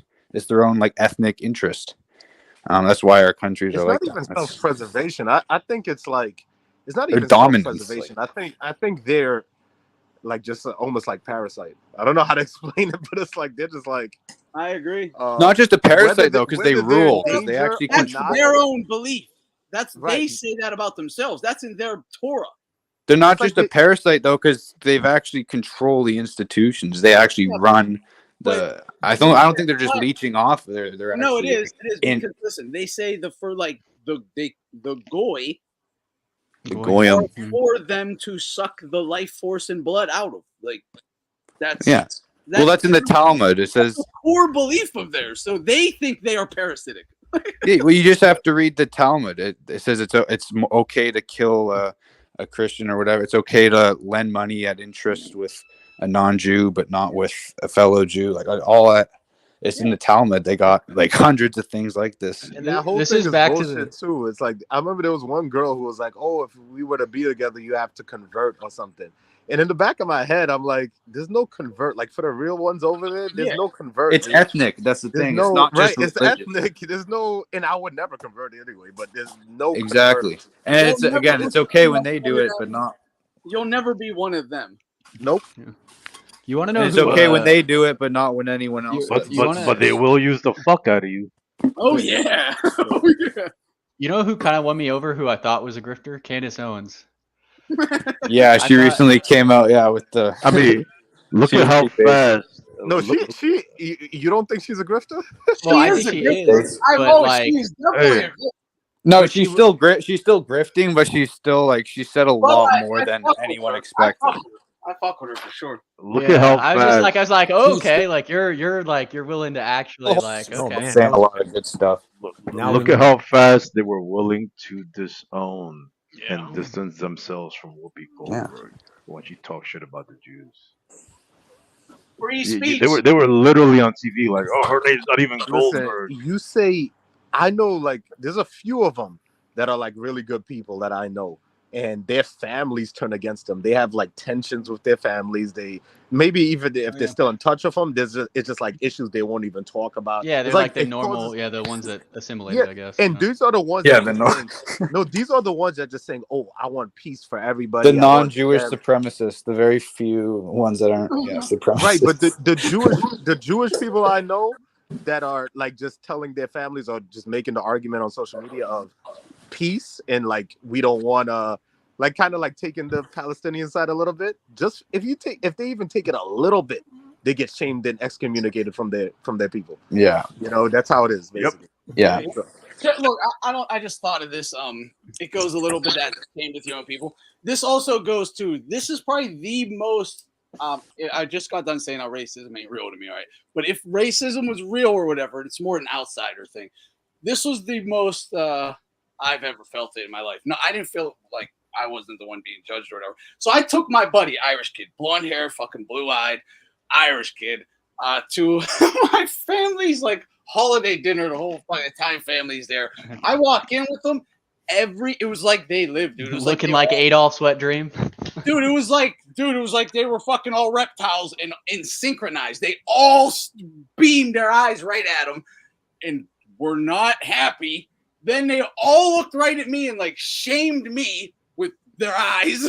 Like me and my friend are just like looking at each other, and I'm like, I'm kind of sorry. Like, Why you bring Canelo in here, man? Why you bring? Dude, yeah, they weren't having it, bro. They weren't having it. They always talk shit on They don't like gingers. He was blonde hair, blue eyes. No, they probably thought he was German. They probably he's like blonde. Dude, they weren't having it at all. I took a black kid over there. We went to go play basketball and shit. They treated him like fucking totally normal. So I thought that's their internalized. I thought they would treat this Phil, my buddy, the same way. No, dude, it was nuts. It was kind of messed up. It was You kind got of. you got a hardcore Italian family, because they've always hated Irish. Oh yeah, they talk shit on Irish all the time. Yeah, from the They Irish people for sure. I mean, Well, Ireland is a bit of a historical victim, But though, he to be came fair. with me, so I'm like, but no, it didn't fly. No one fucked with him. It was all bad. Yeah. That's one thing I noticed. That's one thing I noticed with like them in New York City, is that in your face, I've never seen in my face. They're usually very nice in your face. Like they're usually very personal and nice. Now the Israelis, like the ones from there, like the ones with like the tans and the good-looking girls and stuff. Oh yeah, they're a little bit different. they're like the first generation of vampires. You know what I mean? Like they're like the cocky They still ones. got a little savage in them. Yeah, but they're hot. Like the girls are. Oh God, yeah, hell yeah. Yeah. I've always thought Jewish chicks were honestly fucking hot. Not all of them, but when you get a hot Jewish chick, they're fucking hot. No, the ones they're all fucking they got those evil eyebrows. That's what it is. They all got. I love the ones with the dopey fucking eyes. The dopey eyes. I like the evil. I like the evil. Like eyebrows. Katie Holmes. Tom Cruise is like Katie Yeah. Holmes had them fucking dopey Jew. She looks slightly Down syndrome. That's what Yeah. I like the Just ones with doesn't. the upright, like I said, like evil eyebrows, Like evil the, like the Gal Gadot. like one, yeah, like Wonder Woman, like her, like Yeah, like yeah, Fran yeah. Drescher, like the But crazy there's eyebrows. some of them that's even better than that. Like some of them have like a golden skin complexion, green eyes. No, some of the Ashkenazi ones are hot, but I like the not the Sephardic ones. vampire looking ones that got the jet black. Yeah, yeah. That's because they look like Nazi. Bro, Middle that's where not Nazis. you know, They the look like entire vampire. the Middle entire Eastern. vampire myth comes from Jewish people in Eastern Europe. That's literally Oh, what. there you go. That's literally what the entire myth originates from. Yeah. Like the entire like. Those are the ones I like. The ones that Eric. look like vampires with Middle Eastern vampires. Makes sense because they are. You know, Because vampires, they uh, drink blood. They're scared of the cross. They're like all that. you know which one cracked me up? On the truth. You know which one cracked me up when someone showed me a meme that says, "How come every cartoon villain in history has a crooked nose?" Yeah, that's They where do, it's even from. like in Disney, especially, bro. That's literally where it's Well, from. I mean, Walt Disney would be every rolling in villain his has grave the right gene. now. That's for sure. Every fucking villain in the fucking Disney flicks rubs his hands together. Yeah. Fucking bro. Oh my god. And they Every want to single rule the one, they world. got a crooked nose and they all rub their hands. Yeah, they do. Holy It's shit. character as hell. It's built into our consciousness. Like it's built into our fucking. Yep. And they all want to take over the world. Yeah. That's why they're rubbing their hands. And they're all like scheming and coming up with their plots to like trick people and do like bad things. I do think it's interesting. Like, why would you want to take over the world? Like, I wouldn't really want that. Kind of awesome. Yeah, Disney was secretly based in like the. Well, Walt Disney. If you know about yeah, Walt Disney, That's probably Walt Disney, man. That's probably what it's from. Him putting that in there. Hey, Walt Disney, Henry Ford. Like we got a lot of great like American pioneers, man. I mean, yeah, back in the day when American literature was like actually real literature, right? Moby Dick. Did you guys ever read any of the stuff that Henry Ford wrote about them? Honestly, Karl Marx won me over because he wrote the book, the J question. J question. The International J by Henry Ford. Yeah, Henry Ford. I never wrote it. I never read it. I mean, but Marx wrote like one too. Like crazy. Yeah, I recommend it.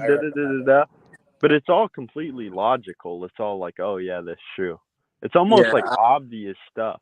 You have like one thing I learned is like you can never trust one of them because at any given second they'll turn like they'll just like go full militant Zionist or whatever. Yeah, I was friends with one. I was friends with many, and I'll say they always end up betraying you at some point, bro. That's my experience. That's what happened. There's a couple of them. I've been betrayed. I think like on 2 occasions by fucking Jews, man. I've been betrayed a few times, or they just like switched up completely who they are a few times. But there's a couple of them who stayed solid, and it's just like their family, like they have tensions with their families. But no, it looks like they have tensions with their families, whatever. But they kind of, are okay for now, I guess. I don't know. Well, you guys know about. I was friends with this one girl that was one of them. And she ended up just making up a bunch of shit about me. And her dad was a gynecologist. And he was the one. Paranoia. Her dad was a big-nosed gynecologist. Bro, I knew a Jewish family, and their dad did perform circumcisions. Of course.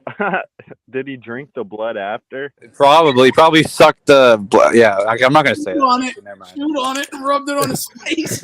But bro, what they do in their synagogues is they do a circumcision and they prick the blood and they suck the baby's penis. Some of them have gotten like herpes from it. Yeah, they spread herpes. So these rabbis are engaging in fucking like gay sex and shit, and then they're doing that like only in the tunnels. Oh yeah. What do you think goes on in the fucking tunnels, bro? You see like mattresses come out with like fucking blood stains on them. Like we know exactly what's going on in those. Hey, That's where they left the force. Satanic dungeons, man. Hey guys, I just went to go unban No. So I didn't ban him. Someone else must have. But I went to go do it, and I just got I got my monetization back. Nice. What? You're about to lose it after this conversation. Yeah. Hey, cut the stream. Cut the stream and start over. Cut the stream, delete it, and start over. I just got it back, and it's gone, bro. All right. You Stand better with end the Israel. stream right now. No, end it. No, like for real. You should end it right now and just delete it, then start it. Right, you should and delete back this on. And now for some Stand sports with news. Israel. Yeah, back to boxing, ladies and gentlemen. Yo, literally, when I'm talking about this stuff, I even I make sure no one's around. I'm like, yo, my window's closed. I don't know who's listening. You know? I go to my truck usually. Exactly. It's like a communist manifesto. Like I can't have people hearing me through the walls, man. I'm on Facebook with my whole city. I'll have the SWAT team on me or something. I'll get Listen, All right, they'll bury boys. you under the prison like these guys. All right, I'll get thrown in jail for anti-Semitism or something. Yep. Yeah, my car is gonna get hit by Mossad on the way.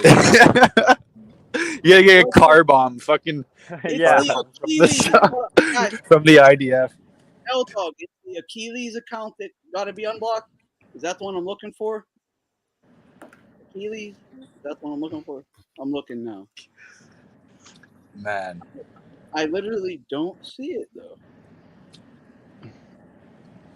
But yeah, there was a report today that came out that was showing how Israel had a full knowledge like years before, and like weeks before the fucking attack from Hamas. They knew exactly what they were doing, what they were planning. They were literally they created Hamas, so who cares? They Investing, created. or they were what's it called? They were shorting Israeli stocks or something like that. Well, that's why. Well, they knew all about it, like the intelligence. They had full knowledge. You think they and would? It's so obvious because Netanyahu was literally going to get thrown out of fucking. He was going to get prosecuted, right? And then this happened. A bunch of they let towel this heads. happen, and then all of a sudden he has like emergency power and shit. Yeah. No, but it's not only So- that. They wanted an excuse. They love when these things Of course, happen, 'cause they the want pretext gives them an pretext to go in and do that. What they're doing, Yeah. exactly.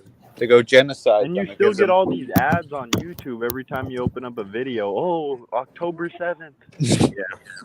Nah, I always take a picture and save every single ad like that just to remember.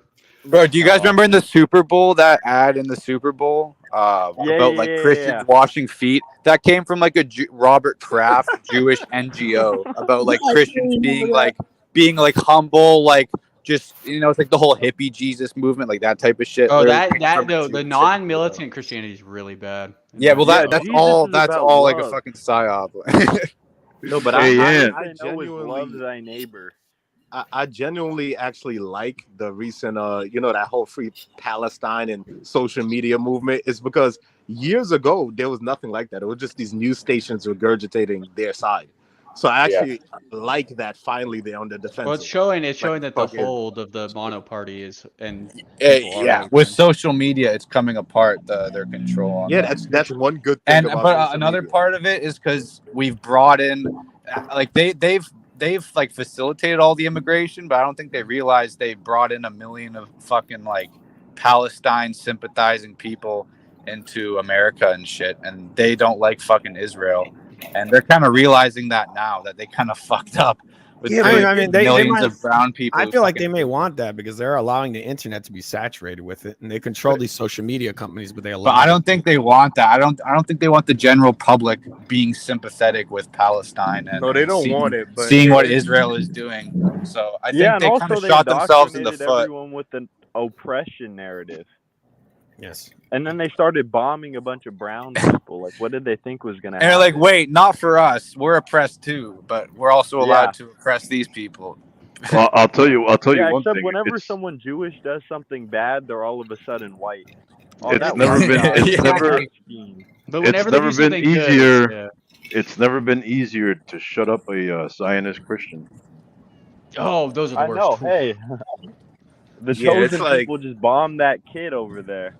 And it's so weird that, like, you would think people that run Hollywood and do all this, they would come out with better propaganda. It's like their propaganda is so bad. Well, they're not that good though. They're not. Well, that, but they're the not these Christians, unbeatable forces. Sorry, like I just don't think they're that in control. Like they aren't gods. They think they are, but they're not. But I Yeah, think they're they not are. even in control of their own emotions. I think they're in control of like our society, pretty much. Like Yeah, our but not. institutions. They don't have any self-control. They're easy to trick. For now. Like as much as Nah. they are tricksters, they're easy to trick and manipulate. I mean, bro, look at, but they pretty much run our government. I mean, what are we talking about? The APAC look. pretty much runs Congress and pretty much decides the laws and tells them how to Have you vote. well Like, have you guys realized that J power comes from sin? well, yeah, that's Yeah, they getting, write this about guy, that's getting pretty deep into it. Yeah. Well, it's not sin. Yeah, If think about it. It's not They sin they if it's against Goy. If it's against think Goy, about it. sexual They liberation own is they own the political porn control. industry. They print fake money. Porn, Hollywood, No, banking. These are all things that are offensive to God, man. yeah, but I think if it's Goy that they're doing it to, then it doesn't matter. Yeah, they create false idols. The whole thing. They manufacture them for you. Mm-hmm. Yeah, that's what all these people are. They're control puppets. That's why I don't even think this basketball is even real, or football, or any of these other sports where all these Basketball's a idols sport for come pussies. from. That's a pussy sport. Let's just be honest here. If you play basketball, Yeah, they you are, should but I suck. also think that shit is Basketball is real, but who WWE. cares? That's the whole I mean, point. it's a sport for bitches, bro. Right. It's like if you lose, you'll come back next year. There's no consequences. You'll get your $30 million and come back next year. Who the Yeah, fuck you is that? lost the soccer game. I fucking hate basketball. Yeah. And it might be soccer's slightly fixed with the refs and stuff, but other than that. Yo, Ant, I know you've been on for a few hours, so you probably talked about it already, but fill me in. Haney's still a matchroom fighter, right?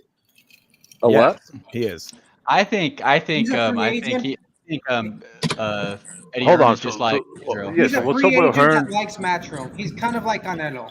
He's a partner. They partnership. So what's up with Hearn not bidding on his fight?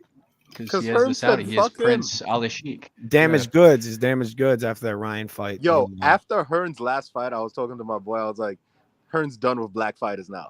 After that 5 versus 5, Haney just ruined it all for all black fighters. He's done with black He fighters. got fucked, bro. 5 Yeah, 5 is gonna against throw real Frank punches against Ryan's Boot. he single-handedly killed that Floyd style. It's done. It's Yeah, finished. Yeah. It's done. Yo, I know I talked about it yesterday, but for the ones I saw the 5v5, because I know I spoke about it yesterday, but doesn't Ray Ford and Nick Ball fight a lot like Shakur and Isaac Cruz? And don't you think that fight kind of gave an example of what that fight might look like if they do it in the Yeah. Mexico versus USA tournament?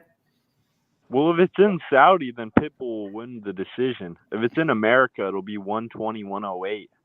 Masterclass for Shakur. Shakur will school that boy in America. Yeah. Does Shakur even still fight? I thought he was retired. He's fighting in July. All right. Shakur is done. His day's coming. Yeah. Because Yeah, nobody I'm- wants to buy that. They're not going to keep on fixing all these fights for him. There's People, no point. That's one thing these days. It's like you're gonna get exposed. You're gonna fight a knockout artist or some shit, and you're gonna get knocked out. That's what's gonna. Yeah, that's what what's gonna happens happen, if dude. someone drops a real punch on Shakur's shin? He's and they're out. trying to knock him out. He's gonna quit. That's what he's gonna do probably. No, No, I but think he's going to get slept. The Like, day De of, Los Santos, if he Well, came we to don't know win, if he can't take a shot, but we know that he doesn't want to take a shot. look at his neck and I chin. think there's a reason. Look He at his doesn't neck. like getting hit. He doesn't. I gotta bring this up real quick. I'm still fucking shocked that I just got monetization back. Oh, I say you got. Let's go. Yo, you better Make that delete bag. the stream, man. It's a trick, man. I'm It's a telling fucking you right trick. now. They're trying to get more information. Look, this you gotta keep this gotta keep it real. I'm sorry, my history of my streams, like they're still up on YouTube, whether they privatized them or took them down worldwide. That's still all in their like history. They read through or their algorithm went through the wildest terminology and statements. Right, but Your channel has become a honeypot. That's what it is. Dude, if they don't report it, they will give me they will give it to anybody, man. Yeah. dude, Really, they really would. your streams, dude, your streams are always going to be loved. Like Come on, like we have moments like Relaxed Rock. It really That does was show you the how one. racist the internet is, doesn't it? It's Oh, really yeah. Maybe the so maybe the anti-Semitic. Saudis are in control now because we were literally just talking about Exactly. this, and he got monetized right. They're like, when we were yes, yes, talking about yes. Yo, hey, yeah, we've been singing the praise of the Saudis with Boxed in, and it's Well, like, okay, like Turkey was sitting on his laptop. Okay, monetization for you. He's gonna Before you shout know out it- Anthony over here. Yo, before you know it, Turk is gonna have Anthony interview fighters. Exactly. He needs to give me Mannix's job or something, man. Yo, yeah. I want to send a shout out to Thunderdome Boxing. Bro, I'm not. Yeah, I this like panel- him so this whole far, man. panel I is also going to be on the stage. Relax, man. The Saudis got this. This panel is going to be the judges. Big Arab. He's gonna bring him on. He's gonna bring him on to commentate, and the first fight's gonna be Shakur versus Haney. Watch. Oh, Dude, Anthony, if Turk had you interview one of those two, who would you rather interview? I want fuck Devin. I want Bill. I want Bill again, actually, because now everything I assumed they were gonna do and all that has happened. So I'm sorry. I'm normally I'm pretty nice, but I would have to be like, look, I just got to keep it a buck. How do you defend yourself in these allegations, like of bumpers on your blah, blah, and go break it all down, like the weight bullying, the cherry picking, you ducked Loma, you got whooped by Loma, celebrated a robbery, then you get whooped by Ryan. You're trying to, rather than just taking your fucking whooping, you're trying to shit all over the look. Oh. Bill, I saw Bill said this. He goes, real recognize real, right? And I'm like, you know what? Everyone recognizes a real one, number one. And you know who also recognizes real ones? Fake ones. And you know what? When a fake one recognizes a real one, they don't want the smoke. He recognized them fake ones, recognized Loma as a real one, and was like, we got to shame that guy. Tell everyone he's a bum, he's ducking us, he's little, he's old, age up, and then he still got whooped by him. So He's trying to hurt my baby. Trying to hurt my baby. Yeah, that's what. Real. That's why these black tards are so offended by Loma and Inoue, because they see what they're doing and they see how they're dominating against people that come to win. They see how they're ballsy fighters, exciting. and that offends them. How Because dare all you be these exciting? Amero bums are just running. Why aren't you boring like Floyd? Yeah. Hey, you forgot to run away. Dude, Hey, you forgot to run. Hey, and thanks to Mountain Leo. That's the guy I would fuck with. They call Loma a fucking dancer. I've actually seen people say He's this. just a puncher. He's just a puncher, and they act like he is Loma with a punch. Yeah. It's like no, Everybody, you know what I think? I think people watch Tank, they think he's Pitbull Cruz. Like that's what they think when they watch him. And I'm like, no, bro, that's not what he is. That's he not just him. runs around and then he lands a big counter on a dehydrated bum. Yeah, Who wins the he's a rematch? midget version of Wilder. That's what he is. Who wins the rematch between them? See, this is where the disrespect. Stop it, man. He's not Wilder. He's midget Wilder. This Wilder, no, he's not. He's not Wilder. He twerks too. I saw him twerk. He did twerk. Even on a pound for pound level, he's way better than Wilder. Even there's no way. Come on, let's. I think Wilder could knock him out. I I get think he the could. comparisons. Come on. He's in a lighter weight class. He's gonna be better. He's gonna have to be better. But that's why I said pound for pound. Even I'd say he's got more tools. He got more tools than Wilder. He got way more tools. He has but his fights end in very similar fashion to Wilder. He's getting beat up the whole time, and then bam, one punch. Hey, F you. And he's getting beat up by Rolly. Yeah, Rolly by everyone. Everyone's beating him but up. it's like what we said earlier. Is he getting beat up though? It's just like, was Yeah, he Canelo is. getting beat up by Amir Khan? I don't think they're getting beat up. I think he's just like, yo, I'm gonna eat all your shit and knock you out. Joe Joyce over here. Great. Then why is he running away? Hold on, Gray. We It's figured not like this he was out. walking forward against Rolly. He was running away, and then he landed a big shot. Well, hold on, no, because it's a bit of both, right, Gray? We talked about this. Was it Talleyrand? We talked about it yesterday. Yeah, it's a bit of both, right? Like he is getting information, he is getting better as it goes on, but at the same time, he's not willingly losing rounds. He's not good enough to also win them while downloading info. Yeah. So he is downloading info, It's all and right. he's going to catch up and all that. But at the same time, he should still be able to at least He needs a better modem. That modem is way too slow. like split like the early rounds, like first four or Yeah. something. You know, at I least also think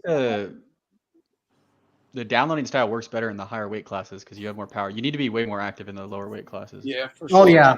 No, but The that's best the fight- special thing about him. Who has power like that at that weight class? Like at his weight class, who had power like that? I mean, I Ryan. think had power, Zabeta but he- stops he- him. Hmm? Zabeta stops him or gets hit with a big shot and gets knocked out. Yeah. No, but he carries like to have like that kind of KO power. At that weight Power like Tank since Edwin Valero. Let's just be real. Yeah, but he's I hitting these think guys. Nino He's hit harder than dehydrating these guys, then hitting them with shots. It's like I'm not. I'm not too really sure the on his biggest power. I'm not Tank sure. believer. I wouldn't be shocked if Loma comes up there and they actually fight, and Loma eats his power and just beats the fuck out of him. I don't Because know. these guys are Nito drained. Loma Donaire doesn't hits have to harder drain than himself Tank. to make that weight. He's Another not gonna thing drain is that himself. when we say drained, is like the Frank Martin fight, right? It wasn't him. I think it was the WBC that had like a 12-pound weight limit. It wasn't WBA. The WBA. Yeah, that WBA. was convenient. They Yeah, give but he Tank didn't a have to belt and then they follow give it, his right? opponent a Bro. rehydration clause. Those rehydration clauses kill these guys. But hold You up, saw Frank Tank Martin's didn't have face; it was all sucked in. Frank didn't have to follow that clause though.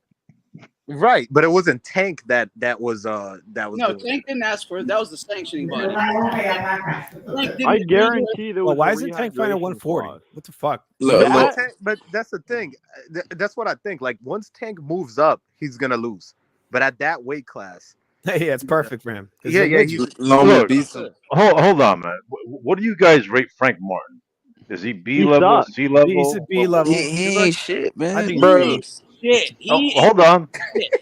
He's B level. He ain't no. He ain't. Hell no. Bro, he struggled with fucking Jackson Marinas, man. I'm a little bit biased because when I I'll see say a guy he's scared, C plus. no, C when a plus. guy's scared like that, I would take Volley All right. over him. All right, if he's scared. all right, What's hold an on. example of Bro, he B-level? damn near lost his last Hold fight. on a sec. Hold on. Let me finish this point. So here's a guy who's C plus, right? Like FU just told us, and this motherfucker was I thought he was making winning. Tank look like shit, He did make him look like shit.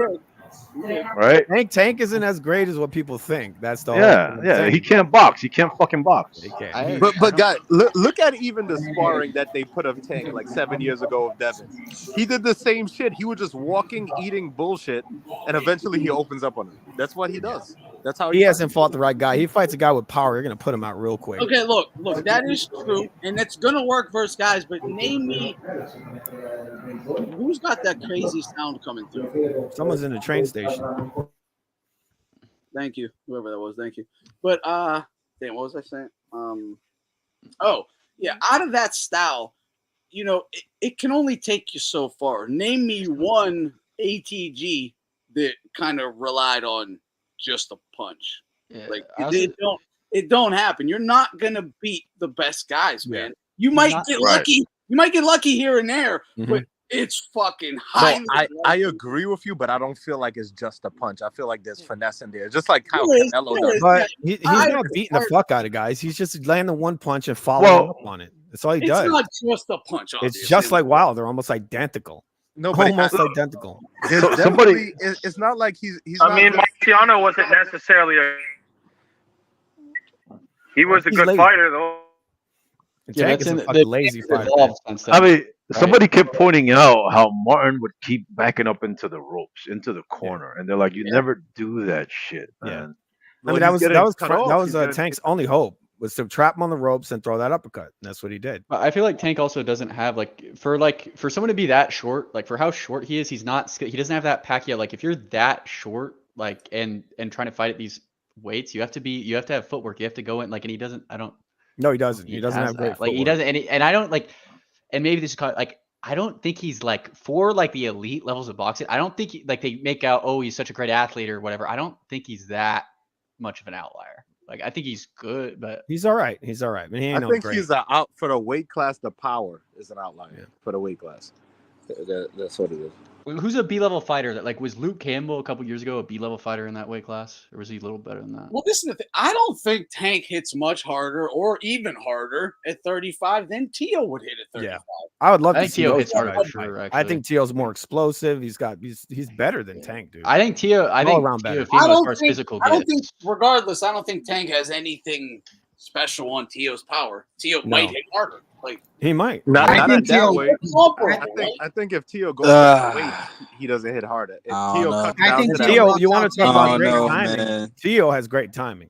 Okay, let me just say this. If I could just put up a punch meter, like a punch bag, you don't have to worry about defense. Just fucking tee off on this thing.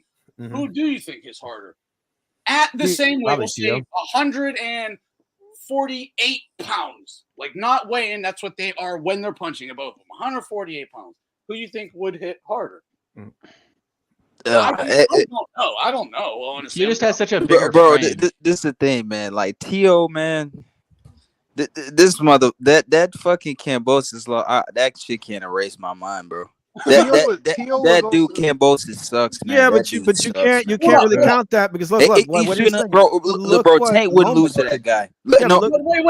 Hey, let's be honest. Tank wouldn't lose to that guy. Tank would knock that dude the fuck out. Tank would knock him the fuck out. I agree. Tank Hold might up. lose to that guy. Listen, I agree with you 150, absolutely, but I think we have to put that loss into its proper context. Yes. That dude was a fucking mental freak show going into that fight. He literally cried at the stare down, dude. He had messed up lungs. Yeah, I remember. I remember Anthony. I remember. Yeah, he had messed up lungs too. He was a walking corpse. He said he had some injuries. Hold on, man. I remember talking for months ago before that fight was even like a thing. I was like, Tio can't fight. Like now, he can't beat anyone. Anyone who comes to win is gonna fuck that dude up because he's a basket case, man. And it happened. So We're like, also just talking it about wasn't physical gifts just- here. It's not just the mental, obviously, but Mhm. that had to have some effect, right? I would think so. Right. I think physically. Yeah, physically, Cambosis I think got in his head. Tszyu- I think. undeniable. He also had messed up lungs as well. Yes, Doctor said people keep focusing on that fight way too much, man. Come on, look, he Those upset lungs gave isn't Loma a one of the hardest reason. fights of his career. That How quote could was you from a downplay it? optometrist. You know This what guy doesn't wanna Cambosos fight, proved? Cambosos proved that you never know which Tio is going to show up. Yep, that's the point. He's That's very the he's a classic talented but erratic. That's the key point with Tio is that you cannot trust that guy at all. Tio was supposedly injured, and his dad got in his head that he was going to knock the guy out 1 round. He truly believed it, so he threw all Dude, his his punches eyes, real if quick. you go back and watch that final face-off they do, his eyes water up. He starts to cry. And He was and on meds I for played that. it on stream. Yeah. Cambosos laughs at him when his eyes flood up with water. But his wife had just left him, right? Yeah, I was going to say, is that when his girl was shitting on him? Yeah, he got divorced, and she took the kid with him. So let's ask this question: Who can you trust more, regardless of what the circumstances are, Tank or Tio? Regardless if they're getting arrested, if there's domestic violence, bullshit. Let's think about this. I'll play devil's advocate. I would say Tank, but let's just play devil's advocate. Tio went up against the best guys and performed. When he fought Taylor, he fought the best guy, underdog. He stepped up and performed. He fought Loma, underdog. Well, was he actually? But I don't know. Performed well. He did step up and perform. He performed. Yeah. Performed great. Yeah. Tank hasn't even fought a guy to perform. He fucking fought Cruz. He didn't perform. Nope. So I don't. Cruz came in at 2 weeks, and the worst part is Cruz. Yeah. And the worst part is Cruz came in 2 weeks' notice for that fight. Yeah. And, No, Cruz was training for a 10-round fight, and he came in. He had a 12-round fight. So Pedraza. Yeah, he was gonna fight that night. He was a replacement. So come on, man. I would love to see Tio fight that fucking dude, man. To me, yeah, it's easy for Tank to show up when he's not really looking at any adversity across the fucking ring. Yes. What happens when he's looking at actual adversity? What happens when Tio's hitting him with fucking bomb after bomb? What is he gonna do then, right? Yeah. Uppercuts. He's eating uppercuts, right? Yo, even the way Tank is carrying himself now, if they went through a fight at 135 and they went through that buildup, I see him getting in Tio's head and Tio getting fucked up. I don't know. I think Tio. I don't would- trust that guy, man. I think Tio would get pissed off and load up 10 times harder and lay him the fuck I don't out. think he can make 135. No, that's the thing. And that's what I was saying before. At that weight class, Tank would have more power. He'll be dehydrated. Yeah. You know. Yeah, I think at 135, I think Tank beats Teo too, man. I think the style matchup. Now at if Teo comes forward, he gets knocked the fuck out, man. He can't fight on the front foot, bro. I seen it time and time again, bro. You know what I'm saying? Like Teo, yeah, he beat Loma. I think Taylor was cooked. A lot of dudes were saying Taylor was gonna win. I picked Teo the whole fucking time. I was telling hella dudes that shit. Taylor's fucking cooked. He can't put the bottle down. He's fucking shot the What bigs. happened Injured. to Taylor, man? I thought he was really talented. I thought he was gonna be really good, but Nah, he's not disciplined, bro. Taylor's on the fucking. He's on the drink. He's on the drink heavy, bro. He don't take care of his body. He gets injured. Like he's drained as fuck at that weight. Like that was a cooked ass Taylor, bro. Tank that Davis is Teo getting fought. pieced up by by fucking Frank Martin, dude. He's getting pieced up by Frank Martin. What do you think is gonna happen when Teo's teeing up? Like, but Teo, like Taylor, literally lost to Jack Catterall, man. Twice, not once, twice. Yeah, it ain't prime Taylor he fought or anything like that for sure. Yeah, it wasn't no prime Taylor. Yeah, prime Taylor. You different. know what it's like fucked Tony Taylor Bella up? versus David Hay or whatever. What fucked Taylor up was becoming undisputed. He lost all his fucking hunger after that, man. Became inactive. He started looking ahead at big fights and overlooking his current opponents. Looking at Crawford and welterweight. Crawford spends, but well, you need to be focusing on this guy and getting in shape now. Remember when he came into that Catterall camp? He was like 190 pounds. Dude was fat as fuck. Like, yeah, he was. Yeah, all that partying, man. Ugly, skinny fat. Just gross. That's fat. a red flag to me if you get too big out in between camps. Yeah.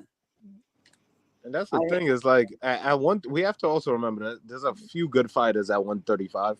Like a lot of these guys were just weight bullies. So like that whole rehydration is like you shouldn't be there anyway. You should not be in that. Well, Tank isn't supposed to be there either. He's just fucking hiding over there. No, I mean that's his weight. He came in at 133, hiding, dude. He's killing himself to make those weights. Hell no, Tank is like the leprechaun. Tank is like 5'4", so I don't. Like I don't really. I don't know. Emperor, hold up, Emperor. I'm not being a dick and trying like making like being you got to leave or whatever. You're fine, but you really, you got to have a new mic. You're welcome back, and you got to have a new mic. We can't hear you. Like it's.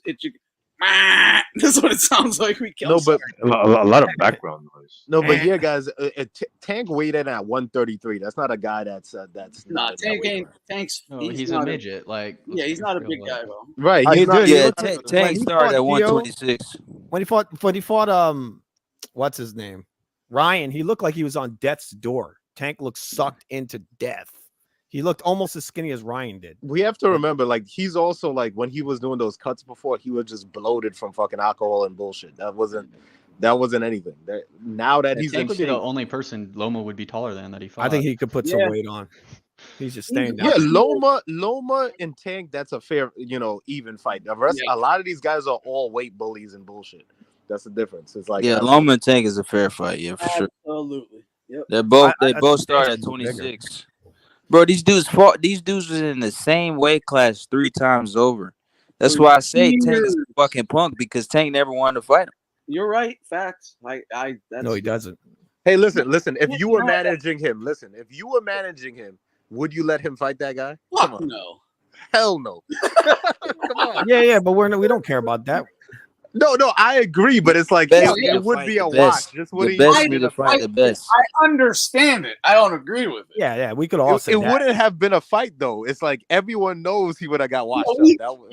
Well, it's like yeah. Some people want to deny it, but everyone really knows. Even Tank and his own team. Even himself knows that. Yeah. That's not like Floyd knows that. Everyone knows that. Yeah, like you said. Fight the best. When Fight Floyd the best. fought up Loma as punishment to Tank. Nah, man, because when Tank first came to the scene, like 2017, and when he fought fucking Pedraza for championship, they was over there saying, "Oh, this guy's young. He won the belt. He did this and that. He's a champion. Yeah, fight Lomachenko. Hell yeah." But exactly. That's the whole point. Even Tank, when he fought Pedraza, I saw some clip of him saying they were setting me up to lose in that fight. So yeah, I remember that. If he thought he was gonna lose against Pedraza, what the fuck you think about Lomachenko, man? Yeah. Yeah. I honestly thought Ryan Garcia was going to beat him, but I guess the weight drain was kind of. The weight drain was huge. Garcia fought like an idiot. Man. Anyone with power and IQ will beat Ryan. Yeah, for sure. That's true. I mean, look, if Ryan fought All you smart, gotta he would do is definitely beat get Tank under for that sure. left. He didn't Nah, fight intelligently. Ryan can't beat Tank, man. I don't. Oh give yes, he can. Look, He I always definitely thought Ryan was talented, but He I don't is. know. Tank's a Right, short. no strategy in Ryan that cannot fight. beat Tank because Tank is a smarter fighter. Like a lot of people don't think Tank is a smart fighter, but he's smart. No, He's- Ryan he's a fought. pretty smart Ryan fighter. fought in a fight. He was an idiot in the Tank fight, but if he fought intelligently, he will definitely beat But Tank. I don't think he can really fight I'm gonna say intelligently. definitely. He will beat him if he fought intelligently. The way Look, he fought Ryan's Haney. too flawed. Ryan's too flawed. Yeah, Hey, look, if he fought him the way he fought Haney, he'll hurt Tank real bad. No, but Ryan is just a speed. It's just speed kills. That's it. I don't think Yeah, he's he's a little Amir Khan-ish, I guess. Yeah, he's with power, with big power. That's it. If his brain was dehydrated, he was just fighting like an idiot. He was trying to blow him out in one Problem round. is, no matter what, he's always going to spam that left hook, and Tank is a Yeah. little guy. He's going to get under it all the time. But he has to feint more and more And he just- feints. Yes. And don't punch Just down. Have a right hand, have a 1, 2, and a 3, and you know He needs to train in an He fought asylum too more tall often. as well. He fighting too Look, tall. man. So Tank. That was an issue. He didn't bend his knee. A great fighter needs to be a man for all seasons. And But if he Tank- thought he was going to go in there and try to knock out Tank instead of fighting behind the jab and staying long, that's how he was going to beat the shit out of this little guy. Absolutely. You know, I don't think he had the energy for it. I think But- he knew that he didn't have the energy. He was trying to blow him out. Well, that's what he says. That's what Ryan That's said. one of the Like, reasons you know, why he didn't bother Yeah, with he the tried to weight. blow him out. he He did says against he knew- Devin Haney. Ryan says he knew he was losing in the locker room. Whether you know or not, he felt like he was going to lose because he said he felt like shit. He had no but energy. that's the dread. That's knowing you're about to get your ass whooped. No, that's Yeah, the- for no, sure. No, when you know it's a 12-round fight and you have no fucking energy to even walk, you're like, I'm gonna try to blow him out as fast Yeah, as I the can. dread is just going to be worse, and you're just Yeah, it's gonna be worse because he knows that he's gonna get drowned because he got no energy. But it's also like he has that God gift speed, right? But it's also timing beats speed, and Tank was just he timed that shit perfectly. He Ryan's caught got this timing guy. as well.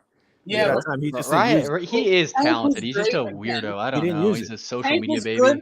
He timed that left hook and would just get under it. Well, look, you don't have to time it perfectly. You just time it well enough to take something off it.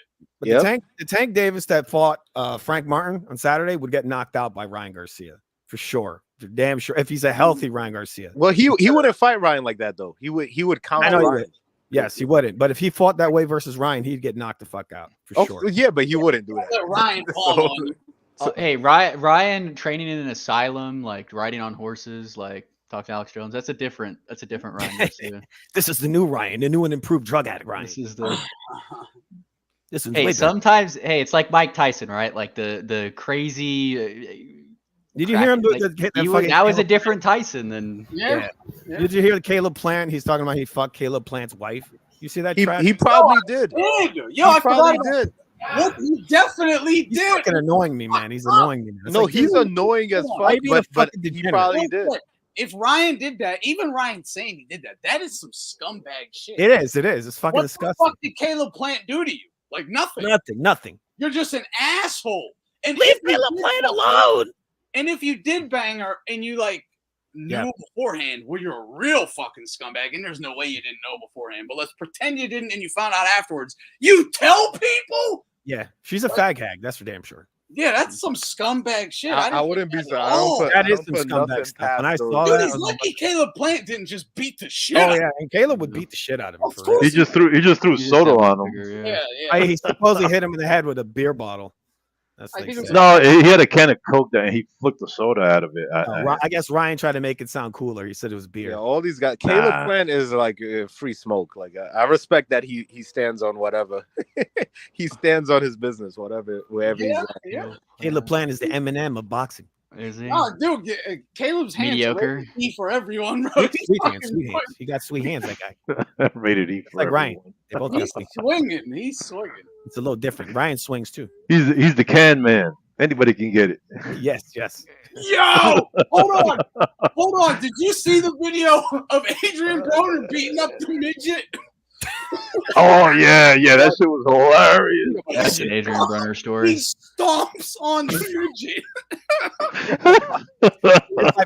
His life is He ruined. stomps out a midget right on his chest. A midget. Boom. You know your life. You hit rock bottom. When you beat that midget, man. Adrian Brunner will forever be my favorite one. Wait, did he win that fight? Did he actually win that He fight? is the can man. Anybody can Beat up a midget. Look, Ryan Garcia, bro. If you watch the replay of Ryan when he's fighting Tank, if you look at the first knockdown, bro, he threw 4 left hooks in a row. Yeah, he fucking sucks, man. He sucks, bro. No, I no, don't no. know. He I fought don't know very why. poorly. He These doesn't fight dudes like that. talk like he's good.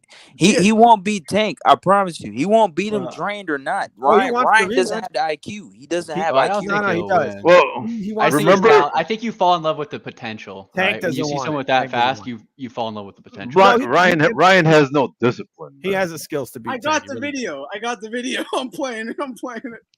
I also think he's Oscar De La Hoya's illegitimate How do son. he have the skills to beat Tank? His chin is Because in it's the not. air. He It's only not very throws the hard. left hand. He has just no don't- defense, no. no footwork, no jab. No, Tank definitely Can't won't fight beat the him. inside. I can't wait to this Lomachenko if fight they have because a a rematch- lot of people are gonna see that Tank is actually he's not Trash. a stupid fighter. He's kind of dumb. He Hold on, gets his watch- ass whipped. Watch this shit. Yeah, Hawker. But he's Loma's lucky. like a master though. Like that's like I mean him losing to Loma's kind of like okay, like you No, lost to he Loma, may like- he may lose, but he's not as like he's not. If people are saying I he's feel a like Deontay Loma's Wilder, tailor made to beat Tank really badly. Like I don't know. he is. Because it's I like mean- he's I mean- the same size. Like we've never seen Loma fight someone who's not like 4 inches taller. Like yes. No, this is, and that's where this is why it's gonna be a great fight. Here, watch this. Watch Broner beat up this midget. It's messed up, man. He dumps water on him, then fucking toys with him, but then kind of fucks him up, man. He's a piece of shit. Yeah, what? This is his first win in years. Does he win this fight? That's Broner in the red. I can't see it. It's like, we can't. What? You can't see it. It's still loading. In the back you can see it, but Can we?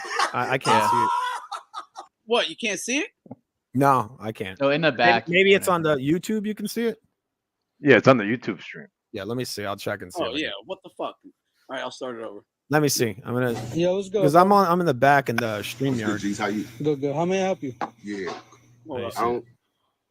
Get close. This is Broner in the red shorts. This is the little midget. He dumps water on him and then tries to kick him and falls. And then watch what happens. Got him, D-Lo. Got him. I see it. Yeah. Got him, D-Lo. Is that dude from that rap group? My mind's playing tricks on me. See, told you. No. Is he not just filming assault? Like, Oh damn! Oh, that's that muscle-bound midget. I think I know this guy. Wait, is Broner trying to set up a fucking boxing match? This looks staged, man. Come on, this can't be real. yeah, this is just a theme. Yeah, this is just a. Oh, MMA match over here. Oh, He Broner's dead. launches this midget. Watch. Oh, whoa, he just punched Broner. Oh, Yeah. Playing with him. Broner's smiling. Yeah, I thought he was a piece of shit when you first said that. Well, Broner threw a drink at him and he got mad. Broner grabbed his ass. Oh, he's dead. Oh no, he's still alive. I think he's playing games right now. He kicks him at the beginning, right in the chest, falls, Damn. and throws midget off of him, He did. launches him, and then stomps him in the chest. You gotta watch out, man. Midgets don't play around, man. He might come back when he's sleeping. With a posse of midgets. Yes. Yeah. They're gonna They be travel in packs, right yeah. at the end of his bed. Nuts. The 7 dwarves, remember? Yeah. Yeah, they're gonna grab his ankle biter right there. It's an ankle biter. Yeah, Salvador had a tough. Salvador had some tough. I mean, he took some beatings early in his career. Yeah, he got beat. I don't, bro. I do not care if fighters lose. I just want to see them I don't- fight yeah, and get for real, better. yeah. Like I like. Yo, we're in the era now where no one cares really about losses or belts. Like no one gives a fuck. So you have a guy like Ryan who doesn't need a belt and it doesn't matter if he loses. He's a social media darling, right? Yeah, Like, it doesn't he's- matter. Girls like him, I think whatever. he's Like kinda I don't irritating know. at this point. I like him and then I hate him and I like him and I hate him. Have you not heard It's just the? even like Tank. He doesn't need belts. It's just like What's they don't the? need it. Have you heard Ryan- the theory Ryan's- that he's Oscar De La Hoya's illegitimate son? Yeah, and he might be. Who knows? He Possibly. definitely might be. He Like, it definitely just might looks like it's like Well, okay, we've like seen his dad. it's like, I don't know. Yeah, he doesn't look like his parents. It's weird. He doesn't. Yeah, but maybe when his dad was But younger. sometimes a mix, you mix and you don't look like really either. Yeah, he looks a lot like Jonathan Taylor Thomas to me. Doesn't he? You ever saw Home Improvement? Jose Taylor Thomas. Jonathan Taylor Thomas, yeah. Christian, little Christian Slater. Yep. Another reason like guys get like boxers. He has that like, energy to him, doesn't he? I just saw that dude from Home Improvement. He just got arrested for like being on meth and beating up his girl. Oh yeah, I saw him. He was all fucked up. Yeah. He's like missing teeth and everything. Wasn't that Home Improvement dude like a pedo? Like he slept with his daughter or some shit? Probably. Like Now he it's married Home his daughter? Improvement. Remember? What's that dude's name? Tim Allen. Tim the Toolman Taylor. Yeah. Him. He had like an Asian daughter, which I guess it goes back to what we were talking about before. He adopted an Asian daughter. Why you adopting? Wait, you're talking about Tim Allen? Tim Allen, yeah. Oh, well, his last name is Allen, isn't it? Yeah, Tim Allen. So. Yeah, Tim Allen. That's his name. Yeah, that's an interesting last name. His name was creepy Tim stuff. Taylor. His name was Tim the Toolman Taylor on the show. Yeah. Tim Allen's his real name, I guess. Stage name, maybe. Yeah, I also heard that. Anybody with a first name for a last name is a freak. Well, yeah. Steve Dave? You talking about Steve Dave? Yeah, I heard the same thing about Elon's father. He looks like a vampire. You ever seen him? Had a baby with his daughter. His All stepdaughter. fucked up. Bro, you ever seen that you ever shit seen the makes movie me sick. Wishmaster? He looks just like that dude from Wishmaster. What are you talking about? You know the movie Wishmaster? That weird fucked up demon thing. That's what Elon Musk's dad looks like. If you put just gotta say. Sorry. So some of the shit is just so ill, bro. Like it's so just sick. And he just talks about it. You see him have an interview about having a baby with his stepdaughter. And this guy has no shame whatsoever. This guy is just like, yeah. And I'm like, what? So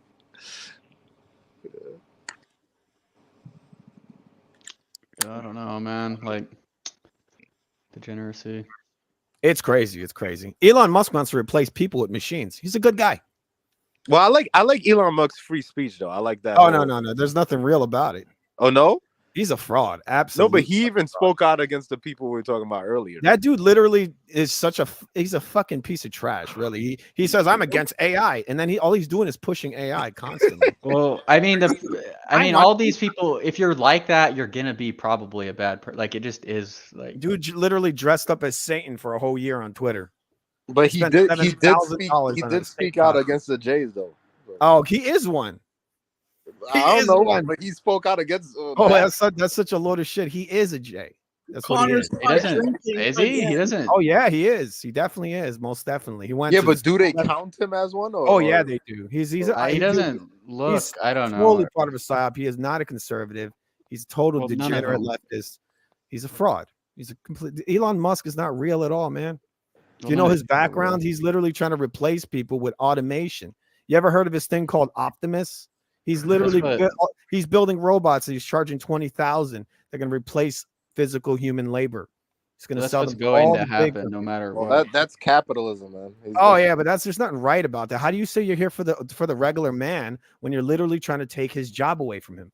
I love you guys. I'm for your free speech, but I'm going to make you unemployed, all of you. And he wants to automate everything at Tesla, 100%. Absolutely, and the motherfucker wants to put computer chips in people's heads. No joke. Yeah, that's what. But that's the thing. Hear that they gave one of their Neuralink patients. It killed a monkey. They gave him herpes. Yeah, I think Musk probably gave it to him. They're suing the shit out of him right now for giving him herpes and fired them. They gave him herpes and then said you're fired when they complained. Sounds like a Jim Carrey relationship.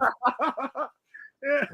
Dude, that's what you get for letting people fucking stick shit in your brain, asshole. Oh, but the thing is when people like the whole aspect of AI and all these different things, I feel like there's nothing new under the sun. So it's all capitalism. It's all leverage. These people are going to push as far as they can to profit. It doesn't matter if they replace all the human labor. If he doesn't do it, someone else is going to do it. If someone else, I think that we need to create laws against it before it happens, because it's going to disrupt society in such a way that it's going to be a nightmare. We're going to be living in it. And then what it will be is those laws will be here, and they'll be doing it in Asia. And then we're going to have people are going to need laws to protect people's jobs at some point, because that's what they're bringing. People need a purpose, right? Automation. Yeah, you can't just have people not working at all. You know what comes with that?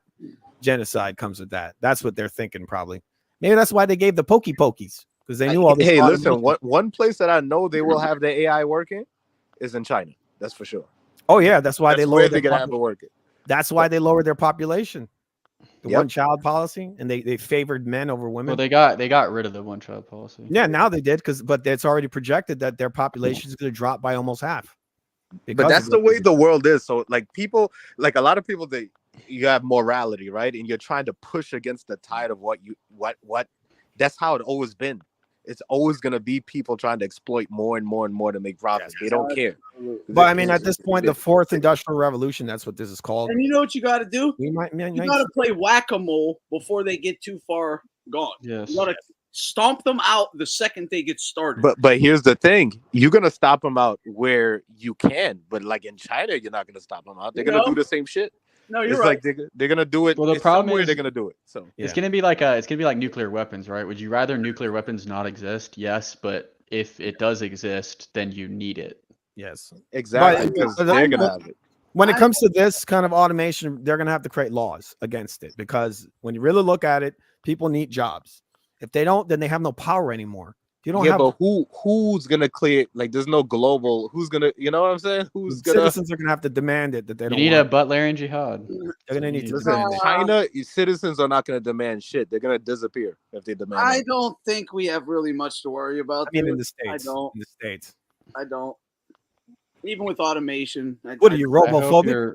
I hope you're robophobic. Remember that? You saw RoboCop, robophobic.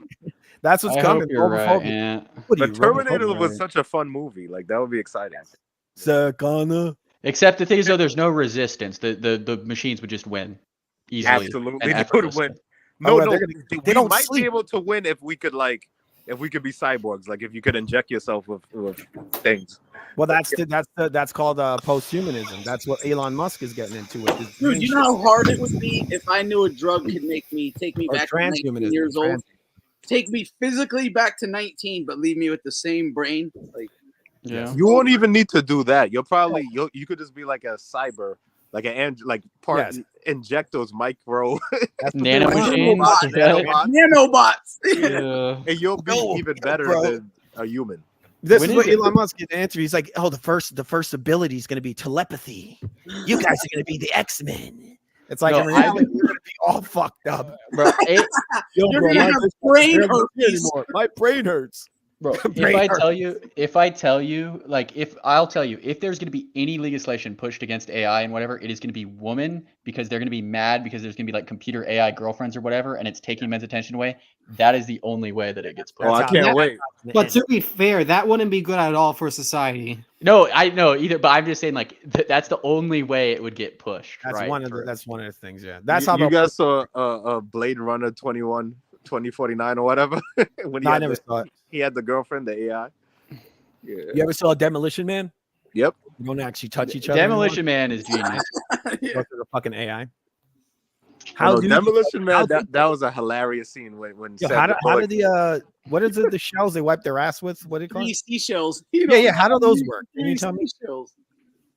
I still I don't think they ever figured that out. They never That was- explained it. No, That was hilarious when Sylvester Stallone was like, "Yo, I'm trying to fuck with Sandra Bullock." He was like, Yeah. "Yo, I'm not trying to do all this." You see, she has those looks, right? Doesn't she look like is she Jewish? I She think might be. She might has be. the look. Hey, She has the look. Yo, Yeah, yo, she really salute was to the really panel, hot salute when to she the was but panel. but What's going on, think Thunder about Joe? Always a pleasure. She En was el very nombre del attractive. Padre, del Hijo, Espíritu She has those Santo, eyes, yo. like I said, those kind of evil eyes. Yeah, you can never in Hollywood. They all Stranger. change their names, so you can't tell. I Hey, can tell she's that. think Yeah. think for a second about how prophetic that movie has been, right? Yeah, That's an amazing movie, man. Which movie? Demolition Man, and Yes. then think about something that it showed you that no one has picked up on. Mhm. There were people that were driven underground. Yes, I no picked up longer on it part years of ago. Society. Yeah, but the thing is, this is the thing with Just saying. technology within itself. That's why I love that movie so much. Is that what's Also, the crazy is the that mass we're monopolies, looking the at other it as monopolies. how we looking at it. But the way that we're looking at it is we're looking at AI at one angle. We got AGI What'd you that's say? coming next, and then we got ASI, which is going to be the singularity. Now, technology always grows. Do these people slow happening? down or they're speeding up? I'm I scared. think our own self-destruction is imminent because all we're gonna do is just try to create portals. We're gonna try to go this way, this way. There's never a dull moment in technology. Once it flips to 10, it flips to 100, and it just multiplies. StreamYard And the is doing thing is, something what's weird. funny about Like, these I robots can't that see we're these, looking at, stuff you're look putting at up. look at these Tesla robots already. Look at all these robots, how they're moving already. This is the Atari generation of robot making right now. We're not even in the advanced versions. The advanced version is going to come in 5 years. We're going to know what ChatGPT is nothing compared to what is going to happen when this shit starts thinking for itself. And you know what? That possibility is such a possibility. It's because human nature is wanting to be God.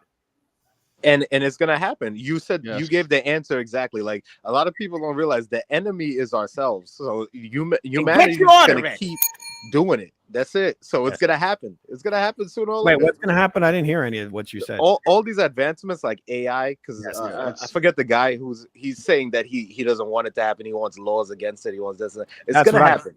You're not gonna be able to stop it. Well, I said that. I don't know if you can hear me. Can you hear me? Yeah. Yes. There's going to have to be laws made against it in order to protect human labor. It's going to have to happen. No, but what I'm saying is that even if there's laws in one region or there's laws here, it's gonna.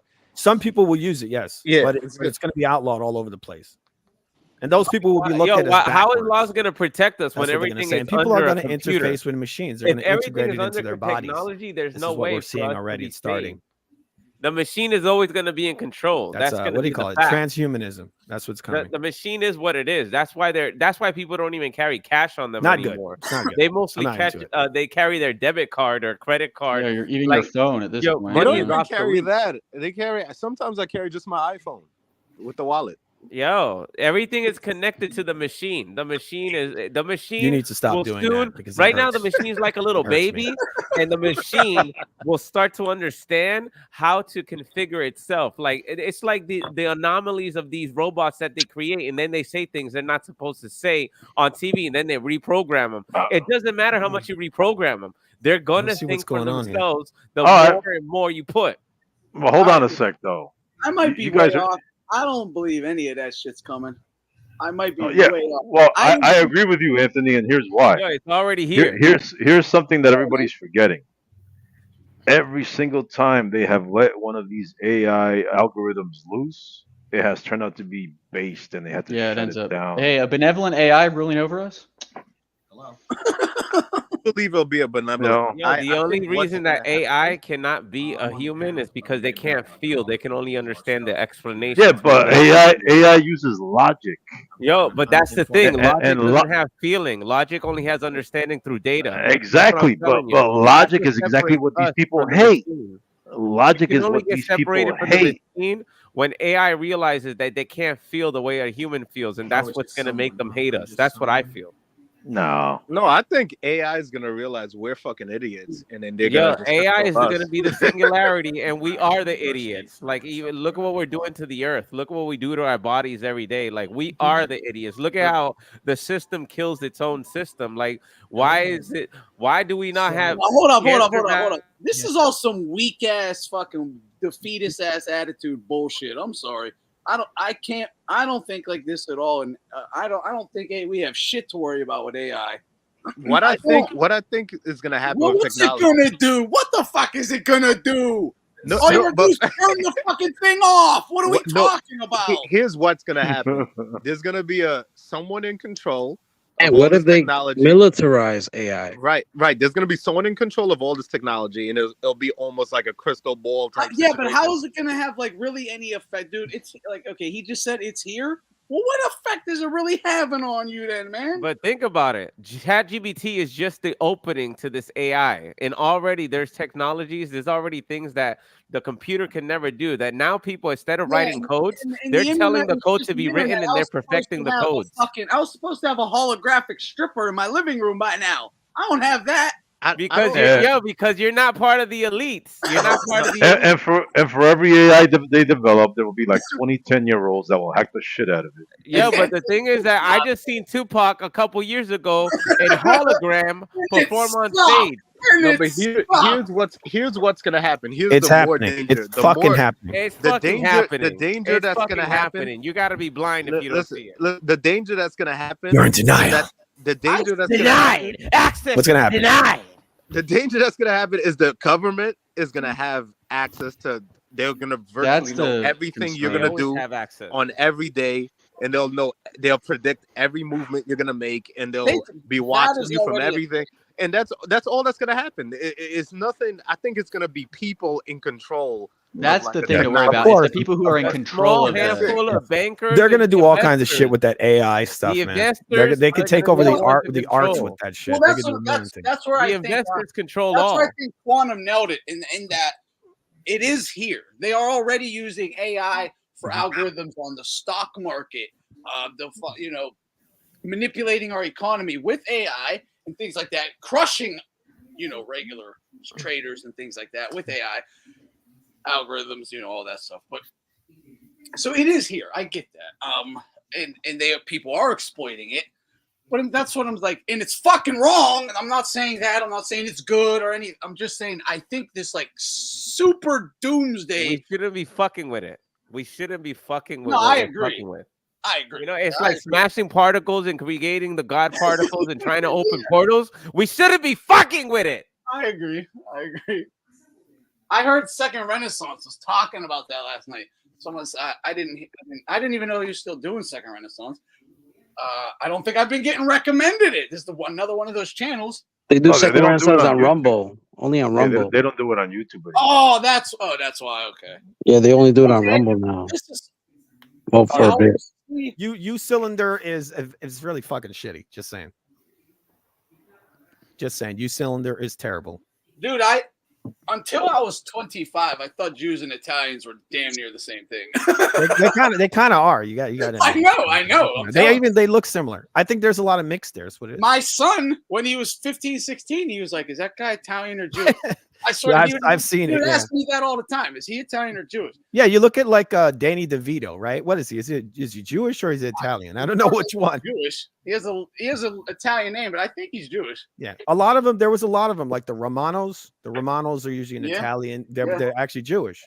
Yeah. It's a big like Ray Romano. He's Dude, Italian. how many people say I look like Max Kellerman, right? When I had Yeah, there's some similarities. You look like Al Pacino as well. Like, Yeah, and might he's got some like, background yeah. in there, right? Yeah, we had dark hair. You guys need some more So genetic second training. night for the bad guy. Come on. Dude, I'm about to blur my dad's like eyes out and show you this picture of him because you'll fucking laugh. Yeah, you told me. You said a lot while your dad looks just like Al Pacino. You can see it. He put a new fucking profile pic on his fucking Facebook, right? it's so ridiculous. But he's wearing the Sopranos, right? The jacket. He's wearing like the modern day the jacket. He got the fucking Paulie Walnuts hair. He looks I want to make fun of him so bad. Like you fucking look like such an asshole, bro. Such an asshole. I know. The jacket. Yeah, he's like it's ridiculous. I know what he was thinking, but it's fucking funny. Like, oh my god. Dude, Richie seen the jacket and the fucking Polish dude. He fucking Yeah, the look in his eyes was like, oh shit. Yeah, anything that's like a That's my favorite show, They Soprano. brought Andrew Dice Clay. Yeah, That's the funniest one. He definitely ain't Italian. No, he's not. And Jude Dice Clay. Hey, but I don't know if it's true or not. But have you guys seen the shit on X where they said that like they try to militarize AI and they kill people? I mean, like robots. Oh, in Japan, there was Yes, 29 well, robots they've already that done were loose. And Yeah, it was in went- Japan. Yeah, it was in Japan or one of those countries. Yeah. They Hey, killed dude, 29 people. It was 4 robots that were military robots. Yeah. I've already That's seen a them true walking story. around. They had them in New York walking around when the whole virus shit. They had Yeah, I just wanna drones up in Devin the Haney punch sky you. in LA. That is They had just a classic Italian look. Like the rectangle shaped head, big fucking nose. It's my fucking Yo, head. looking like the dude from Silent Hill with the mallet. Yeah. Yo, You'll get like Al Pacino, same fucking head, right? Al Pacino, yeah. It's a common Hoo-ha. fucking. It's a very common Italian head.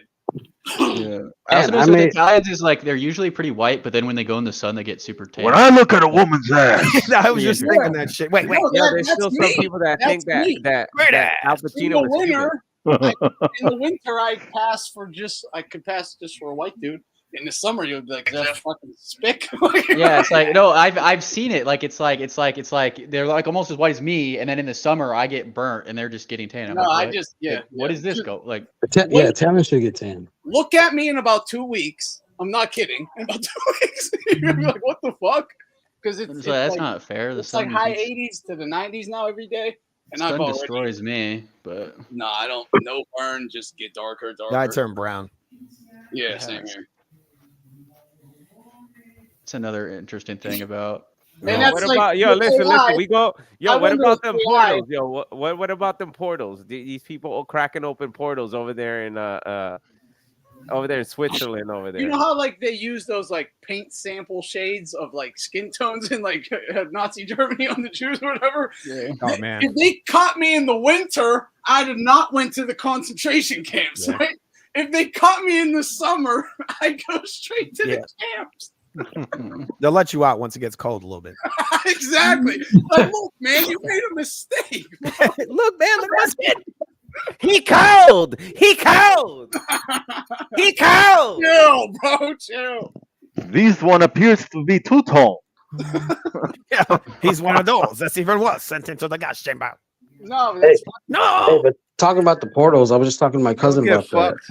They said They'll that send you in to- Iraq they were looking for portals. Did you guys ever hear that? Or the Stargates?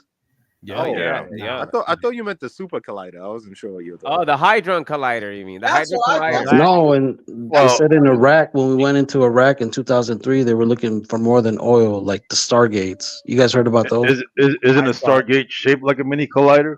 Kurt Russell. If there's a Stargate, it's gonna be in Antarctica because they're Yeah, did hiding you some guys- shit. Nah, dude, because did you guys see what because happened in Iraq is in like the old Babylon area or all whatever.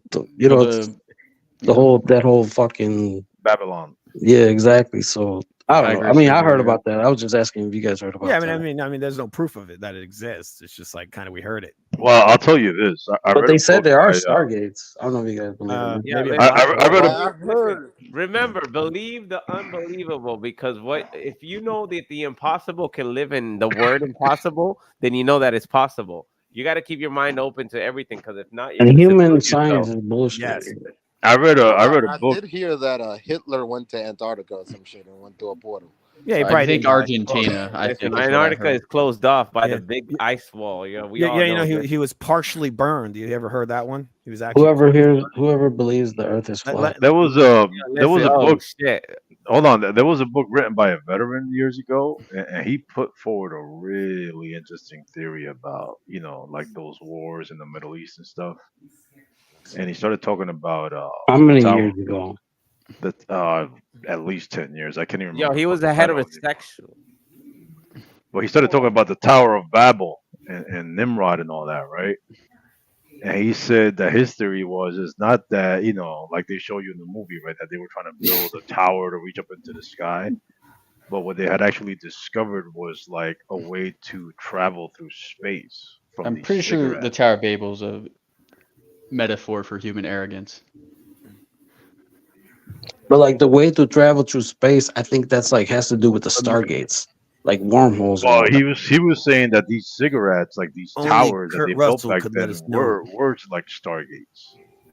You And guys this is ever what pissed God off. you guys ever watch The Prestige? That movie? Yes. It's a good movie. I I've seen feel it. like Yeah, I was just telling my cousin about it because he was so young, he never watched it. And I sent him the thing. I got it on VHS still. That's what the cloning, right? Yeah, and I feel like there was some discovery recently where they took a particle and they said they teleported it far away, but really Yeah. what they did was change a particle in the distance into the identical particle.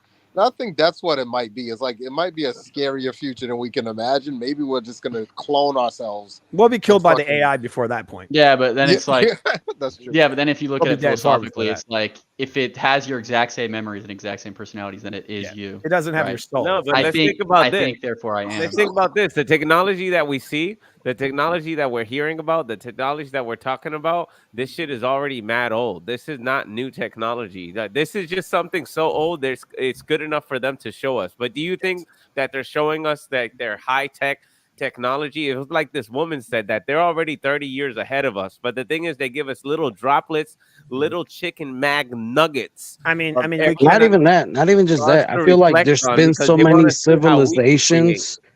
There's been so many civilizations that have gone through this type of stuff in different times that it's almost like history repeating itself. We think like we just started. No, we didn't.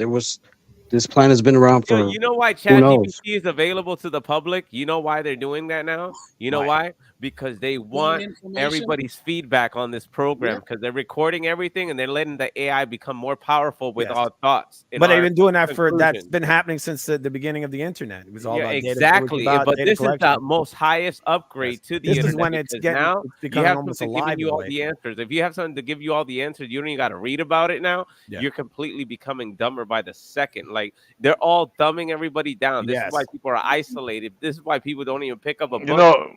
You know how you sniff out AI real quick? Listen, I'll sniff AI and break it down into a powder. Throw metaphors at it. It can't process metaphors. Yeah. No. You can't say that. I mean, either, most people because can't. If The this thing is, though, person it got might be a person. like They might be just plateaus stupid. download, if he got plateaus like or Leonardo da Vinci State of Mind downloaded, like they're gonna Look, give you a good answer and anything- every single They time. don't have none of our state of minds, and they never will. Anything that requires nothing on this earth except nothing in this universe other than God Himself could tell you what the fuck is the going Messiah, on. the Messiah, yo. God is Devin gonna be Haney AI as well. Like whoever shows Devin up, Haney punch. whoever The shows up, Messiah like, knows. like Yo, the we know Messiah that. might show up, and it's gonna be an AI or Yo, alien. AI is gonna be the fucking A Antichrist. hologram. A hologram. Think about these holograms. Think about UFOs. Think about people already knowing how to take little what is it? The little gyro flying things and make little things in the I don't air. know. What the gizmos? The gizmos. Drone. I call them I've the been hearing about drones. AI. The drones. And I've they're been making hearing about- shapes and shit in the air. Like, come Yeah, on, I'll yo, tell you you what seen that all is. the if you want holographics, yo, put a mirror in front of a mirror, you're gonna understand that we're in an infinite galaxy. Yeah.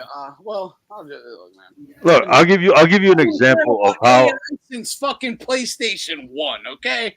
Fuck out of here. Until I'll give you. fully see something that's going to affect our daily lives, like and it is. I just brought up the algorithms with the stock market and all this. It's clearly affecting our economy and stealing our money, and that's wrong. We shouldn't be fucking with it. Take it away. I agree on all that. I'm just saying this doomsday shit goes a little far for me. You have to believe in the human spirit and human advancement event at some point, right? I don't know, man. I don't know about And then it may never even happen in our lifetime, so you may not even see it. I think by the year If 2030, it did, I don't think it would be in our lifetime. I'll say that. 2030. That's what I'm saying. It may not even happen in our lifetime. Yeah, if you look up all the robotics that are going on right now, I say if we look at the technology how it is now, especially with NVIDIA, what it did right now with technology and how it's making a vast movement into like trigathon type electron. They got new words for these shit, and I don't even fucking know them. Like, yo, these niggas are making up new words and shit. Like, you know what I'm saying? Like, yo, what the fuck is going on here? You know, technology is getting so advanced that people need to understand that it's right here at the palm of your hand. It's right there, exactly where you want it. But the thing is that we are looking at it as it's slow moving, but it's really here. But this is just the Atari saga. This ain't the Devin Haney punch saga. No, this ain't the Devin Haney punch saga. You know what I'm saying? This is the AI saga where we're starting to get to know this technology. It's getting crazy out here because they want to be God. No, but also like 4 years ago, Lomachenko was an AI. By the way. Yeah. Yes. Fuck. Yeah, I agree. Yeah, Lomachenko was like from the Matrix for a second, and then it's like I don't know. Then you actually come to reality and say that it's like, nah, I got raggedy clothes on. Nah, but you know what? Like, I agree with what Ant said. I think yesterday or the day before. Like, Lomachenko's never showed that like meanness, like ugliness, like wants to destroy somebody. No, he did in Cambosos when he punched Cambosos and Nakatani are great examples of that. Nah, not because you stopped someone don't mean you were not like Hold not up. like vicious like You stop Crawford. someone Just because you stop someone don't mean you were fucking ferocious, okay?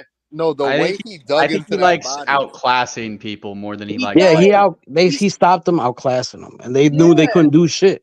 I never seen Loma fuck someone up in my life. The Nakatani fight? No, he didn't fuck him up like No, that. Nakatani- I'm talking that about. Like, no, he's. Yeah. It's the ferociousness. It's not there, man. There's no way you could tell me it is. No one, because he's like he paces himself. He just does what he got to do. He's like, I'm too good for you. I'll just do my job, and that's always going to be enough. Even when they quit on the stool, it wasn't like they were fucked up. They couldn't go no more. The They knew difference it was between over. Lomachenko and He's Usyk. a professional. Hold up. Look at what he did to Nicholas Walters and Rigondeaux. He didn't have to like toy with these guys and let them quit. Fuck them up. What are you doing? I feel like Usyk Yeah. has that. I feel like Usyk They were has that outclassed, and instinct. they just I knew feel it. like Yeah, that's the difference. so Is hold like up. I think they're a bunch of heterosexuals. I gotta be fair. Hold up. I gotta be fair. I always say this about everyone. It's the show. I keep it a buck regardless of who it is. If you're that good, if you're so good you can style on someone, then fuck them up. Like, that's how you show how much Yep. better you are. Hell yeah. You beat their fucking ass. Like, dude, it ain't just. I don't care if it's Haney or Loma. I don't You like showed that. them how much they ain't shit. Yeah. Not just, hey, I can keep working you and jabbing you and pecking you all night. And running I running think circles it's around the you. way it's the way he came up. It's like he looks at it more as a profession. He doesn't look at Like it Olympic style. Olympic yeah, style. he's like a professional. Yeah, but what about Loma and Tank though? What about that? See, what you guys want the brutality, but when they If Tank bring survives, they're gonna rob Loma, just like they did with Haney. Facts. Hold up, No, quit but screaming. y'all like the what do you brutality, ask? but when Deontay comes and says I want a body, then y'all don't like it, you know? Who didn't like that? Who didn't like that? He's a clown. I knew Deontay was such a fucking bum that he would never get a body. That was just to fucking get fucking headlines and clicks. I want to put fighters' Oh, man. noses into their brains and kill them. He's my favorite ever, okay? I fucking love kill you. Chimaev, killed them all. That's my shit. I am a destroyer. That's like what I mean, love. Chimaev is kind of. I want my Pull out, fighter to like he's dual wielding battle axes, running through the battlefield, chopping 8 motherfuckers in half at a time, just slaughtering dudes. I don't want the little fancy Dan fucking fencer backing up trying to stab you in the fucking ass. Nah, man, I like that killer. I always felt like the difference Can between you Usyk imagine and if a Loma dude though goes is to that pro fight bout and then he kills a dude and then he kills the next fighter? And can you imagine by the time he gets to fight 3, the dude's gonna be like, "Yo, I'm gonna die tonight." I think the difference between Usyk and Loma is like I feel like I always got the sense that Usyk had it, like he doesn't always use it, but he has it. And then like Loma, I don't think really is the same. That's just my impression. I don't know. Luma's old. Luma's washed. He's hogwashed right now. We watched Golovkin. When you'll see every punch he throws Golovkin, like Eastern Europeans. That's why I'm bringing these guys up. You'll see Luma's he's still got it. He's fucking To an demon extent. from hell in his face, slinging this punch to fucking hurt you. Kovalev up on his toes, like clenched teeth, demon in his eyes to hurt you. Loma's just chilling. They're just chilling. Peck. Yo, this guy has bats with rubber duckies. Loma just has needs to bats- retire. Yo, 'Cause did you guys see Loma and his for Showtime? He was in a bathtub with rubber duckies. Yo, he didn't even take them out. Oh, those are my kids. I'm like, damn, this is like a Manny Pacquiao motherfucker right here. Dude, Loma needs to retire because Manny they're just trying had- to use him as a stepping stone for these Manny- fucking bums. That's definitely what they want to do. Nah, Luma's a good-hearted person. Just like they robbed him against Haney, they're gonna rob him against Tank. They'll rob him against fucking what's the guy Stevenson. That's all they're trying to do. It's Yo, Tank refused the belt that the WBC gave him, huh? You saw that shit? Fuck the WBC. Yo, they had like black people with chains and stuff on. The As soon as they named That's exactly what Barrios was on the there. fucking the WBC welterweight champion, faggot ass Haney tweeting Mauricio because they fucking they cake for his bitch ass. Yeah, he was over here just showing black slaves on a belt and be like, "Oh, look at this beautiful piece." They of art. did Like, yo, that? Yo, I'm dead ass serious. Nigga, fucking look That's it up. fucking Look it up. I For can't make Juneteenth? this up. I For can't make this Juneteenth? shit up. I can't make this shit up. They made a Juneteenth WBC belt. Where? Yo, look up the WBC belt that Tank rejected, and they gave it to the dude that lost in the undercard. I don't even care. I don't even what Morel, I think it was. Like he got the belt This past Saturday. Because Tank refused it because they had black people in chains with their necks.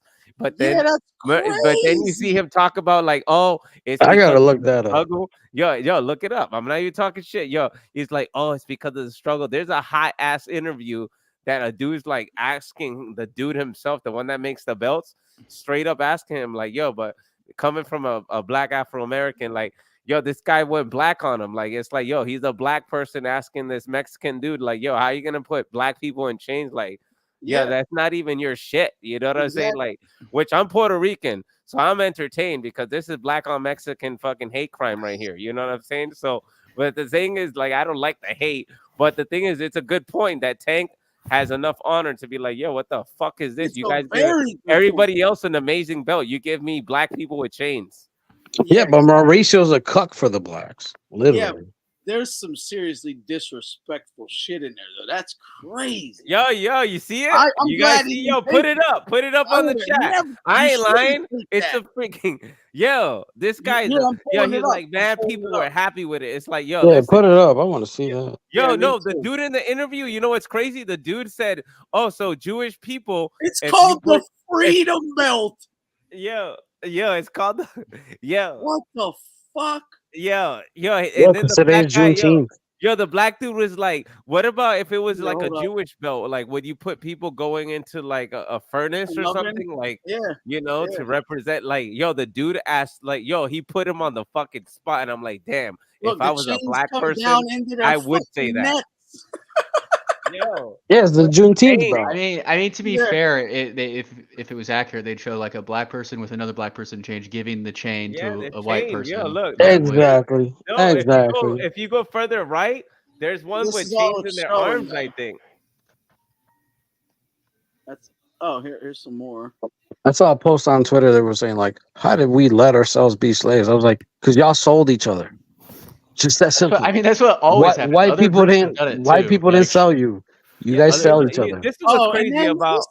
You know what's crazy about Black history? It's like, look, it's like they became slaves, but then look, they dominate like every fucking sport. Like they're like, look at how history flipped on itself. But the thing is, at the end of the day, it's like they became slaves because they were in an uncivilized situation. And these people came with weapons that they didn't understand. Like, you know what I mean? Like their own fucking people sold them. Apart from all that stuff, like their own people sold them. That's facts. But let's talk about this racist belt. Yeah. Look, that dude. Look at the breaking the chains. Yo, is racist. This is fucking racist. But then the article down here is kind Why of are we still talking about black people being free? Like they've been free for God knows how long. I can't even remember. It's like they have to just tell them over and over. But Juneteenth was just made up in 2021. Do we have any black people on the panel? We need some black people on the panel right now. But Juneteenth was just made up 3 years ago. I need to know how black people feel about this. I'm on I would have to look at. Oh, you're black. How you feel about this? I think it's bullshit. Like, I just think it's. I like that Tank rejected it because it's just. That's what I'm saying. How you feel about Juneteenth? We can talk about shit like this. Juneteenth, I thought. Under no boxing talk. Make sure you Hold on. Let me hear what he has to say. I want to hear what he has to say. You said what I think about Juneteenth? Yeah. Oh no, Juneteenth. I thought it was just like they gave that holiday to stop the riots. It was just a bullshit compromise. Like they were just. That's what I think. I mean, if it gets you the day off work, I'm not that mad at it. I think they gave me the day off work. So all the give me that vacation. It gave my girl the day off work. She was like, "I don't give a fuck. I'll take it." Exactly. All the police riots and all that. It came to the end for Juneteenth. See, we need more black riots. We need more holidays. That's I think that's like Puerto Ricans can't go on a riot. We ain't gonna get no holiday. They didn't change nothing to do with the police force or any shit thing. It's just Juneteenth. That's it. I mean, I think a lot of that shit. They didn't solve shit. I think a lot of It's like, yeah, let's just make them all just break their own town, and we'll give them a This is holiday. this is just blatant pandering, is what it is. Man. Well, if you read that article, it's actually just like kind of gross. It just tells you how evil whites have been through the history of boxing. No, but I can That's respect it. I was reading through it because underneath that belt, all it tells you is how evil whites have been for the last 130 years. Oh. Of boxing. No, I'm but not you kidding. have to think about that. It's like you gotta respect Tank for that, because most fighters after the fight is not even thinking; they'll just accept it. He was like, "Yo, fuck that." And that's what I'm saying. Like, you can see this dude is growing up. He's maturing. He's wising up. You can Yo, see that it. Bill ain't wising up. Yeah, he got is. black Dude. people Yeah, on he chains. definitely is. He definitely is. If I were to put on my That's I Jack bet, Dempsey. I bet yo. if he was 19, he would have just took that shit and been like, That's hell Jack yeah, Dempsey. whoa. Look, this is what happens when you bring slaves to America and they start beating up white people. You know. Look at this, bro. Come on, man. Look at how big this dude is. This dude's huge. if I had to put on my Scarface hat for a second, I'd be like, this happened because the WBC is a couple of whores. Oh shit! You know what I'm saying? They're run by whores. Yo, but if that was Rocky Marciano, that would have been an interesting fight. Nah, we know, like, that's one thing. Like the Black Murderers Row and all that shit, they were fucking them up. Yo, they They were were fucking up those white inbred. dudes. Yo, they were inbred, brothers and sisters together. No, This I is mean, he's serious. not wrong. I think inbreeding is Slaves, like a yeah, real slaves thing, were not, like- inbred. This is real history.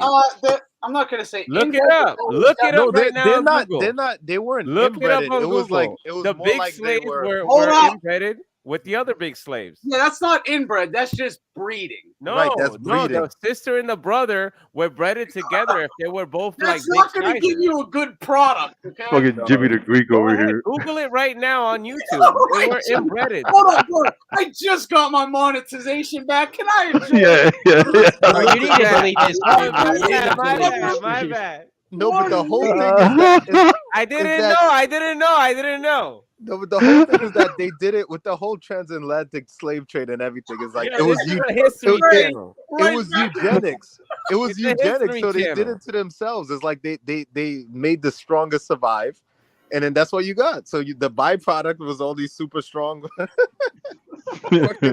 murderers row. That's it. And I'm a Puerto Rican man, and my daughter brings home a black man, and that's how it is. Those were really crude. No, I'm Tho- dead serious. I'm dead serious. His name is Trevon. I love him to death, yo. He's such a good kid, man. Those were really cruise ships, and they were doing a lot of fucking on the way over. Oh shit, that's a lot of fucking sucking and fucking. No, a lot of it's also just economic situation, right? Like the It- Italians, no, Irish window. used to be good fighters as well. If you think about it, but if you think about it, it's like it's like the strongest is surviving at every step of the way. That's all that's happening. So you know. Yeah, I guess. So. I there's understand that other everything stuff, happens upon itself, and everything balances itself out because that's what nature does.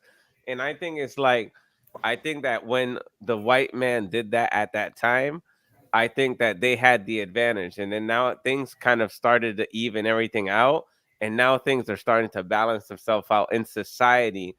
But it's like at the end of the day, though, it's like, yo, well, why is everybody in a football team black, basketball black?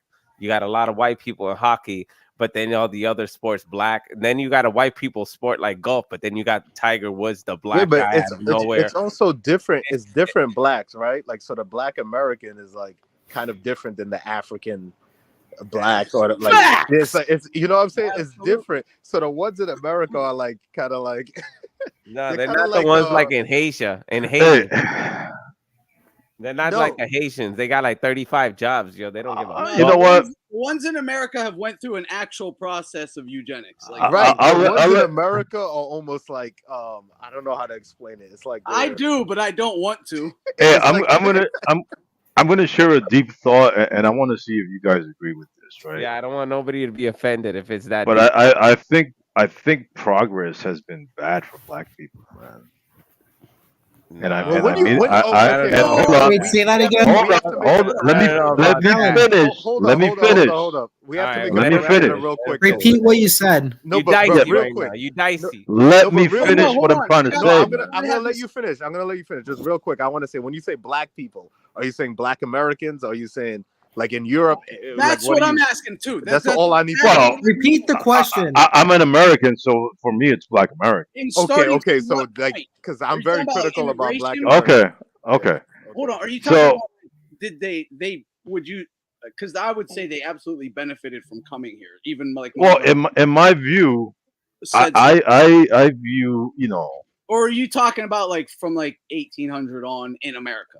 Like social engineering, or let me what? explain. In my view, I view strength and toughness as attributes, right, as virtues. Okay. And to me, it seems that Black people used to be hard as fuck, right? And all this progress has started to soften them up a little bit, man. Yeah, but can you say that about like the Vikings too, or the Romans, or like? Oh, of course, everybody. But I think the whole like the quote unquote victimhood culture thing wasn't pervasive in these other cultures though. They still looked at themselves as I'll fight through this shit. And I know, like I don't know, but I'd have to believe even anybody has to feel that way, but you're so brainwashed, browbeaten, whatever, internalizing some sort of victimhood. Heterosexual. That's the issue with, and that's why I always make a distinction with Black Americans and like other, like there's Caribbean Blacks, there's Blacks in Europe. It's very different mentalities and very different people you encounter. A lot of Black Americans, it's like they're number one is crab in the bucket. Number one, like if you're walking in the street and all that, like number one person you're gonna have a problem with is gonna be self-hatred. Is gonna be another Black dude. But number one is like number two. There's a lot of victim, like that victim mentality. It's like they're very there's a lot of self-destruction. So it's it's like so it's like a perfect system. So you could say, okay, yeah, once upon a time there was a lot of racism and a lot of like systematic oppression. Yeah. But now it's been so programmed that they let you do the job yourself for the most part. Like 80% of the job, the Black Americans are doing it themselves to self-destruct. And that's why I always make a distinction between, okay, Black Americans who went through the slavery progress. Yeah, that has to be who he's talking about. Yeah, and then the different kind of mentalities. Because do you know how hard you were coming up in those times and dealing with all that shit being thrown at you, and you're still making it through, man? You're still surviving. You were fucking hard as nails, man. And I think that's let's keep it a buck. They weren't not respected or disrespected by people. They were still respected men. I don't like. But it's also hard in a different way. Or taste or whatever. Dude, you can see like old pictures and shit. Like we know like there's a lot more old pictures of like white and Black people together, like not like, so it's a lot more than you think. They just don't want to show it. Yeah, not every fucking white person was racist back in those days when there was Blacks versus whites. Like there was people that looked at people like human beings. Like, and I think white person was who was all the people taking photos with Jack Johnson in the one. That's what I'm saying. So think about it like that. Like right now, it's like saying every white person is racist. Like. The past is the past, but not every white person is racist. Every white person doesn't give a fuck. They respect their grounds, like you're a human being. Like just treat me like I treat you, and that's it. Like nobody's caring about this fucking color shit anymore.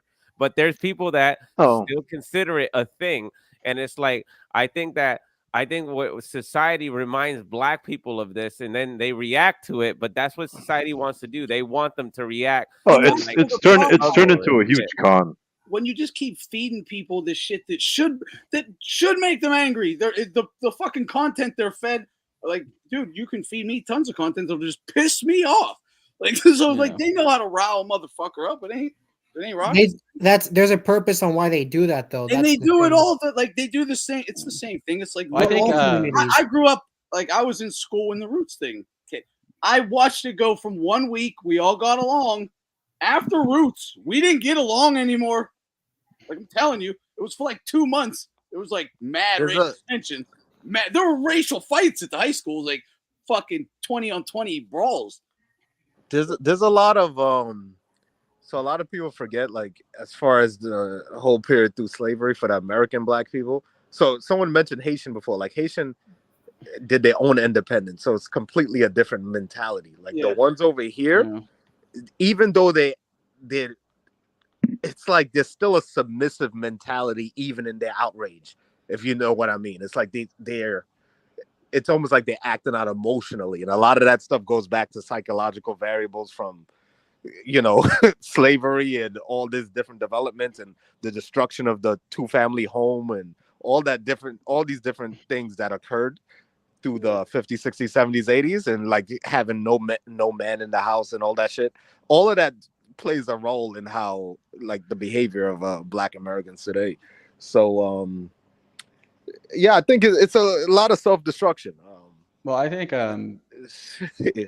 it's by design. It's like that people they're trying to make the justice system reform like a black versus white thing when it just sucks and you should fix it. But like you're making it like, oh, you and only this fix all it for started with the belt.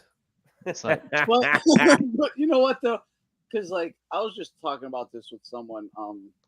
I forget what. Oh, it was Ryan Clark. It was Ryan Clark talking about how oppressed he is, right? So I was like, but you know what? Like, if you and all your fellow Pittsburgh Steelers, for generations of y'all would start, and other NFL teams, you'd all start pitching in the NBA guys, the rappers, the actors. You could do and just be actual men to your society, your communities, and start raising motherfuckers up right and putting down like good morals, good codes of conduct.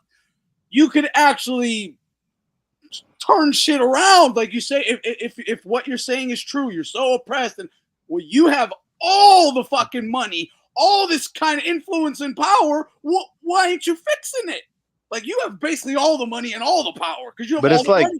But it's the thing. It's just like with a lot of those football players, they still have that mentality of. That's the way when you look at a football team, it's a bunch of black guys. The quarterback's white usually, and then the coach. Yeah. It's like they still have that mentality of like going to the white man for something. Yeah, they still have that. It's like deeply ingrained. So even like a guy like Ryan Clark, he'll go and be on the panel, and he's not starting his own business. He's not doing this. He's not doing that. He's just gonna keep kind of like I need working a white guy to cut me a check, tell me exactly. Where to sit, tell me what to say. Exactly. Yeah. And that's the difference. And a lot of people don't acknowledge, like during the slave trade and all that stuff going on, there was a completely different experience in Europe as far as blacks. And they were hunting down the slave ships at that point. So it's like when you look at racial relations and stuff going on, say in Europe, and you compare it to America, America's very regressive, and there's a lot of stupidity that goes on here that doesn't go on and over there or other parts of the world. There's like a lot of nonsense that goes on here, you know. Oh God, yeah. So it's very. It's like we're stuck in the past. Well, also with the sports thing though, it's like they also like what they should be trying to do is to try to create like sustainable systems so they can get a career in like engineering, accounting, plumbing that are like, so instead of like having to commit everything to sports and hope you're a 0.5%er, right? Like you can have a more consistent option to make a good living.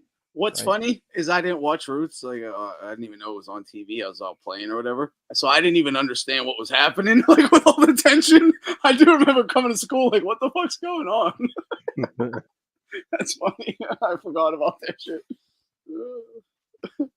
Yeah, because again, it wasn't even real to me. Again, it's like, what are you talking about? That's Jeremy and Gerald, whatever. No, I think it's just like it's a dangerous game to play that history thing where it's like, okay, this group killed this group killed and enslaved this group. Like, yeah, it's eventually only you're gonna to gin up an emotion of some kind, whether it's sadness or anger or fear, whatever they're using it for.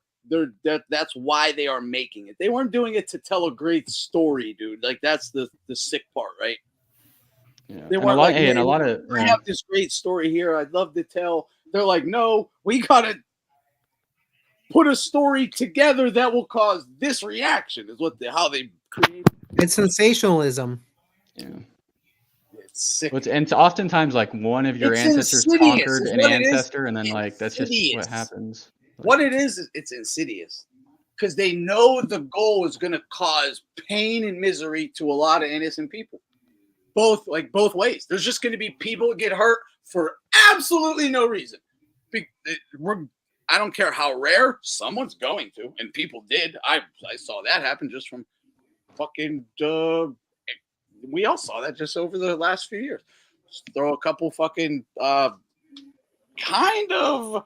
Not even all really that questionable police stops, and people were murdered over it. You know, like, yeah, dude. I mean, a lot of that's but it's like a lot of that's a fed off though. Like, you know what I realized though? It's like there'll be people like us, like a group of us, we could just talk and be normal. But majority of people, they operate in group think, and they're gonna adhere to the lowest common denominator. It's all mechanisms of control. They control them through religion, they control them through race, they control them through this and that, and they divide and conquer. We even see it in boxing. But like we are able to look objectively and actually like, oh, we like this boxer for this. We disassociate race from it. But most people aren't like that. Most people are really like simple-minded and group thinking. That's just how they are. I noticed this myself. And you can, if you can kind of corner someone and just keep saying, I'm not accepting the bullshit, talk like a fucking grown up here, like be honest, and just keep dude, we did it earlier with that one guy. I think he was like a Mexican or whatever. He came on. I think he didn't like the immigrant stuff, which I understand, but we're not. I think he personalized it a little much because that's not what we were referring to. But regardless, he came on with all these kind of lefty phrases, right? And we just kept being like, "You're wrong. Stop it. Stop it. That's not the point." And then all of a sudden, he just was talking just like us. Like it's like, oh, as soon as you just say, "I'm not accepting the bullshit from you, bro," like start talking to me like a fucking grown up, like like a normal human. I mean, when you just acknowledge someone, it's like, hey, I care about like my family, my people, and you care about yours, but we can both live a good life. Like, let's talk. Like, yeah, people feel the need again to be right rather than just. Can we just come to like, hey, like, what is this gonna help? Figure out what is best or right, whatever, But there is no you have to be right and I have to be wrong because. No, the way it's not a zero-sum game. I see myself. What I am seeing is right. So, to me, yeah, it's like if you live your life one way, right, and I live my life, I could say, okay, I'll date whoever I want. I'll do this. Yeah. You'll say, oh, I only want to date my race. So that's fine. We don't, you know what I'm saying? Like a lot of people have this insecurity and obsession with controlling how someone else lives their life or how someone else thinks. Well, that is a human desire to conquer, though. To be fair. You want to know the crazy thing about Roots? That guy went from a slave to the host of Reading Rainbow. Dreams do come true, people. Jesus Christ. Well, you know what the crazier thing is? Just saying it wasn't real. It was a fucking movie. Is that somebody exposed Alex Haley as a fraud? I saw something about that. I didn't know. Yeah. But Jack Johnson is a fraud as well. You got a picture of him right there, right? You know his history? Well, I mean, yeah, he looks like a little bit of a stiff bum, but I mean, he was no. That what I mean is that his biggest win, his first big win, he was paid the highest amount of money in the history of the sport, and he fought a guy who was retired for about 7 years. Yeah. That was his first big win, and then they gave all of his big wins actually. But yeah, but back then, and then he lost the title like soon after. On him, but that's how they generated the big money for those fights, though. You had to get like the Great White Hope to come to take the title off of this black guy, the first black champion. We got to get the belt back, right? That's what it is. So we got to keep digging. Yeah, and then all the hard white fighters. But they made it out like he was this oppressed fucking dude. It was just ridiculous. They gave him an award the other day. There's nothing new under the sun. It's just like you remember in Gladiator, the movie. When they brought out that old guy to fight Maximus, it's the same shit. Exactly. That's it. Yes. It's like the same. Under the sun, bro. Nothing. That's what I'm saying. Your great grandfather dealt with the same shit you're dealing with right now. He just didn't have the Rocky Marciano. I heard like the mob.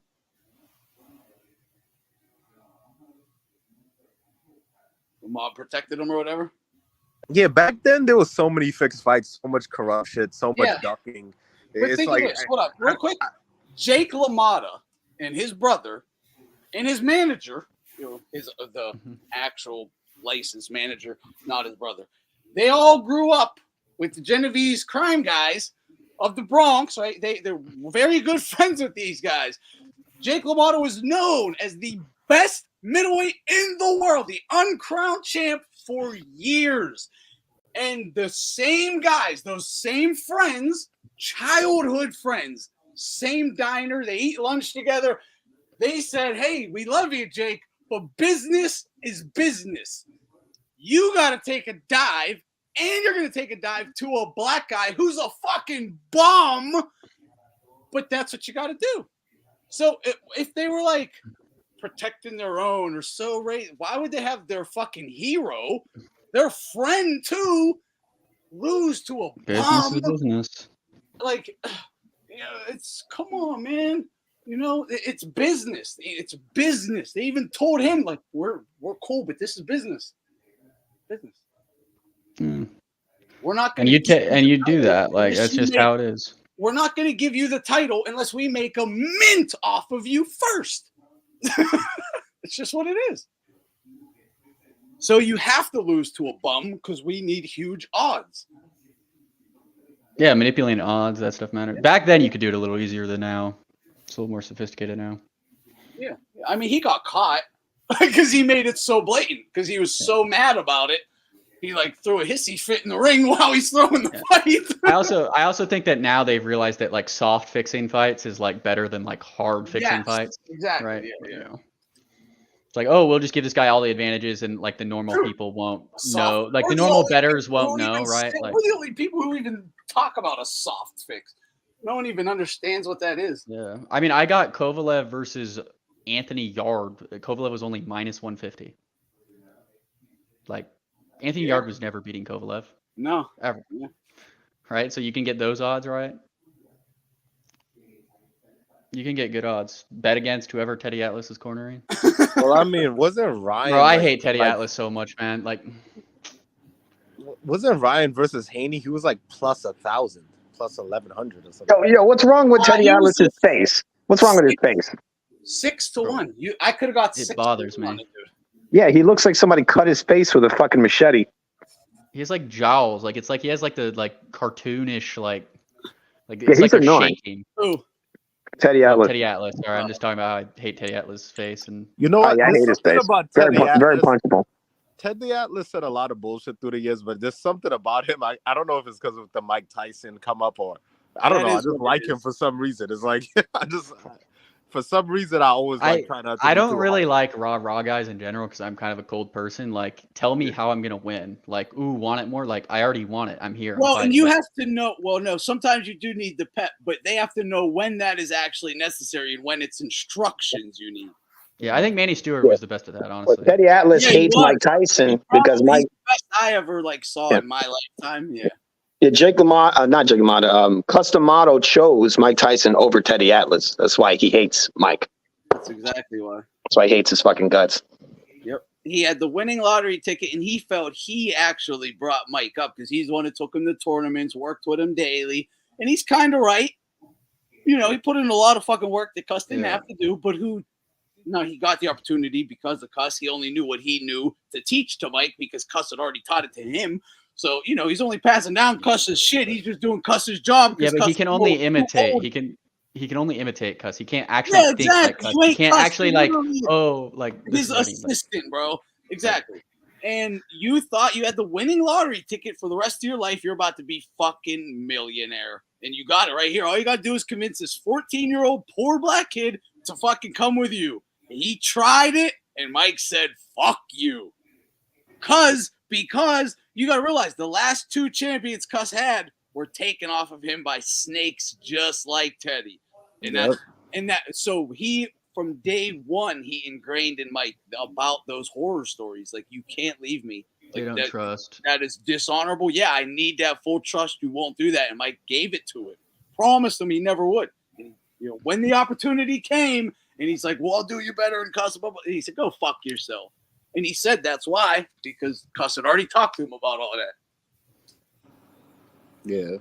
Yeah, Teddy's a fucking dirtbag. But he wasn't saying it's because he grabbed my niece's butt, who's the same fucking age as Mike.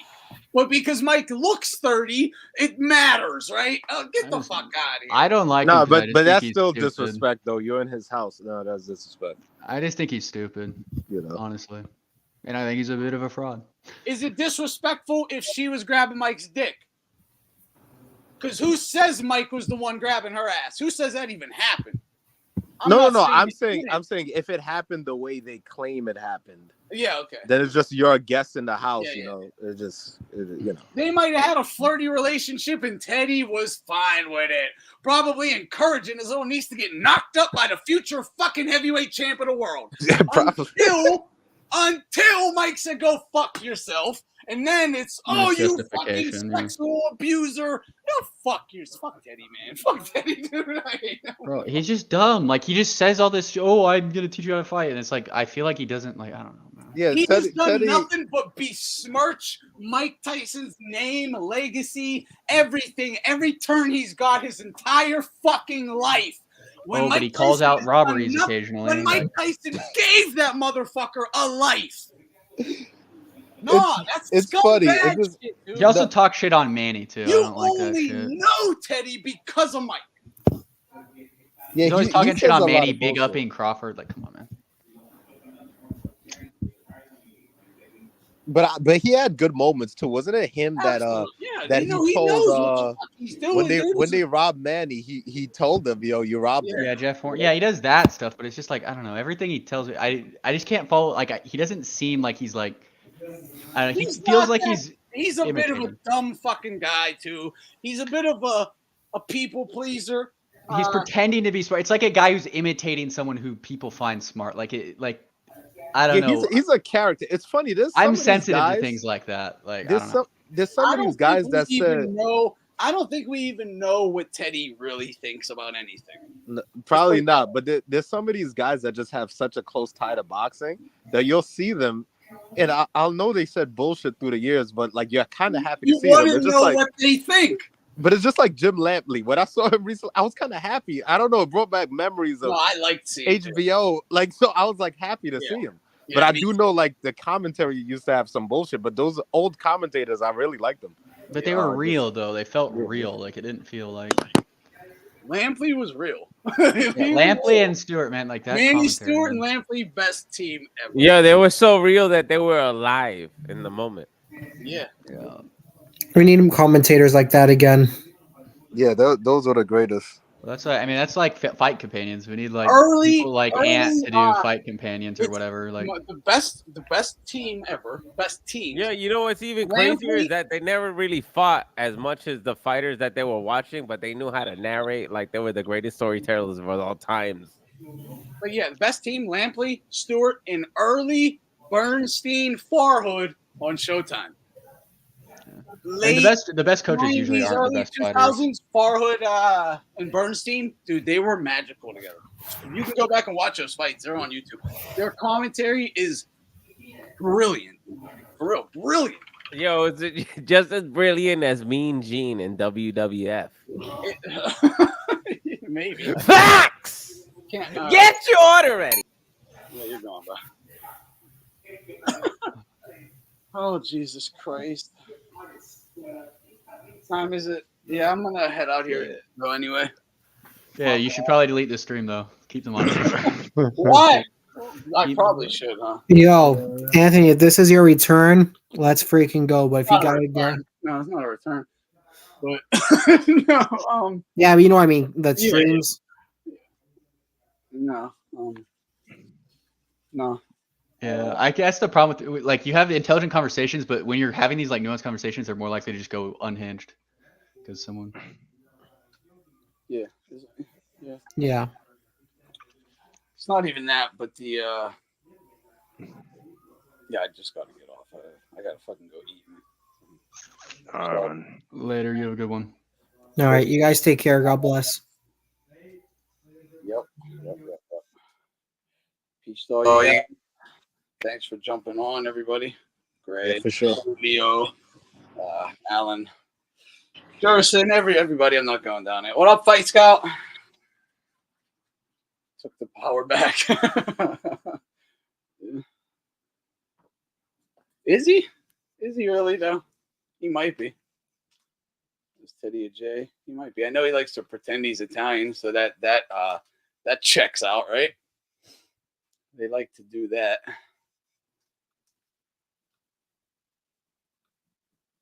But all right, guys. Yep. Have a good one. God bless you all. Talk to you soon, man. Peace.